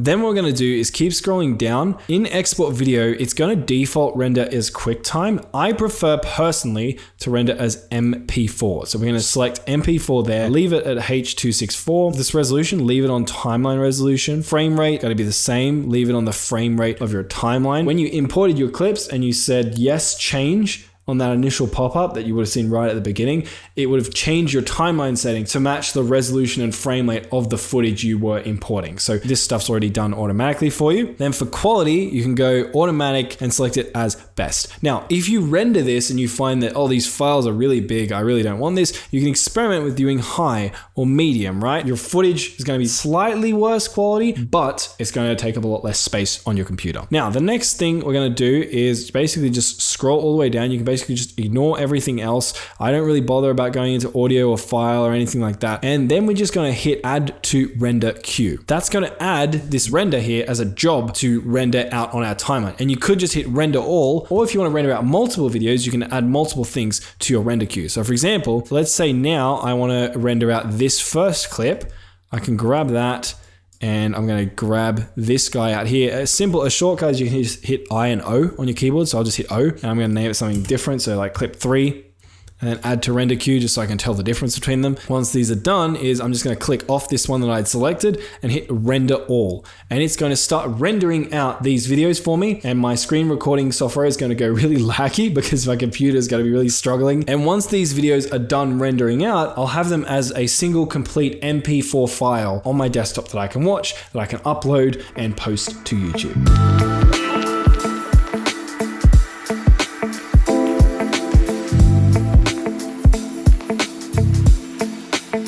Okay, this is future Marcus, by the way. Before I get all the comments, no, I just finished recording the video you're about to watch and realized my freaking shirt is inside out. This has never happened to me, and of course it happens to me the one time I record the longest non-stop video I've probably ever recorded. I don't think I've ever recorded for like over 2 hours plus without like a cut between it. But anyway, is what it is. You can roast me in the comments, but I don't care. I'm not re-recording that video. Just wanted to let you know that I'm not like mentally deteriorating to the point that I don't recognize when I'm doing something that's very socially unacceptable. I know what happened. I'm just too lazy to redo it. Anyway, with that, back to the video. Okay, let's put everything we've learned together now and actually edit a video together. You can watch over my shoulder as I edit a real YouTube video that's actually going to go live. Granted, this is a more simple video, but this will show you the process we go through, because if I was editing a more complex video, this video would be like 68 hours long. So let's get into this. I've loaded up DaVinci Resolve. Again, as you remember, first thing we're going to do is go title project and create a new project. effect. My DaVinci looks a bit like this because I've customized it a bit. As you know, you can drag things around, customize it. But we're going to go down to the edit tab down here, come across to editing so we can actually start editing this thing. All right, first thing I'm going to do now is I'm going to actually just drag in my footage. Now, I don't have that much footage, so I'm just going to drag in firstly the video directly straight onto the timeline, and I'm going to click change because I want my project settings to match the project settings of this video. Now, DaVinci is probably going to be a little bit laggy for me because I'm recording while editing this, but yeah, then what I'm going to do is I'm going to grab a whole bunch of other things here that I'm going to be using and drag and drop those into my media pool just here. Perfect. All right, so from here, what I'm going to do is I'm just going to go through this track, and you can see this track's loaded up now because the audio waveforms have popped up. When I'm editing a video, I like to go through all the footage once and do some basic cuts, basic editing, basic lineups of any important other footage or B-roll that I want to do. I call this a rough cut just to basically firstly be very acquainted in my head with like the footage I'm working with, especially if I record this video like a week ago or something like that, just so I know exactly what the whole video consists of, and then I'll go through and like tidy things up on like a second round. So we're going to do the first round, and it might be useful for you to stick around for this first round as well so that you actually see what the video is about that I'm editing. On that though, this is going to be a bit of a longer video, so if you're already a proficient editor, you probably won't want to watch this particular portion. So let's do this. But first, I want to introduce our first speaker of today, who's someone I know can relate to the struggles, and he's someone who has overcome these struggles over and over and over. He's 23 years old, and he has a YouTube channel with 300,000 subscribers and over 50 million views. So this is super relevant to all you guys who want to start a YouTube channel, by the way.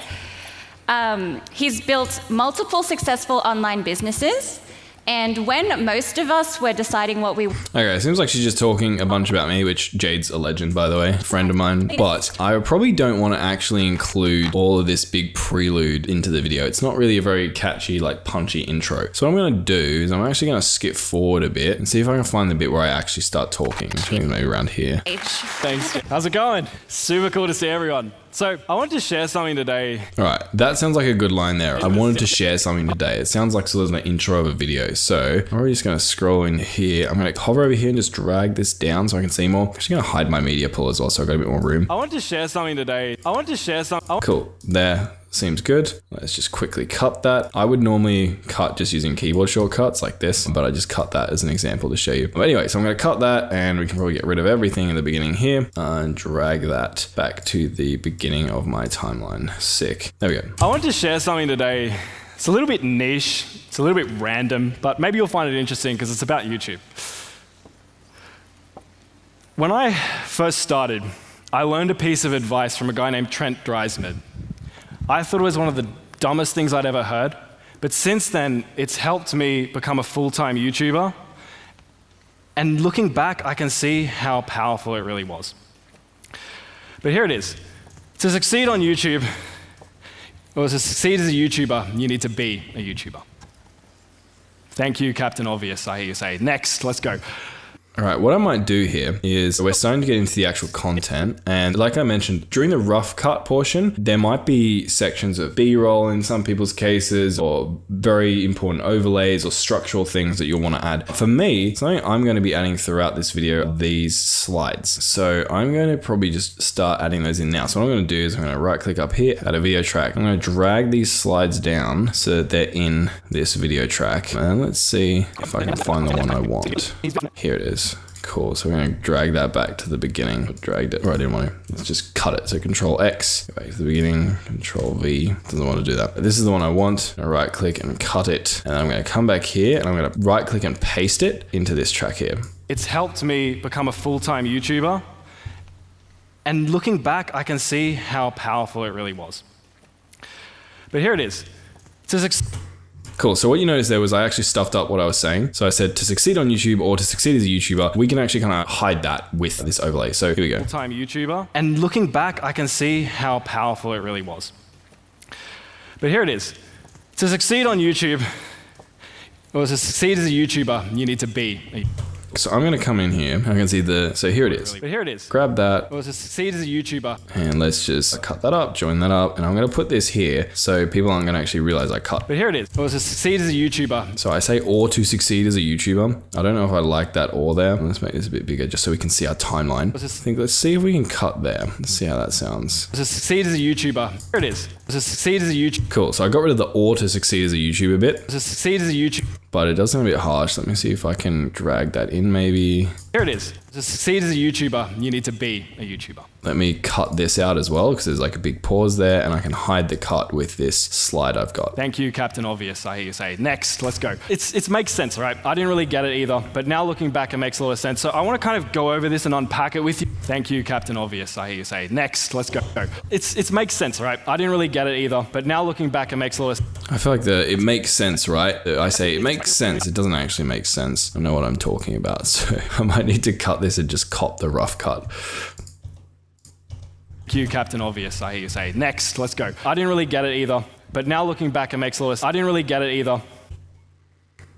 Maybe I can make this cut a little bit less harsh by doing like a punch in or something. Thank you, Captain Obvious, I hear you say. Next, let's go. I didn't really get... Maybe I can punch in on this one actually. So I'm going to click on this. I'm going to go in here, zoom. Let's zoom in here, position, center myself and go up. Thank you, Captain Obvious, I hear you say. Next, let's go. I didn't really get it either. But now looking back, I don't know if you've noticed, but that like punch in and I punch out, it's like not perfect, but it makes it seem like it disguises the cut a little bit. Thank you, Captain Obvious, I hear you say. Next, let's go. I didn't really get it either, but now looking back, it makes a lot of sense. So I want to kind of go over this and unpack it with you guys using an analogy Trent calls the green dot theory. Cool, we're going to drag these a bit further forward. So let's imagine you want to go out there and start a YouTube channel. First thing you need to do is figure out what kind of content you need to create. And so you're going to come up with your idea. Maybe it's going to be gaming, or maybe it's going to be makeup, or whatever it is. For the sake of this analogy, let's say it's green dots. You want to go out there and make green dot videos. So using this, I can probably add a little, because I'm disguising the cuts again, like this overlay's going to help me hide this cut. So I'm going to make a cut there, probably cut this, get rid of that, join this together, and I'll cut that there. Green dots. You want to go out there and make green dot videos. And so you get out there, you're excited. I can probably cut even more, hey, there's a bit too much dead time. And so you get out there, you're excited, you're pumped, you film and you edit and you record and you upload and you post and you bomb worse than KSI's latest song. Massive failure. Which is kind of sad, right? And you bomb worse than KSI's latest. Cool, so what I'm gonna do is it's the bit where it says, you're a massive failure, you bomb worse than KSI's last song. I'm gonna grab this, I'm gonna chuck that there. You bomb worse. But what I'm gonna do is I'm gonna grab this. Let's make a copy of this. So I'm gonna copy it because I wanna make it feel like the slide transitioned. Massive failure. Cut this, use our overlay up here to disguise this cut or hide it. You bomb worse than KSI's latest song. Massive failure. Which is kind of sad, right? And this is where a lot of people end up quitting. But some people don't quit. I'm gonna drag these around over here now. Persist with their green dot content, and as a result, as a byproduct of persisting with green dot content, they uncover that there's like this new kind of like red dot opportunity out there. Cool, so this is where I'm gonna need my next slide, right? So I'm gonna need to drag this over here. So it goes from green to red. The thing is though, again in editing, what you wanna try and do is like show progression. So if I just show this, it's not actually showing progression. I actually want to try and show that red dot appearing over the suck. So I'm going to grab this and paste it here. So I want the transition to be like, okay, suck's disappearing and red dot is appearing. So that people get the feeling, okay, like this is a slideshow presentation. They uncover that there's like this new kind of like red dot opportunity out. Green dot content. They uncover that there's like this new kind of like red dot opportunity. All right, so I want the red dot to appear when I say red dot opportunity. New kind of like... Let's like join those together. So I'm going to bring those, put that there, grab this, drag this here. Kind of like red dot opportunity. What I don't really like is that there's this suck here still. I might see if I can actually get rid of that. I can kind of cover that over because this whole screen is white I could cover it over with just say a white rectangle, for example. If I add a track, so add another video track above here, and then let me go to like effects, and then I'll go, not transitions. Yeah, here we go, solid color. So what I'm gonna do is I'm gonna go to effects, generators, and solid color. I'm gonna drag a solid color into the track above my footage here. And what I'm gonna do is I'm gonna use it, I'm gonna cut it down so it's only this size. Let me just drag this up so you guys can see more. And I'm also gonna drag that down just so it doesn't need to be that big. So we've got solid color here. You can see the color is currently black, which is blacking out the whole screen. What I might do is I'll change this color to white, hit OK, and then I'm going to change the size of this. I'm going to come into here, drag it down, and then let me just drag this out. Let me position it over the suck so that hides it. So now,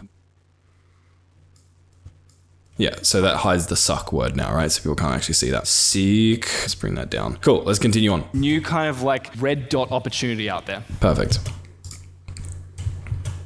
So I'm going to cut this, and I'm also going to use this again as an opportunity to disguise my cut and just cut out a little bit of silence that probably doesn't need to be there. So they pivot there. So they pivot their channel. They start making red dot videos.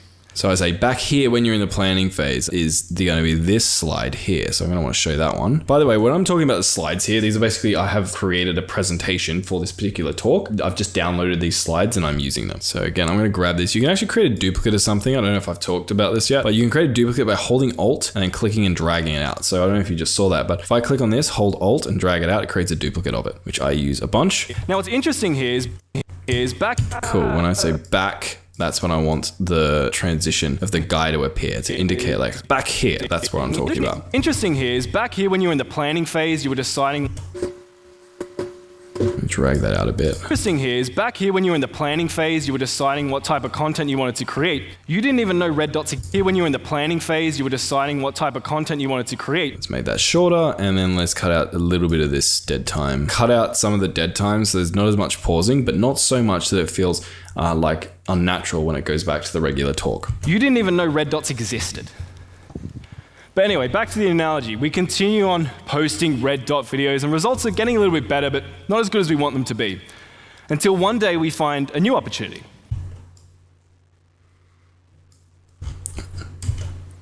Blue dot videos. So the new opportunity is going to be blue dot videos, which is going to be here. So I'm going to make a cut here. And it's also going to give me, again, an opportunity to cut out some of this silence. Blue dot videos.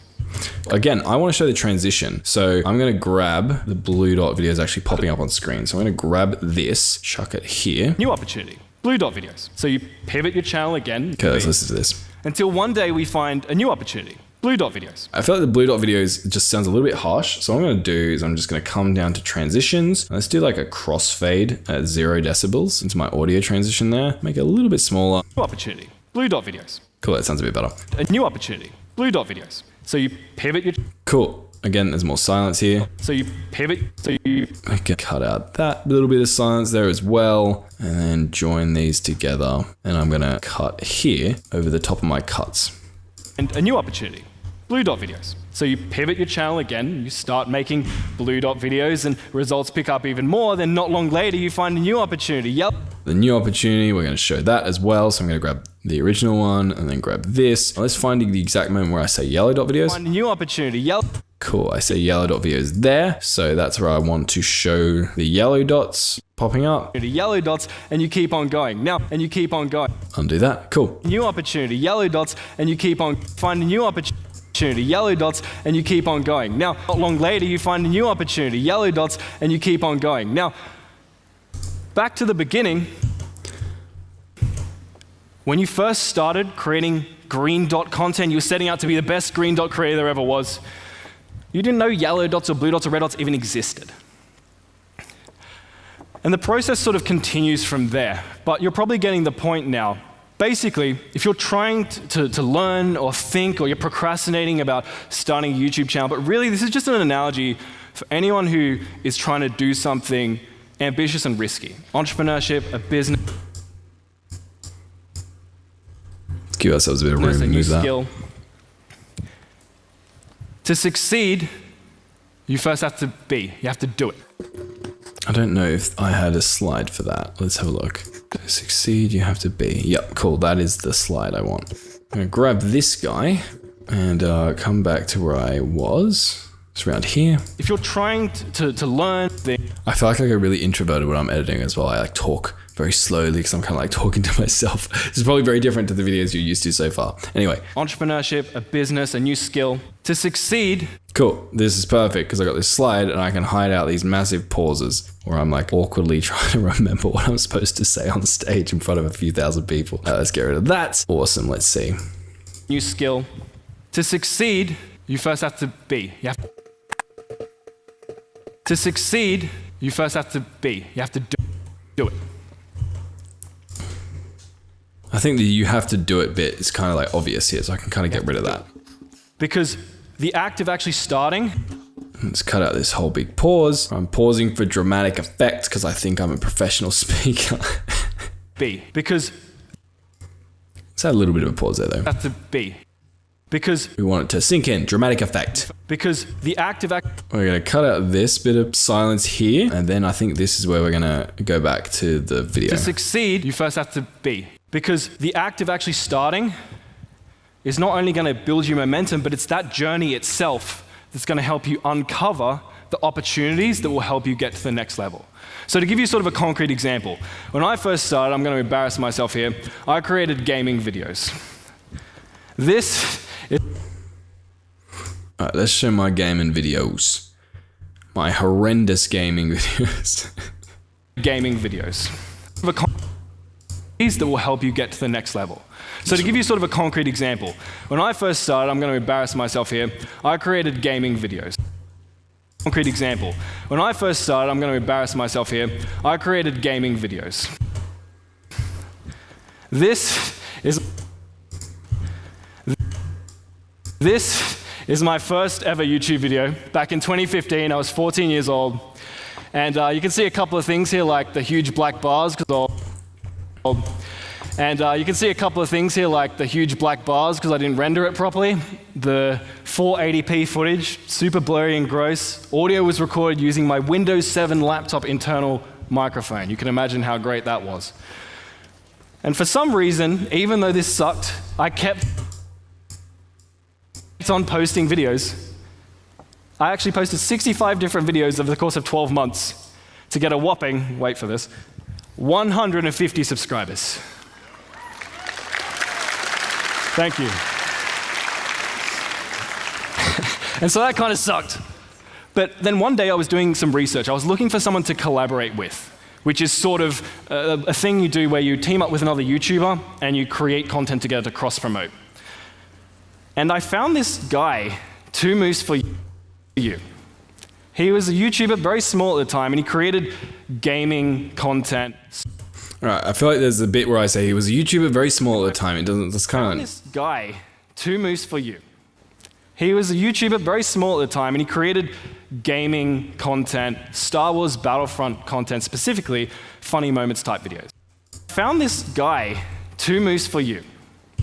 Maybe I can cut that there. He was a YouTuber, very small at the time, and he created gaming content. Maybe I can say he created. And he created YouTuber, very small at the time, and he created gaming content. Right, let's see what that sounds like. So we'll join those together, and then let's see if we can disguise that cut by showing 2 Moose for You. Cross promote. And I found this guy, 2 Moose for You. He created gaming content, Star Wars Battlefront content. Maybe I can use a crossfade here to make that audio transition a tad less harsh. 2 Moose for You. And he created gaming. Okay, the cross that I'm probably going to need to move this slide a little bit over the cut, because if it's right on the cut, it's kind of obvious because you can see my mouth is like closed, and then immediately the next like second I'm like mid-sentence. So if I drag this over, it's gonna like people aren't gonna realize that sort of continuity error. And he created. Cool. So also the crossfade's not too bad. I'm gonna actually make it a little bit smaller, but it adds in like a little bit of what I said previously, which actually makes it sound like I'm saying instead of like I was actually saying a word. And he created gaming content, Star Wars Battlefront content. And he created, I say gaming content, Star Wars Battlefront content specifically. I like get into the details of weeds too much. I probably don't need to say gaming content if I'm going to say Star Wars Battlefront content, because that's kind of obvious. I'm just going to cut that out. And he created Star Wars. I think it actually makes more sense when I was just watching this. It makes more sense to show 2 Moose for You at the moment I say 2 Moose for You. This is sort of like an editing principle that's like useful to know. What you usually want to do is try and make sure the audio and visuals are always in sync. So in this case, when he says 2 Moose for You, I want to show two moves for you on the screen. If I show it like disjointed, it just kind of feels weird. Two moves for you. And he created Star Wars Battlefront. Let's see if I can bring that down. Hi, two moves for you. And he created Star Wars Battlefront content, specifically funny moments type videos. Seems kind of weird and specific, but when I first clicked on his video, I got hooked. I thought it was hilarious. I watched the entire thing, and then I ended up binging his entire channel when I should have been working. And while I was binging Moose's content, this thought started to bubble itself into my consciousness. Maybe I could do something like this. I feel like I don't actually need a slide to illustrate that maybe I could do something like this. I'm going to get rid of that. And so I did. The next week I went out there and I made Thug Life. All right, we're going to time it again. So I say Thug Life around here. I made Thug Life. Cool, bam, that's when our slide hits. And I made Thug Life, Star Wars Battlefront Funtage Funny Moments Montage, which is kind of cringy, but... All right, let's get rid of the which is kind of cringy. So let's grab that. I think that'll make more sense there. It was kind of cringy, but for some reason it clicked. It got 2,000 views. Probably don't need to show the 2,000 views, so I'm going to get rid of that slide, bring this back. And from there, things started to pick up. That was one of the best results I'd ever gotten on YouTube, so I kept posting those videos. I pivoted. Over the course of 6 weeks of posting these videos, my channel went from getting 15 subscribers per month. Maybe I can show this visually, because I have slides that show this. Again, I'm showing all these visually with slides, because I've already put the effort into creating the slides, but if you were going through and actually editing this, you would just find the things that I'm, for example, showing on slide. Instead of like showing this slide that I prepared earlier, you would just find a screenshot of the video you're actually showing. Again, you want the visuals to match up with what you're actually talking about. So if you're like mentioning something and it's a significant part of the story, show it on screen. If you're describing something that's like a little bit difficult for people to imagine, show it on screen. Kind of like my video. If I just said Thug Life, Star Wars Battlefront Funtage, you probably wouldn't get as vivid a picture in your imagination as if I just showed you exactly what it was, which is what I've done here. Again, I've kind of cheat coded this a little bit to make a faster edit, because now otherwise I would have had to go and like actually manually find and download and add all these resources during the edit process. That's something that you're probably going to have to do unless you're editing very similar like presentation based videos to the ones I'm doing right now. Battlefront Funtage Funny Moments Montage. It was kind of cringy, but for some reason... I think I might actually add a little crossfade in here as well. Drag it down. Moments Montage. It was kind of cringy, but for some reason it clicked. It got 2,000 views, and from there things started to pick up. That was one of the best results I'd ever gotten on YouTube, so I kept posting those videos. I pivoted, and over the course of 6 weeks of posting these videos, my channel went from getting... Cool, let's show that. So it went from getting 15 subscribers a month. 15 subscribers per month to over 1... Let's show that. So from 15 subscribers per month, I drag the cut over to here. Getting 15 subscribers per month to over 1,500 subscribers every single month. There's also something I noticed here. You can kind of see that I'm looking at my script, which is not really great. So even though this pause is not bad for dramatic effect, just turn off these borders. So I'm going to go to the bit where I'm not looking at my thing. There we go. So now it looks like I'm actually just talking off the top of my head. So we'll cut that. Every single month. In other words, I found my red dot. Cool, let's show the bit where I found my red dot then. So we're gonna grab that. I found my red dot. Here it is, cool. So let's grab that slide. Again, we're gonna try and show the passage of time, not just by showing a slide on screen, but by actually showing the transition. So in other words, let's show that. I found my... And then let's show the red dot. At the moment I mentioned red dot. I found my red dot. And so I pivoted. I went all in on this red dot, and I kept on posting this content, and then I started getting views and people reaching out to me. And one day this guy reached out to me and he was like, hey, can I edit videos for you? I was like, I guess, sure. And that was when I learned the power of like growing a team. I was like, wow, I can put out so much more content with someone helping me. So I grew a team. We ended up scaling up that channel because of that. And now the channel has around like 25 million views. So like this isn't communicated very well on the slide. I need to show the bit where I talk about, so I grew a team and indicate that that was another dot on my dot analogy spectrum. So let's grab that. The power of like growing a team. I was like, wow, I can put out so much more content with someone helping me. This is when I learned the power of like growing a... So growing a team is like the third dot on this analogy I'm talking about. And that was when I learned the power of like growing a team. I was like, wow, I can put out so much more content. And let's use this to our opportunity to disguise this little thing and a little bit of silence in there. Drag that down to like so. And that was when I learned the power of like... The power of like. I hate it. That's a filler word. I learned the power of like. All right, let's see if we can get rid of this like without people noticing. I just selected both of those by just holding shift and clicking on them. The power of growing a team. All right, it does sound a little bit messed. So let's see what happens if we add a audio transition. Learned the power of growing a team. I was like, wow, I can put out. Yeah, that sounds a lot better. So you can hear it like sounds before I add the audio transition. It kind of sounds obvious. There's like a cut there, but once I add the transition, it just seamlessly sort of blends into itself. Learned the power of growing a team. The power of growing. I think growing a team feels like it needs to come sooner. That was when I learned the power of growing a team. Let's drag that in. When I learned the power of growing a team, I was like, wow, I can put out so much more content with someone. The power of growing a team. I was like, wow, I can put out so much more content with someone helping.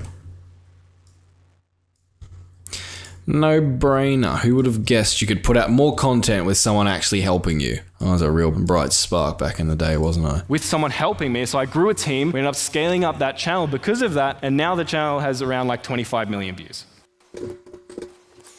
The next step from there, this process took like a couple of years. And throughout that process, I kind of fell in love with YouTube. This is the part behind the scenes here. I'm speaking in. The last time I gave a talk like this, at that particular point, everyone clapped. They're like, woo, 25 million views. And this time I said it, everyone was silent. So I just wait. And I'm like, okay, I'm just going to awkwardly transition to the next thing. And so I decided I'm going to start a YouTube education channel, like a YouTube channel where I talk about YouTube and like how I grew my other channels. Actually, I think, yeah, this is the proof slide where I say 25 million views. That's going to help me cut out some of this awkward silence here. So I'm going to actually drag that over. Channel has around like 25 million views. Cool. 25 million views. That's going to allow me to get rid of some of this awkward pausing where I'm waiting for validation I never get. Channel has around like 25 million views. The next step from there, this process took like a couple of years. And throughout that process, I kind of fell in love with YouTube. And so I decided I'm going to start a YouTube education channel, like a YouTube channel where I talk about YouTube and like how I grew my other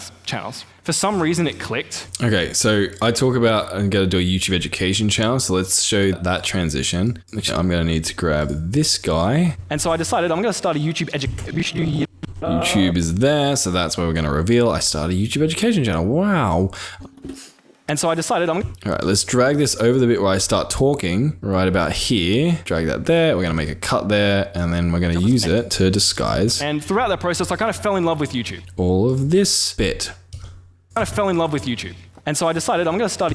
All right, so I need to actually drag that a little bit more because you see, if you watch the preview window here, it's really obvious that I make the cut, right? Because my mouth is shut. And so I decided. And then it like jumps to like 1 second later, I'm like mid-sentence. So I need to drag that out a tad. And so I decided I'm going to start a YouTube education channel, like a YouTube channel where I talk about YouTube and like how I grew my other channels. For some reason, it clicked. Grew my other channels. For some reason, it clicked. And people started reaching out to me as a result of that channel, being like, "Hey, like, can I pay you to help me grow my channel?" That's the world's most clumsily worded sentence. And I was like, "Sure, I guess, why not?" And now I'm in a place where I recently started a software company. That's the final dot on the hero's journey, if you could call me such a person, which I don't think you can. I'm in a place where I recently started a software company. It's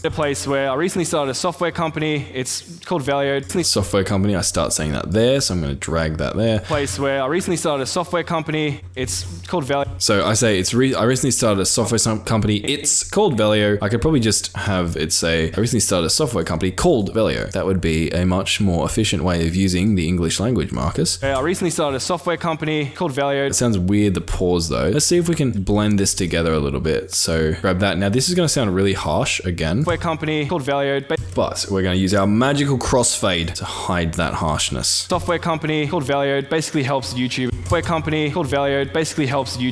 generate viral video ideas. And to give you a rough idea of kind of where we're at, on a conversation I had with Murray, who you just heard from, who's Director of Entrepreneurship at UTS, one of the most respected people in the startup space. He called it, quote, one of the fastest growing 2-month-old startups he's ever seen in his life. And now as a result of this whole journey, I have the privilege to be able to do what I love every day, have the freedom to do it from a laptop, and I can travel the world. And this probably seems like I'm bragging here, but I'm trying to share this to illustrate the power of the green dot theory. If it wasn't for my YouTube education channel, I couldn't have started Valio, my software company. If it wasn't for growing a dot theory.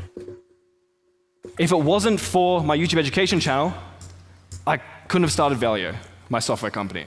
If it wasn't for I think this slide's gonna maybe make sense. If it wasn't for my YouTube education channel, maybe what I'm gonna do is like a reverse build. Actually, maybe I can do a I highlight. couldn't have started Valio, my software company. If it wasn't for Okay, so I think what I'm gonna do here is I'll do this in the next pass through, is I'm talking about all the different sort of like steps in my journey. What I might do is I'll actually like do some sort of animation and like highlight them, but we will leave that slide there and we'll do that later. was Battlefront content and getting views on that, I wouldn't have had people reach out and I would have known that growing a team was even an option. But if I hadn't have just started in the very beginning, I wouldn't have had those views and I would never have learned that like growing a team was even a thing. And so I guess if I could suggest something to you, if you're thinking about content creation or just doing anything that's kind of ambitious but a little bit risky, it would be just start. And I know it sounds cliche and I know it's what everyone says, but hopefully through this analogy you've kind of come to terms with the fact that the journey itself is the thing that reveals the opportunities to you that will take you to where you want to be. And when you get there, hopefully you'll be in a place where you're able to live your dream life, and as a result of that, you can also hopefully go out there and impact a lot of other people too in a very positive way. So that's me. My name is Marcus. Thank you very much. All right, Marcus. Thank you. That is completely wonderful. Like Marcus. Thank you. All right, let's cut that. I think we don't need all the rest of that, him just talking. Cool. Something I did notice here though. Out there and impact a lot of other people too. I like trail off and like impact a lot. You can't actually hear what I say. So we're gonna do some like little basic audio editing in here. You remember how like change volume? We're gonna use keyframes to change the volume at the specific part I want. So I'm gonna hold down Alt. I'm gonna click on this. A lot of other Let's add a volume keyframe here. There we go. a lot of other people too in a very, very positive way. In this talk, I gradually decrease the volume that I'm actually talking at. What I'm going to try and do then with keyframes is manually kind of balance that out. So impact a lot of other people too in a very positive way. So let's see. Let's make a cut there. And let's see if we can add another keyframe right about here. Drag this guy up to get louder. So now I should actually get louder gradually. A lot of other people too in a very positive way. Impact a lot of other people too in a very positive. It sounds all right, but like I feel like I need to add another keyframe because if you listen to it, I don't gradually at a perfect straight line talk quieter. I like talk quieter quickly and then continue talking quieter. So to account for that, a lot of other people too in a very positive way. A lot of other people too in a very positive way. All right, so let's see if we can go here, add another keyframe, and we'll just like add a little bit of, drag that up like that. Go out there and impact a lot of other people too in a very positive way. And drag that down a bit maybe. Impact a lot of other people too in a very positive way. Cool, so that's not too noticeable, right? So you're listening to this. You can also hopefully go out there and impact a lot of other people too in a very positive way. Yeah, cool, no one would notice that. But now they can actually understand what I say, which is good, well, depending on your opinion. It's good for me if you like what I say. So that's me, my name is Marcus, thank you very much. All right, Marcus. All right, cool. So we've gone through and we've done our rough cut. Let's see how long our video is. Our video is 7 minutes and 40 seconds. Sick. So we cut down a lot of things. We positioned a bunch of things. Now let's go through and actually start doing some like proper editing to this. So I think some things I'm going to want to do is I'm going to add maybe some punch-ins throughout and like punch-ins and punch-outs just to keep it a bit more engaging in the long stretches or when I'm making like a key point. I'm also going to, just based on what I've seen, I think I need to add some sound effects at certain times. The microphone doesn't really pick up people, like the audience's reactions very well here. Nearly, or maybe even over 2,000 people here. And like at the time at the event, it felt kind of loud. But the microphone is like right attached to my mouth, so it doesn't really pick up the audience very well. So I might need to add in some sound effects to make it feel a bit more engaging. And then I'm also going to do some animating up here later to animate this portion to make it a little bit more interesting and tell the story a little bit better. So let's go through and start doing that. The first thing I think we might do... I wanted to share something today. It's a little bit niche, it's a little bit random, but I wanted to share something today. When I'm using sound effects, sometimes what I might do is I'll actually use sound effects from the audio that's being recorded. So if I grab this and drag it out, let's make the cut there just so I remember that's where my start point is. Please join me in welcoming to the stage. Thanks, Jade. So you can hear the clapping kind of like fading out there. Join me in welcoming Marcus Radici-Jones to the stage. We got Jade clapping with her paper. Thanks, Jade. And I got thanks, Jade. I might use this portion here. Let's grab this and we're going to add this in, not just for my ego, although that could be one reason why I'm doing this, but if I add the clapping in, it's gonna help the audience understand a little bit about what the setting is. Like, am I just on a stage talking to myself here, or are there actually people? If they immediately hear me start talking, they see I'm on a stage and they hear clapping, they're like, oh, I get this. This is like a public talk. So, how's it going? Let's get rid of that, where I ask how's it going and everybody ignores me. Let's go this one. Cool, so I'm gonna grab that, I'm gonna add in an audio track. So I'm gonna right click, add a track. I'm gonna add a mono track. And let's drag our audio down into there, and we'll drag this up just so we can interact with this a bit. So I might drag this out a tad, and let's drag our audio here. I want to share something today. It's a little bit, all right, cool. So can you hear that? Now it's like, I want to share something today. It's a little bit neat. I want to share something today. It's a little bit cool. Clapping there, people can hear it. Like viewers like, oh, it's like an audience. And it also doesn't impact with my speaking, which is good. It's a little bit random, but maybe you'll find. I might make it a little bit louder in the beginning and then have it fade out. So let's grab this, drag it down. Again, we're going to come and turn on keyframes, and we'll chuck a keyframe at the end here. Let's go to our first one, and then we'll just make it a little bit louder just to make it sound like people actually enjoy me speaking, when in reality everyone knows they don't. But don't worry, I'm not depressed. I just enjoy self-deprecating humor. Listen to this. I want to share something today. It's a little bit niche. Maybe a bit too loud. It's a bit too enthusiastic.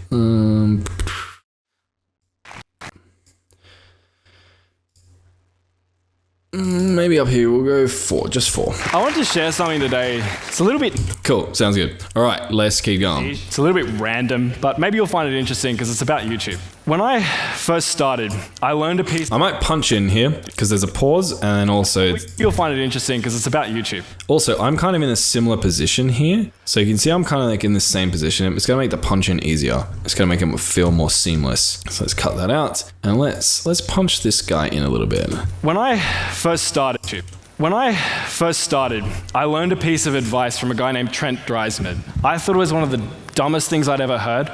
A guy named Trent Dreisman. All right, let's see what happens if I zoom in on this guy. So I'm going to go back to my video effects. Zoom in. Let's go up a bit. Because it's about YouTube. When I first started, I learned a piece of advice from a guy named Trent Dreisman. I thought it was one of the dumbest things I'd ever heard. Cool, that's like pretty seamless. I think most people won't actually notice that. When I... Actually, I'm looking up, I'm looking down, looking up, looking down.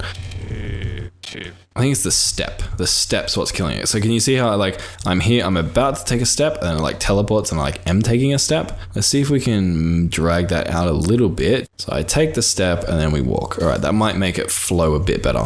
Maybe you'll find it interesting because it's about YouTube. There we go. That like flows better. It's like you notice it when you know it's happening, but if you're a viewer, you're probably not going to actually notice. It's a little bit niche. It's a little bit random, but maybe you'll find it interesting because it's about YouTube. When I first started, I learned a piece of advice from a guy named Trent Dreisman. I thought it was one of the So one thing I did notice is like I'm center screen, but then the screen like pans across too much. So we might have to manually counteract this a bit. So let's add like a keyframe here for position, and then go to here, which is where it pans across to, and another keyframe. Let's just adjust the position slightly. Bring me back into the center.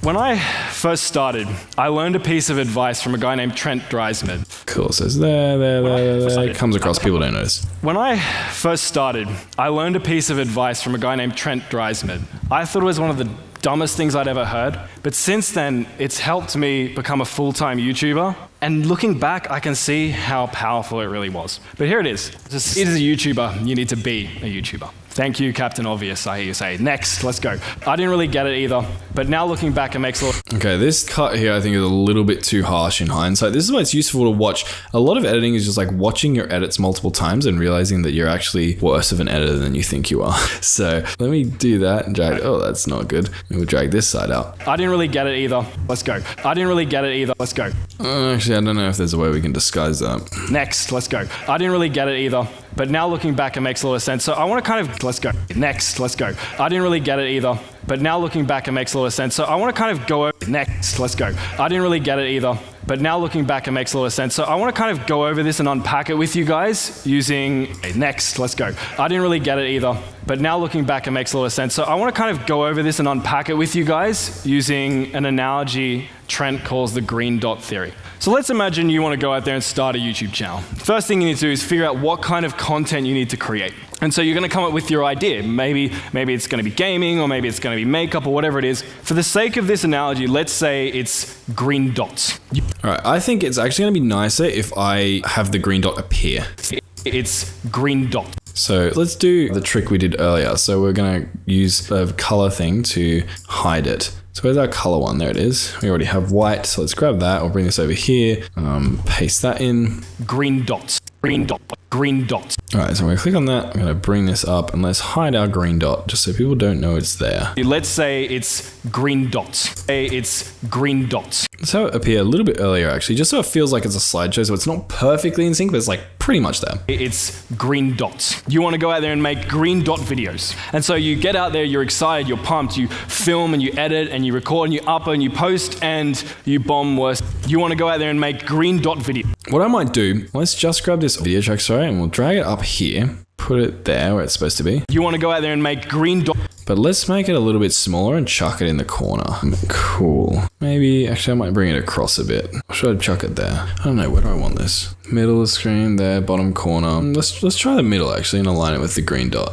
Like there maybe. You want to go out there and make... Maybe we'll add like a fade transition into this just so it doesn't feel so harsh. Video transition, let's go. Let's try an additive dissolve, which is going to be just like a fade. You want to go out there and make green dot videos. And so you get out there, you want to go out there and make green... Actually, I feel like it does need to be brought across a bit. You want to go out there and make green dot videos. And so you get out there, you want to go out there and make green dot videos. And so you get out there, you're excited, you're pumped. Right, let's watch that and see what it looks like. This analogy, let's say it's green dots. You want to go out there and make green dot videos. And so you get out there, you're excited, you're pumped. You film and you edit and you record and you upload and you post and you bomb worse than KSI's latest song. Massive failure. So here, you can't actually really hear it, but the audience are all like, ooh. So maybe I'm actually going to find a sound effect. Let's see if I can find this. So I'm just going to go to audio library and see if I can find it. And let's see if there's any audience sound effects. How about crowd?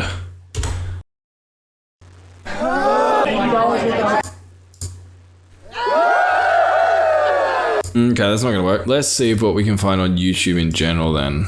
Crowd, go. Oh, I didn't spell that. Crowd. There we go. So, oh, all right, this one. Let's have a look at this. If I was really into this, I would probably go and try and find a sound effect there, but I've just been looking for ages. Well, not ages, but it feels like more time than is useful for this video, but I can't find anything. So I'm just going to continue going, but what I would ideally do is try and exaggerate the sound. Okay, let's see if I can actually make the sound effect itself, or like exaggerate the sound from the stadium. SI's latest song. Let me just grab this. Oh, that's what I want to do. I'm just going to go out here, paste it, and let's see. Massive. Let's just grab this. If I make this a lot louder, can we hear anything? Massive failure. So you can hear people reacting, right? But it's just not very loud. So you can hear the oh there.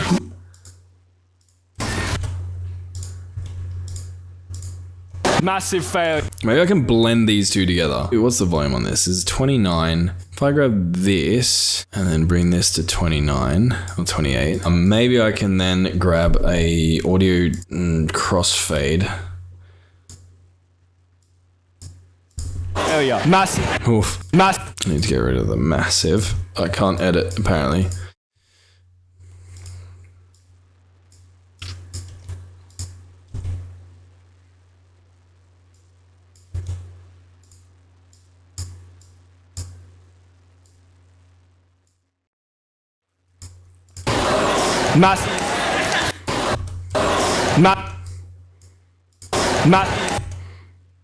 Maybe it's on this side.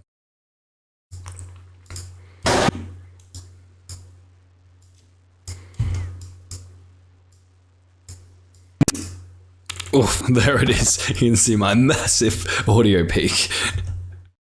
Alright, let's delete that and then drag in the crossfade. Drag this down a bit. That's kind of okay. Let's grab that and let's see what this sounds like if we can grab this audio and then chuck it back where it needs to go. which is somewhere around here, I think. And calls the green dot theory. They persist with their green dot content. You up and you post and you bomb worse than KSI's latest song. All right, there is the line. I'm going to select this track. Let's see if I can paste it in here. No, it's not going to want me to do that. All right, what I'm going to do, paste, drag down, and then I'll drag this back. And I've got my audio effect here. KSI's latest song. Massive failure, massive failure, massive. So the O is kind of here in this. So let's cut that. Let's bring this here. KSI's latest, massive KSI's latest. And let's fade that in like so. Fade it out. Then KSI's latest song. Massive latest song. Massive failure. All right, I think I need to make the overall volume of these guys quieter. So let's go 20. Massive failure. KSI's latest song. Massive failure. Then KSI. Let's go 25. KSI's latest song. Massive failure. KSI's latest song. KSI's latest song. Massive failure. Maybe it needs to be a little bit further forward. All right, let's listen to this and see if you can tell. You post and you bomb worse than KSI's latest song. Massive failure. All right, the fade out needs to be longer because it's kind of obvious. There's me. Which is kind of failure. Massive failure. Okay, yes. Which is kind of failure. Okay, I think we need to make this overall thing quieter. Let's bring that back down to, let's try like 23. This song. Massive failure. Which is kind of... we need quieter because it's, unfortunately... latest song. Massive failure. Which... Alright, it's not too bad. It's not perfect, but it's okay. Like, you can kind of hear the audience a lot better now. You bomb worse than KSI's latest song. Something I do need to do, though, I just noticed, is I think I'm going to make the joke louder. It's later than KSI's latest. So let's chuck that there. We'll chuck a keyframe there. I'm just holding Alt and clicking. His latest song. We'll drag that up. KSI's latest song. Massive failure. Worse than KSI's latest song. Bomb worse than KSI's latest song. Massive failure. Which is kind of sad, right? And this is where a lot of people end up quitting. But some people don't quit. Maybe what I can do, because it feels like weird being so short, right? So what I might do is I might actually grab this, and I'm going to duplicate this out like this, and then I will... lost myself. Then I will join these together and I'll grab this. I'll bring that back to where it is. And let's grab a crossfade and chuck a really big crossfade on this guy. Massive failure. Massive failure. Which is kind of sad. Which is kind of failure. Which is I don't know which. Where's the witch? It's there. We're gonna get him. Let's bring this back then and try bringing our crossfade in. Which is kind of Someone got a weird laugh that like ruins it. Let's drag. Which is when you up and you post and you bomb worse than KSI's latest song. Massive failure. Which is kind of all right. It fades out too quickly, which is annoying. So what I might do is I'll grab this whole thing and I'll right click on it and then I will go, how do I do this? I think new compound clip. Cool, so I've just gone new compound clip. What this means is I've converted this whole thing into just one clip. Massive failure. And now I can then fade this out better. KSI's latest song. Massive failure. All right, cool that. Let's bring the volume up a bit now and see what that sounds like. Massive failure. Which is kind of... It's kind of too obvious. Let's see if we bring that to a 4. This is what a lot of editing is. It's just like playing around with values and like seeing what feels and sounds natural. And you bomb worse than KSI's latest song. Massive failure. Which is kind of sad. You bomb worse than KSI's latest song. Massive failure. 3. And you bomb worse than KSI's latest song. Massive failure. All right, let me turn this up. Just need to reach over. Post and you bomb worse than KSI's latest song. Massive failure. Which is kind of sad, right? And this is where... Okay, so this is the value I've settled on. I've turned the volume down to a 3 and this I've added a bit of a fade in and let's hear what this sounds like. And you bomb worse than KSI's latest song. Massive failure. Which is kind of sad, right? And this is where a lot of people end up quitting. But some people don't quit. They persist with their green dot. And this is where a lot of people end up quitting. But some people don't quit. But some people don't quit. It's like a change of pace, almost like a change of topic. Like I've been talking about quitting and failing, and then I'm like, some people don't quit. And sometimes that's a good place to like add in some sort of visual change. So I think I'm actually going to grab this guy and then let's use this opportunity to cut out a little bit of this silence like this. And we'll grab that, join that together. And then let's use this now to punch in a bit. But some people don't quit. But some people don't quit. But some people don't quit. They persist with their content, and as a result, as a byproduct of persisting with green dot content, they uncover that there's like this new kind of... Yeah, I think we can probably punch in on this whole thing. So let's go back to our video effects. Let's zoom in a tad on me. We'll position me in like somewhere near the center. But some people don't quit. They persist with their... That's not good. So here I'm kind of center, then here I'm not. What's going on? So there to there. So what's happening, right? So if you look at where my mouse is on the screen right now, this is where my eyes are. And if I go to there, you can see my eyes aren't in the same position. That makes it feel a little bit jarring. So what I actually need to do is just drag this across so the eyes are more aligned. There we go, that's gonna feel better. And this is where a lot of people end up quitting. But some people don't quit. A lot of people end up quitting. But some people don't quit. They persist with their green dot. All right, cool. So some people don't quit. I'm center, now I go off center. So it's like a keyframe there that needs to be added. So let's animate this a bit. So let's add our keyframe here, and then let's go across to where it kind of goes out. So there, let's add a keyframe here, and then let's just drag that guy across so I'm back in the center. They persist with their green dot content, and as a result, as a byproduct of... Feels like my head's got like a little bit too much height as well. Quit. So maybe we'll add like so there's a keyframe there, keyframe here. Let's add like slight Y change as well. So let's bring me slightly up. Don't quit. They persist with their green dot content, and as a result, as a byproduct of persisting with green dot content, they uncover that there's like this new kind of like red dot opportunity out there. Cool, there's this content. They uncover that there's like this new kind of like red dot opportunity. Kind of like... Oh, there's the suck. Let's get rid of the suck.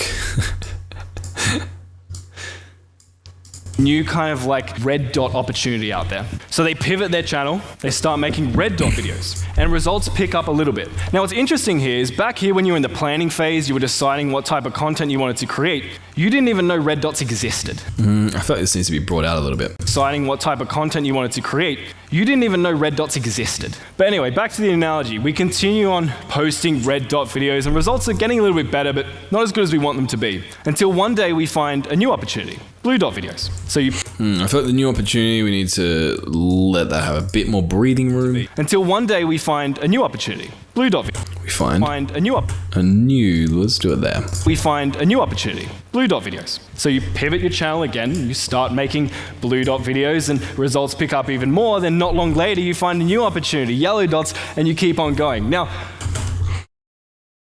not long later you find a new... Let's do it new. When I say new opportunity, I'll show the screen. Opportunity, yellow dots, and you keep on going. Now, and you keep on going. Now, yellow dots, and you keep on going. Now, back to the beginning, when you first started creating green dot content, you were setting out to be the best green dot creator there ever was. You didn't know yellow dots or blue dots or red dots even existed. And the process sort of continues from there. But you're probably getting the point now. Basically, if you're trying to learn or think, or you're procrastinating about starting a YouTube channel, but really this is just an analogy for anyone who is trying to do something. Okay, this is like a long stretch of like uninterrupted footage, so maybe but really I'll punch in a bit. And the process sort of continues from there, but you're probably getting the point now. Basically, if you're trying to learn or think, or you're procrastinating about starting a YouTube channel, but let's punch on the butt. Starting a YouTube channel, but here, let's add in a zoom keyframe, and we'll add a position keyframe as well. And we'll go one frame forward. Let's add our zoom and position keyframes again, and then let us punch in a bit, and we'll just drag me up a tad. Really, this is just let's just make sure our keyframes are okay. So from there to there, to there. That's all right. Really, this is just an analogy. So what I would ideally do is I would kind of find a consistent punch-in value and then like punch in the same amount every time I'm punching in, just so it's not like very inconsistent. But this camera kind of keeps zooming in, zooming out a bit. I get further away, closer. So I kind of just like not worrying too much, especially because this feels like a handheld camera. Like if the zoom distance isn't the same every single time, it's not too big of an issue. But if I was like editing a video like the one you're watching right now, I would try and keep the punch in distance, like the zoom in distance, consistent. Anyone who is trying to do something ambitious and risky, entrepreneurship, a business, a new skill. I kind of start walking off screen a little bit here because the cameraman's fallen asleep. So let's add our keyframes in. Entrepreneurship, a business, a new skill. And let's add our position keyframe in, and we'll just drag me a little bit across. So I'm back in the center. There we go. About starting a YouTube channel, but really this is just an analogy for anyone who is trying to do something ambitious and risky. Entrepreneurship, a business, a new skill. To succeed, you first have to be. Because the act of actually starting is not only going to build you momentum, but it's that journey itself that's going to help you uncover. The act of actually starting is not only going to build you because the act of actually starting is not only going to build you momentum, but it's that journey itself. I wonder if I could cut this out, right? So it says the act of actually starting, but it's that journey itself. Let's see what it looks like. Let's see what happens if I delete this, bring this in. But it's that journey, because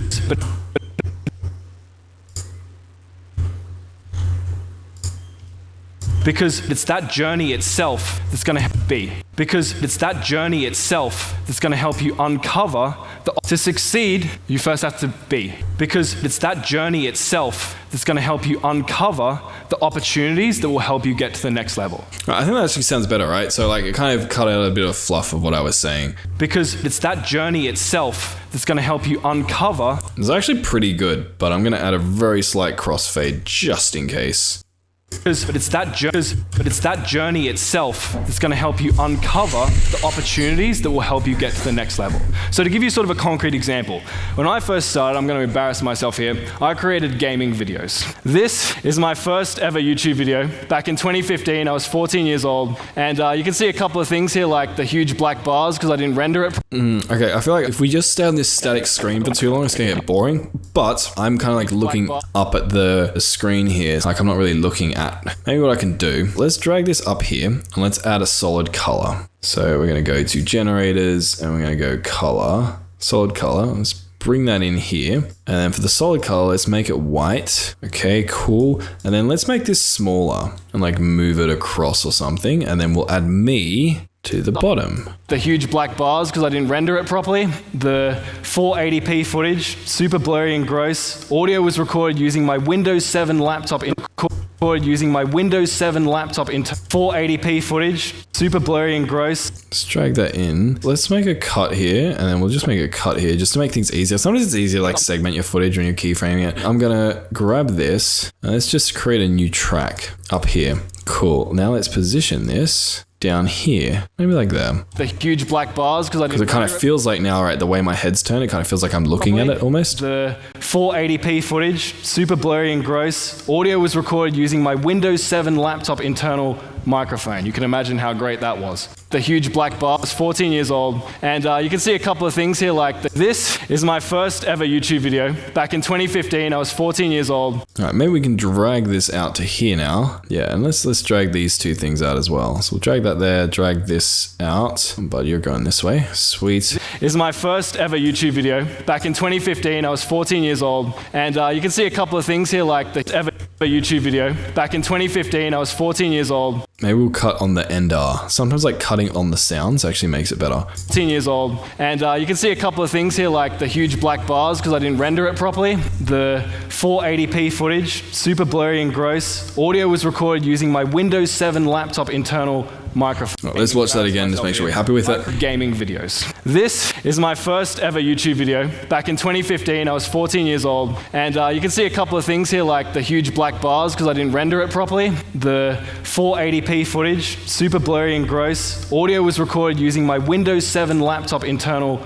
microphone. You can imagine how great that was. And for some reason, even though this sucked, I kept on posting videos. I actually posted 65 different videos over the course of 12 months to get a whopping, wait for this, 150 subscribers. Thank you. So there's the clapping. I might actually add some clapping in to exaggerate it a bit. We can maybe use the clapping from the end, and then we'll grab the clapping from the beginning. So I'm just gonna mark this area. I'm just gonna hit M on my keyboard to mark it just so I can come back to it easy. Also, I'm gonna scroll down just so I can see the footage. So we have our clapping at the beginning.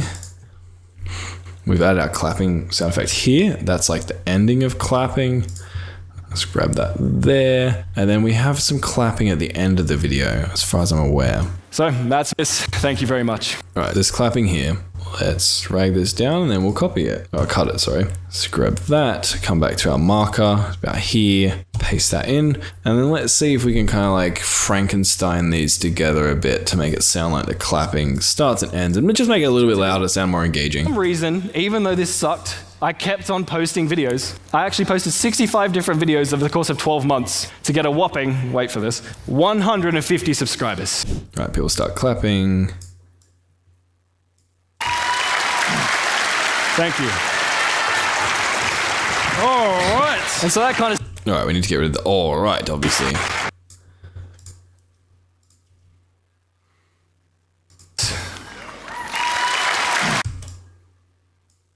Grab that, grab that. Let's tidy this up a bit now. We're getting closer to the final. So let's add our crossfade in. Let's fade this in just a tad. Thank you. And so that kind of sucked. All right, I think we need to make this a little bit shorter just because it's picking up the guy saying all right. So let's cut that, bring that in, grab our crossfade. And so that kind of sucked. All right, so this whole thing needs to now be made a little bit quieter, I think. We're gonna right click on this. We're gonna create a new compound clip. We're gonna go create, and then let's adjust the volume of this guy. Let's bring that to a 4. Thank you. And so that kind of sucked. But then one day I was doing some research. Cool. I was looking for That's someone good. to collaborate with, which is sort of a thing you do where you team up with another YouTuber and you create content together to cross-promote. And I found this guy, 2 Moose for You. And he created Star Wars Battlefront content, specifically funny moments type videos. Seems kind of weird and specific, but when I first clicked on his video, I got hooked. I thought it was hilarious. I watched the entire thing, and then I ended up binging his entire channel when I should have been working. All right, bit of audio cleaning up needs to be done there. You can hear this kind of hard to hear me here, right? I thought it was hilarious. I watched the entire thing, and then I ended up binging his entire channel when I should have been working. So the when I should have been working, let us make that a bit louder. So I'm gonna click into here. Let's add a keyframe. And let's add another keyframe here just to hold. And then we'll add another keyframe here and maybe another one here. And let's drag this guy up. Binging his entire channel when I should have been working. All right, that sounds a bit easier here. Although it does get my big sniff in there, which is a little bit annoying. So I might actually grab that, bring that down. Okay, so this needs to be less. When I should have been working. And while I was binging Moose's content, this thought started to bubble itself into my consciousness. Maybe I could do something like this. And so I did. The next week I went out there and I made Thug Life, Star Wars Battlefront Funtage Funny Moments Montage. It was kind of cringy. It feels obvious that it was a cut there, right? So I think I might need to make this whole thing drag it out a little bit. So let me just grab everything and then just drag it out. And then we'll come back here. Let's drag this bit. Montage. It's montage. It was kind of cringe. It's montage. I think I need some audio editing here as well. Star Wars Battlefront Funtage Funny Moments Montage. All right, let's add ourselves a keyframe in here, and we'll add a keyframe in here because I get gradually quieter, and we'll just drag this up a tad. Next week I went out there and I made Thug Life, Star Wars Battlefront Funtage Funny Moments Montage. It was kind of cringy. And one day this guy reached out to me and he was like, hey, can I edit videos for you? And I was like, I guess, sure. All right, the I guess sure is a bit quiet as well. Let's make that louder. And then bring this guy up.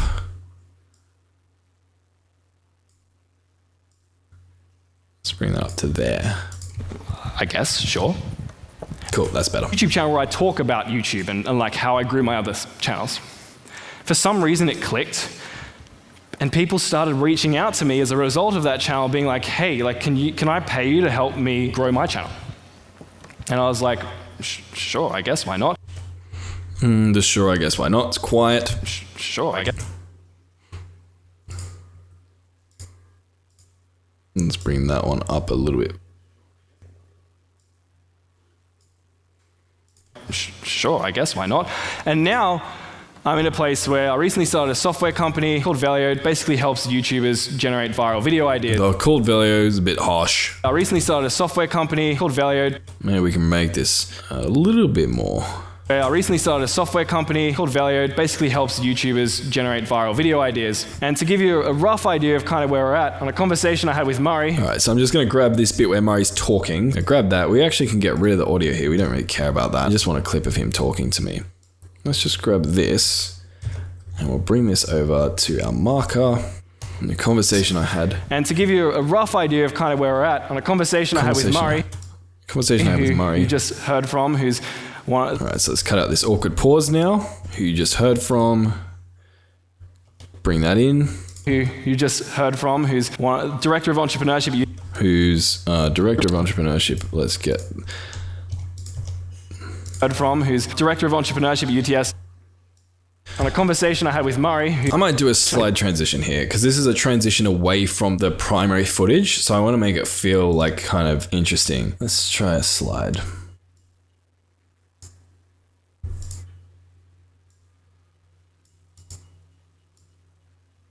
I'm actually going to cut out the who you just heard from because they're not going to know. You just heard from who?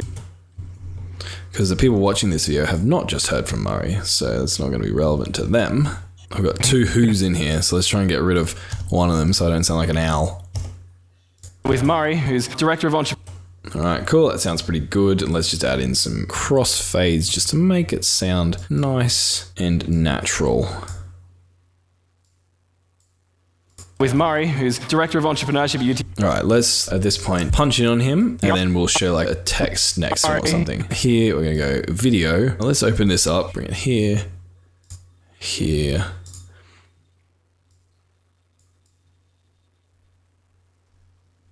Who's director of entrepreneurship at UTS. People also don't know who UTS is. I need to find a creative way to sort of illustrate this guy has status. I'm going to need some text to chuck on screen. So let's grab some text. Yeah, I think this actually could work. So let's go director of entrepreneurship. And then for the large text,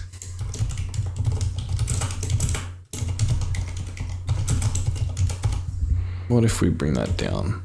Okay, that's not bad. I think it's a little bit kind of hard to see. Maybe I actually need to put his name.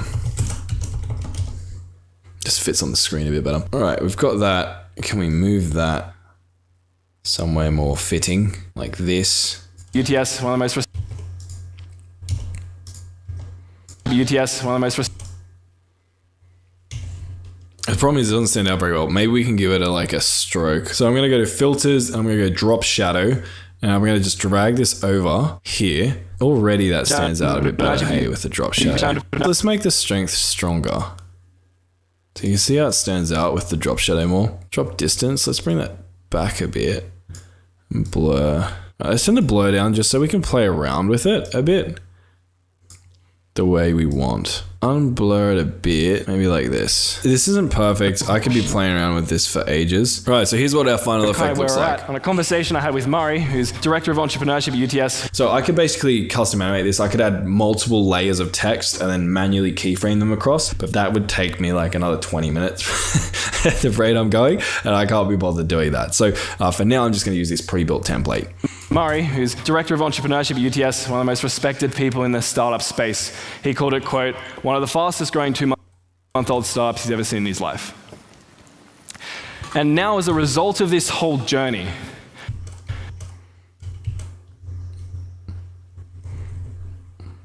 let's see if we can cut some of that out and punch in at the same time. I have the privilege to be able to do what I love every day. I have the freedom to do it from a laptop, and I can travel the world. And all right, I'm just going to cut this. I'm going to use this clip to punch in a bit. So let's just punch in a tad and bring that across a tad, bring us up a tad. Whole journey. I have the privilege to be able to do what I love every day. I have the freedom to do it from a laptop, and I can travel the world. And this probably seems like I'm bragging here, but I'm trying to share this to illustrate the power of the green dot theory. If it wasn't for my YouTube education channel, what I'm trying to do is I'm talking and I'm like, if I wasn't for my YouTube education channel, I couldn't have started Velio. The problem is that I could add animations on here. So what I'd ultimately think would be cool if I added if I didn't start my YouTube education channel, then I indicated it with like an arrow or a circle or something like that. And then I'm like, I wouldn't have been able to start Velio. Then I cross Velio out, or maybe I add white over the top of Velio so that you can't see it anymore. It kind of implies that it would no longer exist. The problem is this is a PowerPoint presentation. For the style of video it's probably not going to suit it, because people are going to be like, oh, hang on a sec, I thought this was a PowerPoint presentation the whole way through. I think I'm probably just going to leave this whole thing. I'm going to delete it. Oh, I couldn't have started Velio, my software company. If it wasn't for growing a team and learning how to grow my gaming channels, I wouldn't have had the credibility to start a YouTube education channel.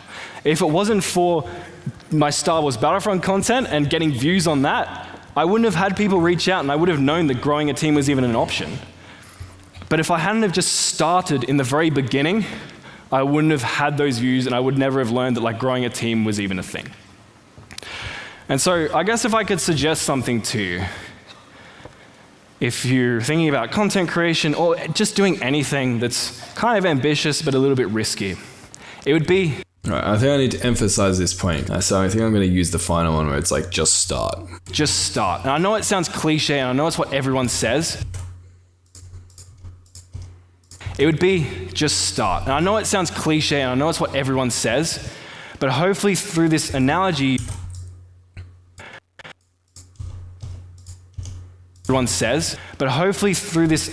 it would be just start. And I know it sounds cliche, and I know it's what everyone says, but hopefully through this analogy, you've kind of come to terms with the fact that the journey itself is the... Cool. I'm going to save this because I just realized that I've been creating this whole project, haven't saved it once, and almost lost 2 hours of work accidentally. So we're going to save this UTS talk. Hopefully you'll be in a place where you're able to live your dream life, and as a result of that, you can also hopefully go out there and impact a lot of other people too in a very positive way. So that's me. My name is Marcus. Thank you very much.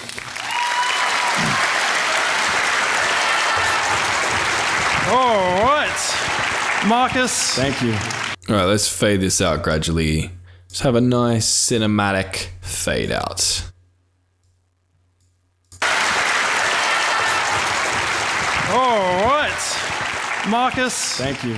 That is... Cool. All right, this video is pretty much done, I think. Again, this isn't the perfect, most meticulously edited video. Based on how I'm editing this right now, this is basically, I think, the 80-20. I've done everything that I need to do to make this video engaging enough. Now this is done, I'm going to grab this, and then I'm actually going to go to export this video. So I'm going to go O on my keyboard here. I'm going to go back to the beginning of where the video starts, hit I to set my out point and in point. If you don't know how to set out points and in points, there's been a lesson on that. And what we're going to do is we're going to go down to the deliver portion of DaVinci. So now in the deliver portion of DaVinci, you can see my video has been selected with the out points and in points that I've just added. If it's not right, or you wanted to do something in here, just grab the edge of these and you just drag them to where they need to be. And now what I'm going to do is I can just render this video. So I'm going to name it UTS Talk Edited Location. I can select where that is. I'm just going to export it to my desktop. Then video, I'm going to go MP4. Then timeline resolution, just set to default, what I want. Automatic quality is going to be best. Presets going to be balanced. All the advanced settings, don't really need to worry about that. That's pretty much all good. From there, I'm just going to hit add to render queue, at least for this one, and then just go render all. This video is going to render, and then that's how you do it. That was me editing a video full live, been over 2 hours of editing, and I've got a full YouTube video done and dusted, which was sick.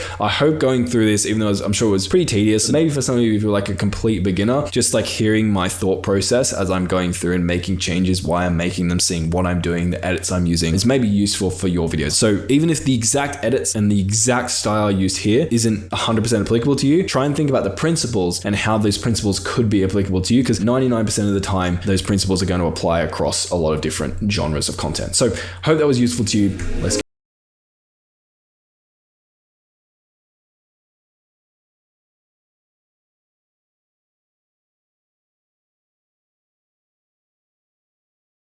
into a lot of technical editing techniques, like how to edit videos. When it comes to actually editing videos that retain people, the number one thing you can do is essentially just to study what the outlier videos in your space are doing. Try to just learn from them, figure out what it is that they're doing right, what it is they're not doing right, and then basically apply those learnings to your own videos. Exactly the same as we've been doing to thumbnails, to titles, to scripts, etc. You're probably noticing a lot of themes here. Essentially, a big part of YouTube, especially when you don't know what you're doing, when you don't have much data, you have to just reverse engineer what's already out there and what you see is already working. And again, a lot of people like feel uncomfortable about this, but it's like playing music, right? You wouldn't expect to pick up a guitar and start playing original songs as a complete beginner who's never played guitar before. You would first get someone to teach you the notes, and then you would start playing other people's music. And then once you start playing other people's music, you might start playing other people's music with your own style or a bit of your own flair or your own personality. And then you might start playing your own songs and inventing your own music, right? If you started just trying to invent your own music before you knew how to play the guitar or how to play other people's songs, you probably wouldn't be creating any songs worth listening to, most of us anyway. But just leaving you with that didn't feel quite right. So on top of these script writing breakdowns that I've done earlier that will help you kind of understand how to break down really high performing content, I want to go into this a little bit more in depth, specifically with intros with one of my good friends, Nate Black, who's an absolute legend in the YouTube space. He has his own channel. He's worked on multiple channels. And when we've been to like YouTuber conferences together and we've been walking around, I would say that he's probably the person I know who gets approached the most by fans wanting photos and asking advice and showing how much he's helped them, etc., which is pretty cool. So I've jumped on a call and I've had a bunch of you guys offer up your videos for us to go over and roast. And hopefully through that process, you'll get a little bit more insight into some of the things I really look for and Nate really looks for when it comes to creating highly retaining content. Well, Marcus, people replied to this post asking for intros to roast. And you know, the first one I had to pick was from Dave Burning Becoming Better, because he said, howdy, howdy, in his comment. Howdy, howdy, a roast, count me in. So I had to choose this one. So Dave's channel is about becoming better. It's self-improvement and all that. So I wanted to show you the beginning of this video and see if anyone watching this can pick up on what I picked up on, especially considering the premise of this video. The idea of this video is, we need to know this going into it. I let AI train me for 7 days. The results shocked me. Let me show you this intro. 7 days ago, I started a challenge. I wanted to see if AI could make me more confident on camera. It turns out it can. I honestly didn't believe it. I thought that the way this challenge was going to go is I would just be suffering through 7. Okay, well, this is interesting because I want to see if you pick up on just that very first thing. Anyone watching this, I'm going to play the first literally 2 seconds again. 7 days ago, I started a challenge. So what he did at the very beginning that I think many people don't realize they're doing, especially in the talking head space, is that moment of 7 days ago, the intake of breath. Now, I think I watched various other videos on Dave's channel, and he's going for kind of an authentic conversational tone. But the interesting thing here is it almost ruined the point of the video by including that intake of breath and then turning away from the camera as he does right here. Watch this. I wanted to see if AI could make me more confident on camera. It turns out it can. He turned away from the camera. Sorry, you lost me. I wanted to see if AI could make me more confident on camera. And we're leading this video with, turns out it can. And I'm turning away from the camera. What the heck? That's the exact opposite of what I would think for the premise of the video. You do not appear to be confident on camera. So I just think it's ironic. We're here, we're roasting, so he gave permission for this. I just think it's ironic that the premise of the packaging is demonstrated in the opposite in the intro of the video. It happened in the first second. The recording starts and he looks at the camera and he goes, inhale, and then he starts speaking. It works, but I think inhalations are an interesting thing. You probably didn't think you were going to talk about this, Marcus. But inhaling, especially at the beginning of a video, it sets a tone. Immediately having a breath, and he actually shows it where it's about here. There's another really long breath that occurs.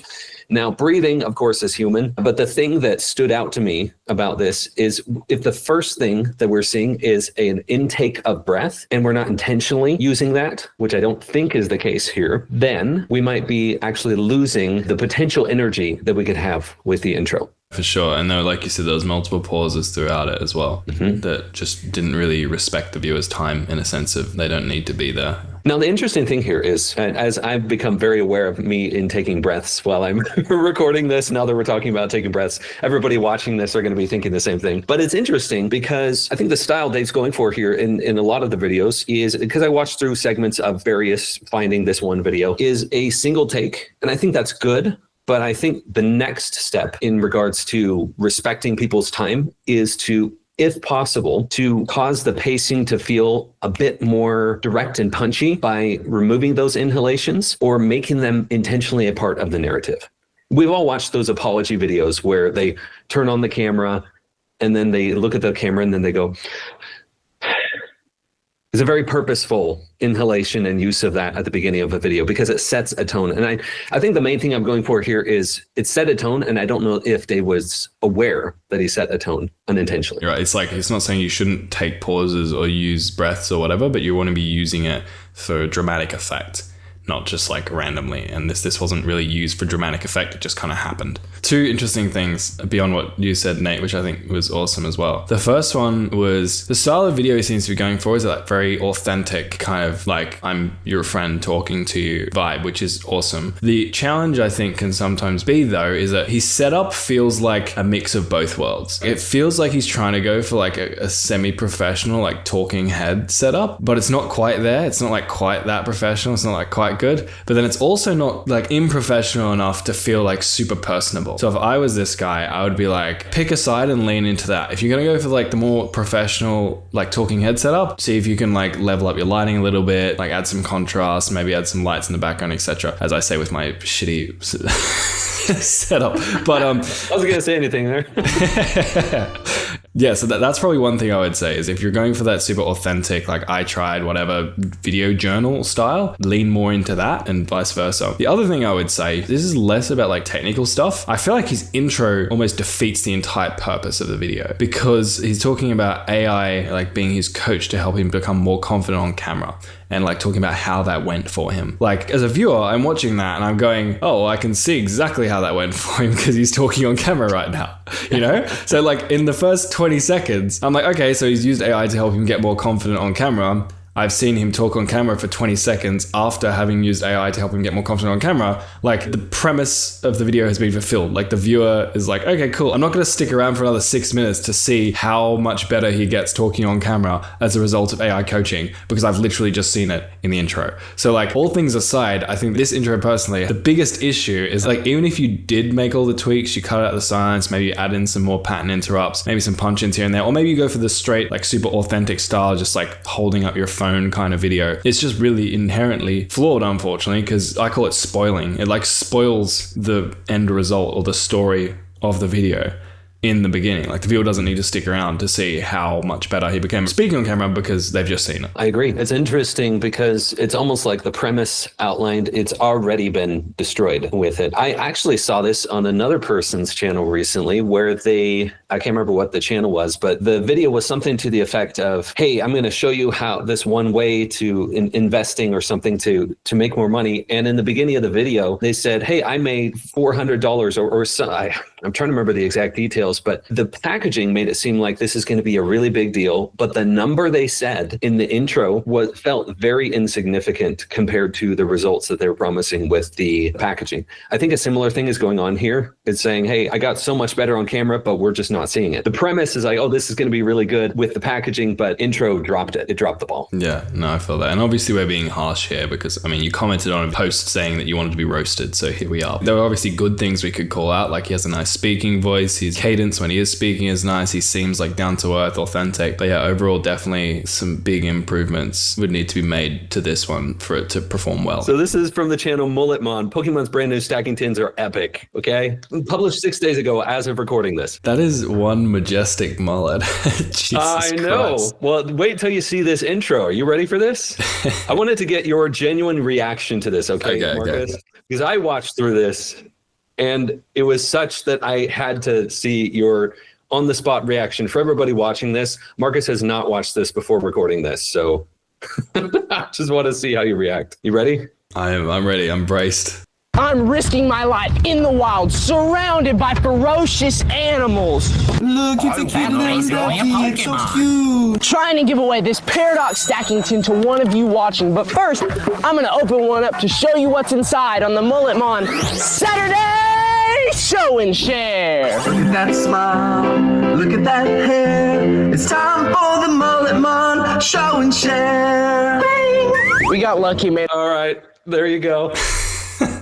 I mean, I live in the mullet capital of the world, Australia. If there was an Olympic category for mullets, I think this one would take home the gold in terms of dirty mullets. That's coming from an Australian. All right, but anyway, but on to the analysis and the roasting of that intro. So here's the thing. It comes from my performing, etc. background, but I'm often of the opinion that for most people, I have to keep telling them to do more and more. Like when I'm coaching someone or I'm working with someone, a client, etc., and I'm saying, I want more energy from you. I want more personality. I want more of you, more of that engagement and connection with people. 9.9 times out of 10, that is the case here. However, that 0.1 times out of 10, I say, hey, maybe we need to dial it back a little bit. And I purposely chose this one because I have rarely seen something with this much personality in an intro. And the saying I'll often repeat is, hey, I would rather have to tell you to do less to dial it back. Okay, we're going over the top than to keep pushing you for more. And I think in this case, I think we've reached that point.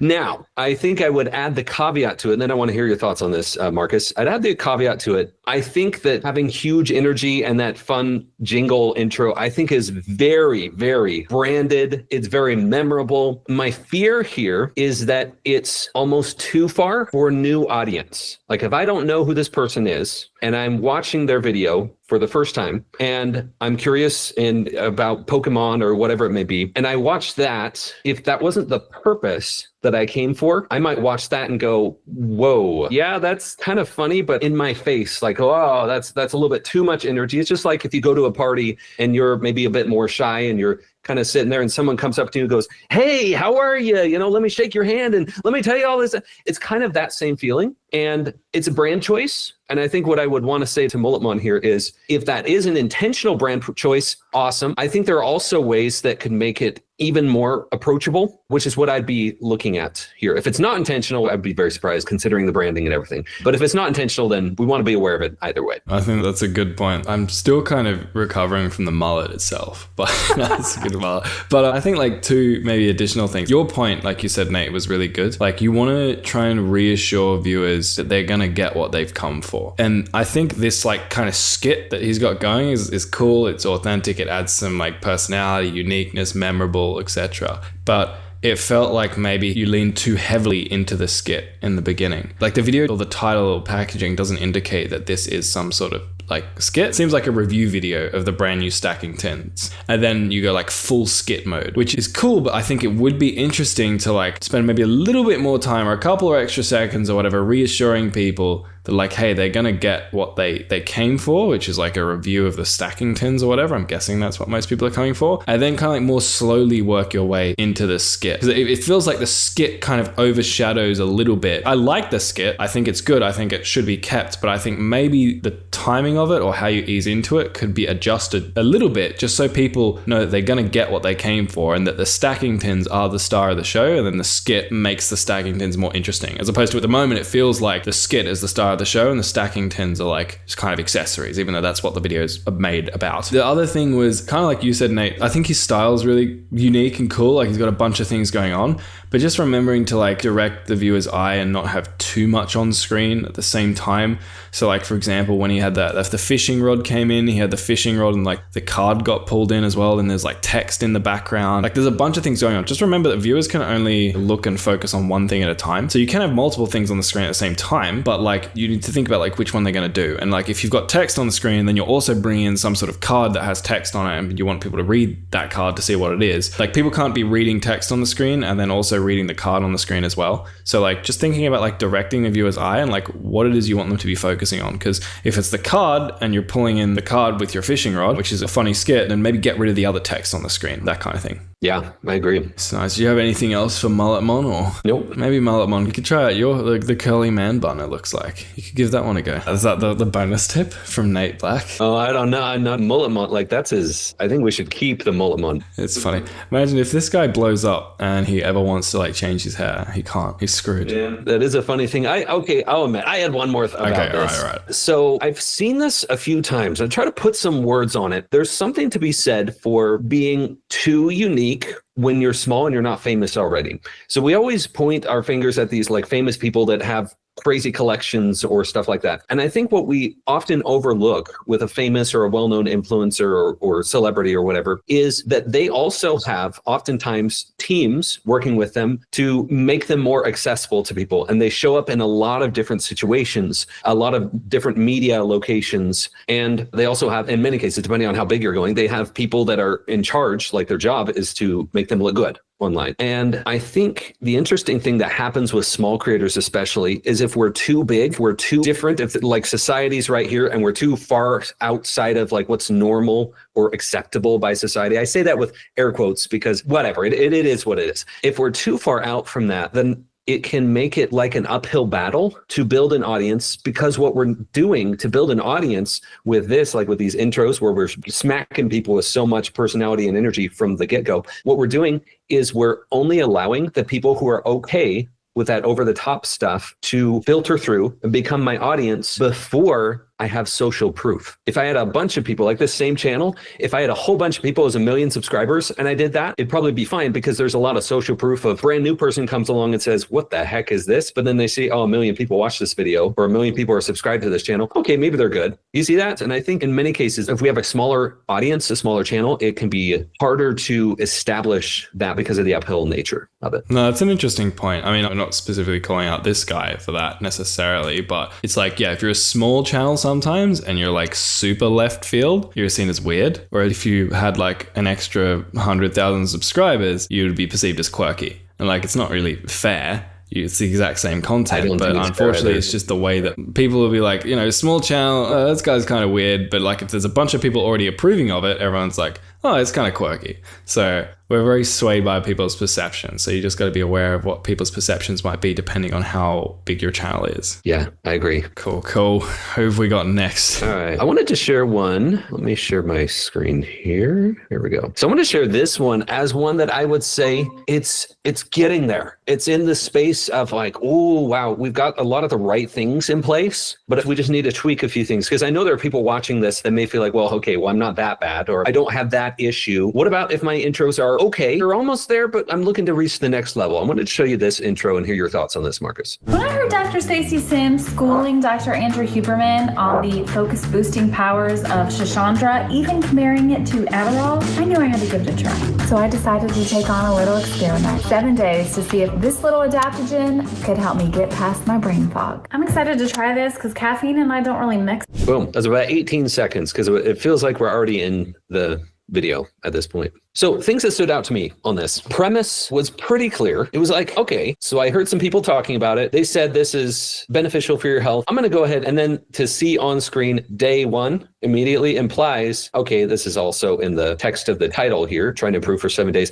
But to immediately jump into day one implies, okay, I'm going to share my experience over multiple days within this video. I really liked that about this intro. It felt like, okay, this is the premise. There's a reason for you to watch through this video because it's, okay, immediately we're in day one. Things I didn't like, or the things I'm going to roast. It's the roast voice I need to do. So we have this funny vase at the beginning here. However, when I heard Dr. It was so short. I fear that, and this happens several times in this intro in the first 18 seconds, the clips are quick, which I think are in the right direction. We want to have like that fast pacing. We're kind of set the tone for the video, but they're quick and they felt disjointed to me. They're like this and then this and then this and then this. And then me as a viewer, they're not cohesive enough for me to establish the narrative as clear as I would like to have from the video. Like this, for example, there's these things on screen and it's like, well, let's see how long this lasts on screen, actually. Let's play it. Dr. Stacey Sims schooling Dr. Andrew Huberman on the focus boosting powers. Yeah, that was about 2.5 seconds. And I felt like even that was too fast. It's so funny because we hear like pacing over and over again. But I think in this case, we tried to put too many things together and it lost what could have been because of so many different scenes happening at once. Because later on we go to blending, then we go to showing a product, and then we go to, I think we had a black and white moment. Anyway, what are your thoughts, Marcus? Yeah, like you said, I think there's a lot of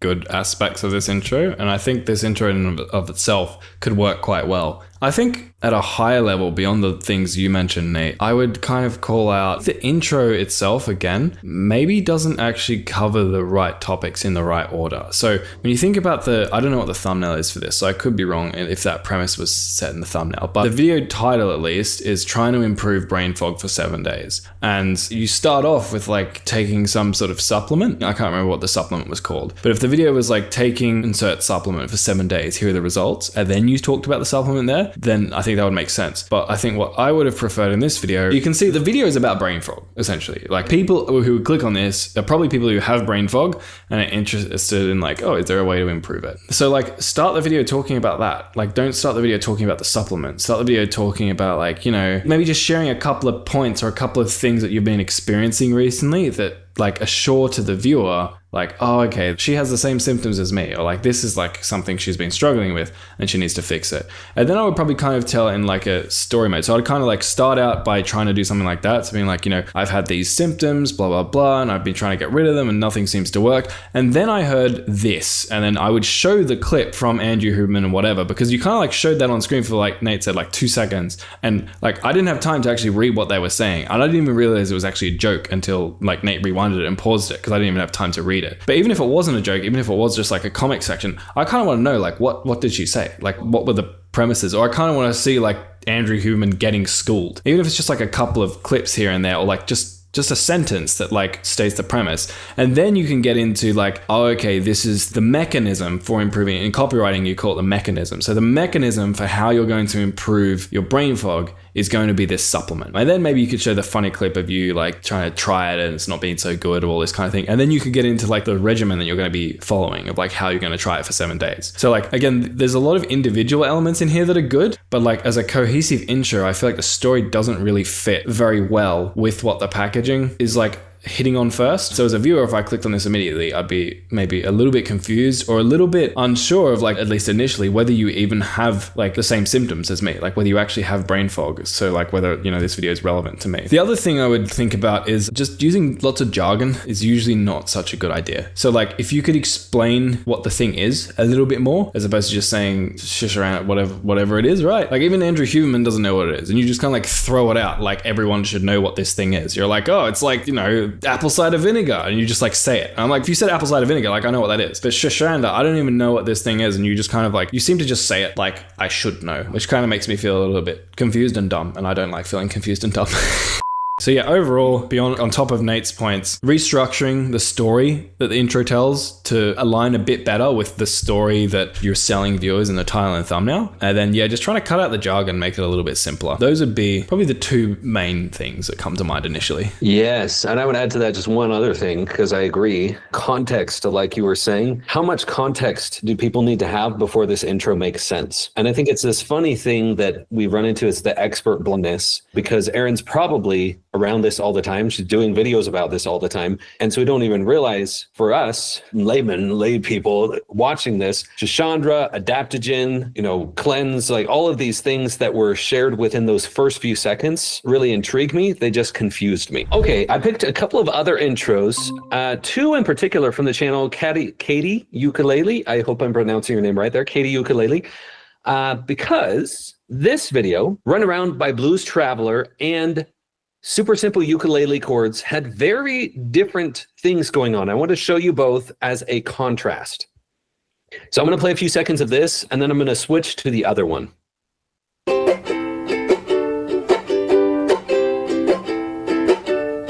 Once upon... Well, did you have time to read that? Yeah, we're at normal speed, right? Normal speed. I'm going to play that again. That was fast. Once upon a midnight dreary, I woke with something in my head. Okay, so we went right to the song there. Beautiful voice, by the way. I know this is a roast. This is gorgeous. That was amazing, Katie. But so we got this text showing up on screen, and we're going right into the song, right? We already talked about the text being kind of fast.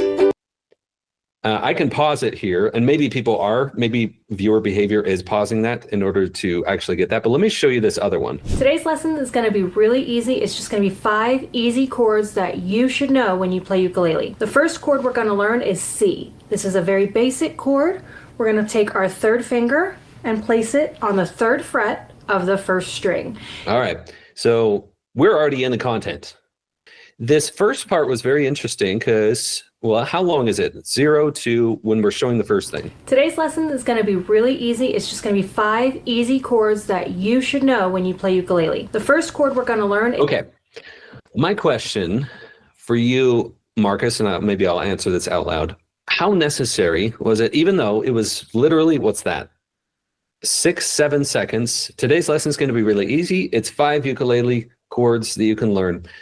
How necessary was that to even include? Here's what I see going well with Katie Ukulele. I'm guessing the advice to say, just go like, let's skip the intro and let's just get right to the content is sinking in. And I think for many people that works, because for most people, when they think video intro, they're thinking like a freaking 60-second long, hey, everybody, welcome back to my channel. In today's video, I kind of wanted to show you this and this meandering and stuff. And it doesn't really set a good tone and good pacing for the video. My thought here is perhaps in skipping it entirely and or putting just very small snippets of information, we're actually missing out on some of the potential benefits of an intro. It's kind of the opposite of what is commonly said when people say, well, just no intro, just go right into the content as quick as possible. And in most cases, I think that's the case. But for this, I actually feel like I might reintroduce a few things to enhance the video beginning. If we're not going to call it an intro, we can call it an intro. I've done an interesting experiment that I've not shared publicly, but I guess this is the first place I'm sharing it publicly. So I've worked with various people in clients, etc., in improving the feeling that they have in their videos. And the intro, the very beginning of the video, is how you set that tone. You set 2 very important things: the feeling, the tone of the video, and the pacing of the video. What I have found is, or a question I'll get a lot of times is, well, how do I make my videos not feel so transactional, like they just come to the video, get the information. Maybe they come in, they just want to go straight to whatever's happening, they skip around and then they leave. There's one thing that I have found to really improve the retention and also improve the amount of comments that people get on videos. I see that as a signifying factor of engagement, like connection that people have between you, your content, and your audience, is somewhere near the beginning. I'm warning, I got to package this well because it may feel simpler than it actually is, but I want this to actually sink in how simple and effective I have seen this be. Somewhere near the beginning, maybe not the very first thing, you say something to the effect of, welcome back, and then you say your name, and then you get right back into your content. A smile. If you're showing your face, I'll say this, but even if you're not showing your face channel, saying your name, even if it's a fake name, if you don't want to include your real name online, even if it's just your channel name, you say, welcome back to such and such. Or my name is, in my case, I say, howdy, everyone. I'm Nate here. Saying whatever your name is somewhere near the beginning, probably within the first 60 seconds of the video. I have seen it. We've tested it. People that weren't doing that before, and that people started doing that, the amount of comments went up. We knew the engagement was going up because the comments were going up, and people started to, in the videos themselves, they started to address the creator of the channel more. Like they weren't just there for like, what can I get out of this? Give me, I just want the information. They came into it saying, I appreciate you, and I feel more connected to you. That was the result we were seeing. In these cases, with Katie Ukulele, I think the main thing I'd be suggesting for these intros is let's just put that in there. It's the perfect name. Like, hey, welcome back to Katie Ukulele. Today we're going to be looking at this. Something as simple as that, where you just say your name, smile at the beginning. I'm just curious. I'm really curious, Katie, in the future. If you watch this video, I want to hear how that goes for you. That's really interesting. It reminds me of something. I know you mentioned this to me, Nate, a little bit ago before you were testing it. I was thinking about it after, and it reminds me of a story I heard once from a guy named Chris Voss, who was like an FBI negotiator. And he got asked a question on a podcast, like, what's the number one thing you can do to increase your chances of survival if you get kidnapped? This is going down a really interesting, it's just left of field rabbit hole, but I promise this is going to make sense. And he said, the most important thing is to humanize yourself, because when you humanize yourself, it makes people care about you a little bit more, or care about your well-being a little bit more. And he said the easiest way to humanize yourself is when you get kidnapped, find a way to share your name with your kidnapper. Because now all of a sudden you're not just like a nameless, faceless hostage. You're a person who, like a real person with a real name, just like them. And so it's going to be harder for them to hurt you. But I think like that same principle might be what you found, Nate, that's at play here. It's like by sharing your name, you're forcing your viewers to humanize you. And then once your viewers humanize you, they care a little bit more about you as opposed to just caring about what the information in the video is. I agree. And also that took a funny turn from YouTube intros to hostage negotiation. Yeah, no, I think those are good points you brought up, Nate. Yeah, really interesting. I think on my end, from the things that I saw, for the text at the beginning of the video, like Nate said, 1, you can't read it, and 2, I clicked on the video for ukulele, not for reading assignment. So like, give me ukulele right away. That's probably what I would say initially. From what I've seen in the guitar niche, just because I've had a little bit of experience in there, like starting off by playing the song you're going to teach people is not always the worst way to start a video. In fact, I think it's often the go-to method, at least in the guitar niche. So like start off immediately by playing the song you're going to teach them how to play. And then once you've kind of proved to them, or you've played it for long enough, they're like, oh, okay, cool. Like I'm going to learn how to do this because this person knows how to do it. Then you go into the intro, like Nate was saying. I think the only 2 other things that I would say would be, I really don't like the hard up against the background. It feels like very kind of claustrophobic, like, oh, we're kind of squashed into your wardrobe, you know? It's like give me some breathing room, give me some space. Like Nate has a great setup. Look at his background, guys. Like there's so much space behind him. Like he could build another mini house there. That's probably, if we're using American feet, it's probably 8 feet, 9 feet behind me. Yeah. And can you see, guys, how that makes? So that would be one thing. And then the last thing I would say was the 5 chords intro. I feel like you could make that a little bit more interesting by thinking about what viewers actually came to the video for. So yes, people want to learn the 5 simple ukulele chords, but like the reason they probably want to learn 5 simple ukulele chords is so that they can play songs. So I call it like the so that rule. So think about like when you're saying something, and this isn't applicable in absolutely every single case, but in a lot of education cases it is. And don't just say, I'm going to help you play 5 interesting chords. Add so that. So I'm going to help you play 5 interesting chords so that you can play, you know, a whole variety of songs or something like that. That's very bad copy right there, but you get the idea. So if I was you, like people are probably coming to this video to learn the 5 simple chords, but the reason they want to do it is because they probably want like cheat code to be able to play a bunch of cool songs. I'm going to reassure them they're in the right place. I'm going to show you 5 simple chords, but I would also add in something there about like, and look, once you learn these 5 chords, you'll be able to play like 50% of the most common songs you hear on the ukulele or something like that. It's kind of, I'm guessing like these 5 chords are like in guitar, there's like a set of chords that, you know, C, D, G, E minor, or if you know those chords, I'd say at least like 50% of like most pop music that comes out, you can play it at least in some key with those chords, right? So give people a reason, not just I'm going to teach you the 5 chords, but like here's why this is actually going to be valuable to you. That was a very long-winded roast. Now, you make a good point on that. It's the type of thing, those are the subtle types of things, what you were just talking about, is those are the types of things that can make the difference between this video, which for the channel did well. It got 1,000 views. The average on the channel is less than that as of recording this, right? But doing something like learn these 5 chords and you can play 80% of ukulele songs. Like there's a different vibe to that. And in my opinion, it could be the difference between getting 1,000 views and 10 or 100,000 views or more. Just simply tweaking it like what you were just saying, Marcus. Yeah, no, 100%. And the copy that I'm sharing and maybe that Nate's sharing, like, we're just reacting to this live, so it might not be the best. Like, you might find different ways to do this. So maybe instead of being like, and you'll be able to play 80% of ukulele chords, another way you could do it is you could like research, say, the top 5 most popular common ukulele songs and then just name them. So you say something like, I'm going to show you 5 easy ukulele chords that are used in really common songs like Somewhere Over the Rainbow, like blah, blah, blah, and just quickly list off a bunch of songs that these guys who are interested in ukulele probably like, oh wow, like I would love to be able to play that song on ukulele. So now you've not just got them with like, I'm going to teach you something, but now it's like, if I watch to the end of this video, I'm going to learn these 5 chords so that I will be able to play Somewhere Over the Rainbow and like, you know, Riptide and all the like famous ukulele songs, right? So now it's like so much better of a promise because it's like sick, like I'm actually going to get something really like fun and tangible out of this learning. So we covered a broad variety of examples there, and there were definitely specific use cases to each creator that we called out. However, a lot of the principles we talked about would apply across channels in multiple niches. So hopefully you learned something useful there. Massive thanks to Nate for coming on. His links will be down below. Go check out his YouTube channel. He's got a great one. But all that being said, let's move on to the next video.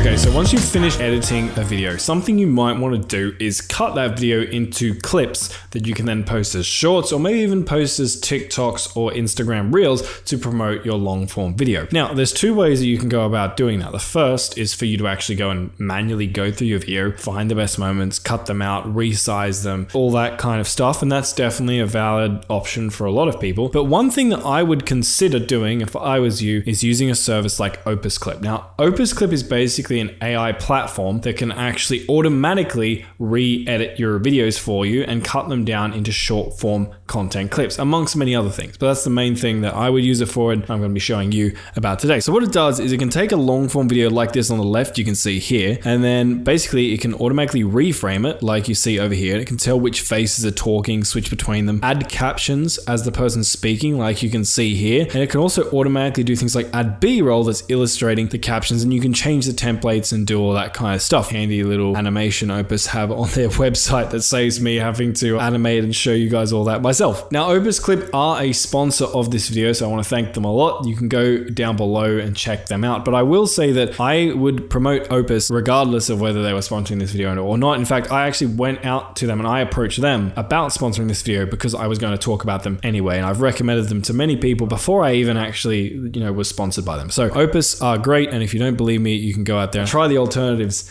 which is decidedly less good compared to Opus, which the main reason for that I would say is because Opus has an actual AI model that actually looks at what is going on in the videos, not just what the transcripts are saying. But let me actually show you some examples of how to use Opus. So when you log in, you're going to be faced with a dashboard that looks like this. Down the bottom, you're going to see the projects that haven't expired. I haven't used Opus in over 30 days, so I actually don't have that many projects here, but I've used Opus quite a lot in the past to create hundreds and hundreds of short form clips. And to get started with creating a clip, you can either come here to upload a video. You can upload up to 10 hours of footage. So for example, you can export your video, upload it straight into Opus, or you can go to YouTube, for example, like here, grab the link of the video and then just come back to Opus and just copy and paste it into here. Now, when you do that, there's going to be a couple of settings you're going to have to establish before you actually start generating these clips automatically. So the first one is language. You're going to want to select what the language is just to make sure it's identifying the correct language. It usually does this automatically though. Then come down to AI clipping. Here, we're going to be able to choose how long we actually want our clips to be. And how long we want them to be depends on what kind of clips or how it is that we want to repurpose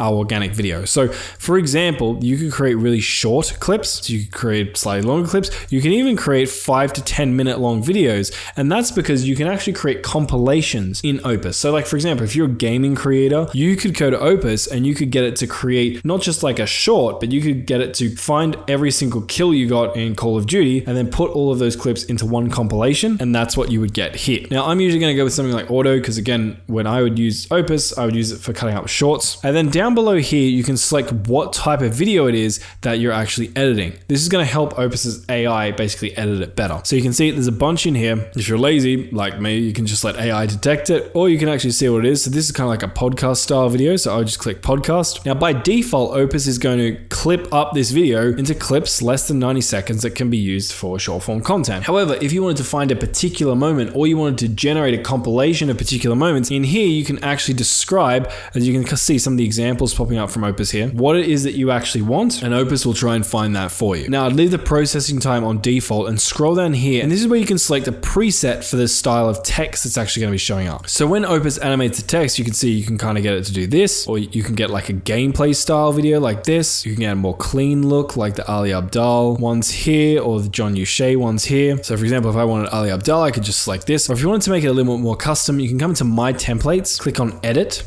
and here you can actually start creating a template. So you can select what aspect ratio you want the video to be cut into. 9:16, that would be vertical. So that's YouTube Shorts, TikToks, etc. Square would be for like Facebook, Instagram. And 16:9 would be like an actual long form YouTube video. Now, again, I'm doing this for Shorts most of the time, so I'm gonna click that one. Again, here you can select your animated caption style. So I'm just gonna click this one for now. Now, if you do have a custom font you use in your videos, you can click on Upload Custom Font here, but I just gonna use the default one for now and hit Next. And if you want, you can upload your logo to sort of watermark the video. I'm not going to bother with that. I'm just going to hit Save My Template. And then inside here, we can see what the template would actually look like. And I can do a bunch of customizations in here. So for example, on the right hand side, so I can choose how it is I want Opus to actually cut up my video, like what kind of layouts it can use. So if you hover over these, see fill, it's going to look kind of like that, just a straight up fill. If you go fit, if it's 16:9, it's going to zoom it out. So the whole video is fit onto the screen and the top and bottom are just blurred a bit. Split, it's going to be split screen like you can see here. You got screen share and gameplay content where the speaker is going to be on one part of the screen, a smaller part, and then the gameplay will take up a much larger part below. You can cut it into 3 sections, so like one big section at the top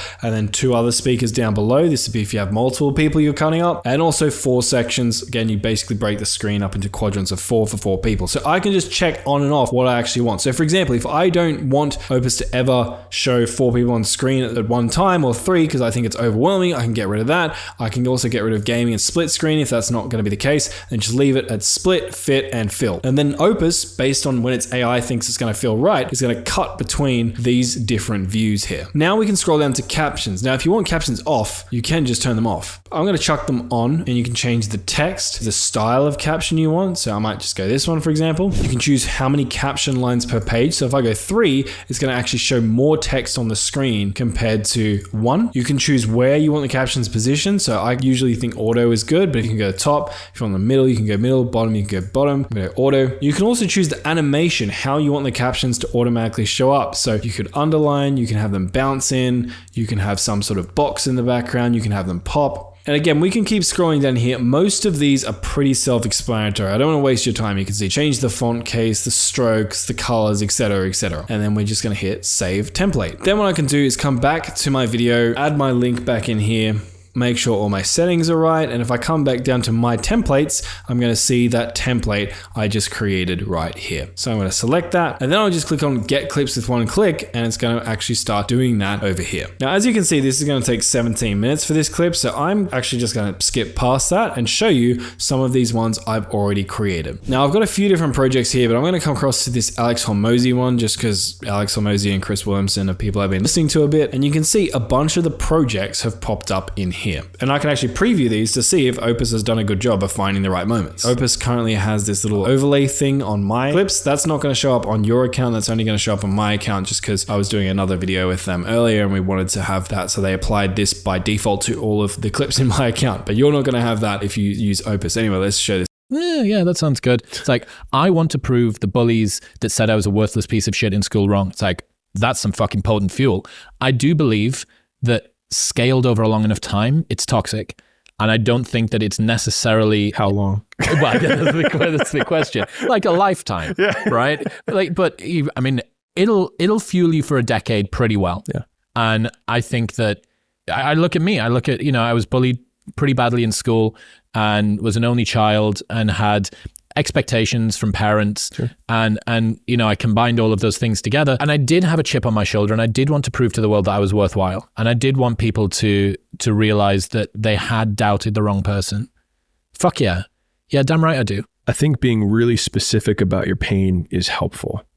So like even being specific about the cheese, really specificity in general is helpful, but like even more so, like what is twisting the knife? Like how do you operationalize twisting the knife, right? Instead of being like, I hate my life, right?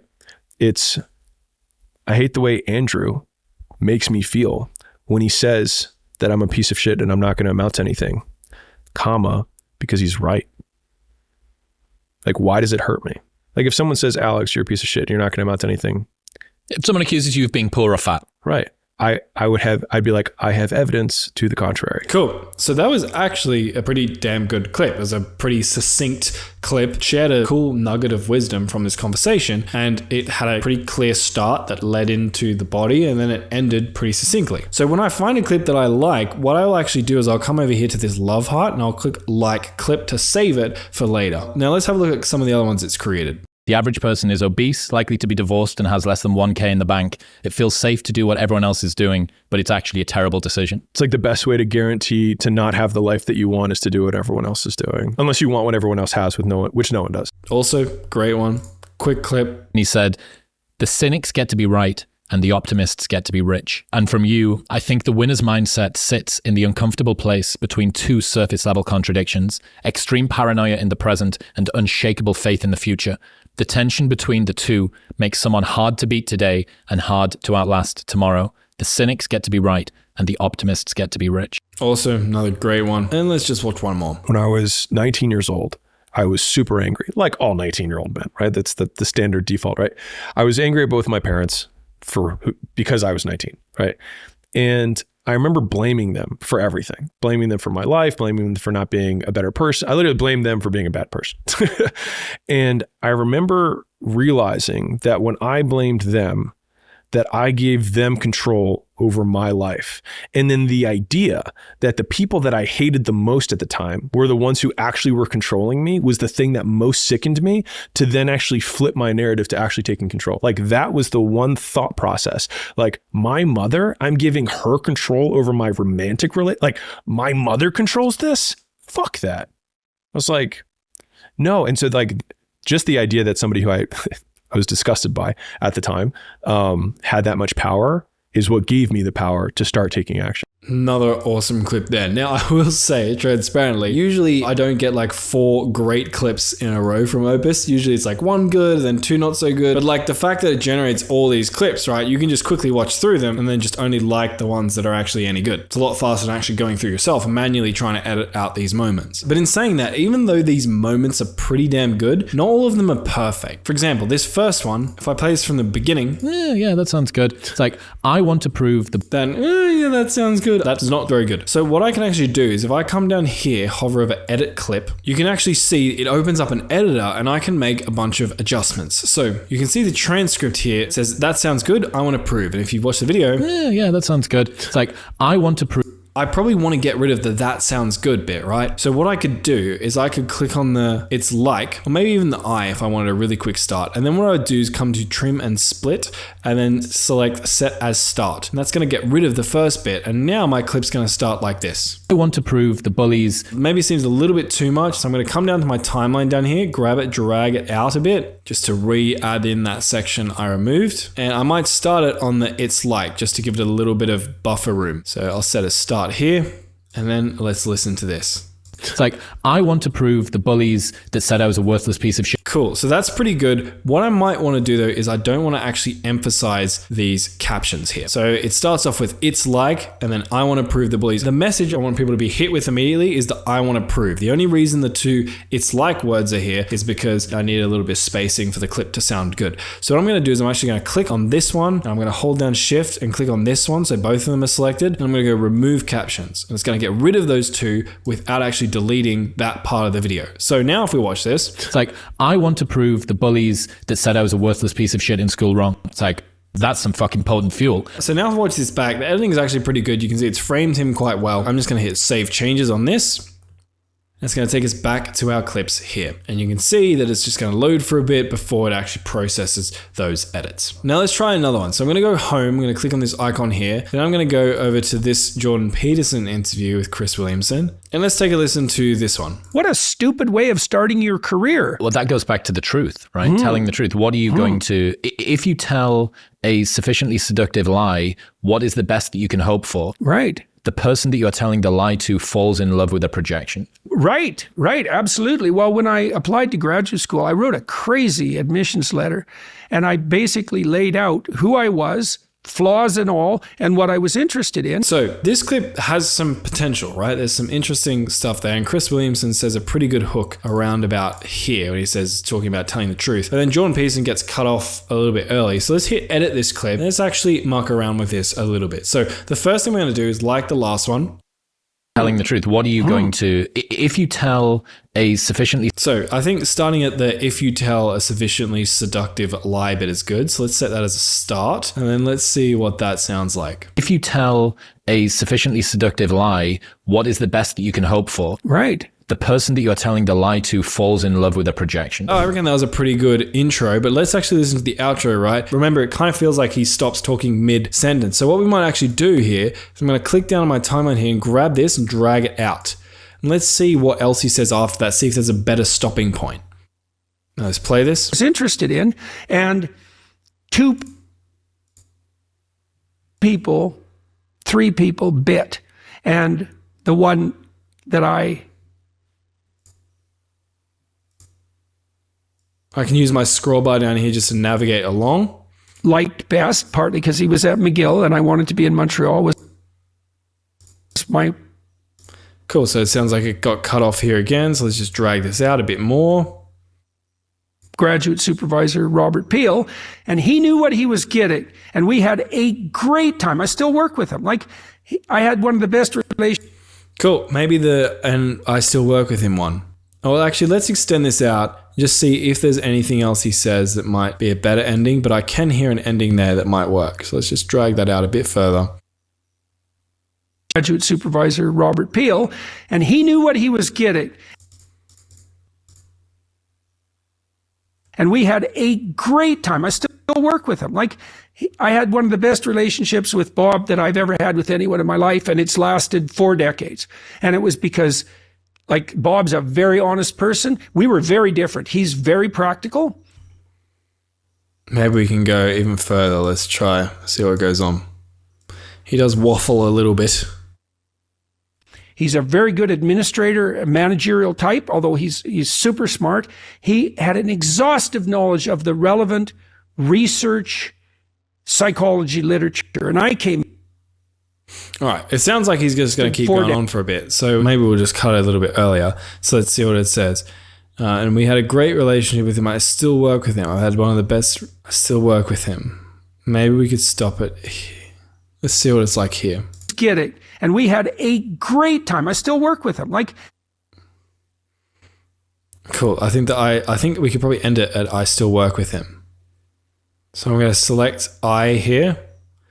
I'm going to split and trim. Set as end. Great time. I still work with him. Let's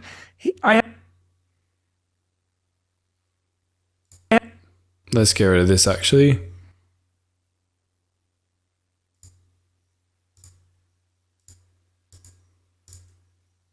With him.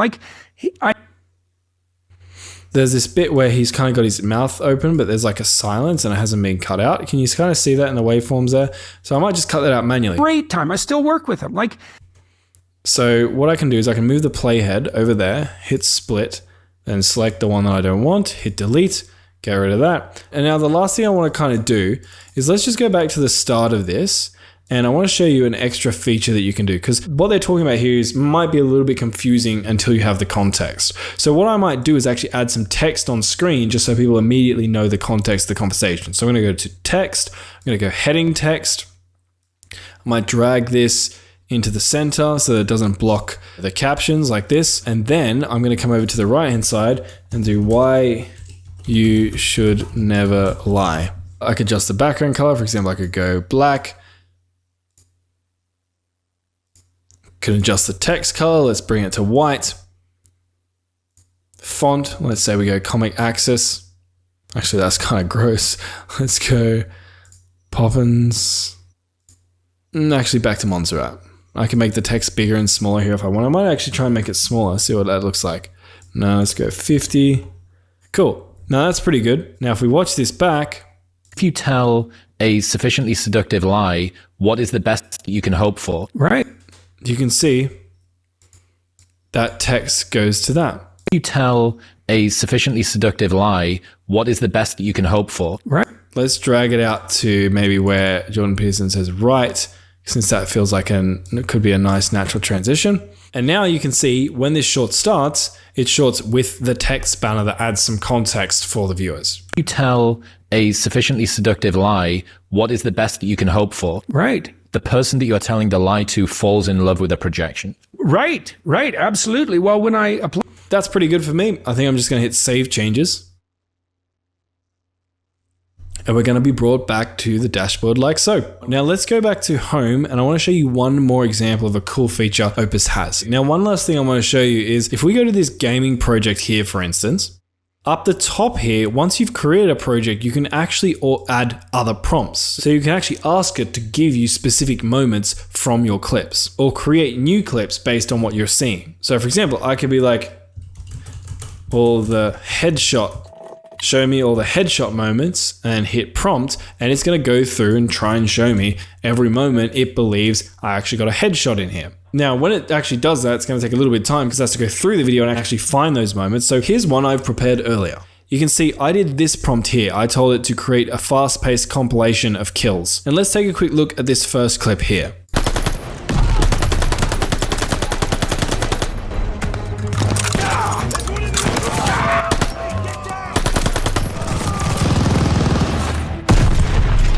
Suppress the half-track MG!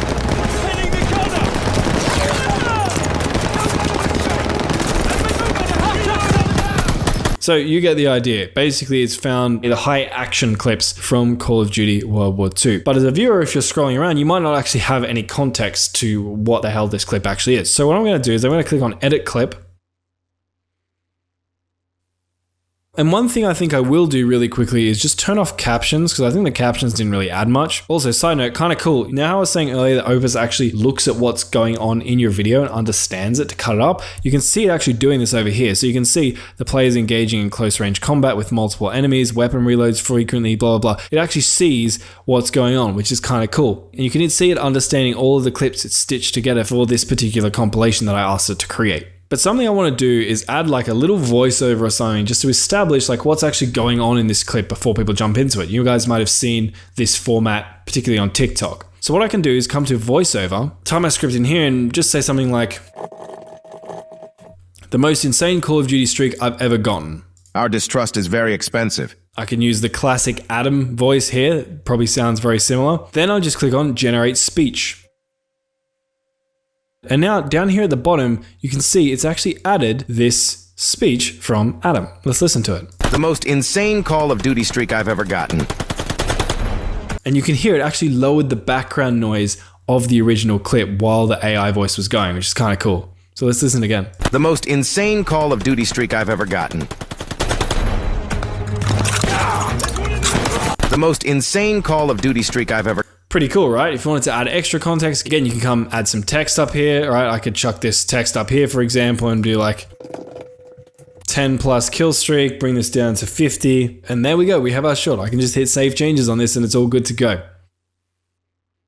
Now, there are a ton of other features that Opus has. The ones I've shown you are the ones I think are most practical and actually useful in day-to-day YouTuber life. But now let me quickly show you what to actually do with these clips once you've created them. So I'm just going to go home real quick. Let's just go to some of these clips that I've favorited down here, because this is an easy way to keep track of the clips that you actually like. I'm going to go this one.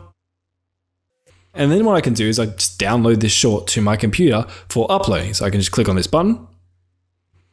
That short is going to start downloading. Or another thing I can do is actually connect my YouTube channel to Opus and post directly from Opus. And I can even post to multiple social media accounts, all from one place in Opus. So for example, I can come to this button here, you can see I have a bunch of channels all connected. And what I might do is I'm just going to untick the channels that don't apply to this particular clip. So I'm just going to repost on the Chris Williamson fan pages. And I can either publish them now or I can select a time. So I can come here, let's say I want to post it on the 25th at 6 a.m. Done, hit schedule on that guy. The task is going to be scheduled. And if I actually come across over here down to my calendar, you can see now that that clip I just created has been scheduled to go live both to the Chris Williamson TikTok and the Chris Williamson YouTube fan faves channel. I guess I just exposed myself as a Chris Williamson fanboy. But yeah, so that's how you use Opus Clip and AI to really drastically speed up your edit time, to create those caption animations, to reorganize the screen and track faces, to actually go through the footage and cut out the individual moments and just do all the stuff that Opus just did for us. Would probably have taken me 3 to 4 times the amount of time it actually just took me to just go and create these clips with Opus. So link to Opus will be down below if you want to check it out.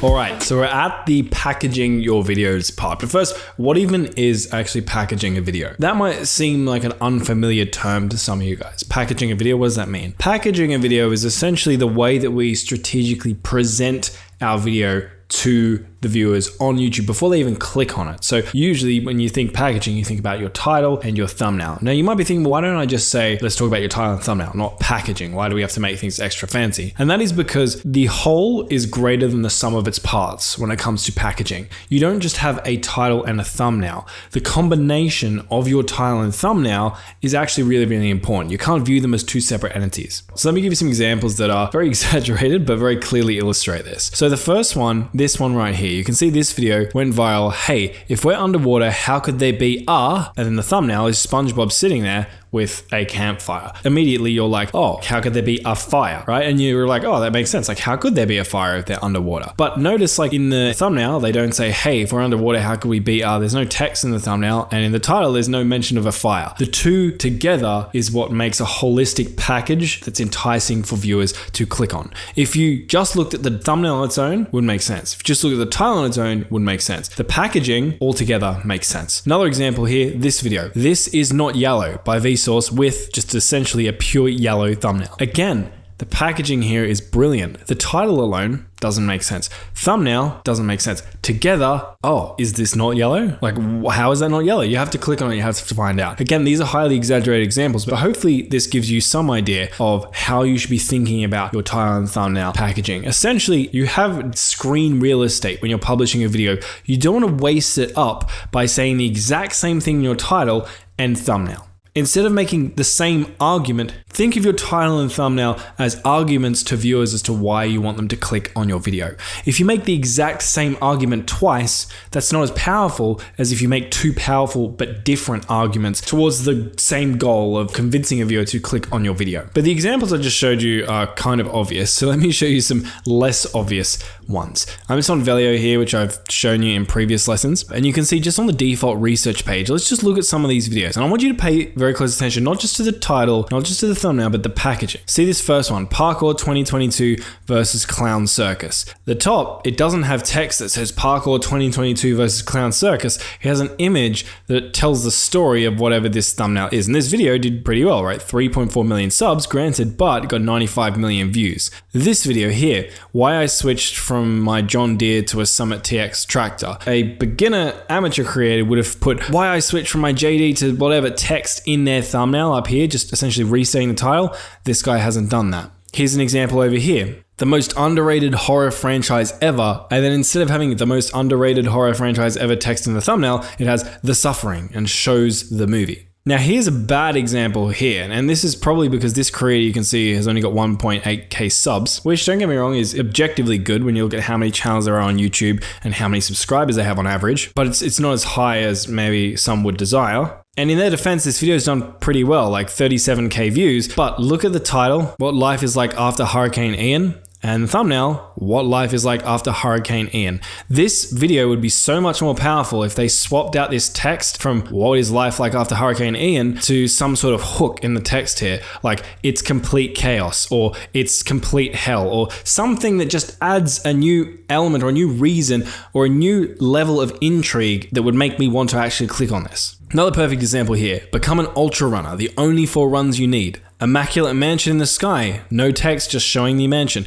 You get the idea. Those are some pretty decent examples. Now you might notice some of these people do repeat themselves in their thumbnails, but often if you do repeat it, the bit that you will repeat in your thumbnail will be towards the end of your title. So you're not sort of leading with the same thing because often your title is going to be cut off. The end of it will be cut off on mobile, so people won't see the end of it, but they will see the beginning. And if you put the end of it in your thumbnail, that looks okay as well. And so this video here, it's not a perfect example, it's not packaged that well, but the guy had 3K subs, got 50,000 views, so it's not bad. What you can see is they have Liquor CEO, how much capital do I really need? Now this how much capital do I really need text here, no one's really going to read that. They're only going to read the Liquor CEO because that's the one that catches your mind first. But if you look at the title, it says, how much capital do I need to start a liquor brand? Now, yes, this person is repeating themselves here and it's not ideal, but at least he's putting Liquor CEO, which is towards the end of the title, in his thumbnail. So you might read, as a mobile viewer who doesn't actually see the full video title, you might read, how much capital do I need to start and you look at the thumbnail and you're like, oh, Liquor CEO. Like, how much capital do I need to start a liquor business, I guess, from a Liquor CEO? Or this video here, 8 easy Stream Deck tips to impress your viewers. Now the to impress your viewers has been duplicated in the thumbnail, but in the title, it's at the end, last thing viewers will read, and some mobile viewers might not even read it at all, whereas in the thumbnail, it's the only text there. Now you will always be able to find exceptions to any rule, but in general, the message I'm trying to convey here, and I know I'm harping on this a bunch, is try to use your screen real estate wisely. Think about your packaging as just that, a holistic package that works together. Your title and thumbnail should be a complementary combo to win your viewers click, rather than 2 completely separate entities to be focused on in silos almost. Now let me quickly just show you some bad examples because this is something people get really confused. So I've just used Velio to filter for videos that didn't get many views. One right here, how to remove your YouTube account permanently. In the thumbnail, it has how to remove your YouTube channel. Another one down here, how to start a YouTube channel. And in the thumbnail, it has start new YouTube channel. Now you might also see there are some videos here that do have different text in their title and thumbnail, but still don't do well. And that's because they're probably not following some of the things we'll talk about later. Just having something different in your title and thumbnails is obviously not a guarantee of success, but not doing it, having the exact same thing in your title and thumbnail will make it harder and more likely that you're going to get less views, which unless you're masochistic, you don't want that. So now you understand packaging and why you should think about this holistically. I will get into some more in-depth content about specifically how to generate your title and your thumbnail. But one last time, remember, you want to think about those 2 things. Even when you're creating them individually, when you're creating a title, you want to think about what your thumbnail is going to be. When you're creating your thumbnail, you want to think about what your title is going to be.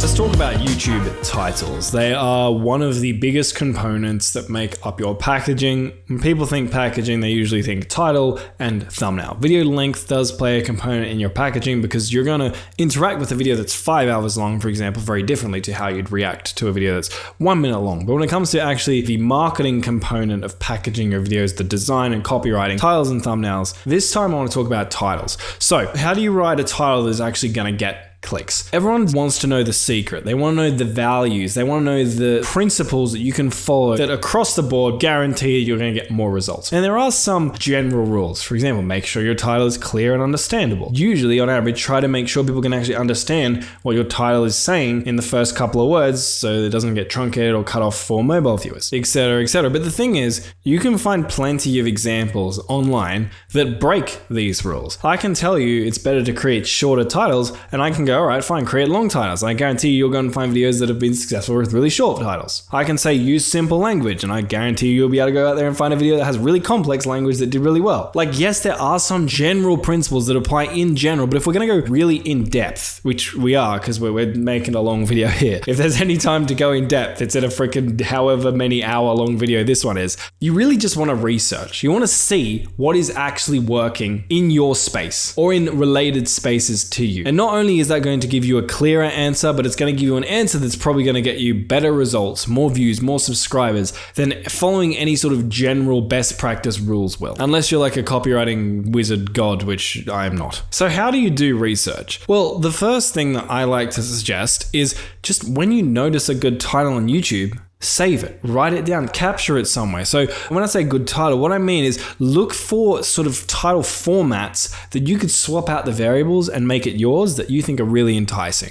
So for example, if I'm looking for titles for say a YouTube education channel, or let's actually make it a little bit different because we've used YouTube education a lot. Let's say I have a channel about how to make money online. If I'm looking for titles like this one's probably not going to work. Blind dating girls based on talent. There's not really much I can do here about how to make money, right? But if I scroll down, for example, there's this video right here. I studied 1,000 YouTubers. Here's why they can't make money. You can swap out the variables here, right? You could do, I studied 1,000 businesses. Here's why they can't make money. I studied 1,000 CEOs. Here's why you can't make money, right? It's an interesting title. So you can screenshot that, save it into a Google Doc for later. Even if you're not using it now, you want to start building up a bank of inspiration. So when you do need a title, you go, bam, I've got 100 other title ideas that I've saved from high performing videos that I can model. Now, for me, I'm going to use Velio, obviously, which if you've skipped forward in the video, I talk more about what Velio is and how it works later, but essentially I can save this to a folder. So let's say I'm going to just save this to my James Smith business folder because I was doing some research for him not long ago. And what I would do, let's say I like the title of this video, but not the thumbnail, I would just select like the title tag. So I know that I'm saving this video because I like the title. And then I would just go on with my day. And I do this every time I see an interesting title, interesting thumbnail, I save it for later. Now, if you're just starting out, if you don't have a bank of interesting titles to go through, you obviously can just kind of scroll through YouTube and just add ones you want. Obviously, I'm biased because I created it, but I personally like Velio because it just makes it a lot easier to find things. So for example, if I just come to the research tab, hit random, and I might just get rid of these filters here, it's going to give me a bunch of random high performing video ideas. And when I say high performing, what we're talking about is like videos that are from smaller channels that got a disproportionate amount of views compared to their average. And what I could do is, because all of these are high performing, I just want to try and find the format that could potentially apply to me. So here's one that's kind of interesting here. I don't actually understand exactly what this video is about, but I think the title is kind of interesting. This is not how you make artificial gravity. It's kind of like a spin. It's like the opposite. All these other videos are like, this is how you do X. This is how you do Y. This video is like, this is how not to do X or how not to do Y.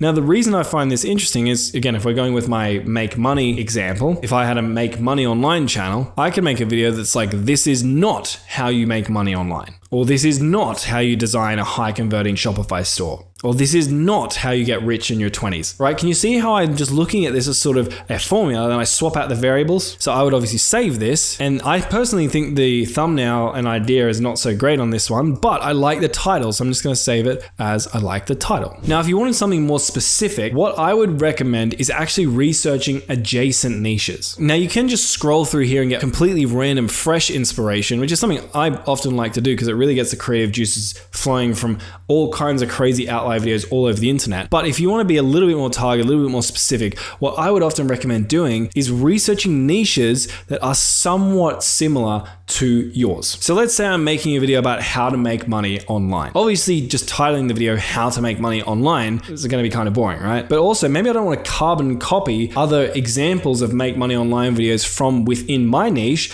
because people are going to recognize and they're going to be like, oh, he just copied so-and-so. I've seen that video before. So the way around this is you find adjacent niches, things that might have similar styles of video to the one you're creating, even if the topics themselves are different, and you pinch title ideas and formulas from those niches, bring them back into your niche, and all the viewers and creators in your niche are like, wow, that's so original. I've never seen that before. Like, this guy's just coming up with all these crazy new amazing ideas. But in reality, you're really just following the data. You're just doing research. You're just taking the research for a place these guys have never seen. So for example, again, if I'm doing a make money online channel, an adjacent niche could be like how to get views on YouTube. Now, getting views on YouTube and making money online are two different things, but the style of videos for making money online or getting views on YouTube are pretty similar. So for example, I might just type in get views and just search something similar like that. And then what I will do, I'll just come into my filters. I do have some filter presets here, but one of the filters I do really like is the sub to views ratio filter. So I might just chuck that at like a 5, make sure it has at least over 250K views. And I'll try and make sure that it's like a little bit on the long longer side. So it's actually like a solid video. Let's go maybe like that. And let's say last 180 days. Let's go something a little bit fresher. Hit apply. And again, the exact filter doesn't really matter. You just want to play around with them until you start getting inspiration that's actually good. And now I'm getting some pretty interesting videos pop up. But what's cooler is I can actually use these as formats for my Make Money Online channel. So instead of how to upload YouTube videos that get more views, upload the right way, I could create a video that's like how to create a Shopify store that actually gets sales. Or this video, if your short gets under 1,000 views, do this. Take the formula. If you're making less than $1,000 a month online, do this. Or this video, the #1 upload technique to get 10x more views in 2025 revealed. You could talk about an intense clickbaity title, but you could take this, make it for your niche, right? The #1 technique to 10x your conversion rate on your online store in 2025 revealed. You see what I mean? When you know how to do this, it's actually quite simple. See how they structured their titles, identify the variables, in this case it's get views, and just swap out the variable for whatever it is you're doing. If you're doing gaming videos for Call of Duty, go research other shooter games, Overwatch, CSGO. If you're doing Battle Royale videos for Fortnite, go research Firestorm, research PUBG, research other Battle Royale games. And whether you sit down and specifically find inspiration for a particular video idea as you're creating it, or whether you just save inspiration as you're browsing YouTube and then come back to your video folder when you need it and just sort by the title tag, so all videos with you've tagged with title show up. This is by far, in my opinion, the most powerful way of writing titles that actually get clicks. So focus on research, not principles, model proven formats in other niches. So when you bring those formats into your own niche, they feel really fresh.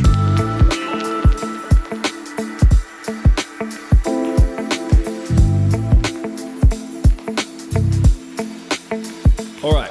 It's time to talk about designing graphics, particularly thumbnails, but also you can use this to design profile pictures and channel art for your YouTube channel. Most of the software I've shown you how to use so far has either been free or there are free alternatives. Now I'm going to show you two different pieces of software you can use to design whatever it is you want to design. The first, most common, most popular one is Photoshop, which you can see in front of me right here. However, Photoshop is going to cost some money. And a lot of you guys just getting started might not want to invest in that. So an alternative you can do is go to Photopea. So Photopea, like this, and then click on this website.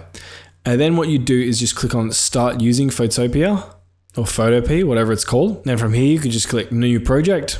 And you'll kind of see now the exact same or very similar looking UI to the Photoshop UI you just saw. And that's because Photopea or Photopea, I'm not quite sure how to pronounce this one, is basically a Photoshop carbon copy. It does almost everything Photoshop does, at least when it comes to the basic features. The only difference is you're gonna have ads, as you can see over here on the right-hand side, and you're gonna have to uninstall your ad blocker as it's telling me right here. So basically, I'm gonna show you how to use Photoshop in this particular tutorial, but if you don't have Photoshop and you don't want to invest in Photoshop, you can go to Photopea/Photopea and basically follow all the exact same steps, but in this software instead. Anyway, I'm gonna get rid of this and let's now go back to Photoshop and dive into this. So the first thing you're going to usually be faced with is something that looks like this. And this is going to allow us to create a project. A project is kind of like a video editing project. It's where the actual editing of your whatever it is you're creating is going to take place. Now, when it comes to creating a project, the first thing you need to know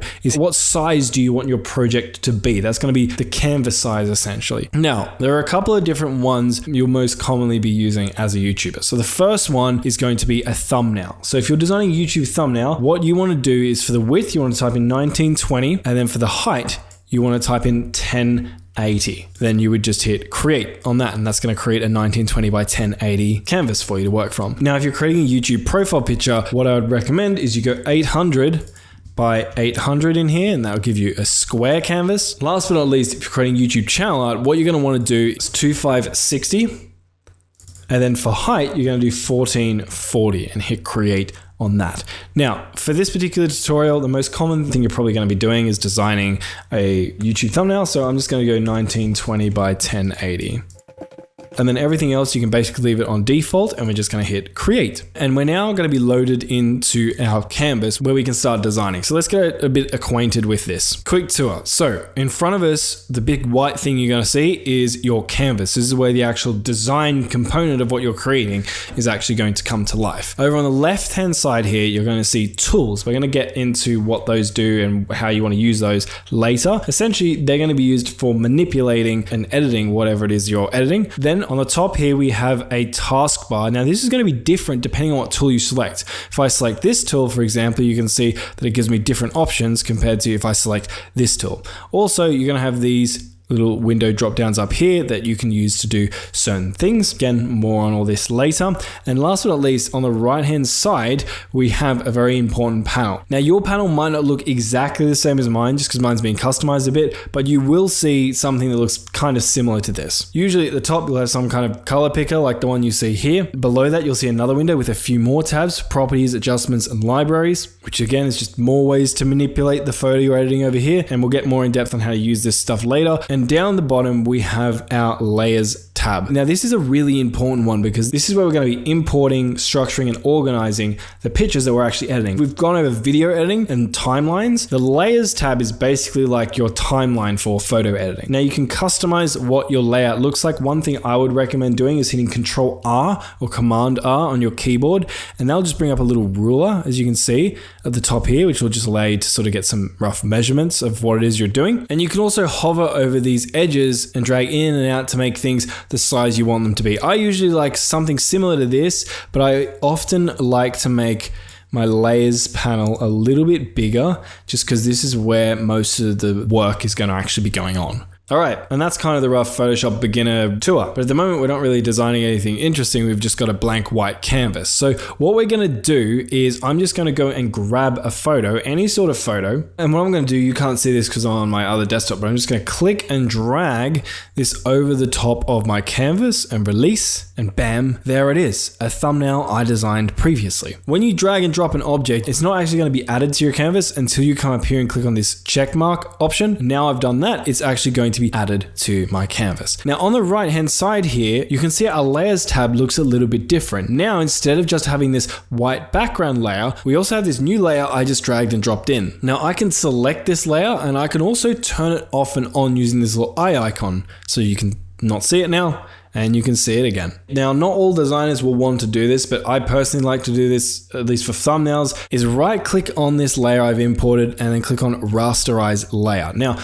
that's basically just going to make it easier for you to edit it later. And if you come across this later when you're designing, you try to apply an edit or an effect I show you and it doesn't let you, it says it needs to be rasterized, it's because you haven't come into this layer and rasterized it like I just did then. Now, the advantages to not rasterizing something is it remains as what they call a smart object, which basically just means that it's going to be a little bit higher quality when you're scaling it up, scaling it down. But like for a YouTube thumbnail, that extra level of quality usually doesn't actually matter because a YouTube thumbnail is not usually the highest quality image. Anyway, we've imported an object, we've rasterized it. Now I want to show you some really basic things we can do with this object. So I can click on this and hold and drag it around the canvas to relocate it. Now, as I'm dragging it, you're going to see these little purple guides pop up and my image snaps to them. So for example, if I wanted to position this in the middle of the canvas, I can drag it to this center guide, this long one that's going to pop up, and I'm going to drag it down until it snaps onto the middle. And so you can see it kind of makes this crosshair that's showing me, okay,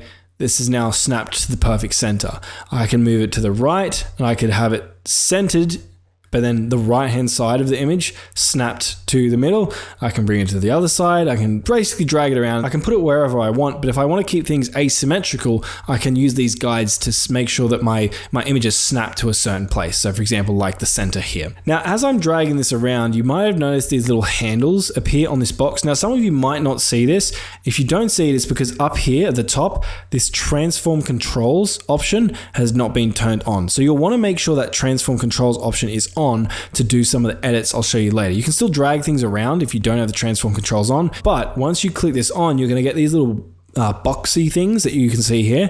And what happens if I hover over this and click and drag, it's going to allow me to make my beautiful thumbnail bigger and smaller. Now, there are a bunch of different things you can do with these boxes to manipulate the thing you're designing. First is you can see if I click in the corner here, drag it in and out, I can change the size of this thing. Another thing that's kind of cool, if I hover over the edge, so I don't actually click here, but I hover over the edge, you can see I get this little like round the corner arrows. I can click and drag, and that's going to allow me to rotate this however I like.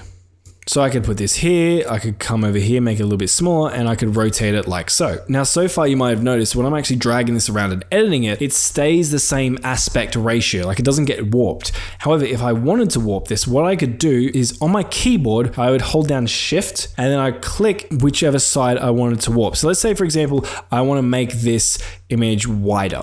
I could come to this little one here, hold down Shift, click and drag, and you can see now, instead of making the whole thing bigger, it actually stretches it out and in. Now, I actually don't like how much this has been stretched, kind of looks gross, so I'm gonna, well, more gross than it currently is. So I'm gonna hit Control Z just to undo, but that's how you can kind of warp things like so. Now, another little keyboard command that's really useful, and you're gonna have to get good at these keyboard commands in Photoshop just because you use them all the time, is going to be scaling or making it bigger from a certain perspective. So for example, if I centered this, put this right in the center of the canvas, and I wanted it to get bigger, but I didn't want to drag it out.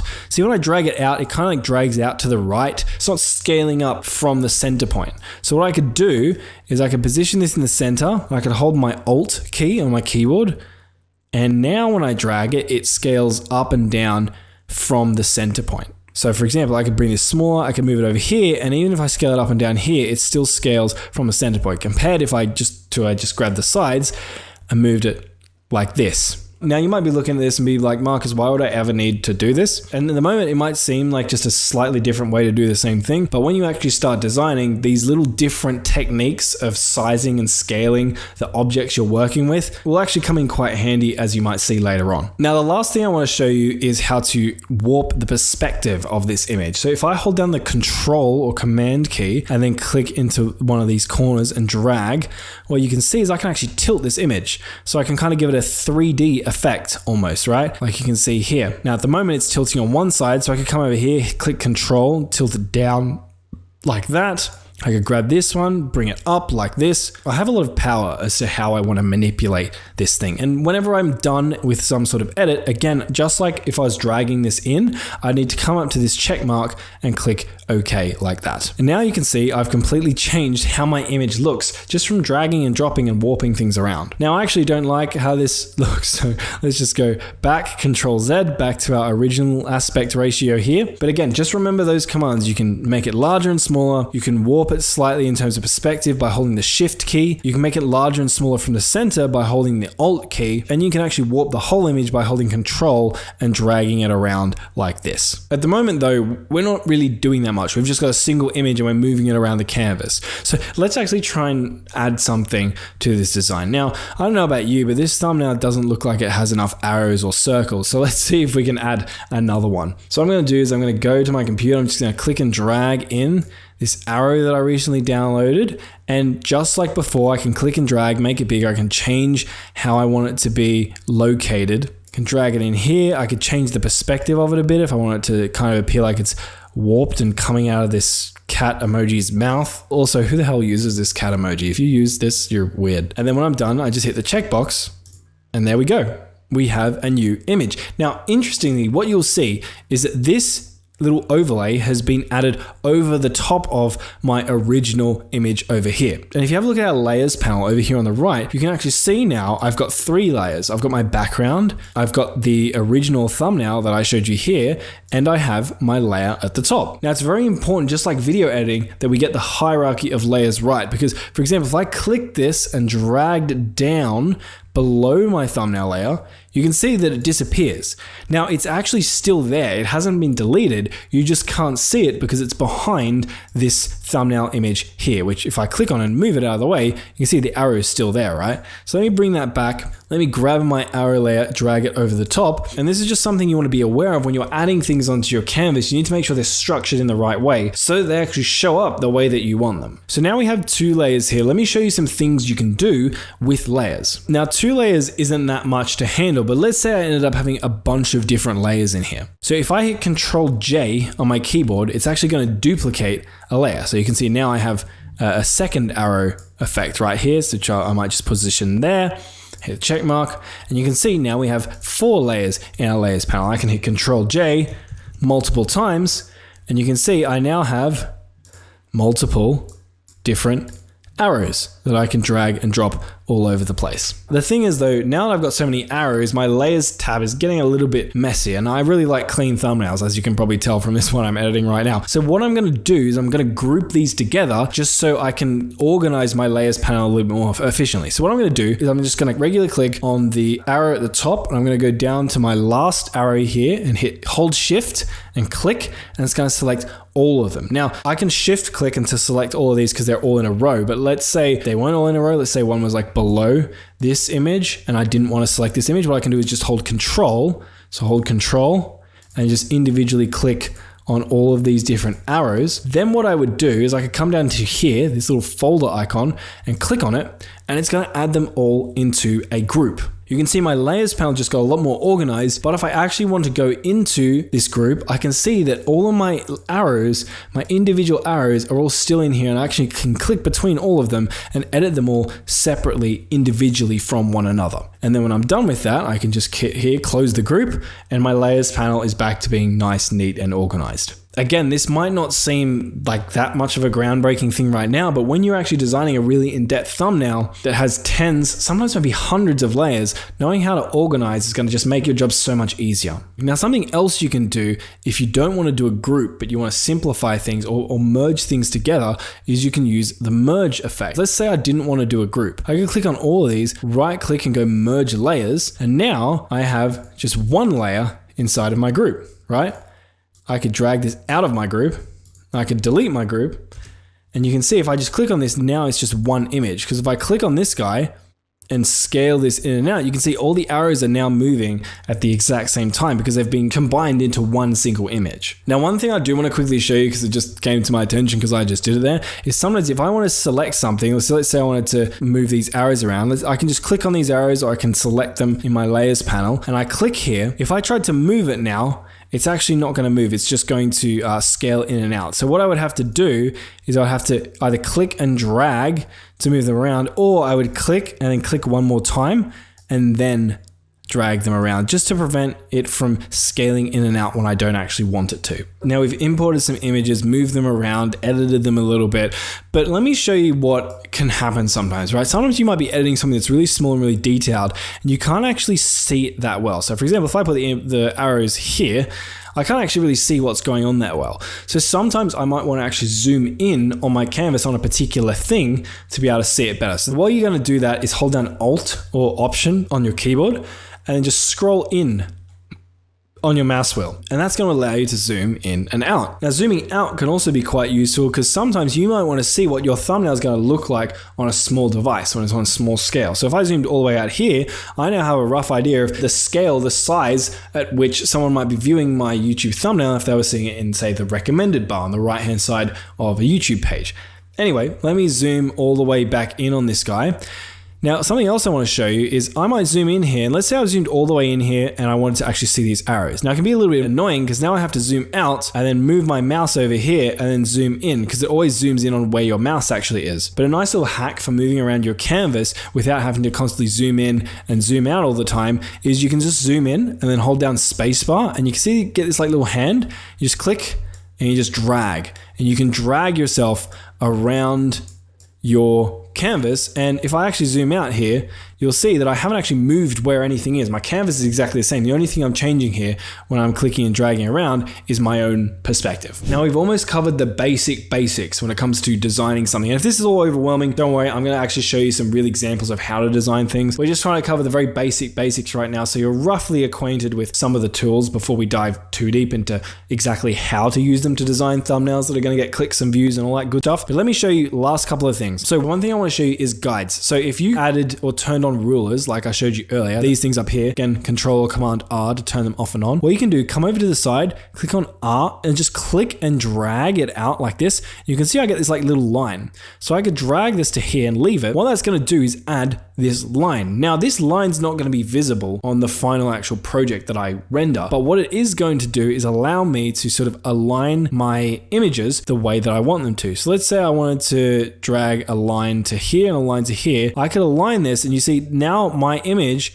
is going to start snapping to these guides in the same way that it snaps to these little purple automatic guides that you see around the screen. So I could snap it to this guide, move it along, snap it to this guide, and now I have these two guides as a reference point that I can use to align things to. So I could align my arrows to that, and I could align multiple other things to that as well. Again, this can be super useful if you have multiple objects, you want them to be all aligned in the right place, but trying to manually click and drag them all so that they're perfectly aligned in the right place can sometimes be a little bit tricky. Now, one last thing I want to show you when it comes to actually aligning things is using the align feature. So let's say that I have this thumbnail image here and I want to position these arrows over here directly, perfectly in the center of this image. Now, the problem with that is there's nothing really for me to snap. There is some automatic snapping, but it's not as nice as I would like. So what I can do instead, I can just put this over the top of my thumbnail image, and I can just come over to my layers tab here and select both of these. So control click to select both of them.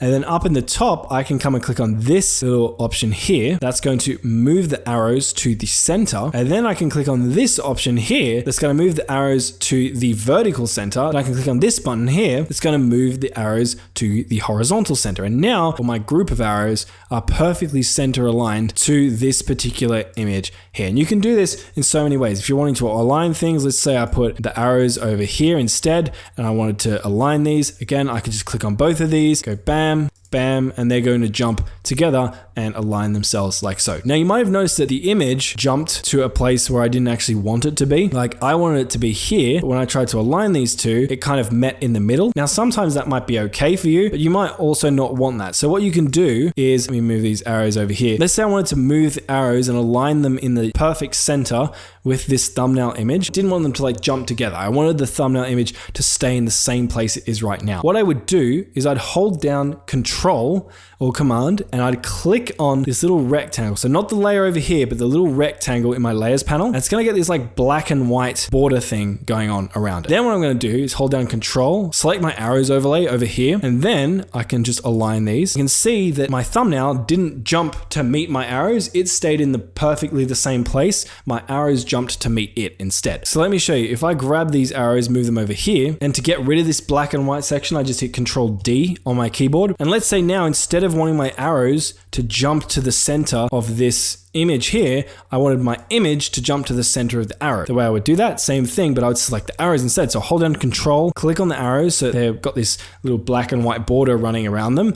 Then I would Control click on the thumbnail and then align them to center. And now you can see the opposite happen, right? The thumbnail jumped behind the arrows as opposed to the arrows jumping over to the thumbnail. Again, these might all seem like little nuanced things that don't actually matter. You don't need to learn them. And you're probably going to forget a bunch of the things I just showed you because we've been over so much. But what I'm trying to do is just like funnel this fire hose of information into your subconscious right now. So later on when we start actually doing some designing, when I start using certain techniques, it's going to like spark alarm bells. You're going to be like, oh, I see what he did there. Oh, I remember how that works. Oh, I saw him use that tool in the beginning, and it will all start to make sense. Now, the two last things I want to show you before we end this basic component section. Again, I'm going to Control D just to deselect those arrows. You can see they were selected. What I want to show you is how to apply some effects. So what you can see is these arrows right now, they're kind of hard to see, right? They kind of blend in with the background of this thumbnail. So what I can do, if I come over to them in the layers panel over here, now if I double click on them here, it's actually going to ask me to rename it, which I can do. So I might just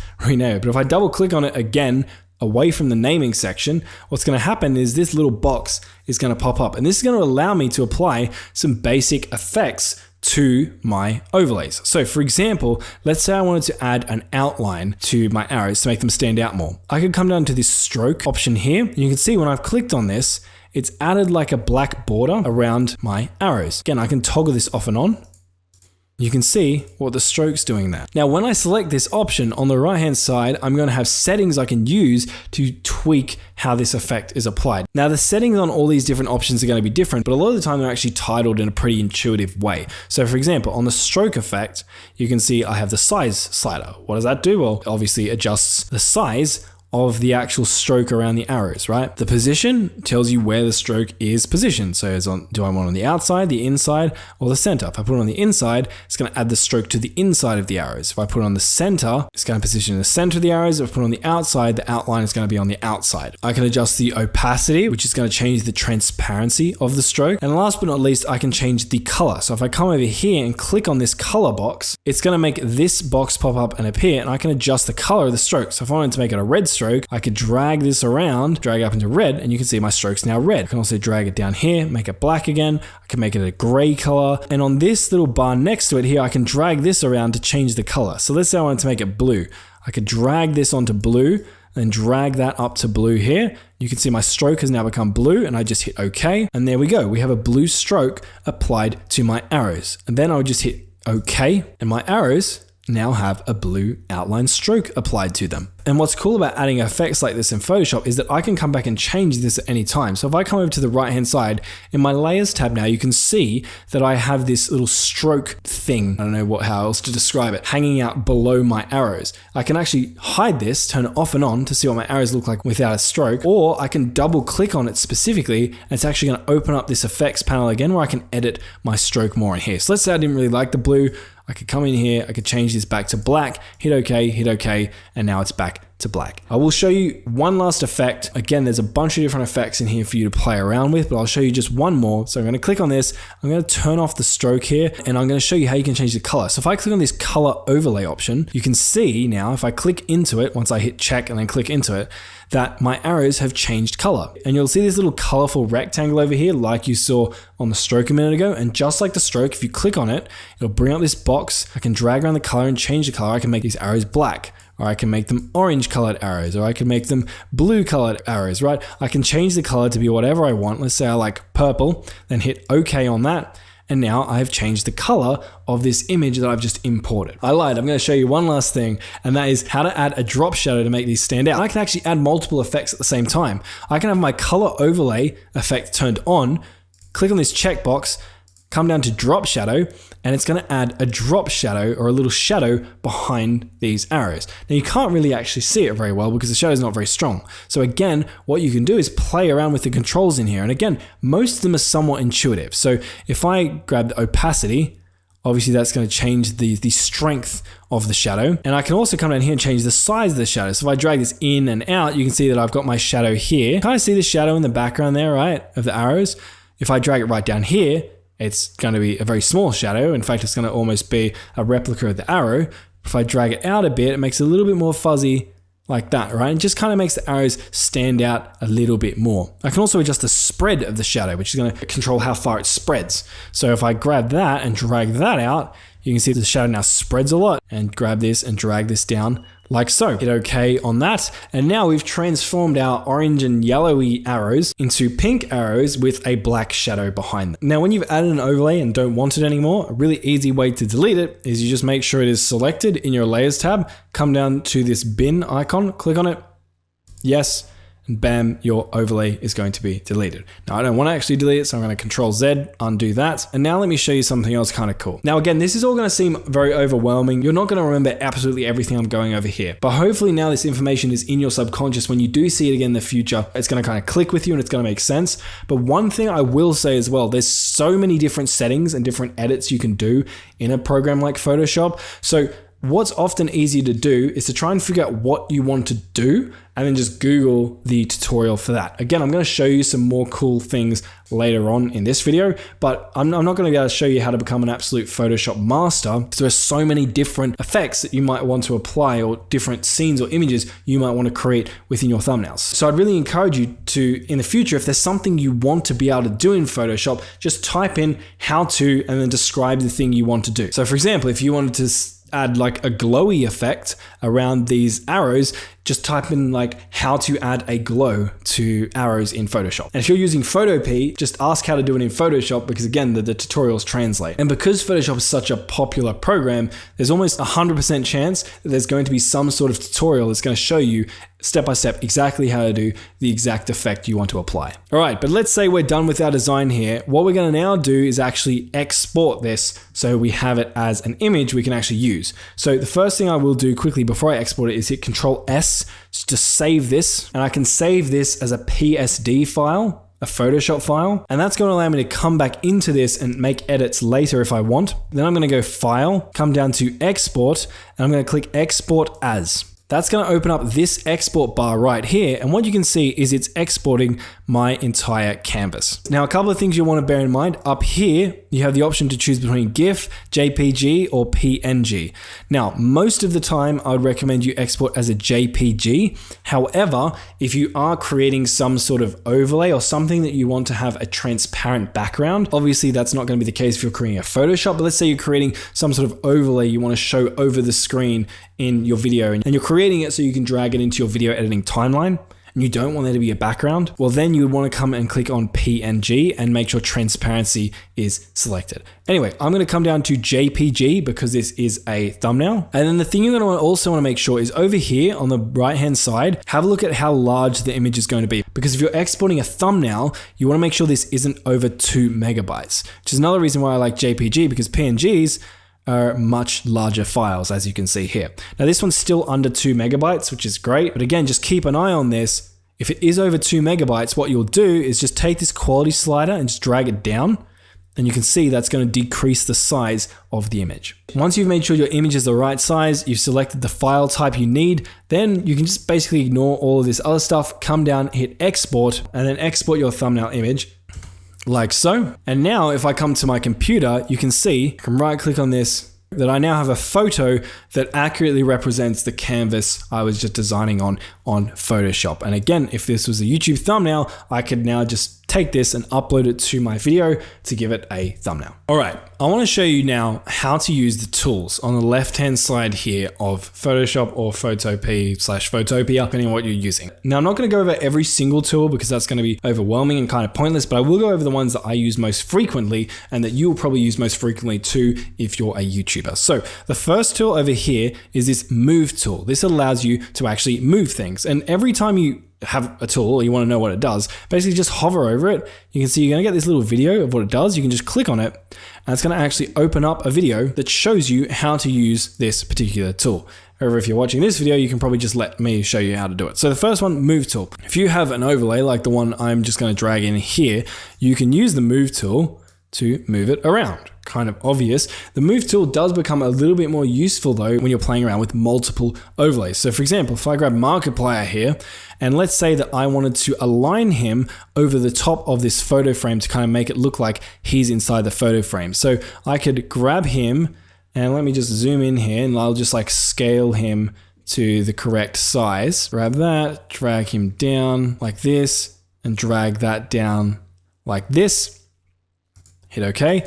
Now you can see he's kind of in the photo frame, but he's not in there that well, right? He's not centered properly. So I can use this Move tool to actually center him if I select both of these layers and then come and use these Align tools to, on this one, align him to center. So now he's centered perfectly in the middle of this particular frame. Pretty basic, right? But let me show you something else that's kind of cool. So right now you can see the guy in the background's kind of still there. It's kind of obvious that he's there. And the problem is that Markiplier is not big enough to actually cover him up. Because if I made him bigger, then now he's like too big for the photo frame, right? Well, fortunately, we have another tool that can help out with this. So for example, I'm going to position him against the bottom of the photo frame right here. So he's kind of covering the guy. You can't really see him in the background, but you can see he's overlapping over the edge of the frame here. What I can do is come down to my next tool here, which is the rectangular marquee tool that allows me to select things. And what I'm going to do is I'm going to click and drag this rectangle here. What I've done is I've actually selected this little edge of Markiplier, which is the part overlapping the frame that I don't want. Now you can see I haven't actually perfectly selected it, so I'm just going to use my arrow keys to move it one bit to the right. And you can use arrow keys to move things around the tool like that. And now what this has done is this has selected this particular area of my canvas,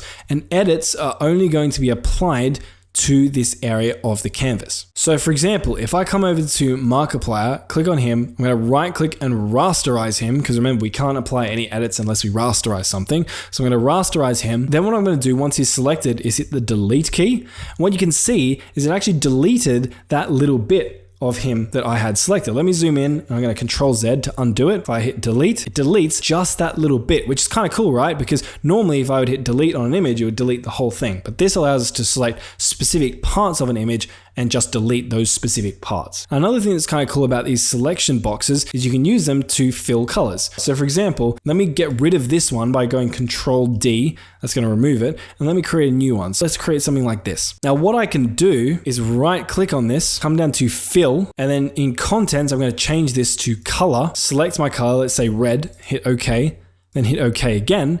And bam, you're going to see that it filled the color red just in this particular box here. Going to go Control D, and bam, I now have this red rectangle thing. Now something I want to show you real quick though is, let me come back to my move tool. I've actually created this box in the same layer as Markiplier, right? So now if I try and move Markiplier, it's going to move this rectangle as well. I don't want to do that. I want them to be separate. So what I can do is, let me just remove this. I'm going to select it, select the layer that it's on, which is this Markiplier layer, hit D to delete it. Then what I'm going to do is I'm going to come to my layers panel, come down to this little plus button, and it's going to add a layer. Now this layer, if I turn it off and on again, is blank. It's got nothing on it. But if I select it, create my little rectangle here, right click, fill with color, you can see that it's filled this color, but that color is now on this layer, not the Markiplier layer. So if I Control D to deselect that, come to my move tool, I can now move this independently of Markiplier. All right, so that's that. Now the next tool I want to talk about, one down, is the lasso tool. The lasso tool basically allows us to select things or make selections, kind of like the thing we just looked at, right? But it allows us to do it a lot more custom. So for example, I often like to use the polygonal lasso tool. And what I can do is I click once, it's going to make this line, and I click again, keep that line still. It's going to give me another one. I click again, and I can just kind of draw my own shape by clicking around. And then when I get back near the beginning, you see if I move my mouse over the beginning, this makes this like little circle icon.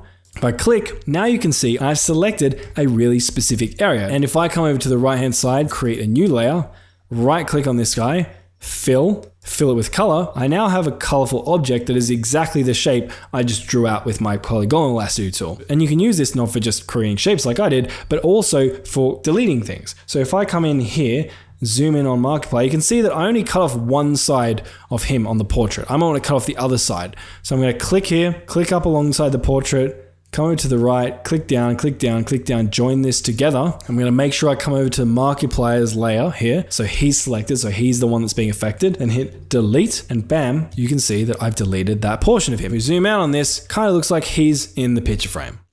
Now, like I said, we also have the regular lasso tool, which you can just click and drag anywhere you want. So if I just click and drag, I can draw any sort of shape that I want. Now I have these two weird selections here. And again, you can use this to select things that you want to delete, edit, or fill a color. And like everything else, when you want to deselect something, just Control D. It's going to deselect it. Now, the next thing I want to show you is a little bit further down the menu. It's this eyedropper tool. And this allows you to select a specific color. So let's say, for example, I want to see what color Markiplier's hair is in this photo. I could come down to my layers panel, make sure Markiplier is selected, and I'll come over to his hair and click on it. And you can see that over here on the right, did you see my color panel change? Let me do it again. Let me click somewhere else.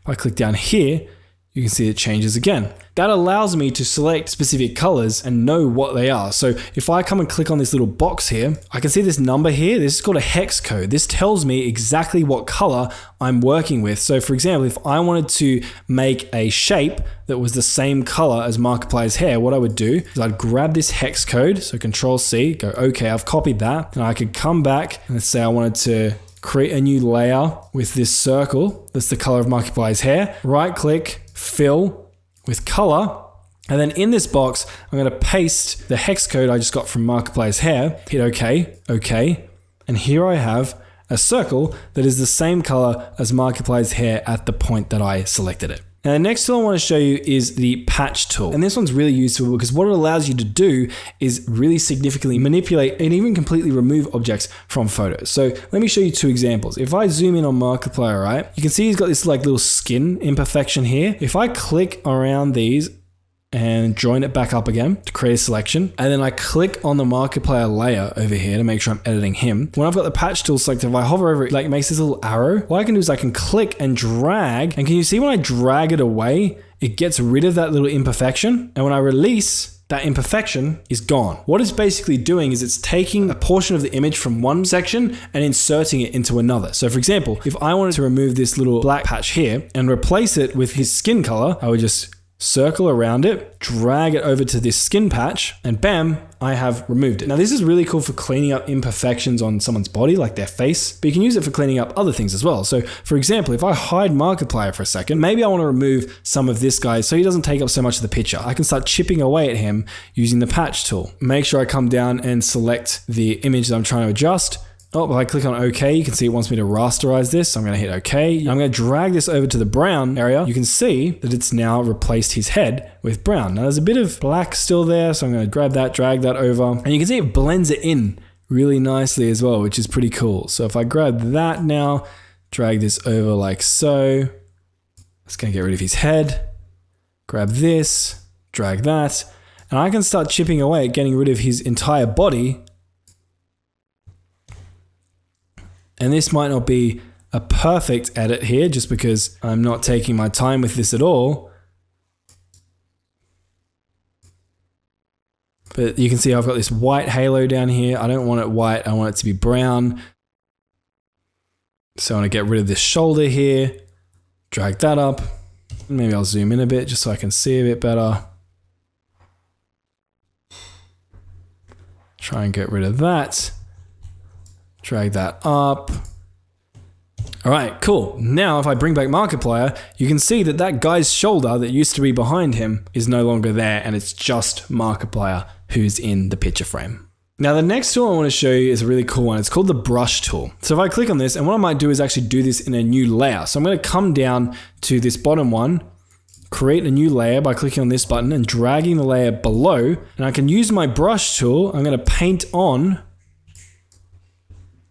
a new background color. Now it looks like I actually can't get rid of this white here because it's actually part of the picture frame. So what I will do is I'll just quickly use my rectangular marquee tool,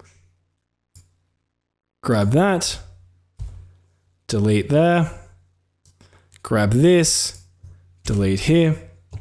But the brush tool is so much more than that. For example, I can come in here at the top left, change the size of it, make it a lot smaller. And now you can see I can make more detailed drawings. So if I click on, say, this layer, I can now draw smaller things. Now, if I want to change the color that I'm painting with, I can come up here to this color selection thing, but I can also use my eyedropper tool. Let's say I wanted to paint this blue color. Select this blue color, come back to my brush tool, and now I'm painting in the color blue. Now I'm going to undo these really quick because I want to show you something that I really love about the brush tool, and that is the ability to change its hardness and basically play with the lighting of your image. So let's say that I wanted to make Markiplier stand out a little bit more. One way I could do that would be to maybe add a glow behind his picture frame. How I'm going to do that is I'm going to come to Markiplier's picture frame. I'm going to add a layer below his picture frame. Then what I'm going to do is I'm going to come to my brush tool and change the size so it's a bit larger. Maybe I want about like 600. Cool, that looks decent. Then what I'm going to do is I'm going to click into here,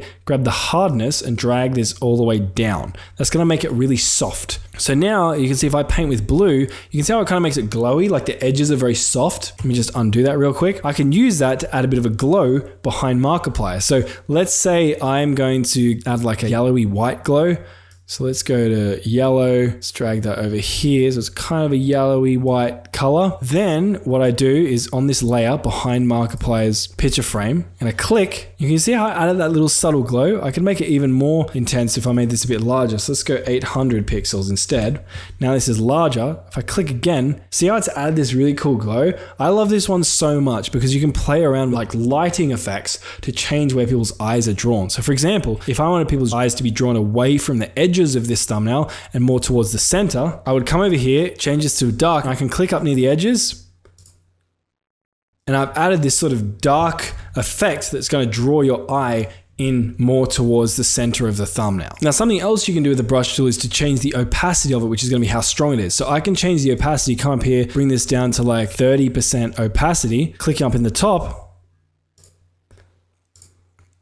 And you can see it's made that shadow a little bit more intense. If I brought this all the way up and did that, you can see how it makes it really, really strong and really obvious. Turn that back. So this is a really cool one to play around with to make things stand out or not stand out, depending on what you want people to focus on in your image. And again, I'll show you some more examples of how to play around with this later on. Now I actually want to use a little dark drop shadow in here to make Markiplier stand out a little bit off the picture frame. So I'm going to click on the picture frame, add a new layer in here, and I'm just going to click behind him, and you can see how it added like a little bit of darkness behind him. Let's look at the before, after. Can you see how he pops out a little bit more because I've added that darkness? This is why I love this tool so much. It's just so cool. There's so many little subtle things you can do to like manipulate your thumbnails without people noticing, but like really take them to the next level. So the next thing I want to show you real quick is the eraser tool. Sometimes you might want to remove something without deleting the entirety of it. So let's say, for example, the top of Markiplier's hair is kind of overlapping with the picture frame here. There's also a little bit of white here that I can see. So if I zoom all the way in, change the size of my eraser a little bit, make it a bit smaller, and make sure that I select Markiplier and just drag across on that, you can see that I'm erasing the bits of his hair. And I can also come over here and erase that little bit of white. Zoom out.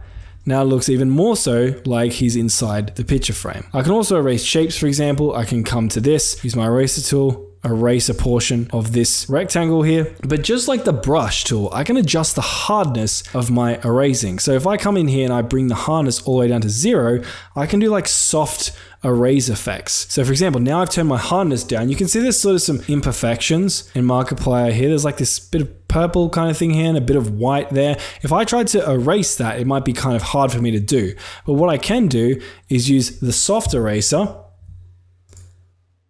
Let's bring the size down on that a little bit. Select him and just erase that a little bit like that. Because it's soft, it's like blending in with him. I can do it to the white bit up here.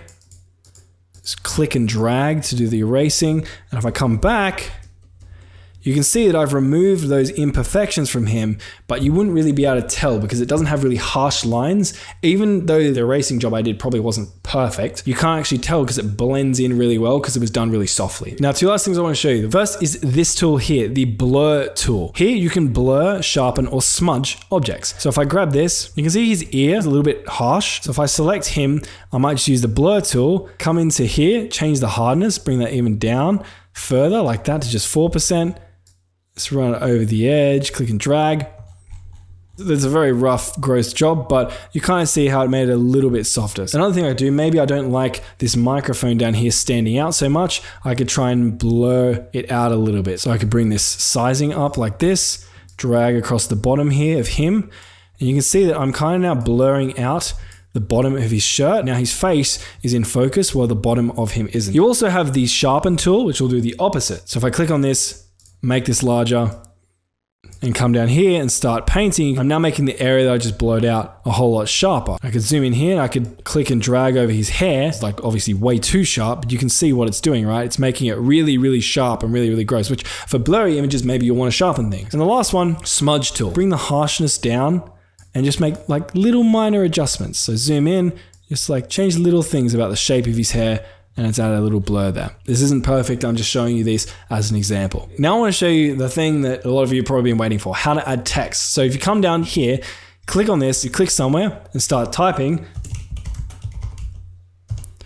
it's going to add text. And what's cool is that when you add text, it actually adds it as a new layer. So if I click on this checkbox here, you can see over in the right-hand side now, I have text in my layers effect. And this text will operate just the same as any other layer. So if I drag this behind the background, you won't be able to see it because the background's on top of it. If I drag it up above everything, it's going to be on top of everything. If I drag it in the middle, so like here, grab my move tool and drag this down like so. Let's say I tilt it. Now you can see it's in between these two layers, right? It's underneath this one right here because this one is on top of it in the layers panel, but it's on top of this one right here because this one's below it in the layers panel. Now let me grab this text, drag this around, and let's just chuck this right here. And just like we added effects last time, you can change how you want your text to look. And then over here on this right-hand panel, you can change the settings of your text. So if I come to here, click on color, I could change this text from black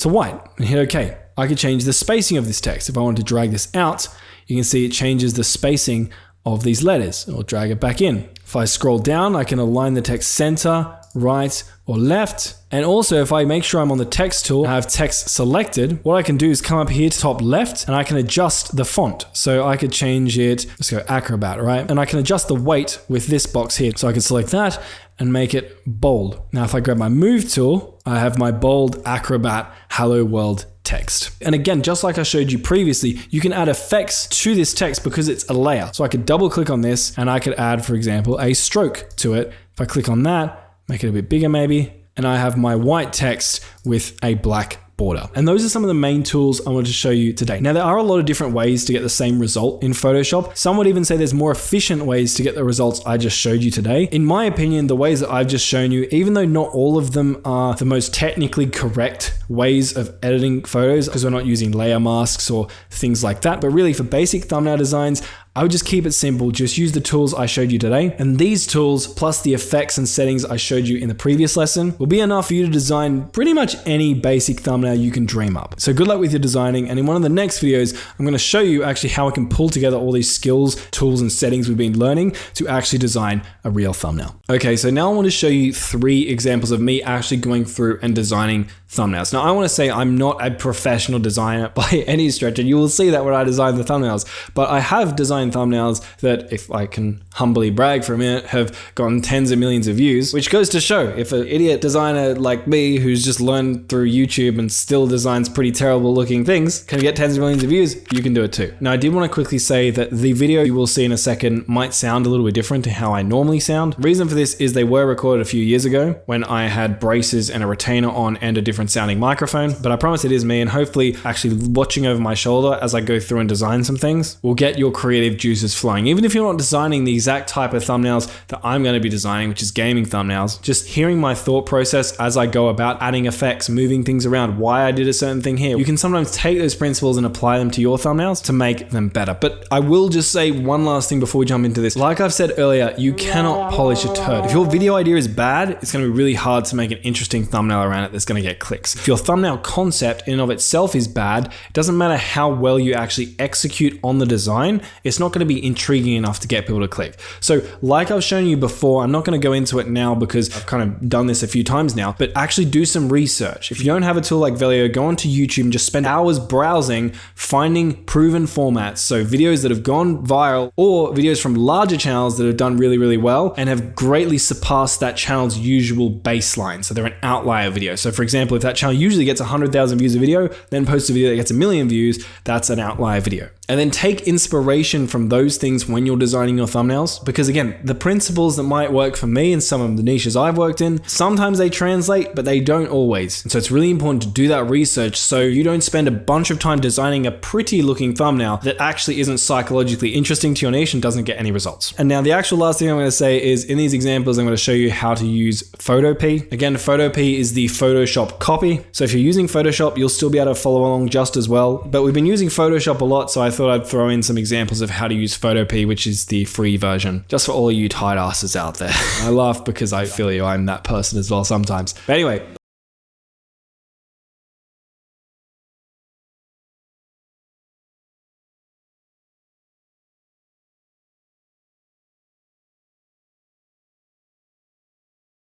fun thumbnail to create. It is called a mag thumbnail or magazine thumbnail. It's called a mag thumbnail because we have a subject and then we have text kind of briefly describing the subject or the video, kind of like a magazine, how they'll have a famous celebrity, then they'll have a couple of words that are kind of like enticing you to read that magazine about that celebrity. We're going to start off on Photopea, obviously. We're going to hit new project and we're going to just create our project with a transparent background as usual. That drop down, change it to transparent, then hit create. Simple as that. We have our canvas, and what we're going to do now is we're going to go and find the image that we would like to use for our thumbnail. Generally, when creating a mag thumbnail, you want to look for an image with a subject that has a little bit of space on either the right hand or left hand side. By now you should know how to find images. I found one earlier, so I'm just going to come in to my mag thumbnail and I found this really cool one of Boba Fett, the bounty hunter from Star Wars. Technically, this is probably not an amazing thumbnail background. It's quite dark. There's a lot of shadow, a lot of very darker browns in this photo, but I'm going to use it and show you how we can make this pop. So when you are creating your thumbnail, if your thumbnail is a bit lighter than this, you're going to have no problems whatsoever. So the first thing we're going to do is we're going to size this and position this in basically the position that we would like. So first we're going to size this. So I'm going to grab the edges or the corners. Obviously I'm on my move tool. I'm going to hold down shift. I'm going to grab one of these edges and drag it out. So drag it out maybe to something like that. I think that looks pretty cool. And I actually like to flip this because I like my characters on the left hand side of the screen and I like to put my text on the right hand side of the screen.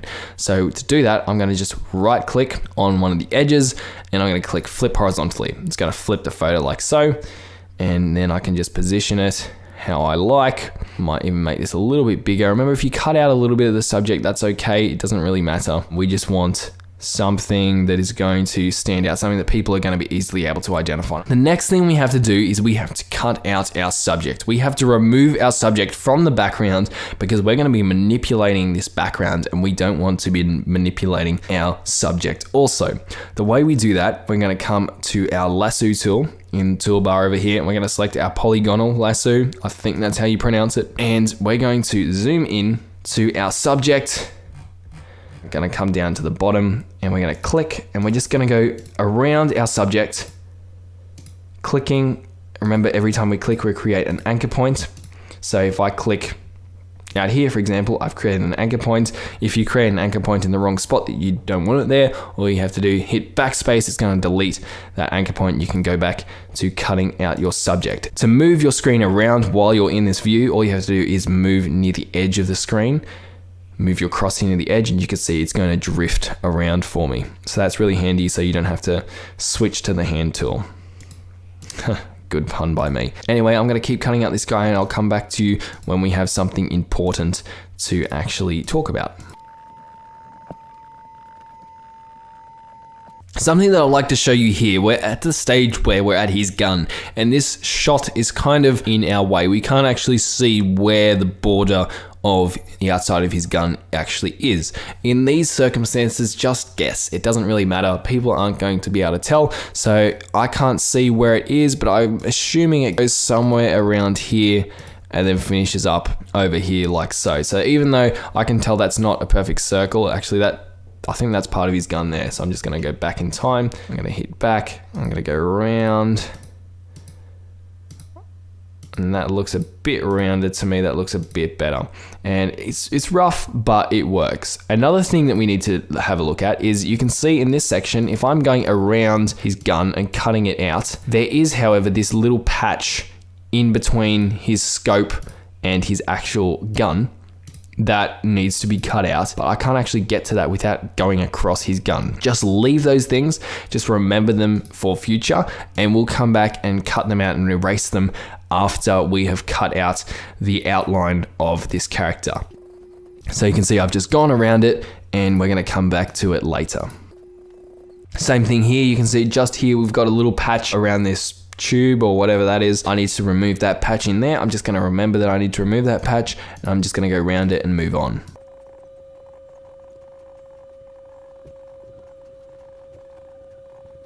So we've got to the bottom now, and what I'm going to do is I'm just going to go a little bit off the canvas like so, and I'm going to move along until I find the beginning of our cutout, and I'm just going to move right near it and click, and it's going to join up like so. And we can see the outline of our cutout, and I think that's relatively good. I mean, I was pretty quick. I could have gone in a lot closer, but for what we're working with, I think that looks okay. What we're going to do while this cutout is selected, we need to make sure that we are definitely have the correct layer selected that we want to cut something out from. We're going to hit Control J, and that is going to cut out our subject. Like so. If I hide our background layer, we can see that our subject is now separate from our background layer, and we can actually move him around and edit him separate from that layer, which is really cool. While we have our background layer hidden, let's go through and look at those bits that we needed to remove. So I remember that there was a bit on his gun in between his scope. That's here. I'm going to use my lasso tool once again just to go and select this square. And now that's where square's selected and it's joined up. All I'm going to do is hit backspace, which is going to delete it. And there we have it. The gun looks much more realistic. And we're going to do that to all of the bits that we missed. I can use my hand tool to navigate around while I'm zoomed in. Come back up to my lasso tool. I'm being really rough here, as you can see, but hit backspace. There we go. We had one over here as well. All right, that looks pretty accurate to me now. So we're gonna bring back the background. We're gonna come down and click on the eye on the background. The background's back. It looks like they're both part of the same thing, but they're actually not. They're separate, as we know. So what we're gonna do, we're gonna click on our background layer and we're just gonna work on this background, try and make it stand out a little bit more. While this background layer is selected, we're gonna come up to image. We're gonna go to adjustments and we're gonna go to levels. That's going to bring up a tab that looks like this. And we have 3 different boxes on the bottom line of a larger kind of gray box. What this is going to allow us to do is adjust the brightness levels of our background. And we want to make our background a little bit brighter so that we can see it better. What I'm going to do is I'm going to grab this white box on the far right hand side. If I drag this in, you can see it makes our background brighter. So I'm going to try and find a place that looks natural but is still brighter than the original. So something like that, I think, looks pretty good. And I can also adjust this middle box, which is going to adjust kind of the highlights. If I bring that into there, and now I bring that white box even further, I think that looks cool, and that stands out much more than it did. We can also drag this black box to the right hand side, but that just makes things darker, and that's not really what we're going for at the moment. I think that looks pretty good. Don't worry about the colors being a little bit overpowering because we are going to change that in just a second. What we're going to do is we're going to come back into image while that same layer is selected. We're going to go to adjustments and we're going to go black and white. It's going to make the entire thing black and white. And you're going to say, well, what was the point? Why did we even bother making it brighter? Well, it's going to be a brighter version of our black and white background. For this background, it didn't really matter that much because it was just kind of more of an artsy background, more of a like fire texture. But for other backgrounds where there might actually be like a sky or rocks or grass or whatever, you brighten them up and then you create a black and white layer. It's going to be a lighter version of that black and white layer. It's pretty good. We'll hit OK. And there you can see this is why we cut out our character. Our character has been cut out and has not been affected by the black and white layer we added. Now what we're going to do, we're going to come up to filter. The exact same layer is selected. It's our background layer. We're going to go filter, blur. We're going to go into Gaussian blur. I'm going to blur out the background, maybe 3 pixels. I think 3 looks relatively good. I might actually bring it down to 2. Generally, I use a lot more than 2 because this background was very bland already. I think 2 will look okay. So you can see our character stands out from the background, but black and white doesn't look so good, does it? So while the same layer is selected, remember, come to image, adjustments. We're going to go to our hue and saturation adjustment. We're going to come down to colorize. We're going to click on that. And now we're going to be able to colorize our image in a very, very controlled manner. So I'm going to drag the saturation bar up while colorize has been selected. And I'm going to try and find a nice orangey color that was similar to the background, but it's just going to be a lot more controlled now. So I can change the hue slider, and that's going to change the background. Maybe see if we can find something nice. I think something like that looks pretty good. It's a bit more controlled, the colors are a bit more evenly spread out, and the textures look nice. Now what we're going to do is we're going to add a bit of texture to our background. So our background layer is still selected. We're going to come to our textures. Remember, we downloaded some textures while creating our channel art. If you want to create more textures or download more textures, that's completely fine. I'm going to grab 2 textures that I quite liked. Going to drag them in. There we go. Using our move tool, I'm going to resize these images or these textures so that they fit the screen. I'm not worried about adjusting the perspective of these because they're just textures. They don't really have much perspective anyway. That's done. I'm going to hide this one, the top one, and adjust the bottom one, which has some nice little shards in there. Okay, and what we're going to do now is we're going to add these textures. We're going to change their opacity and we're going to change what their mode is so that we'll be able to see through them. So I'm going to go from normal, try screen. So I think that looks okay. We can kind of see it if you hide the layer and then bring it back. We can see those little shards. They look really cool. Let's see what overlay does. Oh, that makes it too dark for us. Let's try maybe soft light. Still too dark. I'm gonna go back to screen. I quite liked screen. I think that was pretty nice. Now let's go to our dirty blue window texture. Let's see what mode looks best for that. So we've got overlay. Overlay looks pretty cool. Probably gonna end up going with overlay, but we'll check out screen as well. Or soft light looks really nice. Gonna go screen. No, definitely soft light. Let's go back to soft light. That looks cool. If we hide these two layers now, bring them back, we can see the difference that it makes. Final thing we're going to do to our background is adjust the lighting. You're probably getting used to this by now. What we're going to do, we're going to come to our brush tool. We're going to come up to the drop down menu. We're going to change the size, bring it all the way up. We're going to change the hardness, bring it all the way down. And we're going to select black down here in our color picker. Hit black, okay. And we're going to create a new layer that is above all of our textures. Just down in the corners, going to click, going to click, gonna click there, I'm gonna click there, and that's just gonna make the middle of this thumbnail stand out a little bit more. So we hide it, bring it back, we can see that's just drawing the attention into the middle of this thumbnail. Now we're gonna start working on our actual subject, making him stand out much more. So, because he is separate, we can adjust him and change to him, and it's not going to adjust anything on the background, which is really cool. So the first thing we do to make our subject stand out is we're going to add some effects to him. So let's double click on his layer. And I think the first thing we'll add will be a stroke. So I'm going to click on the stroke effect, and we've got a red stroke around him. I don't think red suits for this tutorial. Let's go with something that is a bit more orangey. So I could try and use the color picker by clicking on this box, or remember I can use my crosshair and I can select something orange on the screen. Something orange, maybe a bit lighter. I think that light orange looks really nice. Hit OK on that, and that's just going to make him stand out a little bit more. I might up the size to about 5 pixels as well. I think that looks pretty cool. So what we're going to do now is we'll add a slight inner glow. The inner glow is just going to make our subject stand out a little bit more. So we can see even the default inner glow looks pretty good. If we select that, you can see the default looks relatively good. I'm just going to change the color a tad. So I'm going to click, whenever you want to change the color, generally you'll see a colored box. So I'm going to click on that colored box. Let's go for an orangey color. Oh, that looks nice. I like that a lot. So we can see the difference that our inner glow has made. It's just making him glow a little bit. And I know this all looks a little bit unnatural, but we will adjust that in a second. We'll add an outer glow. So come down to outer glow. It's going to do the same thing, but it adds a glow on the outside. We actually can't see it because the stroke is over the top of it. So we have to adjust the size a little bit. And I'm going to change the color, exactly the same.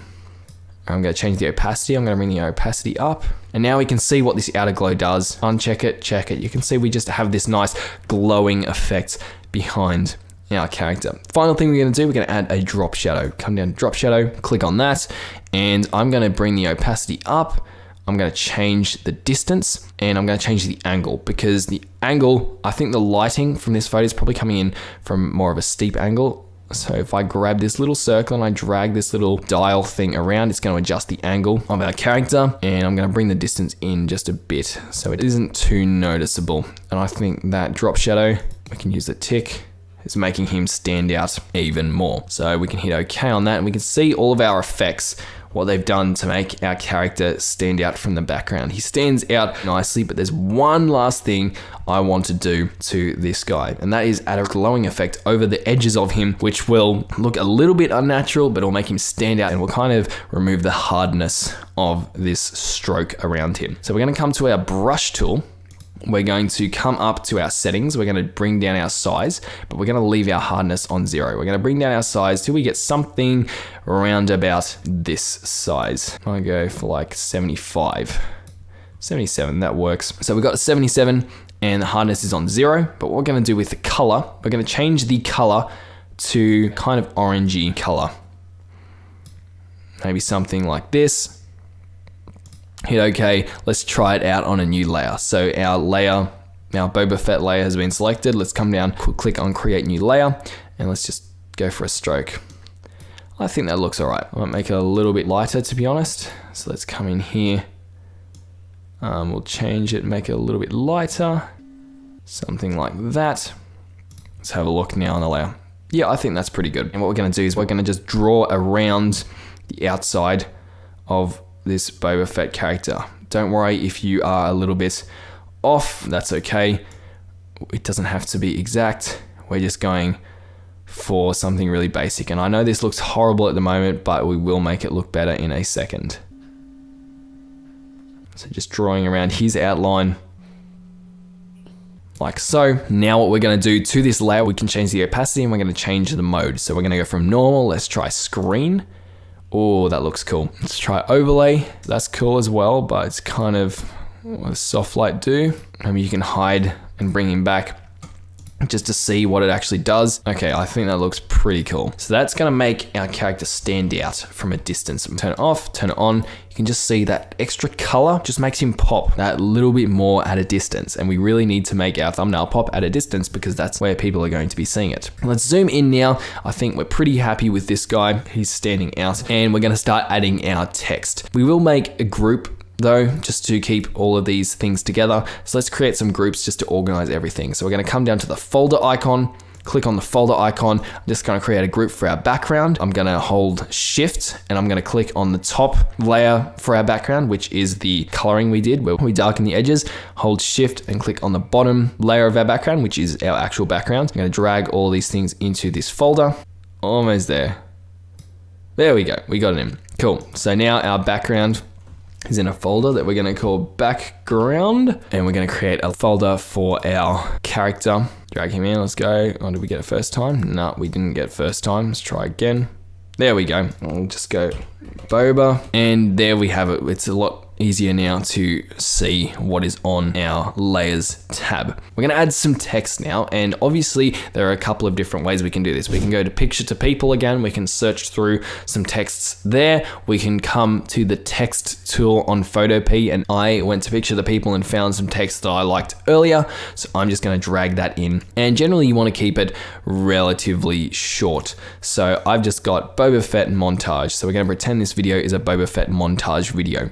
Drag those two things in. Let's position them. So what we want to do first is we want to make sure that the lines of text are the same length. Even if it's going to make one of the words larger than the other, we want to make sure that they're the same length. So Boba Fett is longer. So I'm going to come down to text 2. Going to click on the handle. We're using the move tool, remember. Hold shift, drag it out, maybe to there. That's a bit big. Hold shift and just bring it in a little bit. Position it like so. Okay, so that's pretty good. It's not perfect, but people aren't really going to be able to tell the difference. What I'm going to do now is I'm going to position these two pieces of text. And remember, I've just in my layers tab, I just hold Control or Command and click on both of these layers, just like both of them at the same time. I'm going to size them so that they fit on the right hand side of the screen. So hold shift when I click on the edge, drag in, it's going to scale it, I can position it, and I'm actually happy to have it overlapping my character a little bit. It provides a perspective. Gonna put that like there. So at the moment that's overlapping our character. So what we're gonna do to our text now is we're gonna add some gradients to it, some effects to it to make it stand out. So I'm gonna start off with our top line of text, and I'm going to add a gradient first. Actually, let's add a stroke first. So we're going to click on stroke. We're going to change the size down to like maybe 1. We're going to add a black stroke. So click on that color box, hit OK. Stroke's now black, and we're going to come down to gradient overlay. Click on gradient overlay, and we're going to click on the gradient bar here, and we're going to change the gradient. I'm going to go for something a bit more metallic-y, something maybe like that. And I'm going to make this a little bit darker at the top. You know, I think it's actually a little bit dark down this side. But I think that's pretty good. So I'm going to hit OK on that. Now what we're going to do, we're going to come down, we add a drop shadow. I'm going to change the opacity, bring it up to 90. I'm going to change the distance. I want the distance generally very close to 0, if not 0. We're going to bring the spread up a little bit. Like that. So I'm going to hit OK, and I'm quite happy with that. Now what we're going to do the same thing to our bottom line of text, but we're going to make the colors a little bit different just to make it stand out more. I could go in and add all the same effects. That would take some time, or I can add the exact same effects that I've added to the top line of text and then just change the gradient color. What I do is I come and select my top line of text on layer. I'm going to right click on it, and I'm going to come down to layer style. I'm going to hover over that, and then I'm going to click copy. What I'm going to do now, I'm going to select the layer that I want to copy my layer style to, which is the bottom line of text. I'm going to right click on it, going down to layer style, click on paste, and it's going to paste the exact same layer style like so. However, what I will do now is double click on the effect now symbol, which is popped up on the right hand side of that layer. I'll go to gradient overlay and I'm going to change my gradient overlay. I'm going to change it to something maybe orangey. Let's go with maybe that kind of orange, and then hit OK on that. And then over on the white, let's go to maybe this kind of orange right here. There we go, hit OK on that, and I think that's looking good. If we zoom out, we can see that text stands out well. It does look a little bit ugly though because of the positioning. I'm actually going to change the gradient on this top layer as well. It's annoying me a little bit. I think it's a little bit too dark. Come in here, bring it up. I think that looks better. That just stands out a little bit more. Okay, there we go. Yeah, I like that much better. Cool. All right, so what we're going to do is we are going to create a group with these two pieces of text. So we're going to come down to folder, remember, click on the folder. We can name the folder text, hit enter, and we're going to drag these two pieces of text into the folder. And let's see if we get it first time. We did it, first time, go us. What we're going to do now, two things. We're going to adjust the perspective of this text to make it kind of look like it's on an angle. The way we do that, we come up to our move tool. We click on one of the handles to activate the move option, and then we hold down Control or Command, grab one of the handles and drag, and that changes the text to make it look like it's on a bit of an angle. I can grab another handle and change it. Just drag it in like that. I think something like that might look nice. And I think that angle really makes the text look a lot nicer. Final thing we're going to do, we're going to grab the group for the text, drag it down below our character. And I really like that effect, how the character is coming over the top of the edge. You can still tell what the text says. You can still tell it says Boba Fett. And we're pretty much done. The one last thing we're going to do is we're going to crop this thumbnail just a tad because there's a lot of space that doesn't really need to be here. So I'm going to come down to my crop tool, click on that. And what I'm going to do is I'm going to come up to my ratio. I'm going to click on change that from free to fixed ratio. And I'm going to change that ratio to the size of my thumbnail, which if I left it on default is going to be 1280 by 720.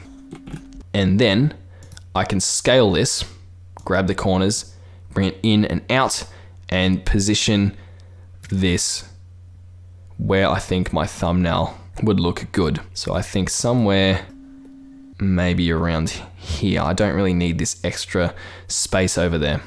So once I'm happy with the part of my thumbnail that's going to be shown, I'm going to hit tick. It's going to crop it in like that. And that is our thumbnail right there. That text really stands out really nicely. The character stands out. He's nice and bright. The background pops. Critiquing my thumbnail a little bit, I think I could probably mess around with the gradients a little bit more to maybe make it look a bit more metallic as opposed to gray. But you get the idea. You can spend as much time as you want tweaking this. Again, like the previous thumbnail, you can do whatever you want with this. Get creative. Just use the same process, the same steps to make your character stand out, to make your background pop, and it will look awesome. Once you're done, remember, come up to File. You can save the PSD file if you wish to come back and edit it later, or you can click on Export As and export it as a JPG file. Let's export it. We can bring it up to 100% because it is a JPG, or actually probably 90 is going to be better. I think 90 is what we normally do. And then I'm going to click on Save. Our thumbnail has been saved, and let's take a look at this.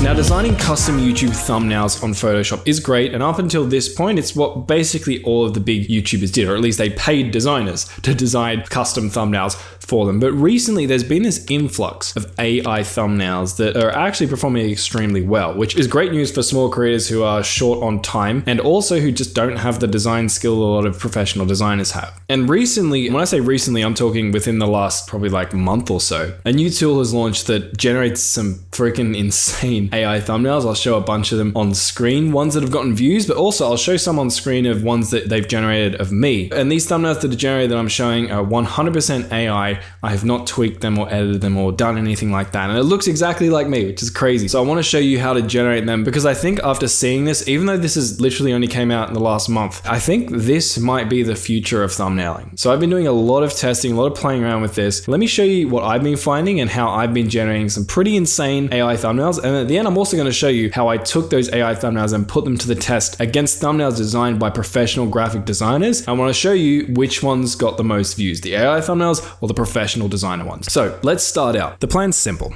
First, I'm going to pick out 3 videos I've already posted on my channel. Then I'm going to hire high-end professional thumbnail designers to create thumbnails for each of my 3 videos. But what the designers don't know is that I'm going to secretly be trying to create AI thumbnails for those exact same 3 videos. And at the end of all this, I'm going to take the best AI thumbnails I was able to generate and the thumbnails created by the professional designers and use YouTube's A/B split testing feature to put them head to head and see which thumbnails get the most views. Okay, so I've picked 3 videos from my channel to run this test on. So this first video is an underperformer for me. It's only got about 40,000 views, which is about 30,000 less than I normally get, and it definitely needs a bit of a boost. I also picked this video here. Now this one for me is an average performer. It's got about 85,000 views, and I want to see if we can improve those results. And finally, we have an above average performer. This one has 230,000 views. So clearly it's already working pretty well. I mean, well, for my niche, like if Mr. Beast got 230,000 views, he'd shoot himself in the face. But in the YouTube education niche, 230,000 views is above average. So I want to see if AI can improve on this. Now, all these videos are still getting views and impressions. So when we run our split test later and put AI thumbnails versus our graphically designed thumbnails up against each other, we're going to get some statistically significant data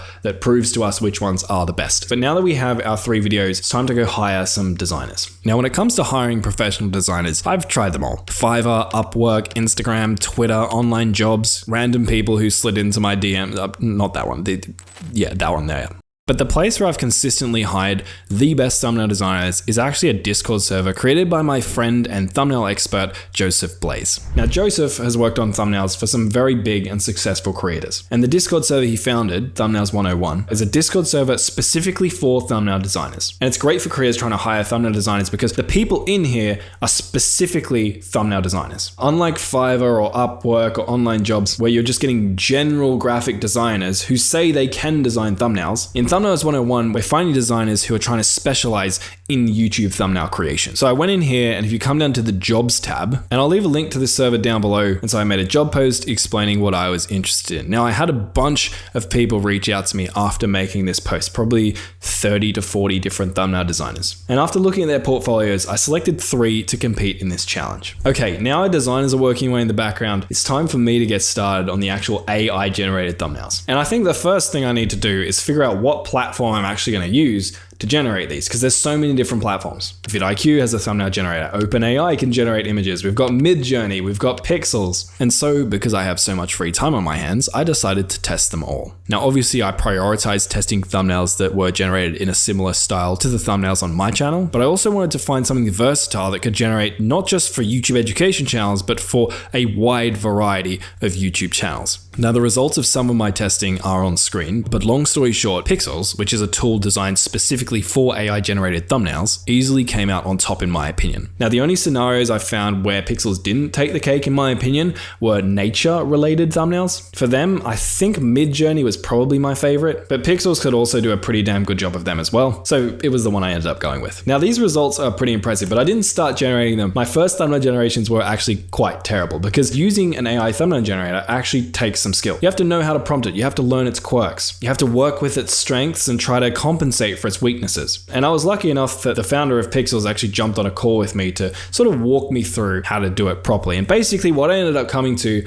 were these thumbnails you can see on screen. Now, none of them have my face in it, but I'll show you more about generating thumbnails with faces in a sec. But for me and the style of thumbnails on my channel, these are pretty damn good. But it did take a while for me to get the hang of how Pixels worked and get to the point that I was generating thumbnails like this. So I want to show you what I learned and how it works. So basically what I did was came to Pixels and signed up. Actually, I lied. I got a free account from the founder because perks of being a YouTube educator, I guess. And when you load in, you'll find yourself on a screen like this. Now, you can come to this thumbnail section, and in here, it's kind of like ChatGPT or Midjourney or whatever. You can type out a prompt. You can describe what type of thumbnail you want Pixels to generate for you, and it will do that. But I actually found I really like the recreate feature because this allows you to essentially find a video on YouTube that you really like, paste the link of it in here, and then Pixels is going to take inspiration from that thumbnail and create something similar for yourself. So let me show you an example. So the first thing you're gonna do is go and find a video with an interesting thumbnail that you would be interested in modeling. So for example, I found this Iman Ghazi thumbnail here, has almost 10 million views, and let's say I wanted to create something similar to this. So what I do is just grab the link of that video and then paste it in here. Now down below here, we have inspiration weight, which is essentially how you can inform the AI how much inspiration you want it to take from the original. If you go high, it's gonna be very similar to the original thumbnail. If you go low, it's gonna look at the vague concepts, but it's gonna create something substantially different. So I usually like to start out on high and then adjust from there. Now below that, you get to select a persona. Now I've already created a persona, but you want to grab 10 different images of yourself or whoever you're designing thumbnails for, where your face is very clear and easy to see, but also try and find ones where your face is in different locations, tilted slightly, tilted up, maybe your eyes looking to like just variations. So for me, one time I basically just sat down at my desk and took a bunch of photos with my webcam all in different positions, and then I just uploaded a bunch of those photos to here and then just created a persona. Now I've already created a persona, so I'm just going to select my one here. And then below that, you can specify any specific changes or things you want to see in the thumbnail. But I'm just going to get started with this right now. So I'm just going to hit generate. And after a few seconds, Pixels is going to generate this. It's taken me, put me in a suit, kept my cap on, and just chucked me in front of a whiteboard like that. It's just pretty insane, right? Now, what I found is that often if I regenerate this image, I'll get some variation. So I'm just going to go click on this little circle option and redo a few times. And now I have a slightly different version. You can see this versus this. Now I actually like this second version a lot better than this one originally here. I'm just gonna redo a couple more times. I usually like to redo 3 to 5 times I found, just to find a variation that I really like. And this was the mistake I made when I first did this. I wouldn't redo the thumbnail enough times. I'd just take it on face value. And you really kind of have to redo the thumbnail a bunch of times until you find the version that you like the best. Now for me, right now, I think I'm kind of liking this one here the best. And so what I often like to do now is to take this thumbnail I like the best and change the inspiration weight a bit just to see what kind of different versions I can get. So at the moment, this is high inspiration. Let's see what we get if I select medium. So you can see it's kind of kept the theme of the original one, but it's changed it a bit to make it look like a completely different, less plagiarized image, shall we say. Now, just like before, you could redo this a couple of times and see what other options you get. And again, because we're on medium inspiration, we're gonna start getting even more creative variations. So for example, this one, which looks like a spreadsheet-esque one. I might redo another couple of times, see what we get. And then of course you can do the exact same thing, but for low. So I could come down to low inspiration weight. I'm actually not a huge fan of it most of the time, but we'll see what we get. And to be honest, this actually isn't that bad. I do have too many fingers on one hand here, which is a little bit of an issue, but I could probably redo this a few times to fix that up. I think though, I'm gonna come up to this one, right? I like this one, is actually start making some edits to this, so it's a little bit more similar to what I want. So for example, this currently says $22,500 a week, which is a lot more money than I am making right now. So let's say I change this to like the 22,500 to, let's say 5,000. And hit generate on that. And there you can see it's now changed the cost from $22,500 to $5,000 a week. And I can basically come in here and suggest any change I want. So for example, I could say remove the whiteboard in the background. I don't actually know what this is gonna do because the whiteboard is kind of the whole background. And there we go, it's just remove the whiteboard and put me on a blank white background. And now this thumbnail's pretty much done, but from here, what I would often do is there might be little imperfections in the thumbnail that are bugging me. So for example, in this one, the main imperfections are the text is like a little bit messed up, it's a bit AI-y, and sometimes Pixel's not so great at fixing up some of those little things right now. So what I'll usually do is I will just download the thumbnail, then I'll open up Photoshop and I'll chuck the thumbnail into Photoshop, and then I'll just start making those changes changes manually. So what I'll do usually is I'll grab like the lasso tool or this tool, I'll zoom in and I'll select the bits I don't like. Let's just say this text, for example, and making sure this background is rasterized. I'm gonna have to unlock it. I'm basically just gonna right click on this, go fill, and then I'm gonna fill it with content aware. And that should get rid of that text for me, like so, right? So you can see I can start getting rid of all of this. So I could get rid of this thing here, for example. Business models is pretty good. This text here, though, I don't really know what's going on there. So I'm gonna fill that, get rid of that. I'm gonna fill that as well. This one isn't so good. Now there were some little imperfections in that fill, for example. So sometimes then I often would go in and use the patch tool, and you can use the patch tool or content aware fill, but like let's drag that over there, get rid of that. And you could use the patch tool for these other ones as well, actually. I just often am in the habit of using content aware fill. So I'd select that, drag it over to here, bam, it's gone.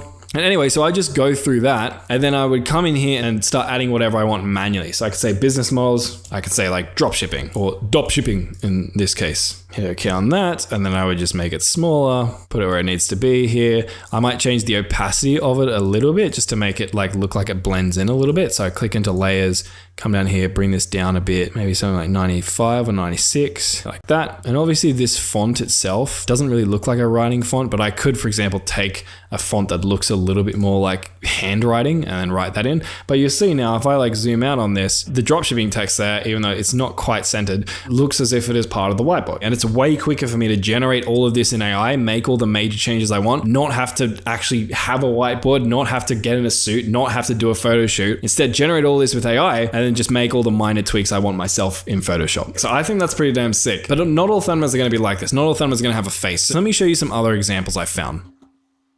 Oh, this is some good examples for bad ones. It's so bad. And you can use your profile to generate thumbnails of you in almost any situation. There's one there of me. That one's actually pretty cool. It could even make you look buff. Look at those arms. If I was a girl, I'd fuck me. Hey, yo, what the? So for example, I found this thumbnail. You're safe with me. It's a dog rescue video. It's actually kind of cute. So what I did was I took the link of this video, came to Pixels, used the recreate feature, chucked it in there, and this is what it generated. Pretty insane, right? But you might have a dog video where your dogs are different to their dogs. So what I could do is I could come in here and edit and say the breed of the dogs, so they are black pit bulls. So I've just told it to change the breed of the dogs so they are black pit bulls, and it's going to load up and give it a go. And now we have a pretty similar thumbnail, except the dogs are black pit bulls. Now, this one doesn't quite have the same emotion as the previous one, so I might redo it. Now this one's actually pretty damn cool. And again, you can edit this so much. So I could be like, remove the dog's collars. And so now it's regenerated the image, except remove the dog's collar. And again, you can generate so many different styles of thumbnail with this. This was funny. Pixels likes me. Look at the background. Pixels actually thinks I'm buff. And the cool thing is you can just keep regenerating it until you get a version that you like, or a version that's good enough that you can then take it, chuck it into Photoshop and manipulate it a little bit to get it the way that you like. And you can do that because Pixels works based on a credit system. And if you come in here and look at the monthly plan for $40 a month, which is the main one, it gives you 1,000 credits per month, meaning that you can generate 100 thumbnails every single month. So you have a bunch of opportunity to just regenerate a bunch of thumbnails. So even if you're posting multiple times a week, 100 thumbnails a month is way more than you'd actually need. So you can just keep regenerating until you find one that has all the little quirks you like and then run with that. By the way, the Pixels thing does increase monthly. So for example, if you stay subscribed for 3 months, you'll start getting 1,500 credits per month as opposed to 1,000. So you'll be able to generate 150 thumbnails every single month, which is more than enough unless you're like T-Series. Now, I've actually been friends with the founder of Pixels though, and he was willing to hook us up with a discount. So he actually created this page here that I'll link below. You guys can go to where you can try the full $40 a month plan for a whole month. You'll be able to generate 100 thumbnails for just $1. And then if you love it and stay, I will get a little bit of a commission on that, which also helps me make videos like this. So that link will be down in the description. Go check that out. But quickly, I want to show you one more use case I found for Pixels, because sometimes there are certain types of thumbnails it struggles with. For example, there's this famous laser beam video where he won Fortnite without moving. And I took this thumbnail, used Pixels recreate feature and tried to regenerate it, and it generated, well, this. It's like Humpty Dumpty meets Fortnite. Has he got really long boots on, or is he like got black legs and white upper. I don't think he has really long boots on because those are like sneakers. Anyway, enough of that. So I found a little workaround. I actually created a custom GPT bot that I'm going to give you guys for free. It's down in the description. Basically, what you do is you just come to this bot and then just paste in a screenshot of the thumbnail you're trying to recreate. And before we put the AI thumbnails head to head with the thumbnails designed by our graphic designers, let me show you something real quick. And this is why it's going to be so interesting to see the results of our AI thumbnails versus the thumbnails our graphic designers are making. Anyway, I'm going to take this and I'm just going to grab it as a screenshot. And I'm going to come to my ChatGPT bot. I'm just going to paste that screenshot in like so. And then I'm just going to hit post on that. And it's going to analyze this thumbnail and give us a prompt that we can then take and add into Pixels. But let's refine our prompt a bit. So let me just paste it in here. So it says, create a thumbnail that shows a Fortnite character sitting on a metallic folding chair with blue padding. And what I'm going to do is maybe just get rid of some of the unnecessary details. So placed on a grassy hilltop overlooking a colorful cartoonish landscape. The character is centered in the image and is viewed from behind.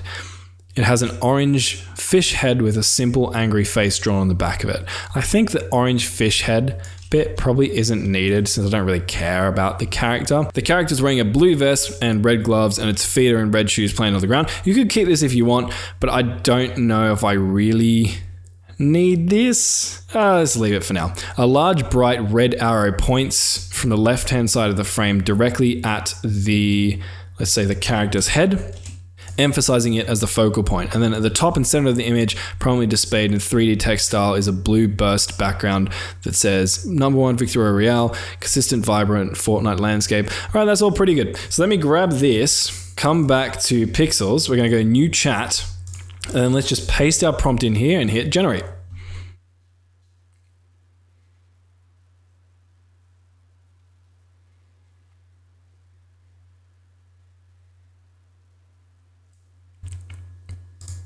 I'm just going to redo this one a few times.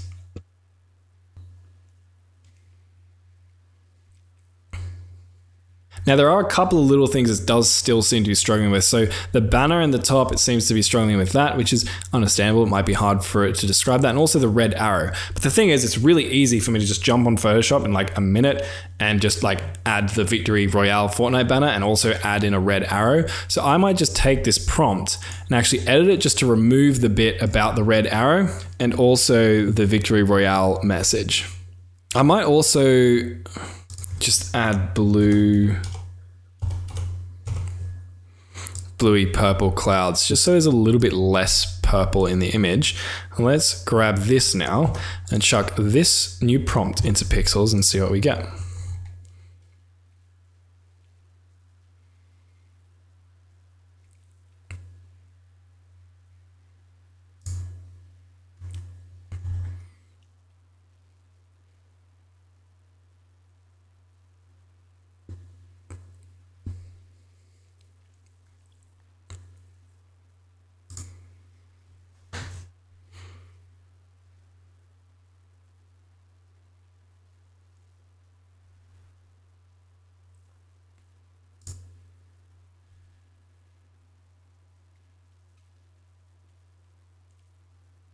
And after a couple of regenerations, we've got a few different options. We've got this one and also this one. And I could just keep on regenerating these or tweak the prompt based on what I like, what I don't like. But like this version right here is definitely good enough in my opinion. I could take this, chuck this into Photoshop, add a red arrow, add the Battle Royale winning banner to it. And then this thumbnail's basically ready to go. But all of this time-saving stuff doesn't matter if these thumbnails don't perform. So let's actually look at some of the thumbnails our designers created for us. So here's one of the thumbnails that was created. Looks clean, simple. It kind of implies YouTube monetized in 24 days, which encapsulates the title of the video pretty well, right? Because the title of the video is like how I monetize my YouTube channel in 24 days. Now for the video about things that will get your channel deleted, we got a thumbnail that looks like this. And then we also got this thumbnail created here. Now I want to show you the AI thumbnails that I ended up creating. So up against this thumbnail, we have this AI generated thumbnail. Then up against this thumbnail, we have this thumbnail right here. And we also have this one in here for good measure. And then up against this banned thumbnail, we also have this AI thumbnail here, which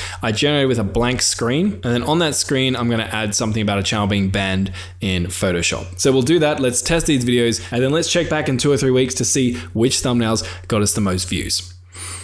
I'm lying, that was all performative. I've obviously pre-recorded all of this. So let me show you exactly which thumbnails got us the most views. So first up, we have our low performer here. If I come to our split test down here and we go view test reports, you can see we have our 2 AI generated thumbnails here. We have our professionally designed thumbnail up here, and we can see a massive improvement by this AI thumbnail right here. Our first AI thumbnail did worse than the professionally designed one, but our second one did substantially better, getting 12% more watch time than the professionally designed one. Pretty damn insane. Now let's have a look at the next one. So you can see how I edited this one, added some stuff on the laptop screen. More importantly, let's see how they perform. So if I come in here and go view test results, we can see this one, our professionally designed thumbnail. I also chucked in this one just for fun into the mix. And then we have our AI designed thumbnail here. And we can see that our professionally designed one got a 33.7% watch time share. Our AI thumbnail got a 38.7% watch time share. So again, that's another win for AI thumbnails. Now let's have a look at our last video here, the one with 230,000 views. If we come into details, scroll down, let's have a look, view this test report. So we can see our professionally designed thumbnail here got a 32.9% watch time share. And then we have 2 AI thumbnails down here, one with a 33.5% watch time share that is very similar to our original, but then our main winner here with 33.6% watch time share. So seems like I'm going to be making a lot more AI thumbnails moving forward. And again, if you want to try it out, because I know the founder got you guys a deal, you can go down below, try out Pixels, generate 100 thumbnails for just $1 and see if it works for you and your niche. If it does, you could literally be saving yourself tens of hours and hundreds of dollars moving forward. I personally think from what I'm seeing, AI should be a significant part of every creator's workflow moving forward. It just doesn't make sense for it to not be. Ultimately, I think YouTube success comes down to time. If you had the ability to spend 24 hours a day working on your channel for the next year, how likely do you think it is that you would be successful? Probably pretty likely, right? Because it's not about the innate talent or skill or money or resources. It's more about how much time can you actually dedicate and how much can you get done and how much can you learn. And I think ultimately Pixels is just a great way to save a lot of time right now. So again, you can go down below, check out the link, get it for $1, regenerate a bunch of the thumbnails in your old videos, use it for your new videos, and hopefully start getting a hell of a lot more views.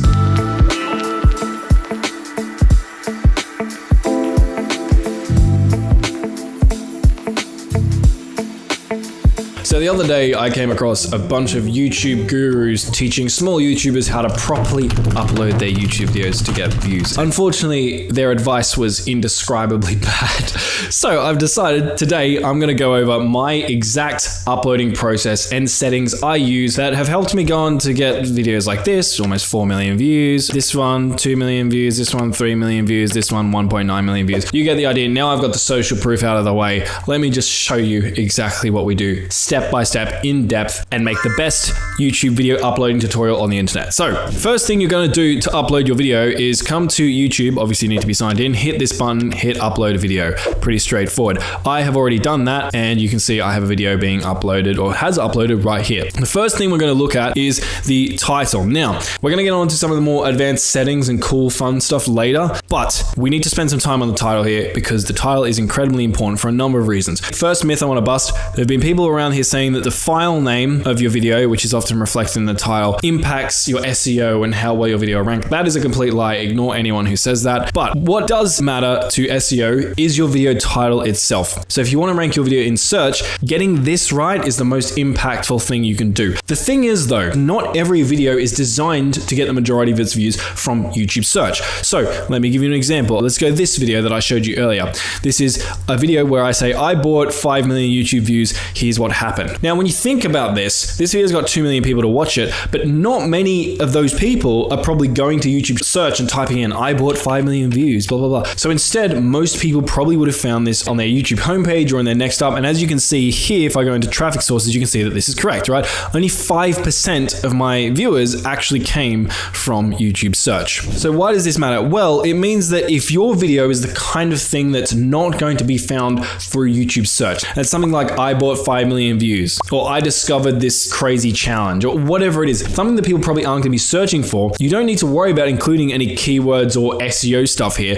Just focus on making this title as clickable as possible. The more clickable it is, the more likely it is the algorithm is going to promote that video 2 viewers on the homepage, on recommended, and your video is going to get a lot of views. However, if your video is the kind of video that is likely for people to search for it, so tutorial videos are a good example of this, like how to change a light bulb, for instance. Most people looking for a video like that have probably discovered it because they've had a problem. They want to change their light bulb, and so they go to YouTube and they type how to change a light bulb into YouTube search. In those sort of instances, it's very important that you get keywords right, because otherwise your video is not going to show up. And the reason I'm telling you all this here is creating the right title that's going to get you the most amount of views really depends on the type of video you're posting. And you need to evaluate your video, figure out which of the 2 buckets I've just mentioned it best fits in, and then write your title accordingly. I might turn gain into get because I'm a dumb Australian who doesn't like long fancy words. Then I might come over here and type get analytics access to a YouTube channel like a pro. Because what I think viewers who want to find a video like this are going to most likely be typing into YouTube is something like how to get analytics access to a YouTube channel. And so I want to make sure those keywords are in my title. Now you can use a keyword research tool like vidIQ, for instance, to dive a lot deeper into the best keywords and search phrases to include in your title. But for now, I'm just going to leave this and move on to the next part of our video, which is the description. Now, the description is something that people get wrong all the time, and it's actually one of the most important elements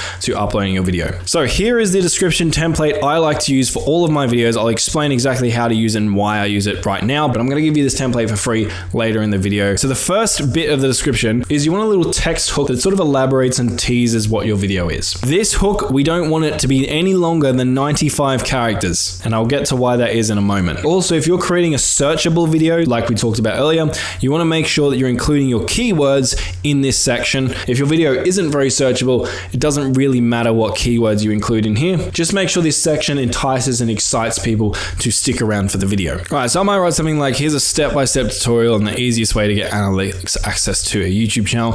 I'm just going to check the character count of this. Bam, perfect. 94 characters. I'm just using an extension. It's called character count. It's completely free. And again, if you're seeing extensions and stuff around my uploading process, I like using tools to make my life easier, but you can do most of this stuff manually if you don't mind putting in a bit more time. So now we're going to move down our description a bit to this section.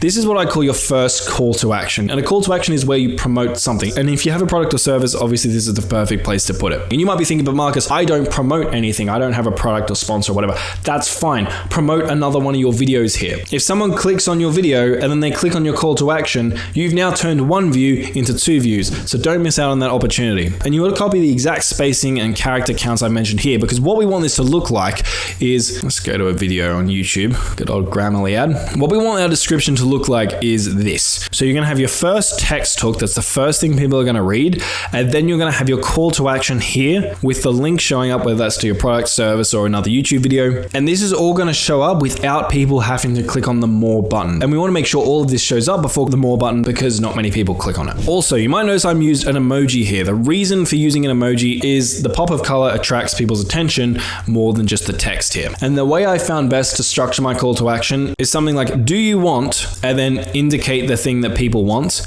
And then at the end, be like, if so, click here. Now, if you're selling a product or service, that's pretty easy. You just say what it is that your product or service helps people achieve. So for me, I've got a course, for example, so it could be like, do you want me to help you reach 1,000 subscribers quickly? If so, click here, and then I'll have my link. If you're promoting another YouTube video, let's say it's a video that teaches people how to reach their first 1,000 subscribers, you could be like, want me to help you reach your first 1,000 subscribers? If so, watch this video. So I just change click here to watch this video next, or something like that. Now, if you have a more entertainment type video, then you just want to tease that video as well as you can. So I could do something like, want to watch me buy 5 million YouTube views? If so, watch this video, and then I would have a link here, which I just came up with on the top of my head. It's kind of boring. You could come up with something a little bit better here, but you get the idea. The important thing though is for it to not be too long, because again, you don't want to push this link down to another row, because if you do, then people aren't actually going to be able to click on it without clicking on the more button. Now, speaking of links, this is something else that people stuff up. If you're linking to a product or a service or a website, then try to have a unique tracking link for every single video. That way you know exactly what videos are sending traffic to your website, because some videos send more traffic than others. For example, I had a video that got 700,000 views, I think, and it was sending double the amount of leads to my website as another video I had that I think had like 1.4 million views. And without my tracking link, I would have had no idea that my 700,000 view video was more successful, and I would have kept making more videos like the one that got 1.4 million views. Now, if you're not sending traffic to a website, let's say you're promoting another YouTube video, you don't just want to link click the video here. What you want to do is create a playlist. And if you haven't got any playlists already, you just want to come to your YouTube studio, come up to create, click on create new playlist, just add in the title of your playlist, description doesn't really matter. And then click add videos and add a bunch of your videos to this playlist. And the reason you are going to do this is because if I go to one of my playlists, let's say I go to this one, and now that I'm inside of this playlist, I copy this link and use this link for my call to action. When someone goes to this video and clicks on this link, not only is it going to actually open up the video, but it's going to open up the video inside of a playlist like you can see here, which is good because one, it pushes down all of the recommended competitor videos and make it harder for viewers to see them. And they have to scroll all the way down here to see these videos.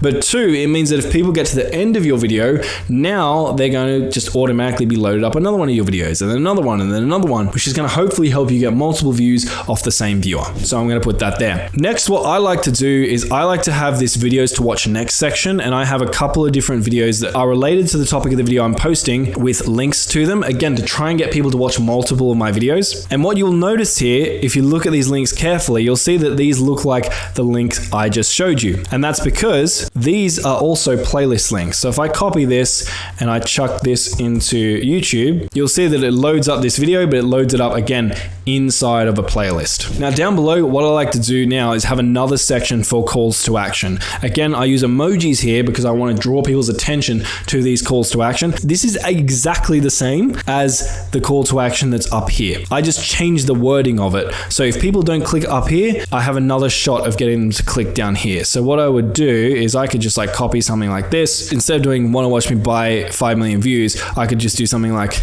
I spent $80,000 buying views, watch what happened here, which is actually true, by the way. And again, I'm just going to promote the exact same thing. So now I've got the opportunity to try and get people to do this thing. And then below that, I'm just going to have any other calls to action that I want to promote. So this could be maybe your social media. For me, it's an email list. I highly recommend people promote an email list, especially if you're an education type channel, because it means if anything ever happens to your channel, you have all the email addresses of your subscribers. And so you can just email them your new videos or your new offers or products or whatever it is. Now below that, I like to have a little quote. I don't know if this actually makes a difference. I just like it. I'll then have my contact information for brands. And then below that, I will have a bunch of hashtags. Now, I get a bunch of questions about these hashtags. Firstly, people ask, is it not allowed by YouTube? And the answer to that is no. If you read YouTube's terms and conditions, they say you can have up to 60 relevant hashtags. And I usually have about 50 here. And when you link a hashtag in your video, it's going to one, show the hashtags at the top of the description. But if you click on those hashtags, it's also going to make your video show up when people type in that hashtag. Now, do many people type in hashtags? No, this isn't a great strategy to get huge amounts of views. As you can see, there's only like me and 2 other creators actually tagging their videos with these hashtags. But I think about it this way, it can't hurt. It's not going to make me get less views. And if your videos are all around a similar topic, I normally just copy and paste the same list of hashtags. But just be careful doing that if your videos are very different, because YouTube terms and conditions say you need to make sure your hashtags are actually relevant to the video that you're posting. Now, if we keep coming down, we end up in the custom thumbnail section. Now, quick note here, if you don't see this section, it's probably because you haven't verified your channel. So if you have a new channel, what you need to do is come into settings, then you want to go to channel, then you want to go to feature eligibility. And in here, you can see this is a new channel, right? I'm not eligible for these other 2 features because I haven't verified my phone number. So you would just need to verify your phone number, and then you'd also need to verify a valid ID to get access to the last one. And that's going to allow you to do things like custom thumbnails, upload videos longer than 15 minutes, etc., etc. But anyway, back to thumbnails. We have upload a file, which can upload a singular file. You can auto-generate a thumbnail, which is usually horrendous, and you can test and compare, which is going to let you upload multiple thumbnails and test them against one another. Now, I do think the test and compare option is the one you should go with. I've heard people saying test and compare actually hurts your videos. I haven't found that, and a lot of my other YouTuber mates who are much smarter than me haven't found that either. So what I would do is you just come and click on this, and then you upload multiple different thumbnails. So I might just upload this one, this one, this one.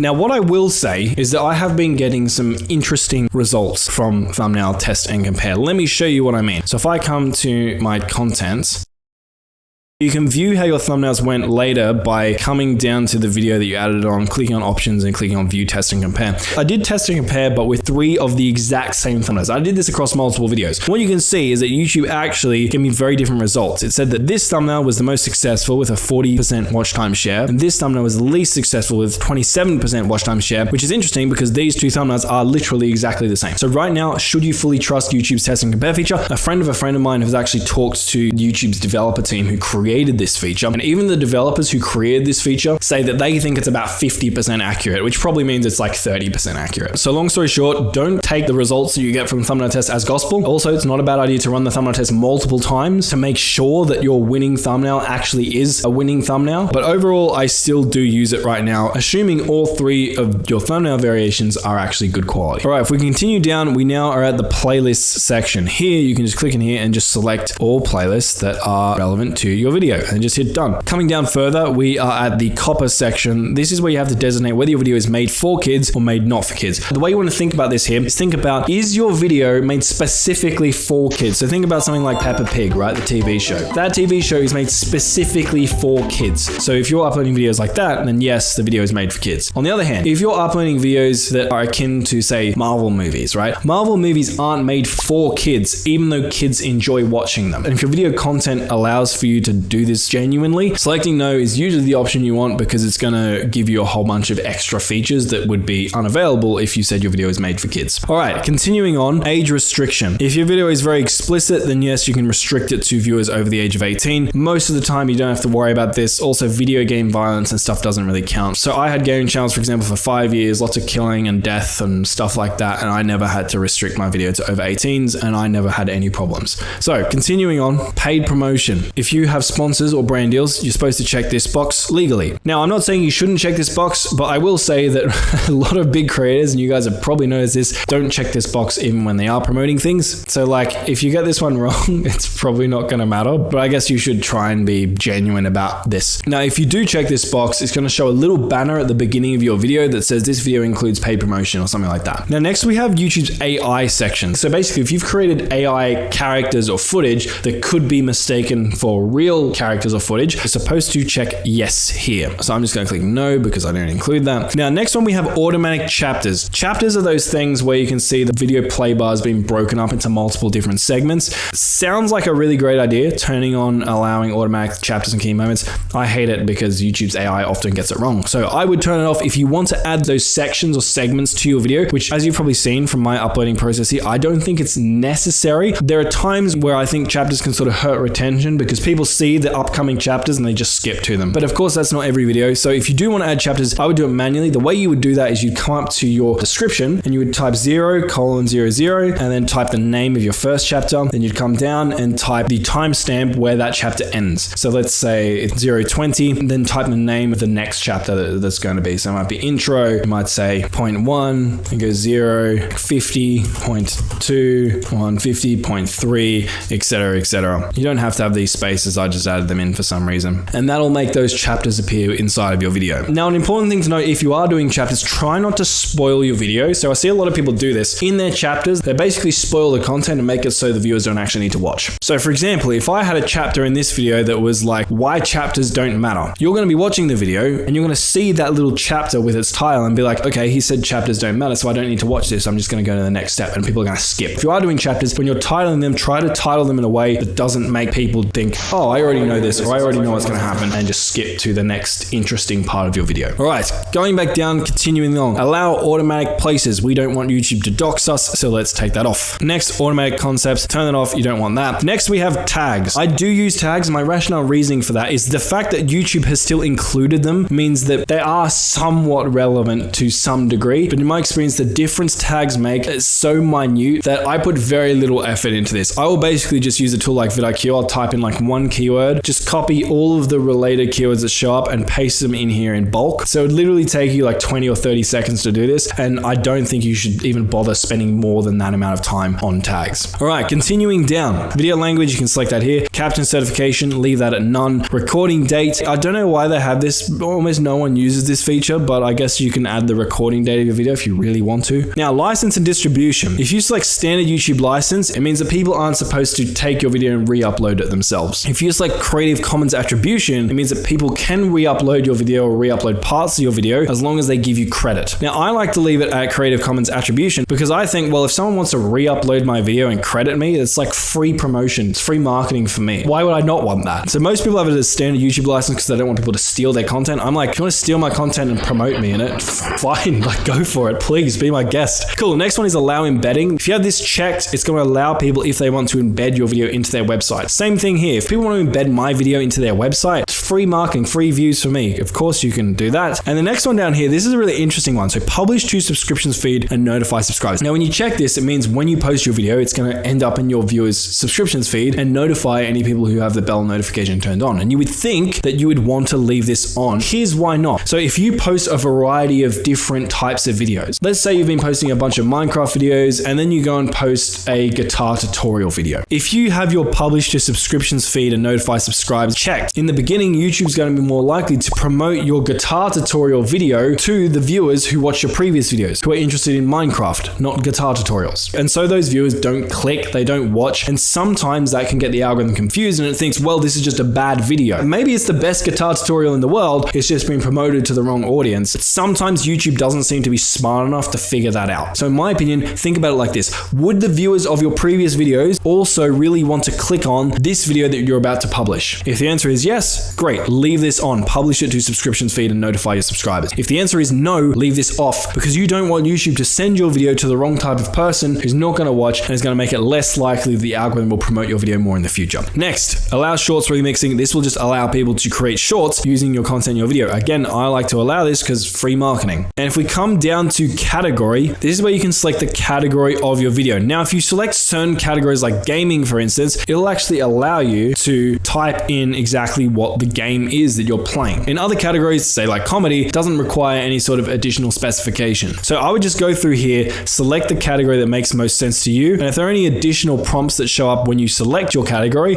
just fill them out to be as accurate as they can be in describing whatever type of content it is that you've made. So for this video, I might just go like education. This is going to be like a how-to video. It isn't part of any academic system, so I'm just going to go none. And here I would just type in whatever it is I help my viewers with. All right, continuing on, comments and ratings. I like to allow comments to be on. For comment moderation, I like to have it at basic as well. If you get a lot of hate comments and you can't handle them, you could put it at strict or hold all, and that will only allow comments to get approved to be published to your video. Basic's pretty good in my experience. And last, you can choose how you want to sort your comments by. Always leave this at top because that's how most videos on YouTube are sorted. And of course, you want to allow people to see how many people liked the video. Otherwise, people will think you're weird and you're hiding something. So now we've done all of that stuff, we can just hit next. If your channel is monetized, you can come here and click on, which will mean that your video is going to show ads. Now, if your video is over 8 minutes in length, you can actually insert mid-roll ads into your videos. So there's going to be ads that play not just at the beginning of your video, but during your video. But if you're at the point where you have 1,000 subscribers and 4,000 watch hours, which is how many you need to monetize, you probably already know how to do that. So I'm just going to keep going. Cool. Next is ad suitability. So basically, you just want to go through this questionnaire and just answer all of these questions as accurately as you can. So I might just have that. Adult content, there's going to be none. Violence, none. Harmful acts, none. Recreational drugs, none. None. Cool. None of this is that. So then I can just hit submit rating and then I'm going to hit next. And you always want to try and be as honest as you can in this section because if you stay honest there, YouTube is going to basically allow you to continue moderating your own content. But if YouTube picks up that you're lying about what's actually in your video, then they're going to stop trusting you and they might actually need to review your videos, which could take some time, meaning that if you want to post your videos right away, you're going to miss out on a chunk of ad revenue while YouTube are reviewing your ad suitability. So next we're into video elements. You can add subtitles here if you want to reach a broader audience. YouTube automatically adds subtitles for most languages. I just let YouTube do it because it's pretty good. Next, you can click on add an end screen. What an end screen is that video box or playlist or channel subscribe icon that pops up at the end of a YouTube video to do whatever it is you want it to do. So you can import an end screen from a previous video and we're just going to create one custom for this tutorial. So I'm going to click add. So YouTube has a couple of different templates templates you can use here. What I like to do personally is I like to promote a video. So your video is going to pop up here. What you can do is you can click on this, and I like to drag this out like that to make it as big as possible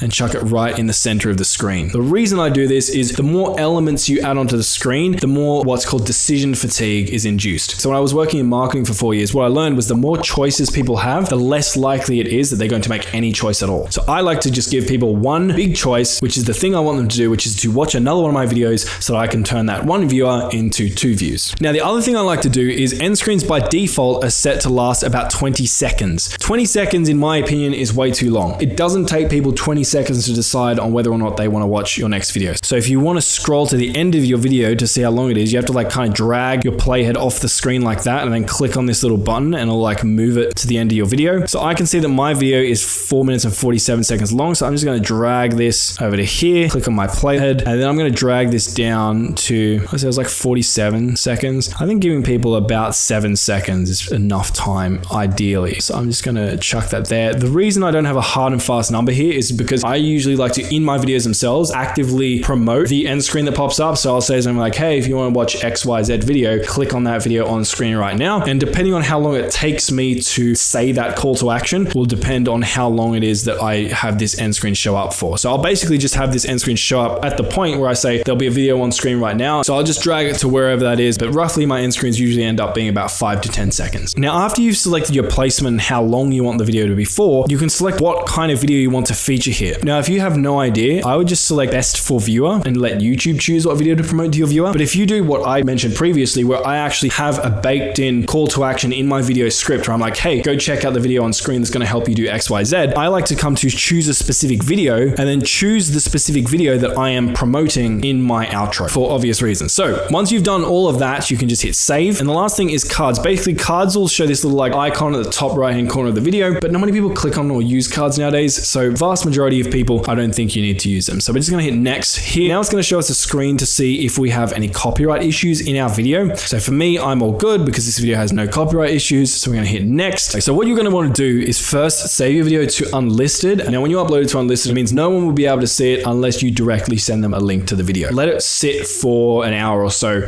while it publishes the HD version of your video. Because if you just upload your video right away to public, the video might have only processed to standard definition. So when people watch it, it's not going to look very good. Also, YouTube might not have checked whether or not you have any copyright violations yet in your video, because also that can take some time sometimes. So you might find that you upload a video, you post it, and YouTube's like, hey, this video has copyright issues. And at that point, you've posted it and it's too late. So upload it to unlisted until all of your copyright checks and your high definition version of your video is processed. Mine, you can see it already has down here from these icons, but a lot of longer videos might take some more time. Now, what I personally like to do is come down to scheduled, and I like to schedule the video to go live at my peak time. So when most of my viewers are active. So that vidIQ extension I told you about that I've got installed tells me that my best times to post are between 12 and 2 a.m. So I could just select whatever day I want my video to go live on, and then I would select 12 a.m. so that it goes live at the beginning of my peak time. Now, if you don't have vidIQ installed, something you can do is you go to your YouTube channel and you go to YouTube Studio, then you're going to go to your analytics, then you're going to come to audience, the audience tab, and if you scroll down, you should see this little thing here. It's going to tell you when your viewers are online. So if I hover over these boxes, the lighter purple you see, the more viewers are online. So these dark purple sections, it means not many of my viewers are online. If I hover over this, you can see that. But if I hover over these sections, for example, like from 12 to like 2, 3, 4 a.m., that's when the majority of my viewers are, which is what vidIQ just told me, right? I should be posting around like 12 a.m. But quick thing, bear in mind, if you have a really small channel and you don't have much data, unfortunately, this section of your analytics is not going to show up. In saying all of that though, don't worry too much about publish time. A lot of people make a big deal about what's the perfect time to publish out to get more views. It really doesn't make that big of a difference. But coming back to actually publishing our video, you might see this option down here, set as premiere. What this will do, if you select this and you hit set up premiere, you can select like a countdown timer that might look something like this, and you can choose what you want the length of the countdown timer to be. So you can actually make a trailer for your video that people can watch before your video goes live at the scheduled date. And you can also add redirects, which would allow you to sort of like stitch together multiple live streams or live events I never use this. But anyway, if you're creating a really big, massive, exciting video, I like to set it as a premiere to try and sort of build a bit of extra hype within your audience. If you don't really have an audience at the moment, then setting it as a premiere doesn't really matter. But I would say try not to do too many premieres, because if every single one of your videos is a premiere and you're uploading frequently, then eventually when you do premiere a video, people are just going to be like, well, he always premieres. Like, it's not really that special. So I try and be selective with this. So when people see me publish a video as a premiere, they're like, oh, this one's special. And so if you hit that, your video is going to show up as scheduled like this, just sort of build hype for when the video is supposed to go live. And when the video does go live, there's going to be like a live stream chat where viewers can interact, and you can interact with your viewers while everyone's watching it for the first time and cool stuff like that. And now all of this has been done, you just hit schedule, close this out, and you can see that the video has been scheduled like so. And if I go to my channel really quick, and I need to do this really quick because I need to delete this premiere because it's going to make my channel look stupid. Let's load it up. If I go to my homepage, here, you can see it right here. So you can see upcoming, how to get analytics access to a YouTube channel, blah, blah, blah. And if I click onto this, you can see that I've got a premiere and there's one person currently waiting, and the kind of the wait looks like this. Anyway, I'm going to delete this really quick so people don't see it.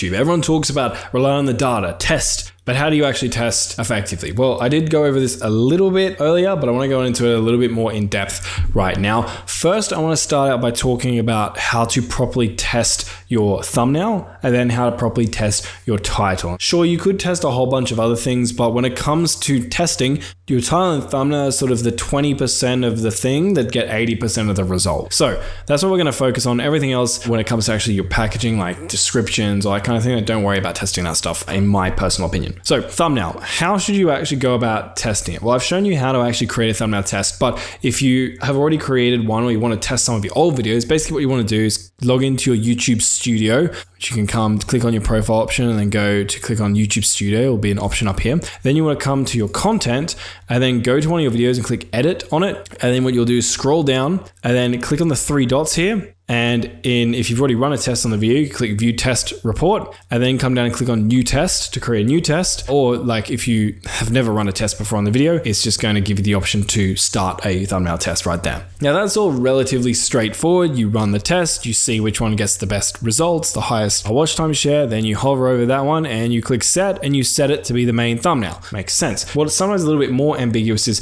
how should you actually go about methodically testing thumbnails to ensure that you're sort of approaching this as scientifically as you can. Here's the way I would think about this. First, you want to sort of run 2 stages of A/B tests on your videos. Now you can run more than that, but as a minimum, usually I would recommend 2 stages. So you start out by doing what I'd say is big tests. So you want to have significantly different thumbnails and test them against one another.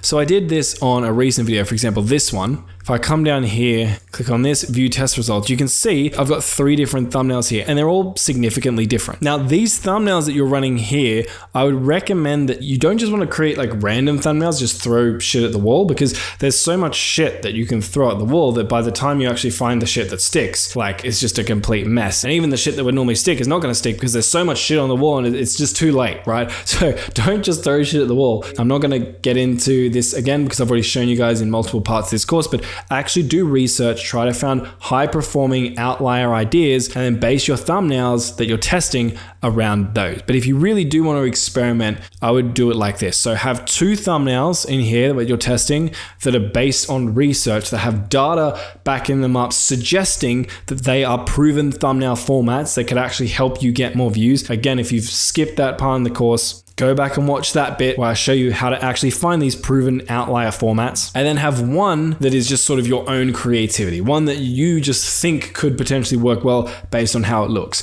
And eventually over time, you'll probably realize that the one that you think is going to perform the best, or that you think is the good one, usually doesn't. And so you'll end up like me, just accepting the fact that you're not a creative genius and you should just rely on research and data and analytics. Now, once you've run this first phase, this first test, and you found the one that is the best, then what you want to do is take that one and then run a second phase of tests. So I would come in here, click on new test, and I should do this for this one, but I've just been a bit lazy. And then you want to take the one that worked well and make some small variations of it and test that. So for example, for me, on this particular thumbnail, you can see this is the one that worked really well. Some things I might test, for example, I might do one version that is the control, so it's the version it is now, and I might do another version that's maybe a different color. So maybe instead of having a blue background, I might try a green background, see how green performs. Green might perform better because in hindsight, green is like symbolizes success, so green might be better than blue. And then for the third one, maybe I'll try a blue one, but then I'll have a different character or a different expression on my face in that thumbnail. So basically, we found the winning thumbnail, but we're going to really narrow in on really tweaking it and refining it and trying to make it as good as it possibly can be.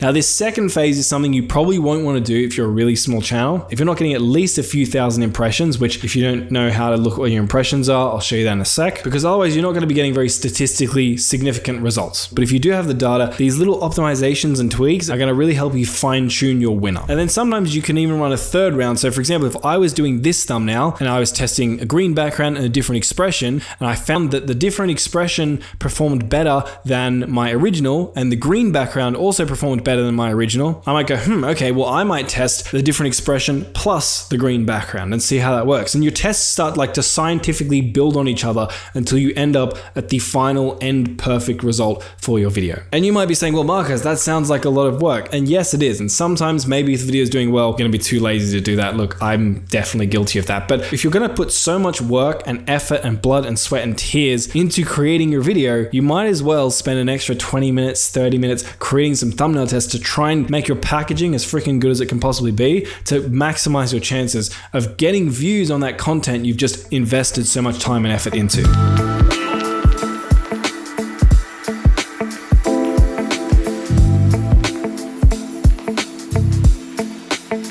Now let's talk about how to test your titles. Now to do that, unfortunately, YouTube doesn't have a baked in title tester, but we do have another external software called Thumbnail Test. Now I'll leave a link down below to Thumbnail Test. It is an affiliate link, so it helps me create freaking massive horse videos like the one you're watching now, which took a lot of time to make, so I'd appreciate it if you use that. But also, I've talked about this software before in another video, and the founder, the guy who actually made this software, saw it, as you can see here, Rocks, and actually commented on it and helped me set up a discount for you guys. So basically, if you go and use my code GIGC25, you will be able to get 25% off Thumbnail Test when you sign up. So when you log into Thumbnail Test, you're going to be faced with a dashboard that kind of looks like this. You're not going to see videos that look exactly like this here because one, these are videos from my channel, but two, they're title tests that I'm currently running on different videos on my channel. We can see ongoing tests. So these are tests that I'm currently running on my videos, but here you can see past tests. So I can actually see data from tests I've run in the past. And I could go and like click into these and actually see which one is performing the best. But before I can show you how to actually set up a title test, we actually need to do something first to verify whether or not it's actually worth doing, because the A/B testing for thumbnails is actually inside of YouTube. It's going to do its best to try and make sure the data you're getting is somewhat statistically significant. But when you're using a software like Thumbnail Test, because it's separate, it doesn't really tell you that stuff yet. So you have to kind of verify on your own. So what I would do is come to your channel, go to analytics, then in analytics, you're going to go see more. Then you're going to go up to date range here and change this from last 28 days to last 7 days. Then you want to come down to impressions, this column right here, and you want to sort it by most to least impressions. And what you want to do is look for videos that have gotten at least 500 impressions in the last 7 days. Now for me, I'm fortunate enough to have a large channel where a lot of my videos are getting this, but if you were to go to a smaller channel, let me do that right now. We'll go analytics, go see more, go last 7 days, and sort by impressions. You can see that not all of my videos are getting over 500 impressions in the last 7 days. Now you can do this with less than 500 impressions, but you're just gonna have to bear in mind that your test results might not be statistically significant. So you're gonna have to basically take the results that you see that the thumbnail test gives you with a giant spadeful of Himalayan salt. But anyway, for me, I can see that I have at least one video, this one right here, that has over 500 impressions. And so what I would do is I would want to go about actually setting up a title test for this video. So I would come to Thumbnail Test. Once I've linked my channel and signed up, I'd go create new test. Then I would select the video that I'm doing a test, go next step. And you have the option to test your thumbnail, title, or thumbnail end title. Now, I would usually do your thumbnail testing on YouTube natively. Thumbnail end title, I'm not a huge fan of this feature, but title only, that's the one that usually I will use. Go next. And in here, you can actually start writing different versions of your titles. Now on the right here, you'll actually have AI title suggestions, which is kind of cool. And some of these can actually be pretty decent. So I like this one, for example. This one's also kind of cool. And I actually am a fan of this one here. And if you're doing a quick test, these AI suggestions can actually be pretty decent. Like I'm actually a fan of these ones that's generated here, but ideally, again, I know I'm harping on this. I know you're like, Marcus, you always say that. And I do because it's true. Do the research, find what's actually working, and then do that. And similar to how when you're testing thumbnails, you want to do a round of like testing big things. And then after that, a round of testing small things. I would kind of do the same thing here. So I would run this test with some bigger changes. And then I might run the next round of tests with some smaller changes. Like I might test swapping out YouTube for just like YT, or I might test adding a comma in here, or I might test adding the $ to the end of the video as opposed to there, or I might test adding points to the end of this, like that. Whatever it is I'm testing, right? Anyway, once you've got your variations in here, you're going to go next. And now we can select our final settings for actually running the test. Now this can be a little bit confusing, and I'm actually in the process of diving in to try to get some even better data on this, but I'll share with you the process that I have been using and recommend using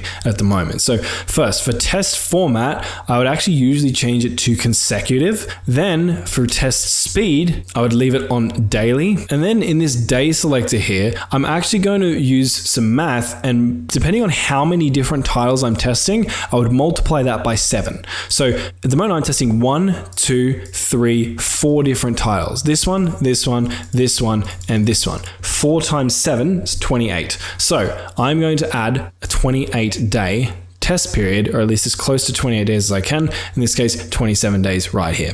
And the last thing here is you can actually delay running the test. And the reason you might want to do this is because when you first publish a video, the video might get an initial boost, and that might influence the test results and make the results look a certain way when they're actually not. So if you've just published a video, you can actually just come in here and delay it a little bit so it actually starts running the test after that initial boost you get would slow down. So for me, my growth on a video might slow down like roughly after like 6 days. It might like stabilize a little bit more. So I would turn that on, and it's only actually running this test after the video is published. Now for this video has already been published, but assuming this was a new video and I just published it like today, it would start running the test 6 days afterwards. Now I also like to come up to this switch here and turn this on. What this is going to do is it's going to include the original title in your test. And this is useful because it gives you a frame of reference. They call it a control. You get to see how the original performs compared to the new ones you've actually created to help give you a reference point that lets you go, oh, okay, this title is actually performing better than my original, or this title is actually performing worse than my original. And once that's done, you'll come up here and click on Run Test. I'm not going to do this one because I don't want to run this test, but you come up to this button and click on Run Test, and then that test should show up if you come to Tests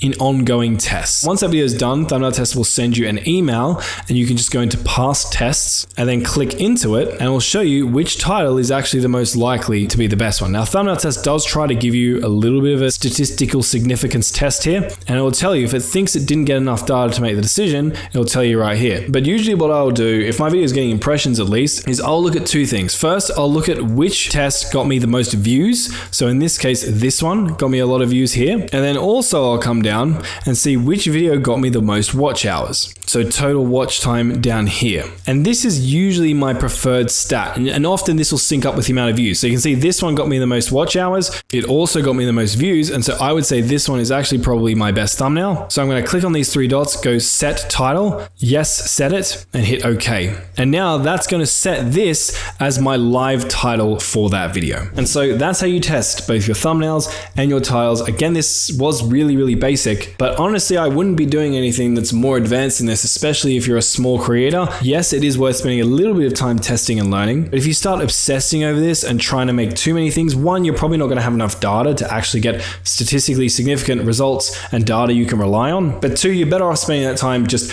doing more research, coming up with better video ideas, better thumbnails, better titles, and actually creating those videos. But yeah, I hope that helps. Thumbnail Test is down below. Again, I'd appreciate it if you use my code if you do actually use this. As you can see, I personally use this software, and I know the founder, great guy, and he hooked us up with a discount, which you can grab in the description. All right, on to the next one.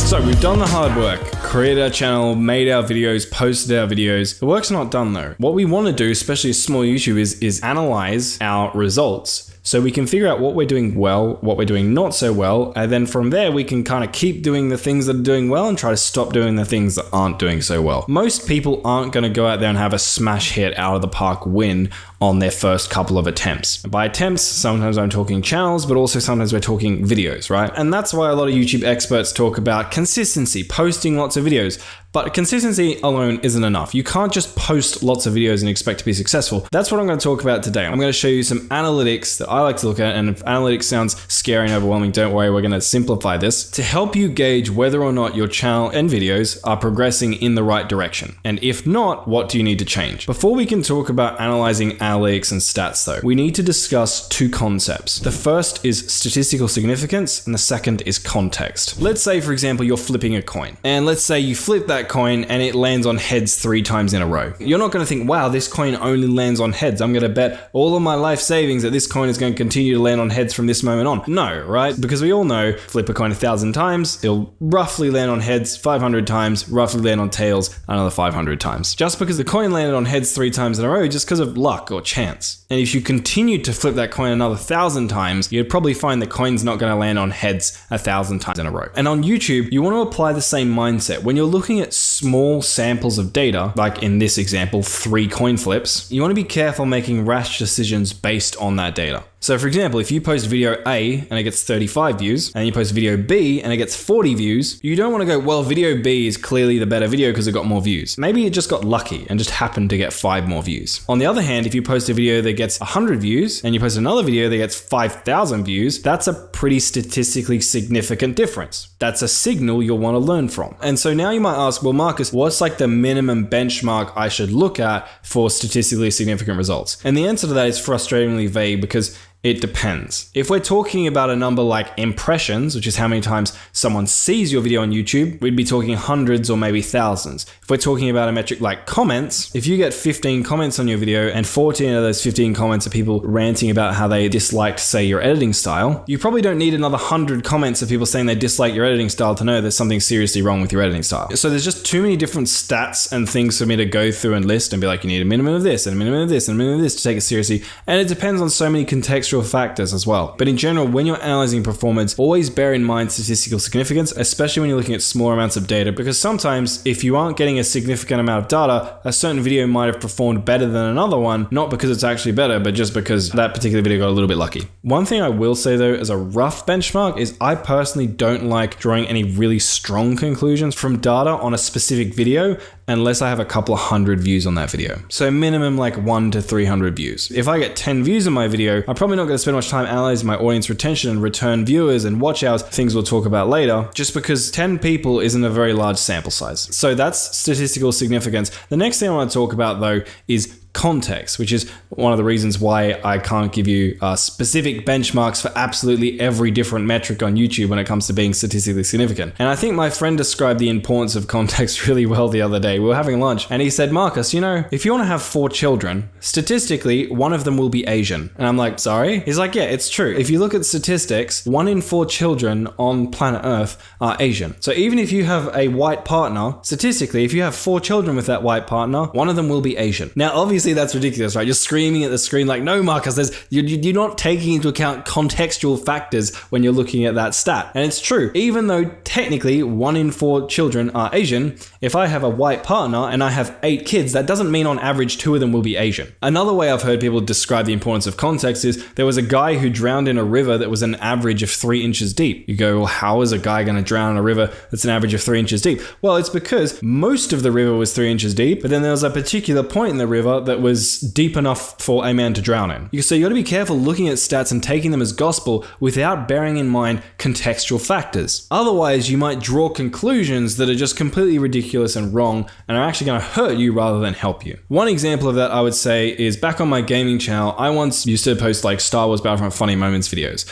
And I posted a particular video that was Donald Trump themed back when he was getting elected. And the video went on to get hundreds of thousands of views. Now you could look at that video and be like, wow, I got so many more views than Marcus's previous uploads, it must be a better video. In reality, I would actually say it was a worse video in terms of the funniness of the funny moments video, but it got more views because it was centered around a trending topic, which is Donald Trump. But if I didn't bear in mind any of that context and just had a very black and white view of statistics, I would go, well, my Donald Trump themed video got more views than all my other videos. It must have been an objectively more funny video than all my other videos. So I should look at, learn from this video and do the same thing in all my other videos, which if I had done that would have hurt my channel. Now, when trying to factor in statistical significance and context when looking at data, if you're a real math nerd, you can go and use a correlation calculator. You can just go to Google and type it up, or you can go use a statistical significance calculator. But most of us probably aren't going to do that. You might not understand all the different contexts that went into something turning out a certain way. So you might get a certain result out of these calculators, but you won't actually understand that result deeply enough for it to actually be useful. What I would say in general is just try to use your common sense. So when looking at something, don't settle on your first hypothesis for why that thing turned out a certain way. Holistically, think about it creatively and be like, well, maybe this video got this result because of X, maybe it got it because of Y, maybe it got it because of Z. And then use research and your common sense to figure out what your most likely hypotheses are, and then test them across multiple different videos until you start seeing multiple data points where a certain thing is getting you a certain type of result, and then you can start treating it as gospel. And it's the same with context. A lot of gurus will be like, a video will perform well if it's good video and will perform bad if it's a bad video. But like sometimes a certain video might perform well because there was a trend, because I got a shout out, because that creator paid for ads, because that creator has a second channel and has an audience that already know them. Like there's all these different contextual factors that influence performance. And so long story short, I've harped on this for a bit, but be careful taking things on first value. Now that we've got that out of the way, let's actually talk about some analytics. Now there are only really 3 things I would actually look at if you are a small channel. So the first analytic I would look at is you're going to log into YouTube and go to YouTube Studio. Then you're going to go to analytics. Then you're going to go to audience. And then in audience, you're going to see this tab here that's going to show you your returning viewers versus unique viewers. What this is basically showing you is how many people actually come back to your channel after watching one of your videos. And this is a useful stat for you to know, because if not many people come back to your channel after watching it, it's an indication that maybe your videos aren't as good as you think they are. Now, again, obviously it's impossible to get 100% of people to come back to your channel after watching it. And as with before, different niches will have different returning viewers values. For example, me as an education channel, my returning viewers stats will actually be a lot lower because people might come to me to learn a specific thing. And once they've learned that thing, they don't need to come back to my channel anymore. Back when I had an entertainment channel, people came around a lot more frequently because as long as they enjoyed my style of entertainment, they could essentially watch an infinite amount of my videos and not get bored. So there isn't like a specific viewers to returning viewers ratio that you should look like, because it depends on the niche. What you do want to see though is on average,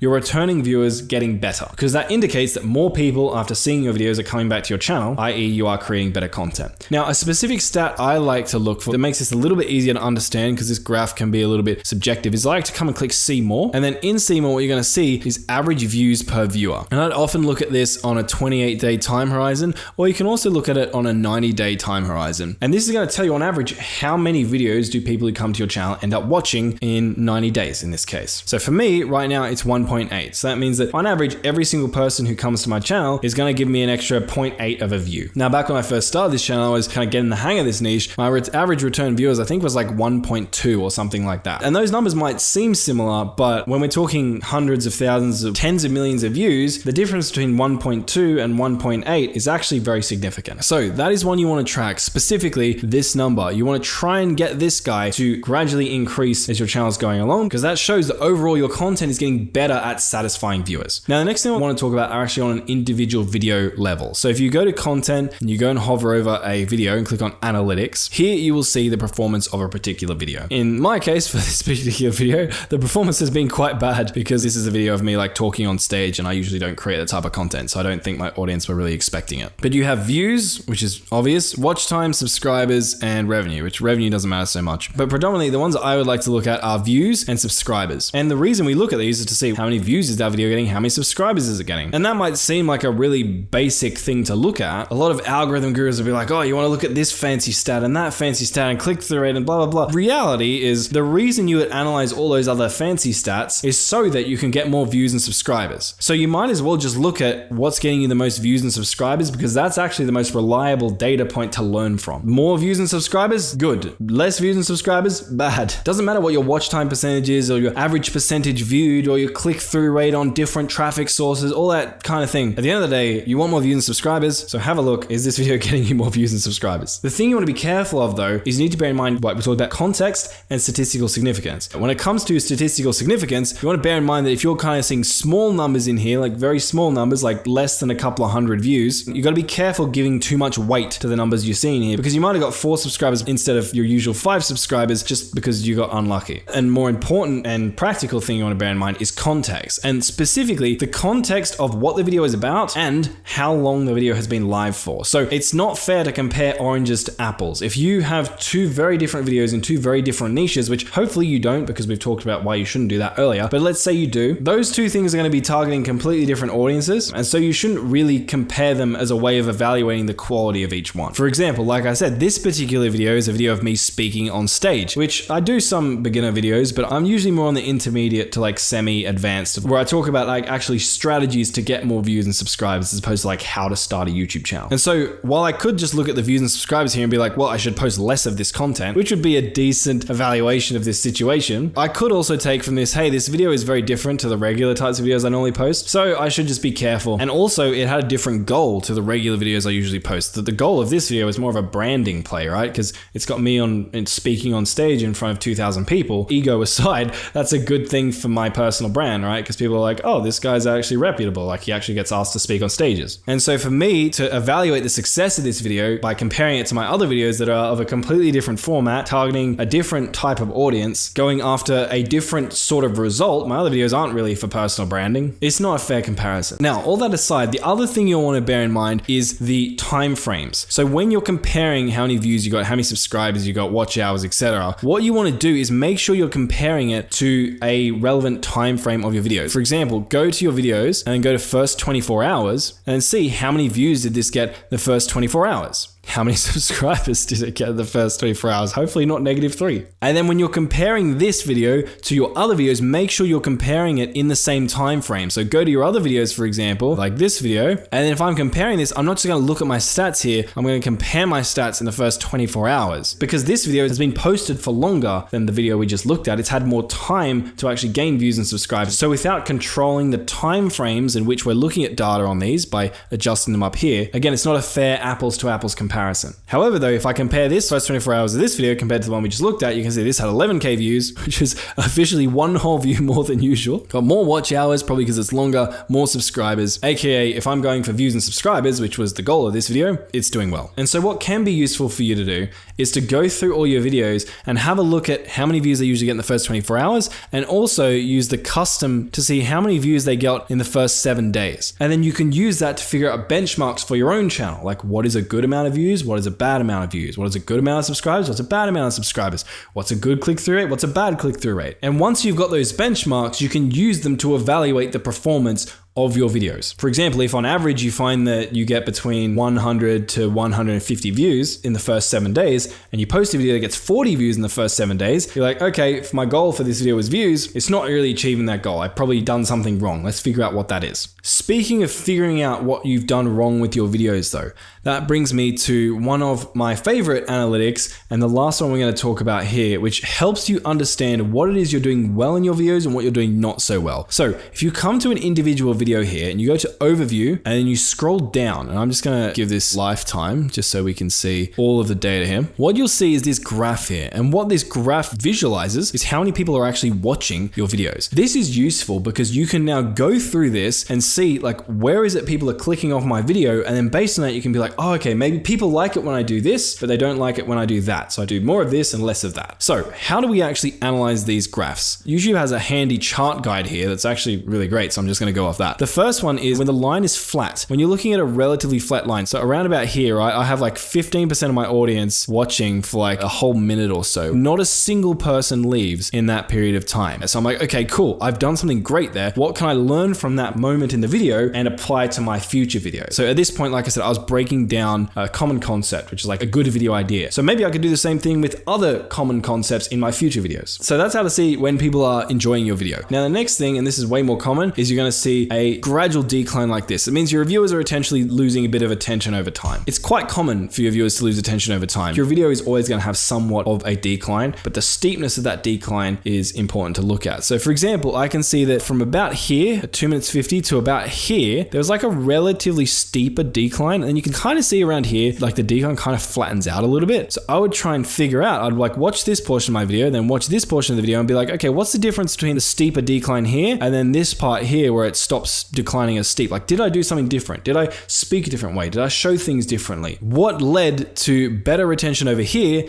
compared to here? Again, bearing in mind all of the contextual factors. Obviously, the decline is going to be steeper in the beginning because that's when I'm going to have more flaky viewers who aren't actually committed. And again, at the end of my video, it's going to be a lot flatter. Not necessarily just because the content's better, but just because these people might have just had more time that particular day and were able to watch it for longer. Another really steep decline I see, for example, is right here in the beginning. I can see this massive decline where I go from 95% of my viewers all the way down to 70% of my viewers in the first 17 seconds. I would look at that and be like, okay, what can I do in that portion to try and maybe retain more viewers, right? Because I'd actually want this to probably be a little bit better. In my niche, this isn't too bad. As you can see, it's like typical, but I would kind of want it around like the 70 to 75% mark. Don't take 70 to 75% retention during the beginning of your video as a benchmark for you. I've just seen that as a benchmark across all my content. When I go in, I look at the time frames like I talked about doing earlier. I see, okay, this is what a successful video usually looks like, and this is what an unsuccessful video looks like. And I'm going to go through some more practical, specific examples of this in a second. But let's talk about the next one, spikes. So sometimes you might see a jump in attention. So for example, I can see right here, there's like this spike, like jumps up a little bit, then goes down. Usually that means viewers are rewinding that particular portion of the video. So either, and again, this is where context comes in, either you said something or something happened that wasn't very clear to the viewer and they had to like rewind it to watch it again. In that case, you want to make sure that you're being clearer in the future, or something great happened and the viewer wanted to rewind it to watch it again because it was that funny or entertaining. And lastly, there is a dip. So for example, I have a little dip. You can kind of see it there. I go from 19 to 18 back to 19%. So what that probably means is that people at this portion of my video, there was something that happened there that they found kind of boring or whatever, so they skipped it. So I didn't actually lose them. I didn't go from 19% back down to 19%. They skipped like that 20, 30 seconds because maybe I was being cliche. And you can look at those portions and be like, okay, why are people skipping? How can I make them not skip again in the future? Or should I just remove that entire portion of my video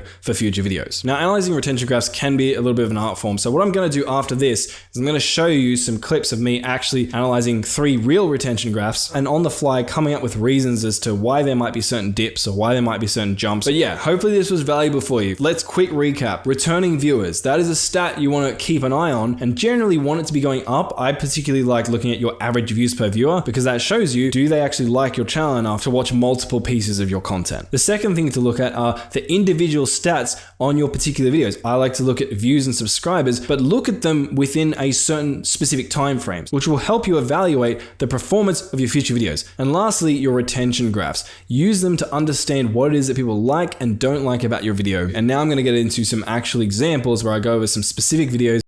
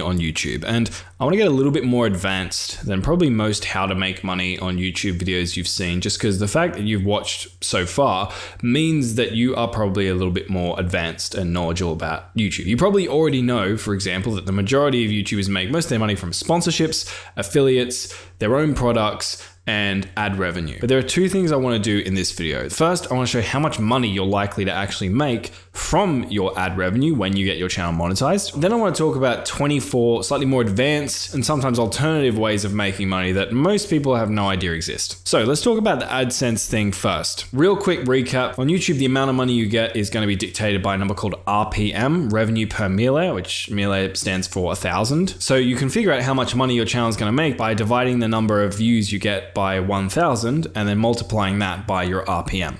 And the thing that makes things complicated is every channel and every niche will have a different RPM depending on what advertisers actually want to pay to get in front of those audiences. So I did a little study. I'm going to blank out the channel names here just because some of these are my channels, some of these are channels of students or people I've worked with, and I don't want to expose them. But I have a list here of a bunch of different channels where I know what their RPMs actually are, so I can give you some averages. All of this data is recent. A lot of the other stats of people talking about how much money you're likely to make on YouTube, they take into account data from like 4 years ago, 3 years ago. And also we separated shorts RPM and long form RPM. So the average RPM across roughly 80 of these channels is $6.68.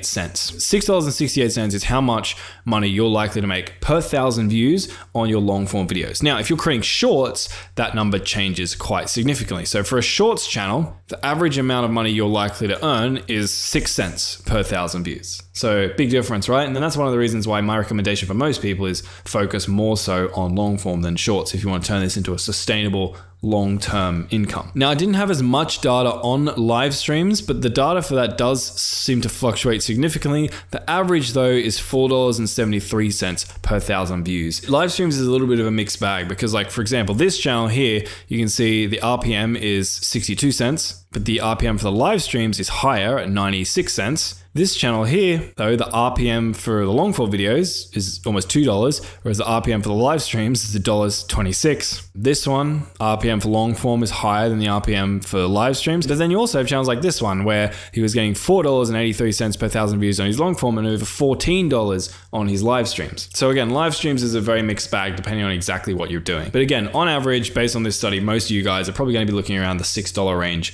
per 1,000 views. And this number is kind of useful to know because you can then go and look at all the top videos and competitors in your niche. You can use a tool like Velio to see how many views they're getting. And then based on that, you can work out, okay, this is likely how much money they might be making per month, or likely how much money I might be making per month if I got to that level one day. And again, if you want more specific results, just pause this video, screenshot this video. I've got the different categories that these channels fall into here. And you can have a look, see if you find a category that better applies to you and your channel to get more specific numbers on what your RPM can be. Because as you can see, they fluctuate quite a lot. If you're in the Amazon FBA niche, you could be getting $37 per 1,000 views. If you're a gameplay entertainment channel, you could be getting 60 cents. Now we understand that, I want to share with you a talk I did for the University of Technology in Sydney, sharing 24 more unique ways to make money with your YouTube channel. Now, I've never actually posted any content on many of the methods I'm going to share in this video, and many of them are things I've never heard anywhere else. They're just things me, my friends, and my students have just figured out through trial and error. So I'm really excited to share them with you, but one thing I will say is that a lot of the methods I'm going to talk about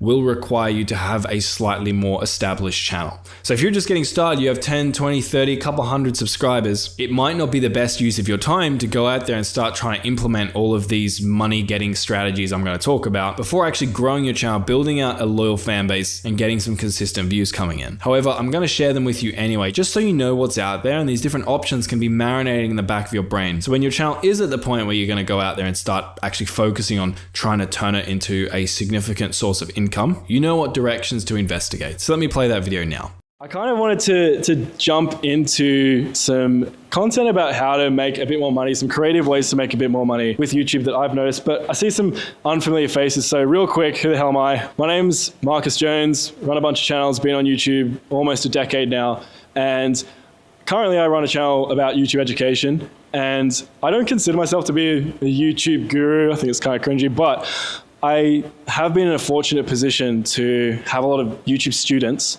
in about 89 different countries around the world. And so what that's let me do is kind of, I feel like I learn just as much from them as they learn from me. And so I get to see all of these tests and all these new strategies and all these things that people are doing that might not yet be at the point where the mainstream sort of YouTube education community is talking about them. And so I really wanted to talk about some of those ones, specifically in the money-making space today, because I know we have some really awesome established creators here today who might find that really useful. So the first thing, I'm just going to kind of rapid fire through these, is sell your videos up front. So there's actually companies now where you can sell your video for an upfront fee. I had an example of this recently. A company called OLE Funds offered me $3,800, that's US dollars, for a 1-year contract. Basically what that meant was that they would buy this video I'm showing you on screen. They would take the revenue generated from that video for 1 year, just ad revenue. So I have affiliate stuff and all that kind of thing going on that. I get to keep all of that. But you can sell your video up front, and if that makes sense from a numbers perspective for you guys, like you can get your money earlier and make more money than you would have. Maybe something to look into. So the other one is pump videos with mid-roll ads. So YouTube have what they call ad tolerance algorithm. And I was talking with someone who actually confirmed this with the guy who runs the YouTube algorithm, Todd. Essentially, YouTube's not going to show a viewer more ads than it will take for them to leave. So for example, if YouTube notices that once it shows a viewer like more than 4 ads in a video, or more than 3 ads, or more than 2 ads in a video, they leave, it's not going to do that again to that viewer. And so something that I've seen a lot of people trying recently that's been working really well has been just manually insert mid-roll ads into your video, like literally like 1 mid-roll ad every minute sometimes for like really long videos. And YouTube's not going to show that many. It will probably at max show like 3 or 4. Usually it will probably show closer to like 1 to 2. But I've seen it pretty almost across the board for a lot of the creators I've done increase their revenue per video by about 20%, and their average percentage viewed only decreases by about 0.5%. So it seems like it doesn't impact the viewer experience that much. Sure, 0.5% is still a decrease, but like if you're willing to sacrifice 0.5% of your average percentage viewed for a 20% increase in revenue, pretty good deal in my opinion. But obviously you can just test it with 1 video, see if it works, see if you get people in your comments hating on you, because I know that's something a lot of people are concerned about. In my experience, you'll usually find that nothing happens except for the fact that you make more money, and so then you just do it across the whole channel. Don't do merch. Okay, this is a very controversial one. In my personal experience, I've found that merch usually sucks and rarely makes as much money as you could be making with something else. When I say merch, I'm talking just classic like t-shirt with your logo, like that kind of thing. Again, in my personal experience, the only reason it seems like everyone is doing it is because it's easy and everyone is doing it. And so we see all these big creators doing merch, so we're like, well, they must be making money with it, so we should do it. It's just like this self-fulfilling prophecy, but no one's actually making as much money as they would like to be. It's not saying that you can't make money with merch, but I've found that actually creating a product, or even just drop shipping a product that's actually really highly related to your audience, or even not related to your audience. For example, Ludwig sells like bidets to people, and he kills it with that. It's just like a general thing. It's kind of funny, so it kind of like works. And he makes way more money from that, I think, than he does with his t-shirt sales.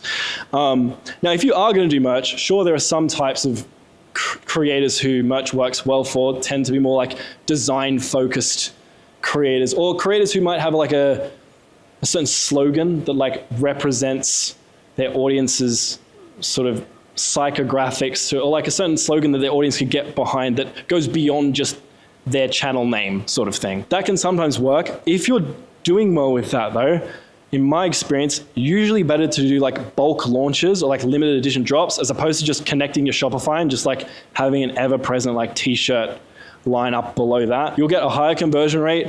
Because you're buying in bulk, you can probably negotiate with a company and get a higher profit margin on those things. All around, you usually make more money, even though it is a little bit of effort. But if it gets to the point that's making enough money, you can usually partner with companies that'll handle all of the launches for you, and you can systemize it and all that kind of thing. So that's my merch on rant. Rant on merch. Next thing, Twitter and X and community tab can be really good for selling in my experience. So Twitter actually converts like crazy. It's actually been converting 20% better than email lists for me and my the people that I've tested this with. Some of you guys here, if you're into YouTube education, probably know like Ed from Film Booth. He's been testing this pretty extensively. There's Twitter converting better than email lists. And like, if any of you guys have come from like a marketing background, you know that email is usually the service that everyone's like, damn, like email converts so well. It's better than that. Have someone with 13,000 followers making 40K a month on Twitter. Pretty wild. Community tab also pretty interesting. So I did one post to a lead magnet, generated 1,000 email addresses through that, a couple of $1,000s on what's called a tripwire offer. So once they submitted their email address, they went to another page where there was like a low price product they could buy if they wanted. That was one community tab post, 1,000 leads with a good lead magnet. That would probably have cost me like $5,000 to generate that many leads, like using paid ads or something like that. So don't underutilize it in my experience. So I want to talk a little bit about brand deals now. So brand deals, getting brand deals through cold outreach. I know a bunch of us probably have tried this. So cold outreach is like where you would directly approach a brand and be like, hey, I want to do a sponsorship with you, etc. The people that I've seen doing this, at least my students, often do this wrong. So here's the way that we've seen the best success for most people is you want to focus on reaching out to SMEs, so small to medium-sized businesses, and try to find the actual person within those businesses that you want to speak to. So in small businesses, you might want to speak to the actual founder and reach out to them. Medium-sized businesses, maybe it's like director of marketing or director of partnerships or something. Try and find them specifically, LinkedIn, something like that. Hit them up and then propose a specific thing that you want to do. So what a lot of my students do is they email a brand and they'll be like, hey, like, I have a similar audience to your customer base. Do you want to sponsor me? Like, no one wants that. What they want is like a specific idea. So an example would be, so I had a gaming channel back in the day that was some Star Wars related. And I saw a canvas printing company that was in my area. And I was like, well, what if I just like create some Star Wars designs, get them to print it, and then try and encourage them to run a campaign selling their Star Wars prints to my audience. I ended up pitching that idea to that person, and they signed on and sponsored me to run out those ads. But the difference is I didn't come to them and be like, hey, I have a Star Wars audience, you can print stuff, want to sponsor me? I was like, here's a specific cool idea for something we can try. And then they get more on board, and it just works a lot better. The last point I wanted to say on cold outreach, I found agencies, so some of you guys might have like sponsorship agencies who manage your brand deals for you. A lot of these agencies, in my personal experience, maybe I've just been unlucky, but they say that they're going to do cold outreach for you and then they don't. So just be careful of that. If you're like looking through your inbox and you're seeing that all the sponsorship deals your agency are bringing to you are all people who have already reached out to you, maybe they're not doing cold outreach or they're not doing it very well. And so maybe you want to like put a bit of pressure on them to sort of get their act together. All right, so a couple more stuff on brand deals. So biggest thing is try and make more money from each individual brand deal as opposed to get more brand deals from like a load of different people. And the way you can do that is essentially upsell them. So if they come to you with a price for a specific video, you can be like, hey, we can do this, but I can also do X, Y, Z, etc. if you pay me a bit more money. So here are some ideas that I've seen work and some of my friends have seen work. Nick Nimmin, don't know if you guys have heard of him, he's a YouTube educated dude. He gave me probably 50% of these ideas, so I'll credit him with that because he absolutely smashes brand deals. But anyway, so first one, sign long-term contracts with brands if you can. So Nick Nimmin, I know a lot of the brand deals that he does, he signs a minimum 1-year contract with that brand at 1 video per month. You can obviously get then a lot larger chunks of money up front from these brand deals doing it that way. I know another guy does 6-month contracts, so 6 months or nothing. Sure, he might lose some brand deals, but he ends up, according to him, based on his numbers, with way more money at the end of the day because of the much larger sums of money he's getting, and sort of guaranteed income he's getting as well. Next one, brand deals, pretty small one, but I've also found it a lot easier to sort of convert brands if you have a call with them. People are people behind the email address, so if you can build a relationship, they'll be a lot more open to you negotiating with them. The other thing, another upsell you can add is brands will pay you to do a live stream with a company rep and sort of demo the product. Really easy upsell for you because it's not really much work for you. You just have to show up for an hour and sit there while they talk about their product, and you can even unlist the live stream afterwards, but you can squeeze up the price of it and earn a bit more money through that. Next one, this is a really cool one Nick Nimmin showed me, and he's got it to work really well, and that is, so an upsell you can do to your brand partners. So let's say you're working with, I don't know, Epidemic Sound or someone like that, right? They're a music subscription-based company. What you can do is be like, hey, I've seen your competitors advertising on my videos before, which in their case, you would see that quite a lot. What you could do is be like, okay, you can come into your Google AdSense and go to blocking controls and then block all of Epidemic Sound's competitors from advertising on your videos and then charge them a fee for doing that. Like takes you literally like 5 minutes, but they might be willing to pay hundreds or thousands of dollars for you to do that depending on the size of channel you have and how competitive the market is. The next one is you can make more money from brand deals by featuring companies' YouTube channels on your homepage. So something you can do, a lot of these companies will have their own YouTube channels. You can feature those channels on your homepage at like the bottom, and they'll pay you a monthly fee for that. Another easy upsell you can do, this is Nick Nimmer's channel, for example. If you go to the bottom of his homepage, you'll see, you got Creator Mix, TubeBuddy, StreamYard, Camtasia, Tube Spanner, Opus Clip. They're paying him money to have their channel featured there. And also, this one tends to be an interest, again, sort of a little bit questionable if you want to look at it from a moral perspective, but they can't really track how many people are coming from your channel to theirs.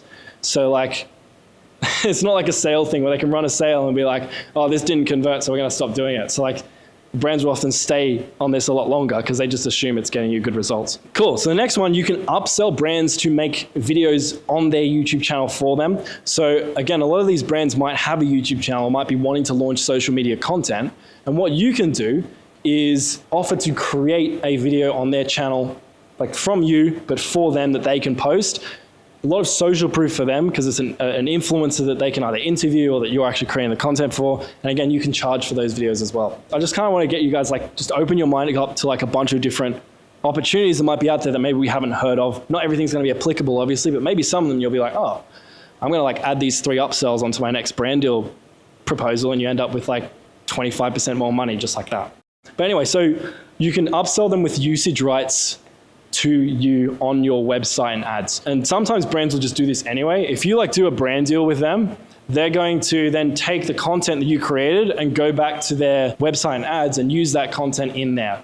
What you can try and do is in your contract or your terms, make it clear that like, hey, you're going to do a promotion for them, but you're not going to give them the rights to run that content back on their website unless they pay you like more money. So again, more money for you, good thing. Upselling with paid advertisement creative. So again, similar to what we just talked about, a lot of brands want to use your content or ads that you're creating in their paid ads on their social media, et cetera, et cetera.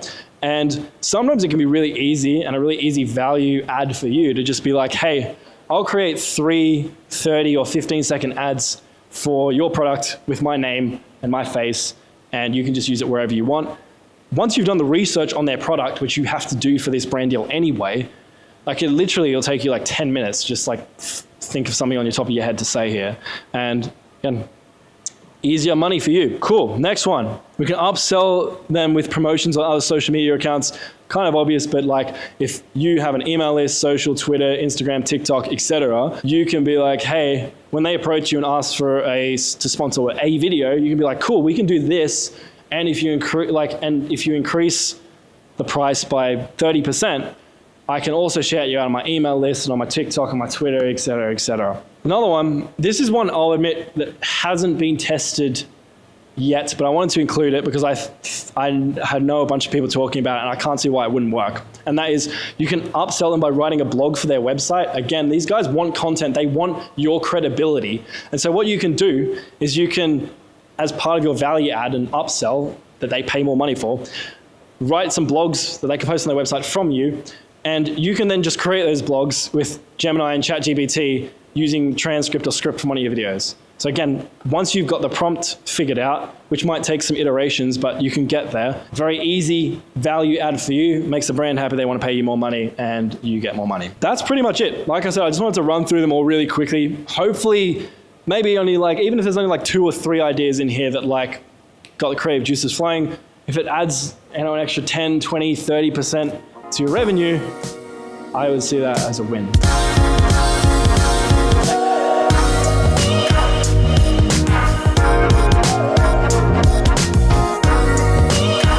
Congratulations, you've made it. We're almost at the very end of this course. It's a massive achievement. I know it's a freaking massive course. Trust me, I had to create the thing. It would have taken a lot of grit, determination, discipline, intention to get to where you are now. Even if you haven't actually actioned anything, just the fact that you've sat through this is worth commending, and you should be proud of yourself. But the hard work's not done yet, because we need to actually take what we've learned and put it into action. So here are my recommendations on the process for actually doing that. It's actually quite simple. So the first thing you're going to do are essentially the first lessons we went through in the course. First thing is you need to figure out what kind of content you're going to create, aka your niche. Now, don't stress this too much. We do want to do some analysis like I talked about in that video, but you don't want to get so caught up in the analysis that you spend all this time in analysis paralysis and don't actually do anything. It's better for you to pick an imperfect niche but get started than it is for you to not get started and spend a bunch of time researching the perfect niche, because you're not locked in. You can pick a niche, realize it's not a good one, and switch later. And yes, that might have taken you some time. At least you've gotten some practice in creating content while doing that. So again, first step, pick your niche / figure out what type of content you're going to create, like the first lesson. Then you're going to want to create and set up your channel, just like the lesson after that. And then you're going to want to think about your X factors. Now, again, don't get too caught up in doing this. This is something you can come back to and constantly revise as you go through your YouTube journey. But spend like half an hour, 45 minutes really thinking about who you want to be on YouTube, what sets you apart, what your unique blend of characteristics are that's going to make your audience care about you and keep coming back for more. Now, once you got those things down, you kind of only have to do those once. Now we get into the repeatable tasks. These are the things you're going to be doing every single week as a YouTuber. So the first one, you're going to want to come up with a bunch of viral video ideas. Now, I showed you exactly how to do that using Valio, but quick summary, you're going to track your entire niche, identify trending topics, then mix those topics with proven formats in adjacent niches, and then already you're better than 95% of YouTubers. Now from there, what I would usually do is actually come up with your title and thumbnail, or at least envision or sketch out exactly what it would be. And the reason we do that is because if you come up with your title or thumbnail combos and you look at them and you realize they're not actually that interesting, or maybe you have an interesting video idea but you really can't find a way to convey that idea visually through your thumbnail or whatever, then it's not worth making that video. So yeah, you've come with your video idea, you've created a title and thumbnail, then you're going to go out there and actually record your video. Once it's recorded, you edit it, and then you post it. And that's it. For now, that's enough. Your goal right now, as of watching this video, if you haven't taken any action already, is just to get that first video out. Now, once you've posted that first video, start posting one video every week. So do everything we just talked about, but just once per week, or roughly thereabouts. If you can do a little bit more, like 2 videos per week, that's awesome. If you really can't do once per week, once every 2 weeks is okay. But somewhere in the cadence I just mentioned is what you want to go for. And if you can't post that frequently, then find a type of content that allows you to post that frequently. Because as a small YouTuber, you can't afford to have months between video uploads, because you're still learning, growing, developing your intuition, figuring out what you do and don't like, getting practice, editing, thumbnail designing, etc., etc. Every time you put out a new video is a new opportunity for you to learn and practice. And if you're only learning and practicing once every month or once every couple of months, it's going to take you ages before you actually get good at being a YouTuber. So if you do have really big, complex, intense to execute on ideas, that's fine. But for now, again, when you're just getting started, let's focus on the smaller ones that you can actually get out frequently. Okay, so step 1, we've posted a video. Step 2, we're at a point where we're posting videos consistently, whether that's once every week. Ideally, for most of you, it's going to be around 1 video every week. Now, step 3, the goal is to create 1 good video every week. Because up until now, we've just been putting out videos. You've probably been trying to make them good, but now we're going to really focus on making them as good as we possibly can. So I want you to go back to the reading your analytics part of this course. I want you to go to the split testing part of this course. I want you to start comparing your videos to other trending outlier videos you find in your niche through Valio. Start really trying to actually optimize your content. And then basically you're going to keep trying to make your content better and keep optimizing your content until you think you've gotten it as good as it realistically can be. Like maybe not perfectionist level, we're talking like you've got it to at least the 90 to 95% mark where you're like, this is like pretty damn good. It's pretty damn optimized. I really can't think of any big things to do that would make this better. Now, once you've got to that point, your content is as optimized as you can possibly make it based on everything you've learned on this course, and you're posting frequently and consistently, we're at a crossroads. So if at this point you're happy with your subscriber growth, whatever that means to you, keep doing what you're doing and try to get better and better and better. If on the other hand, your channel is completely dead still, you're not seeing any signs of life or growth. And again, at this point, you've posted multiple videos. We're probably talking, if you're a beginner, 10, 20 videos, and you've optimized them as much as you realistically can, then that's the point where you go back back to the drawing board and you maybe look at adjusting your niche a bit. Maybe there's just not a very good supply and demand balance in your niche, or maybe you're just the kind of creator who isn't really what the audience in that particular niche is looking for right now. And that's okay. People shift niches all the time. I had to shift niches in the beginning of my journey. It's better to shift niches than stay in the exact same niche doing the same thing over and over again when you've already optimized your content as much as you possibly can and then just expecting a different result. And then eventually, if you keep this loop up that I just described, you will find that niche that clicks for you. You will find that content that starts getting views at a rate you're happy with. And from there, it's just about doing that consistently, scaling it up, getting better and better, getting more videos out there. You can start doing collaborations, etc. And that's when you can start looking into some of the money-making methods and actually taking your channel to the next level. So yeah, that's basically it. I know that might seem overly simplistic, but let's be honest, you've done most of the hard work already. When you've done the hard work, you know how to do the research, you know how to pick your niche, you know how to edit good videos, you know how to design good thumbnails. The rest of it actually is kind of simple. But I hope that was helpful for you. I'm really excited to hear how your channel goes, and let us know, keep us updated in the community. I hope to see your success story in there very soon.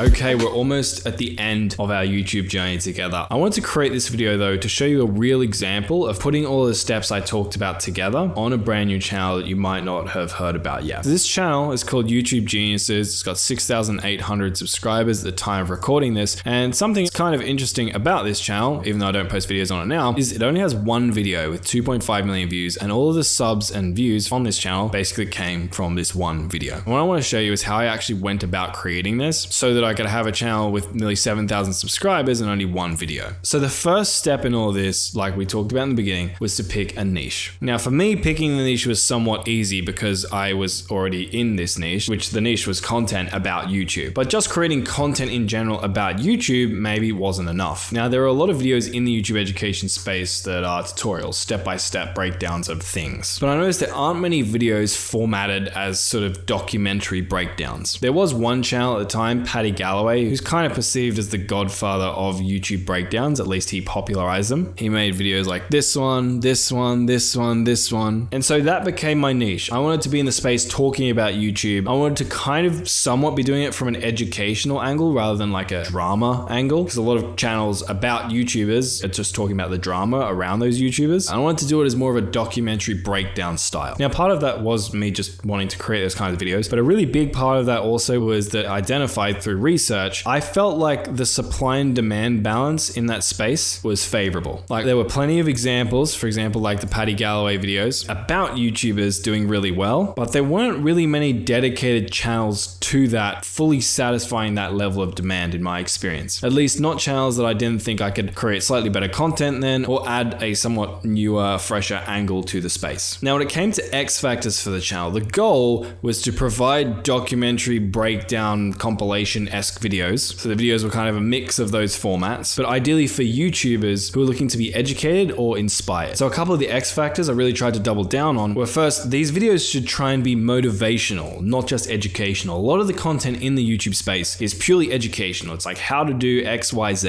But YouTube can be a really emotionally, mentally challenging game. You've got to be able to take a lot of hits and keep going if you want to make it as a YouTuber. So I wanted the channel to not just have an educational spin, but also a motivational spin to it as well. The other X factor was a lot of the breakdown videos focus on the host, the person actually doing the breakdown of the creator. I wanted to make a channel though that didn't focus on the host at all, that tried to let the creator themselves or their actions tell the story or convey the insights or inspiration without needing someone to give their takes on what they think that big creator did. So essentially just provide the breakdown without some sort of host, and then viewers can make up their own opinion of that creator and breakdown based on what they saw. And those might seem like kind of pointless nuance X factors, but when I really drilled down into the niche and did my research, I felt that there could be people out there who wanted those things because those were things that kind of appealed to me when I was watching that type of content. But I didn't see that many people who are already everybody in the space really capitalizing on those X factors in my opinion. So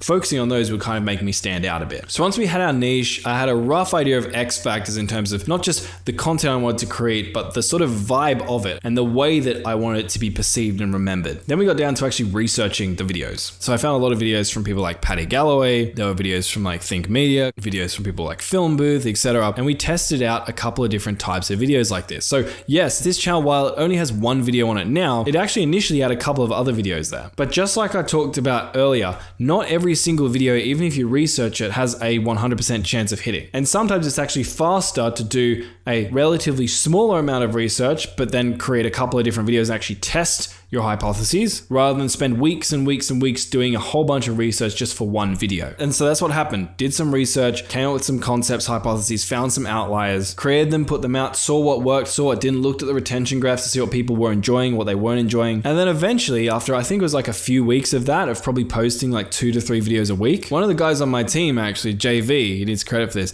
he was doing some research and he found this video here, The Evolution of Mr. Beast 2012 to 2022. It's a 175x outlier, 90,000 subscribers, and it's got 17.8 million views. Talk about a crazy outlier. So I wanted to make a video like this as well. Now the thought process I followed when it came to taking inspiration from this outlier I found through my research was a little bit different than what I taught you. Because look, often what you'll want to do is pick a smaller date range, like between 90 days, 365 days, add all of your competitors into a channel list, look at what the outlier content was, look at the patterns, and then get inspired by that and mix and match those topics with other high performing formats you've found in other adjacent niches. And that works great. I think it probably works more reliably than what I did here, but there are multiple ways to do research and find video ideas. So I did our outlier research in the same way that I would have talked about earlier, but I actually expanded the date range for this one. So you can see this video was posted 5 years ago. And a lot of people would think, wow, that's quite old. And it's true, it is an old video, but one strategy for finding good video ideas can be find massive outlier evergreen videos that were posted a while ago and then create an updated version of them. Now, the important thing is you want to find outdated videos. So again, this video was posted 5 years ago, even though the title says 2022. And so my idea was I could remake this video, essentially model it, but provide an updated version of it. And that's an important nuance I want you to focus on. If you just remake a video that's posted a couple of months ago, a year ago, 2 years ago, you're just copying and creating. You're not really adding any extra value. But if you remake an updated version of a video that a lot of people really liked, and your remake of that video adds in a whole bunch of extra information or context or events that the older video just doesn't have, that's a significant value add for viewers, and YouTube will value that recency a bit. So I did model this video quite closely to the original, as you can probably see here, but the very important distinction is the original was posted a while ago, and so my video was genuinely providing more value than the original just because it had more information and context to share, which viewers appreciated and made YouTube recommend the video more. But if we look at this video, aside from that, you can see I actually modeled it very closely. So you can see Evolution of Mr. Beast 2012 to 2022, my one Evolution of Mr. Beast 2012 to 2024. You can see their thumbnail, 7 subscribers, thanks. My thumbnail, 7 subscriber special. Now, I obviously didn't take the exact same image, exact same copy, all that kind of thing, but you can see how I've looked at the concept here, and I'm like, okay, it's showing a young version of Mr. Beast theoretically celebrating his 7 subscriber special. So I went around the internet and tried to find the youngest photo of Mr. Beast that I could, which happened to be this one. Spiced it up a bit. For example, you might notice his original shirt wasn't green. You might notice there's a bit of a shadow between him and the background, and added 7 subscriber special there. Because the psychology of this thumbnail is essentially we're trying to show an early version of Mr. Beast, theoretically when he was just starting and just had a small amount of subscribers. Now, in hindsight, I probably could have done this even better because there was actually another video that was posted. It was posted around the same time as my own, or a little bit after, I think. And it's actually kind of cool. It takes the concept of showing an early version of Mr. Beast and takes it to the next level where it actually shows him as a baby, which obviously this isn't him. But this guy was pretty smart, so hats off to him for coming up with that idea. But regardless, that's how I came up with the packaging. As you can see, I made some strategic changes to it and adjustments from the original, but aside from that, it was very research driven. Now, another thing I did for this original was we actually watched this video to determine how it was structured and also the pacing of the video. So something I remember paying close attention to here was how long were the clip segments, because clearly this video resonated with people really well. And I wanted to be able to tease out that pacing and make sure that our video capitalized on that magic as well. So did it, made the video, as you can see, also a similar length, and we posted it. And the rest is history. So this video is posted on September 9th, 2023, and you can see that at the time, if we go to September 9th, you can see we officially had 0 subscribers. Again, during this period, we had posted a couple of other videos because we were just testing the waters, but as you can see, they weren't very successful. But then we posted the video on September 9th, and you can see something starts happening. The algorithm starts promoting us gradually, and the video starts gaining consistent traction until we're now at 6,800 subscribers, and all of this came from that one singular video. Now, the video itself's got 2.6 million views, 130,000 watch hours, and has generated, as you can see, all of the subscribers for this channel. Now, the video didn't actually make any money because after it started doing well, I ended up getting rid of our test videos. And unfortunately, to monetize a channel, you need to have at least 3 videos live on the channel. So I could have posted the other 3 videos. And if I did, based on our RPM calculations, the RPM in this niche is about $6. So what I can do is I can take 2.6 million, divide that by 1,000. And then what I would just do is multiply this by like 6, which is roughly the RPM in this space. So this video, assuming I had left some of the other videos up and monetized this channel, this one video alone would have made me about $15,600. I didn't end up doing that again because I thought it was kind of cool to have a channel with just one video blowing up and see how far this one video could take this channel. But theoretically, if I was trying to make some money from this, it would have done all right. And the cool thing about this is we actually use research through every step of this process to identify the best niche, to find the X factors, to choose the title, to choose the thumbnail, to choose the structure and pacing of the video, to choose the length of the video, and it was highly successful. And to prove that, I want to show you another channel real quick. If I can find it.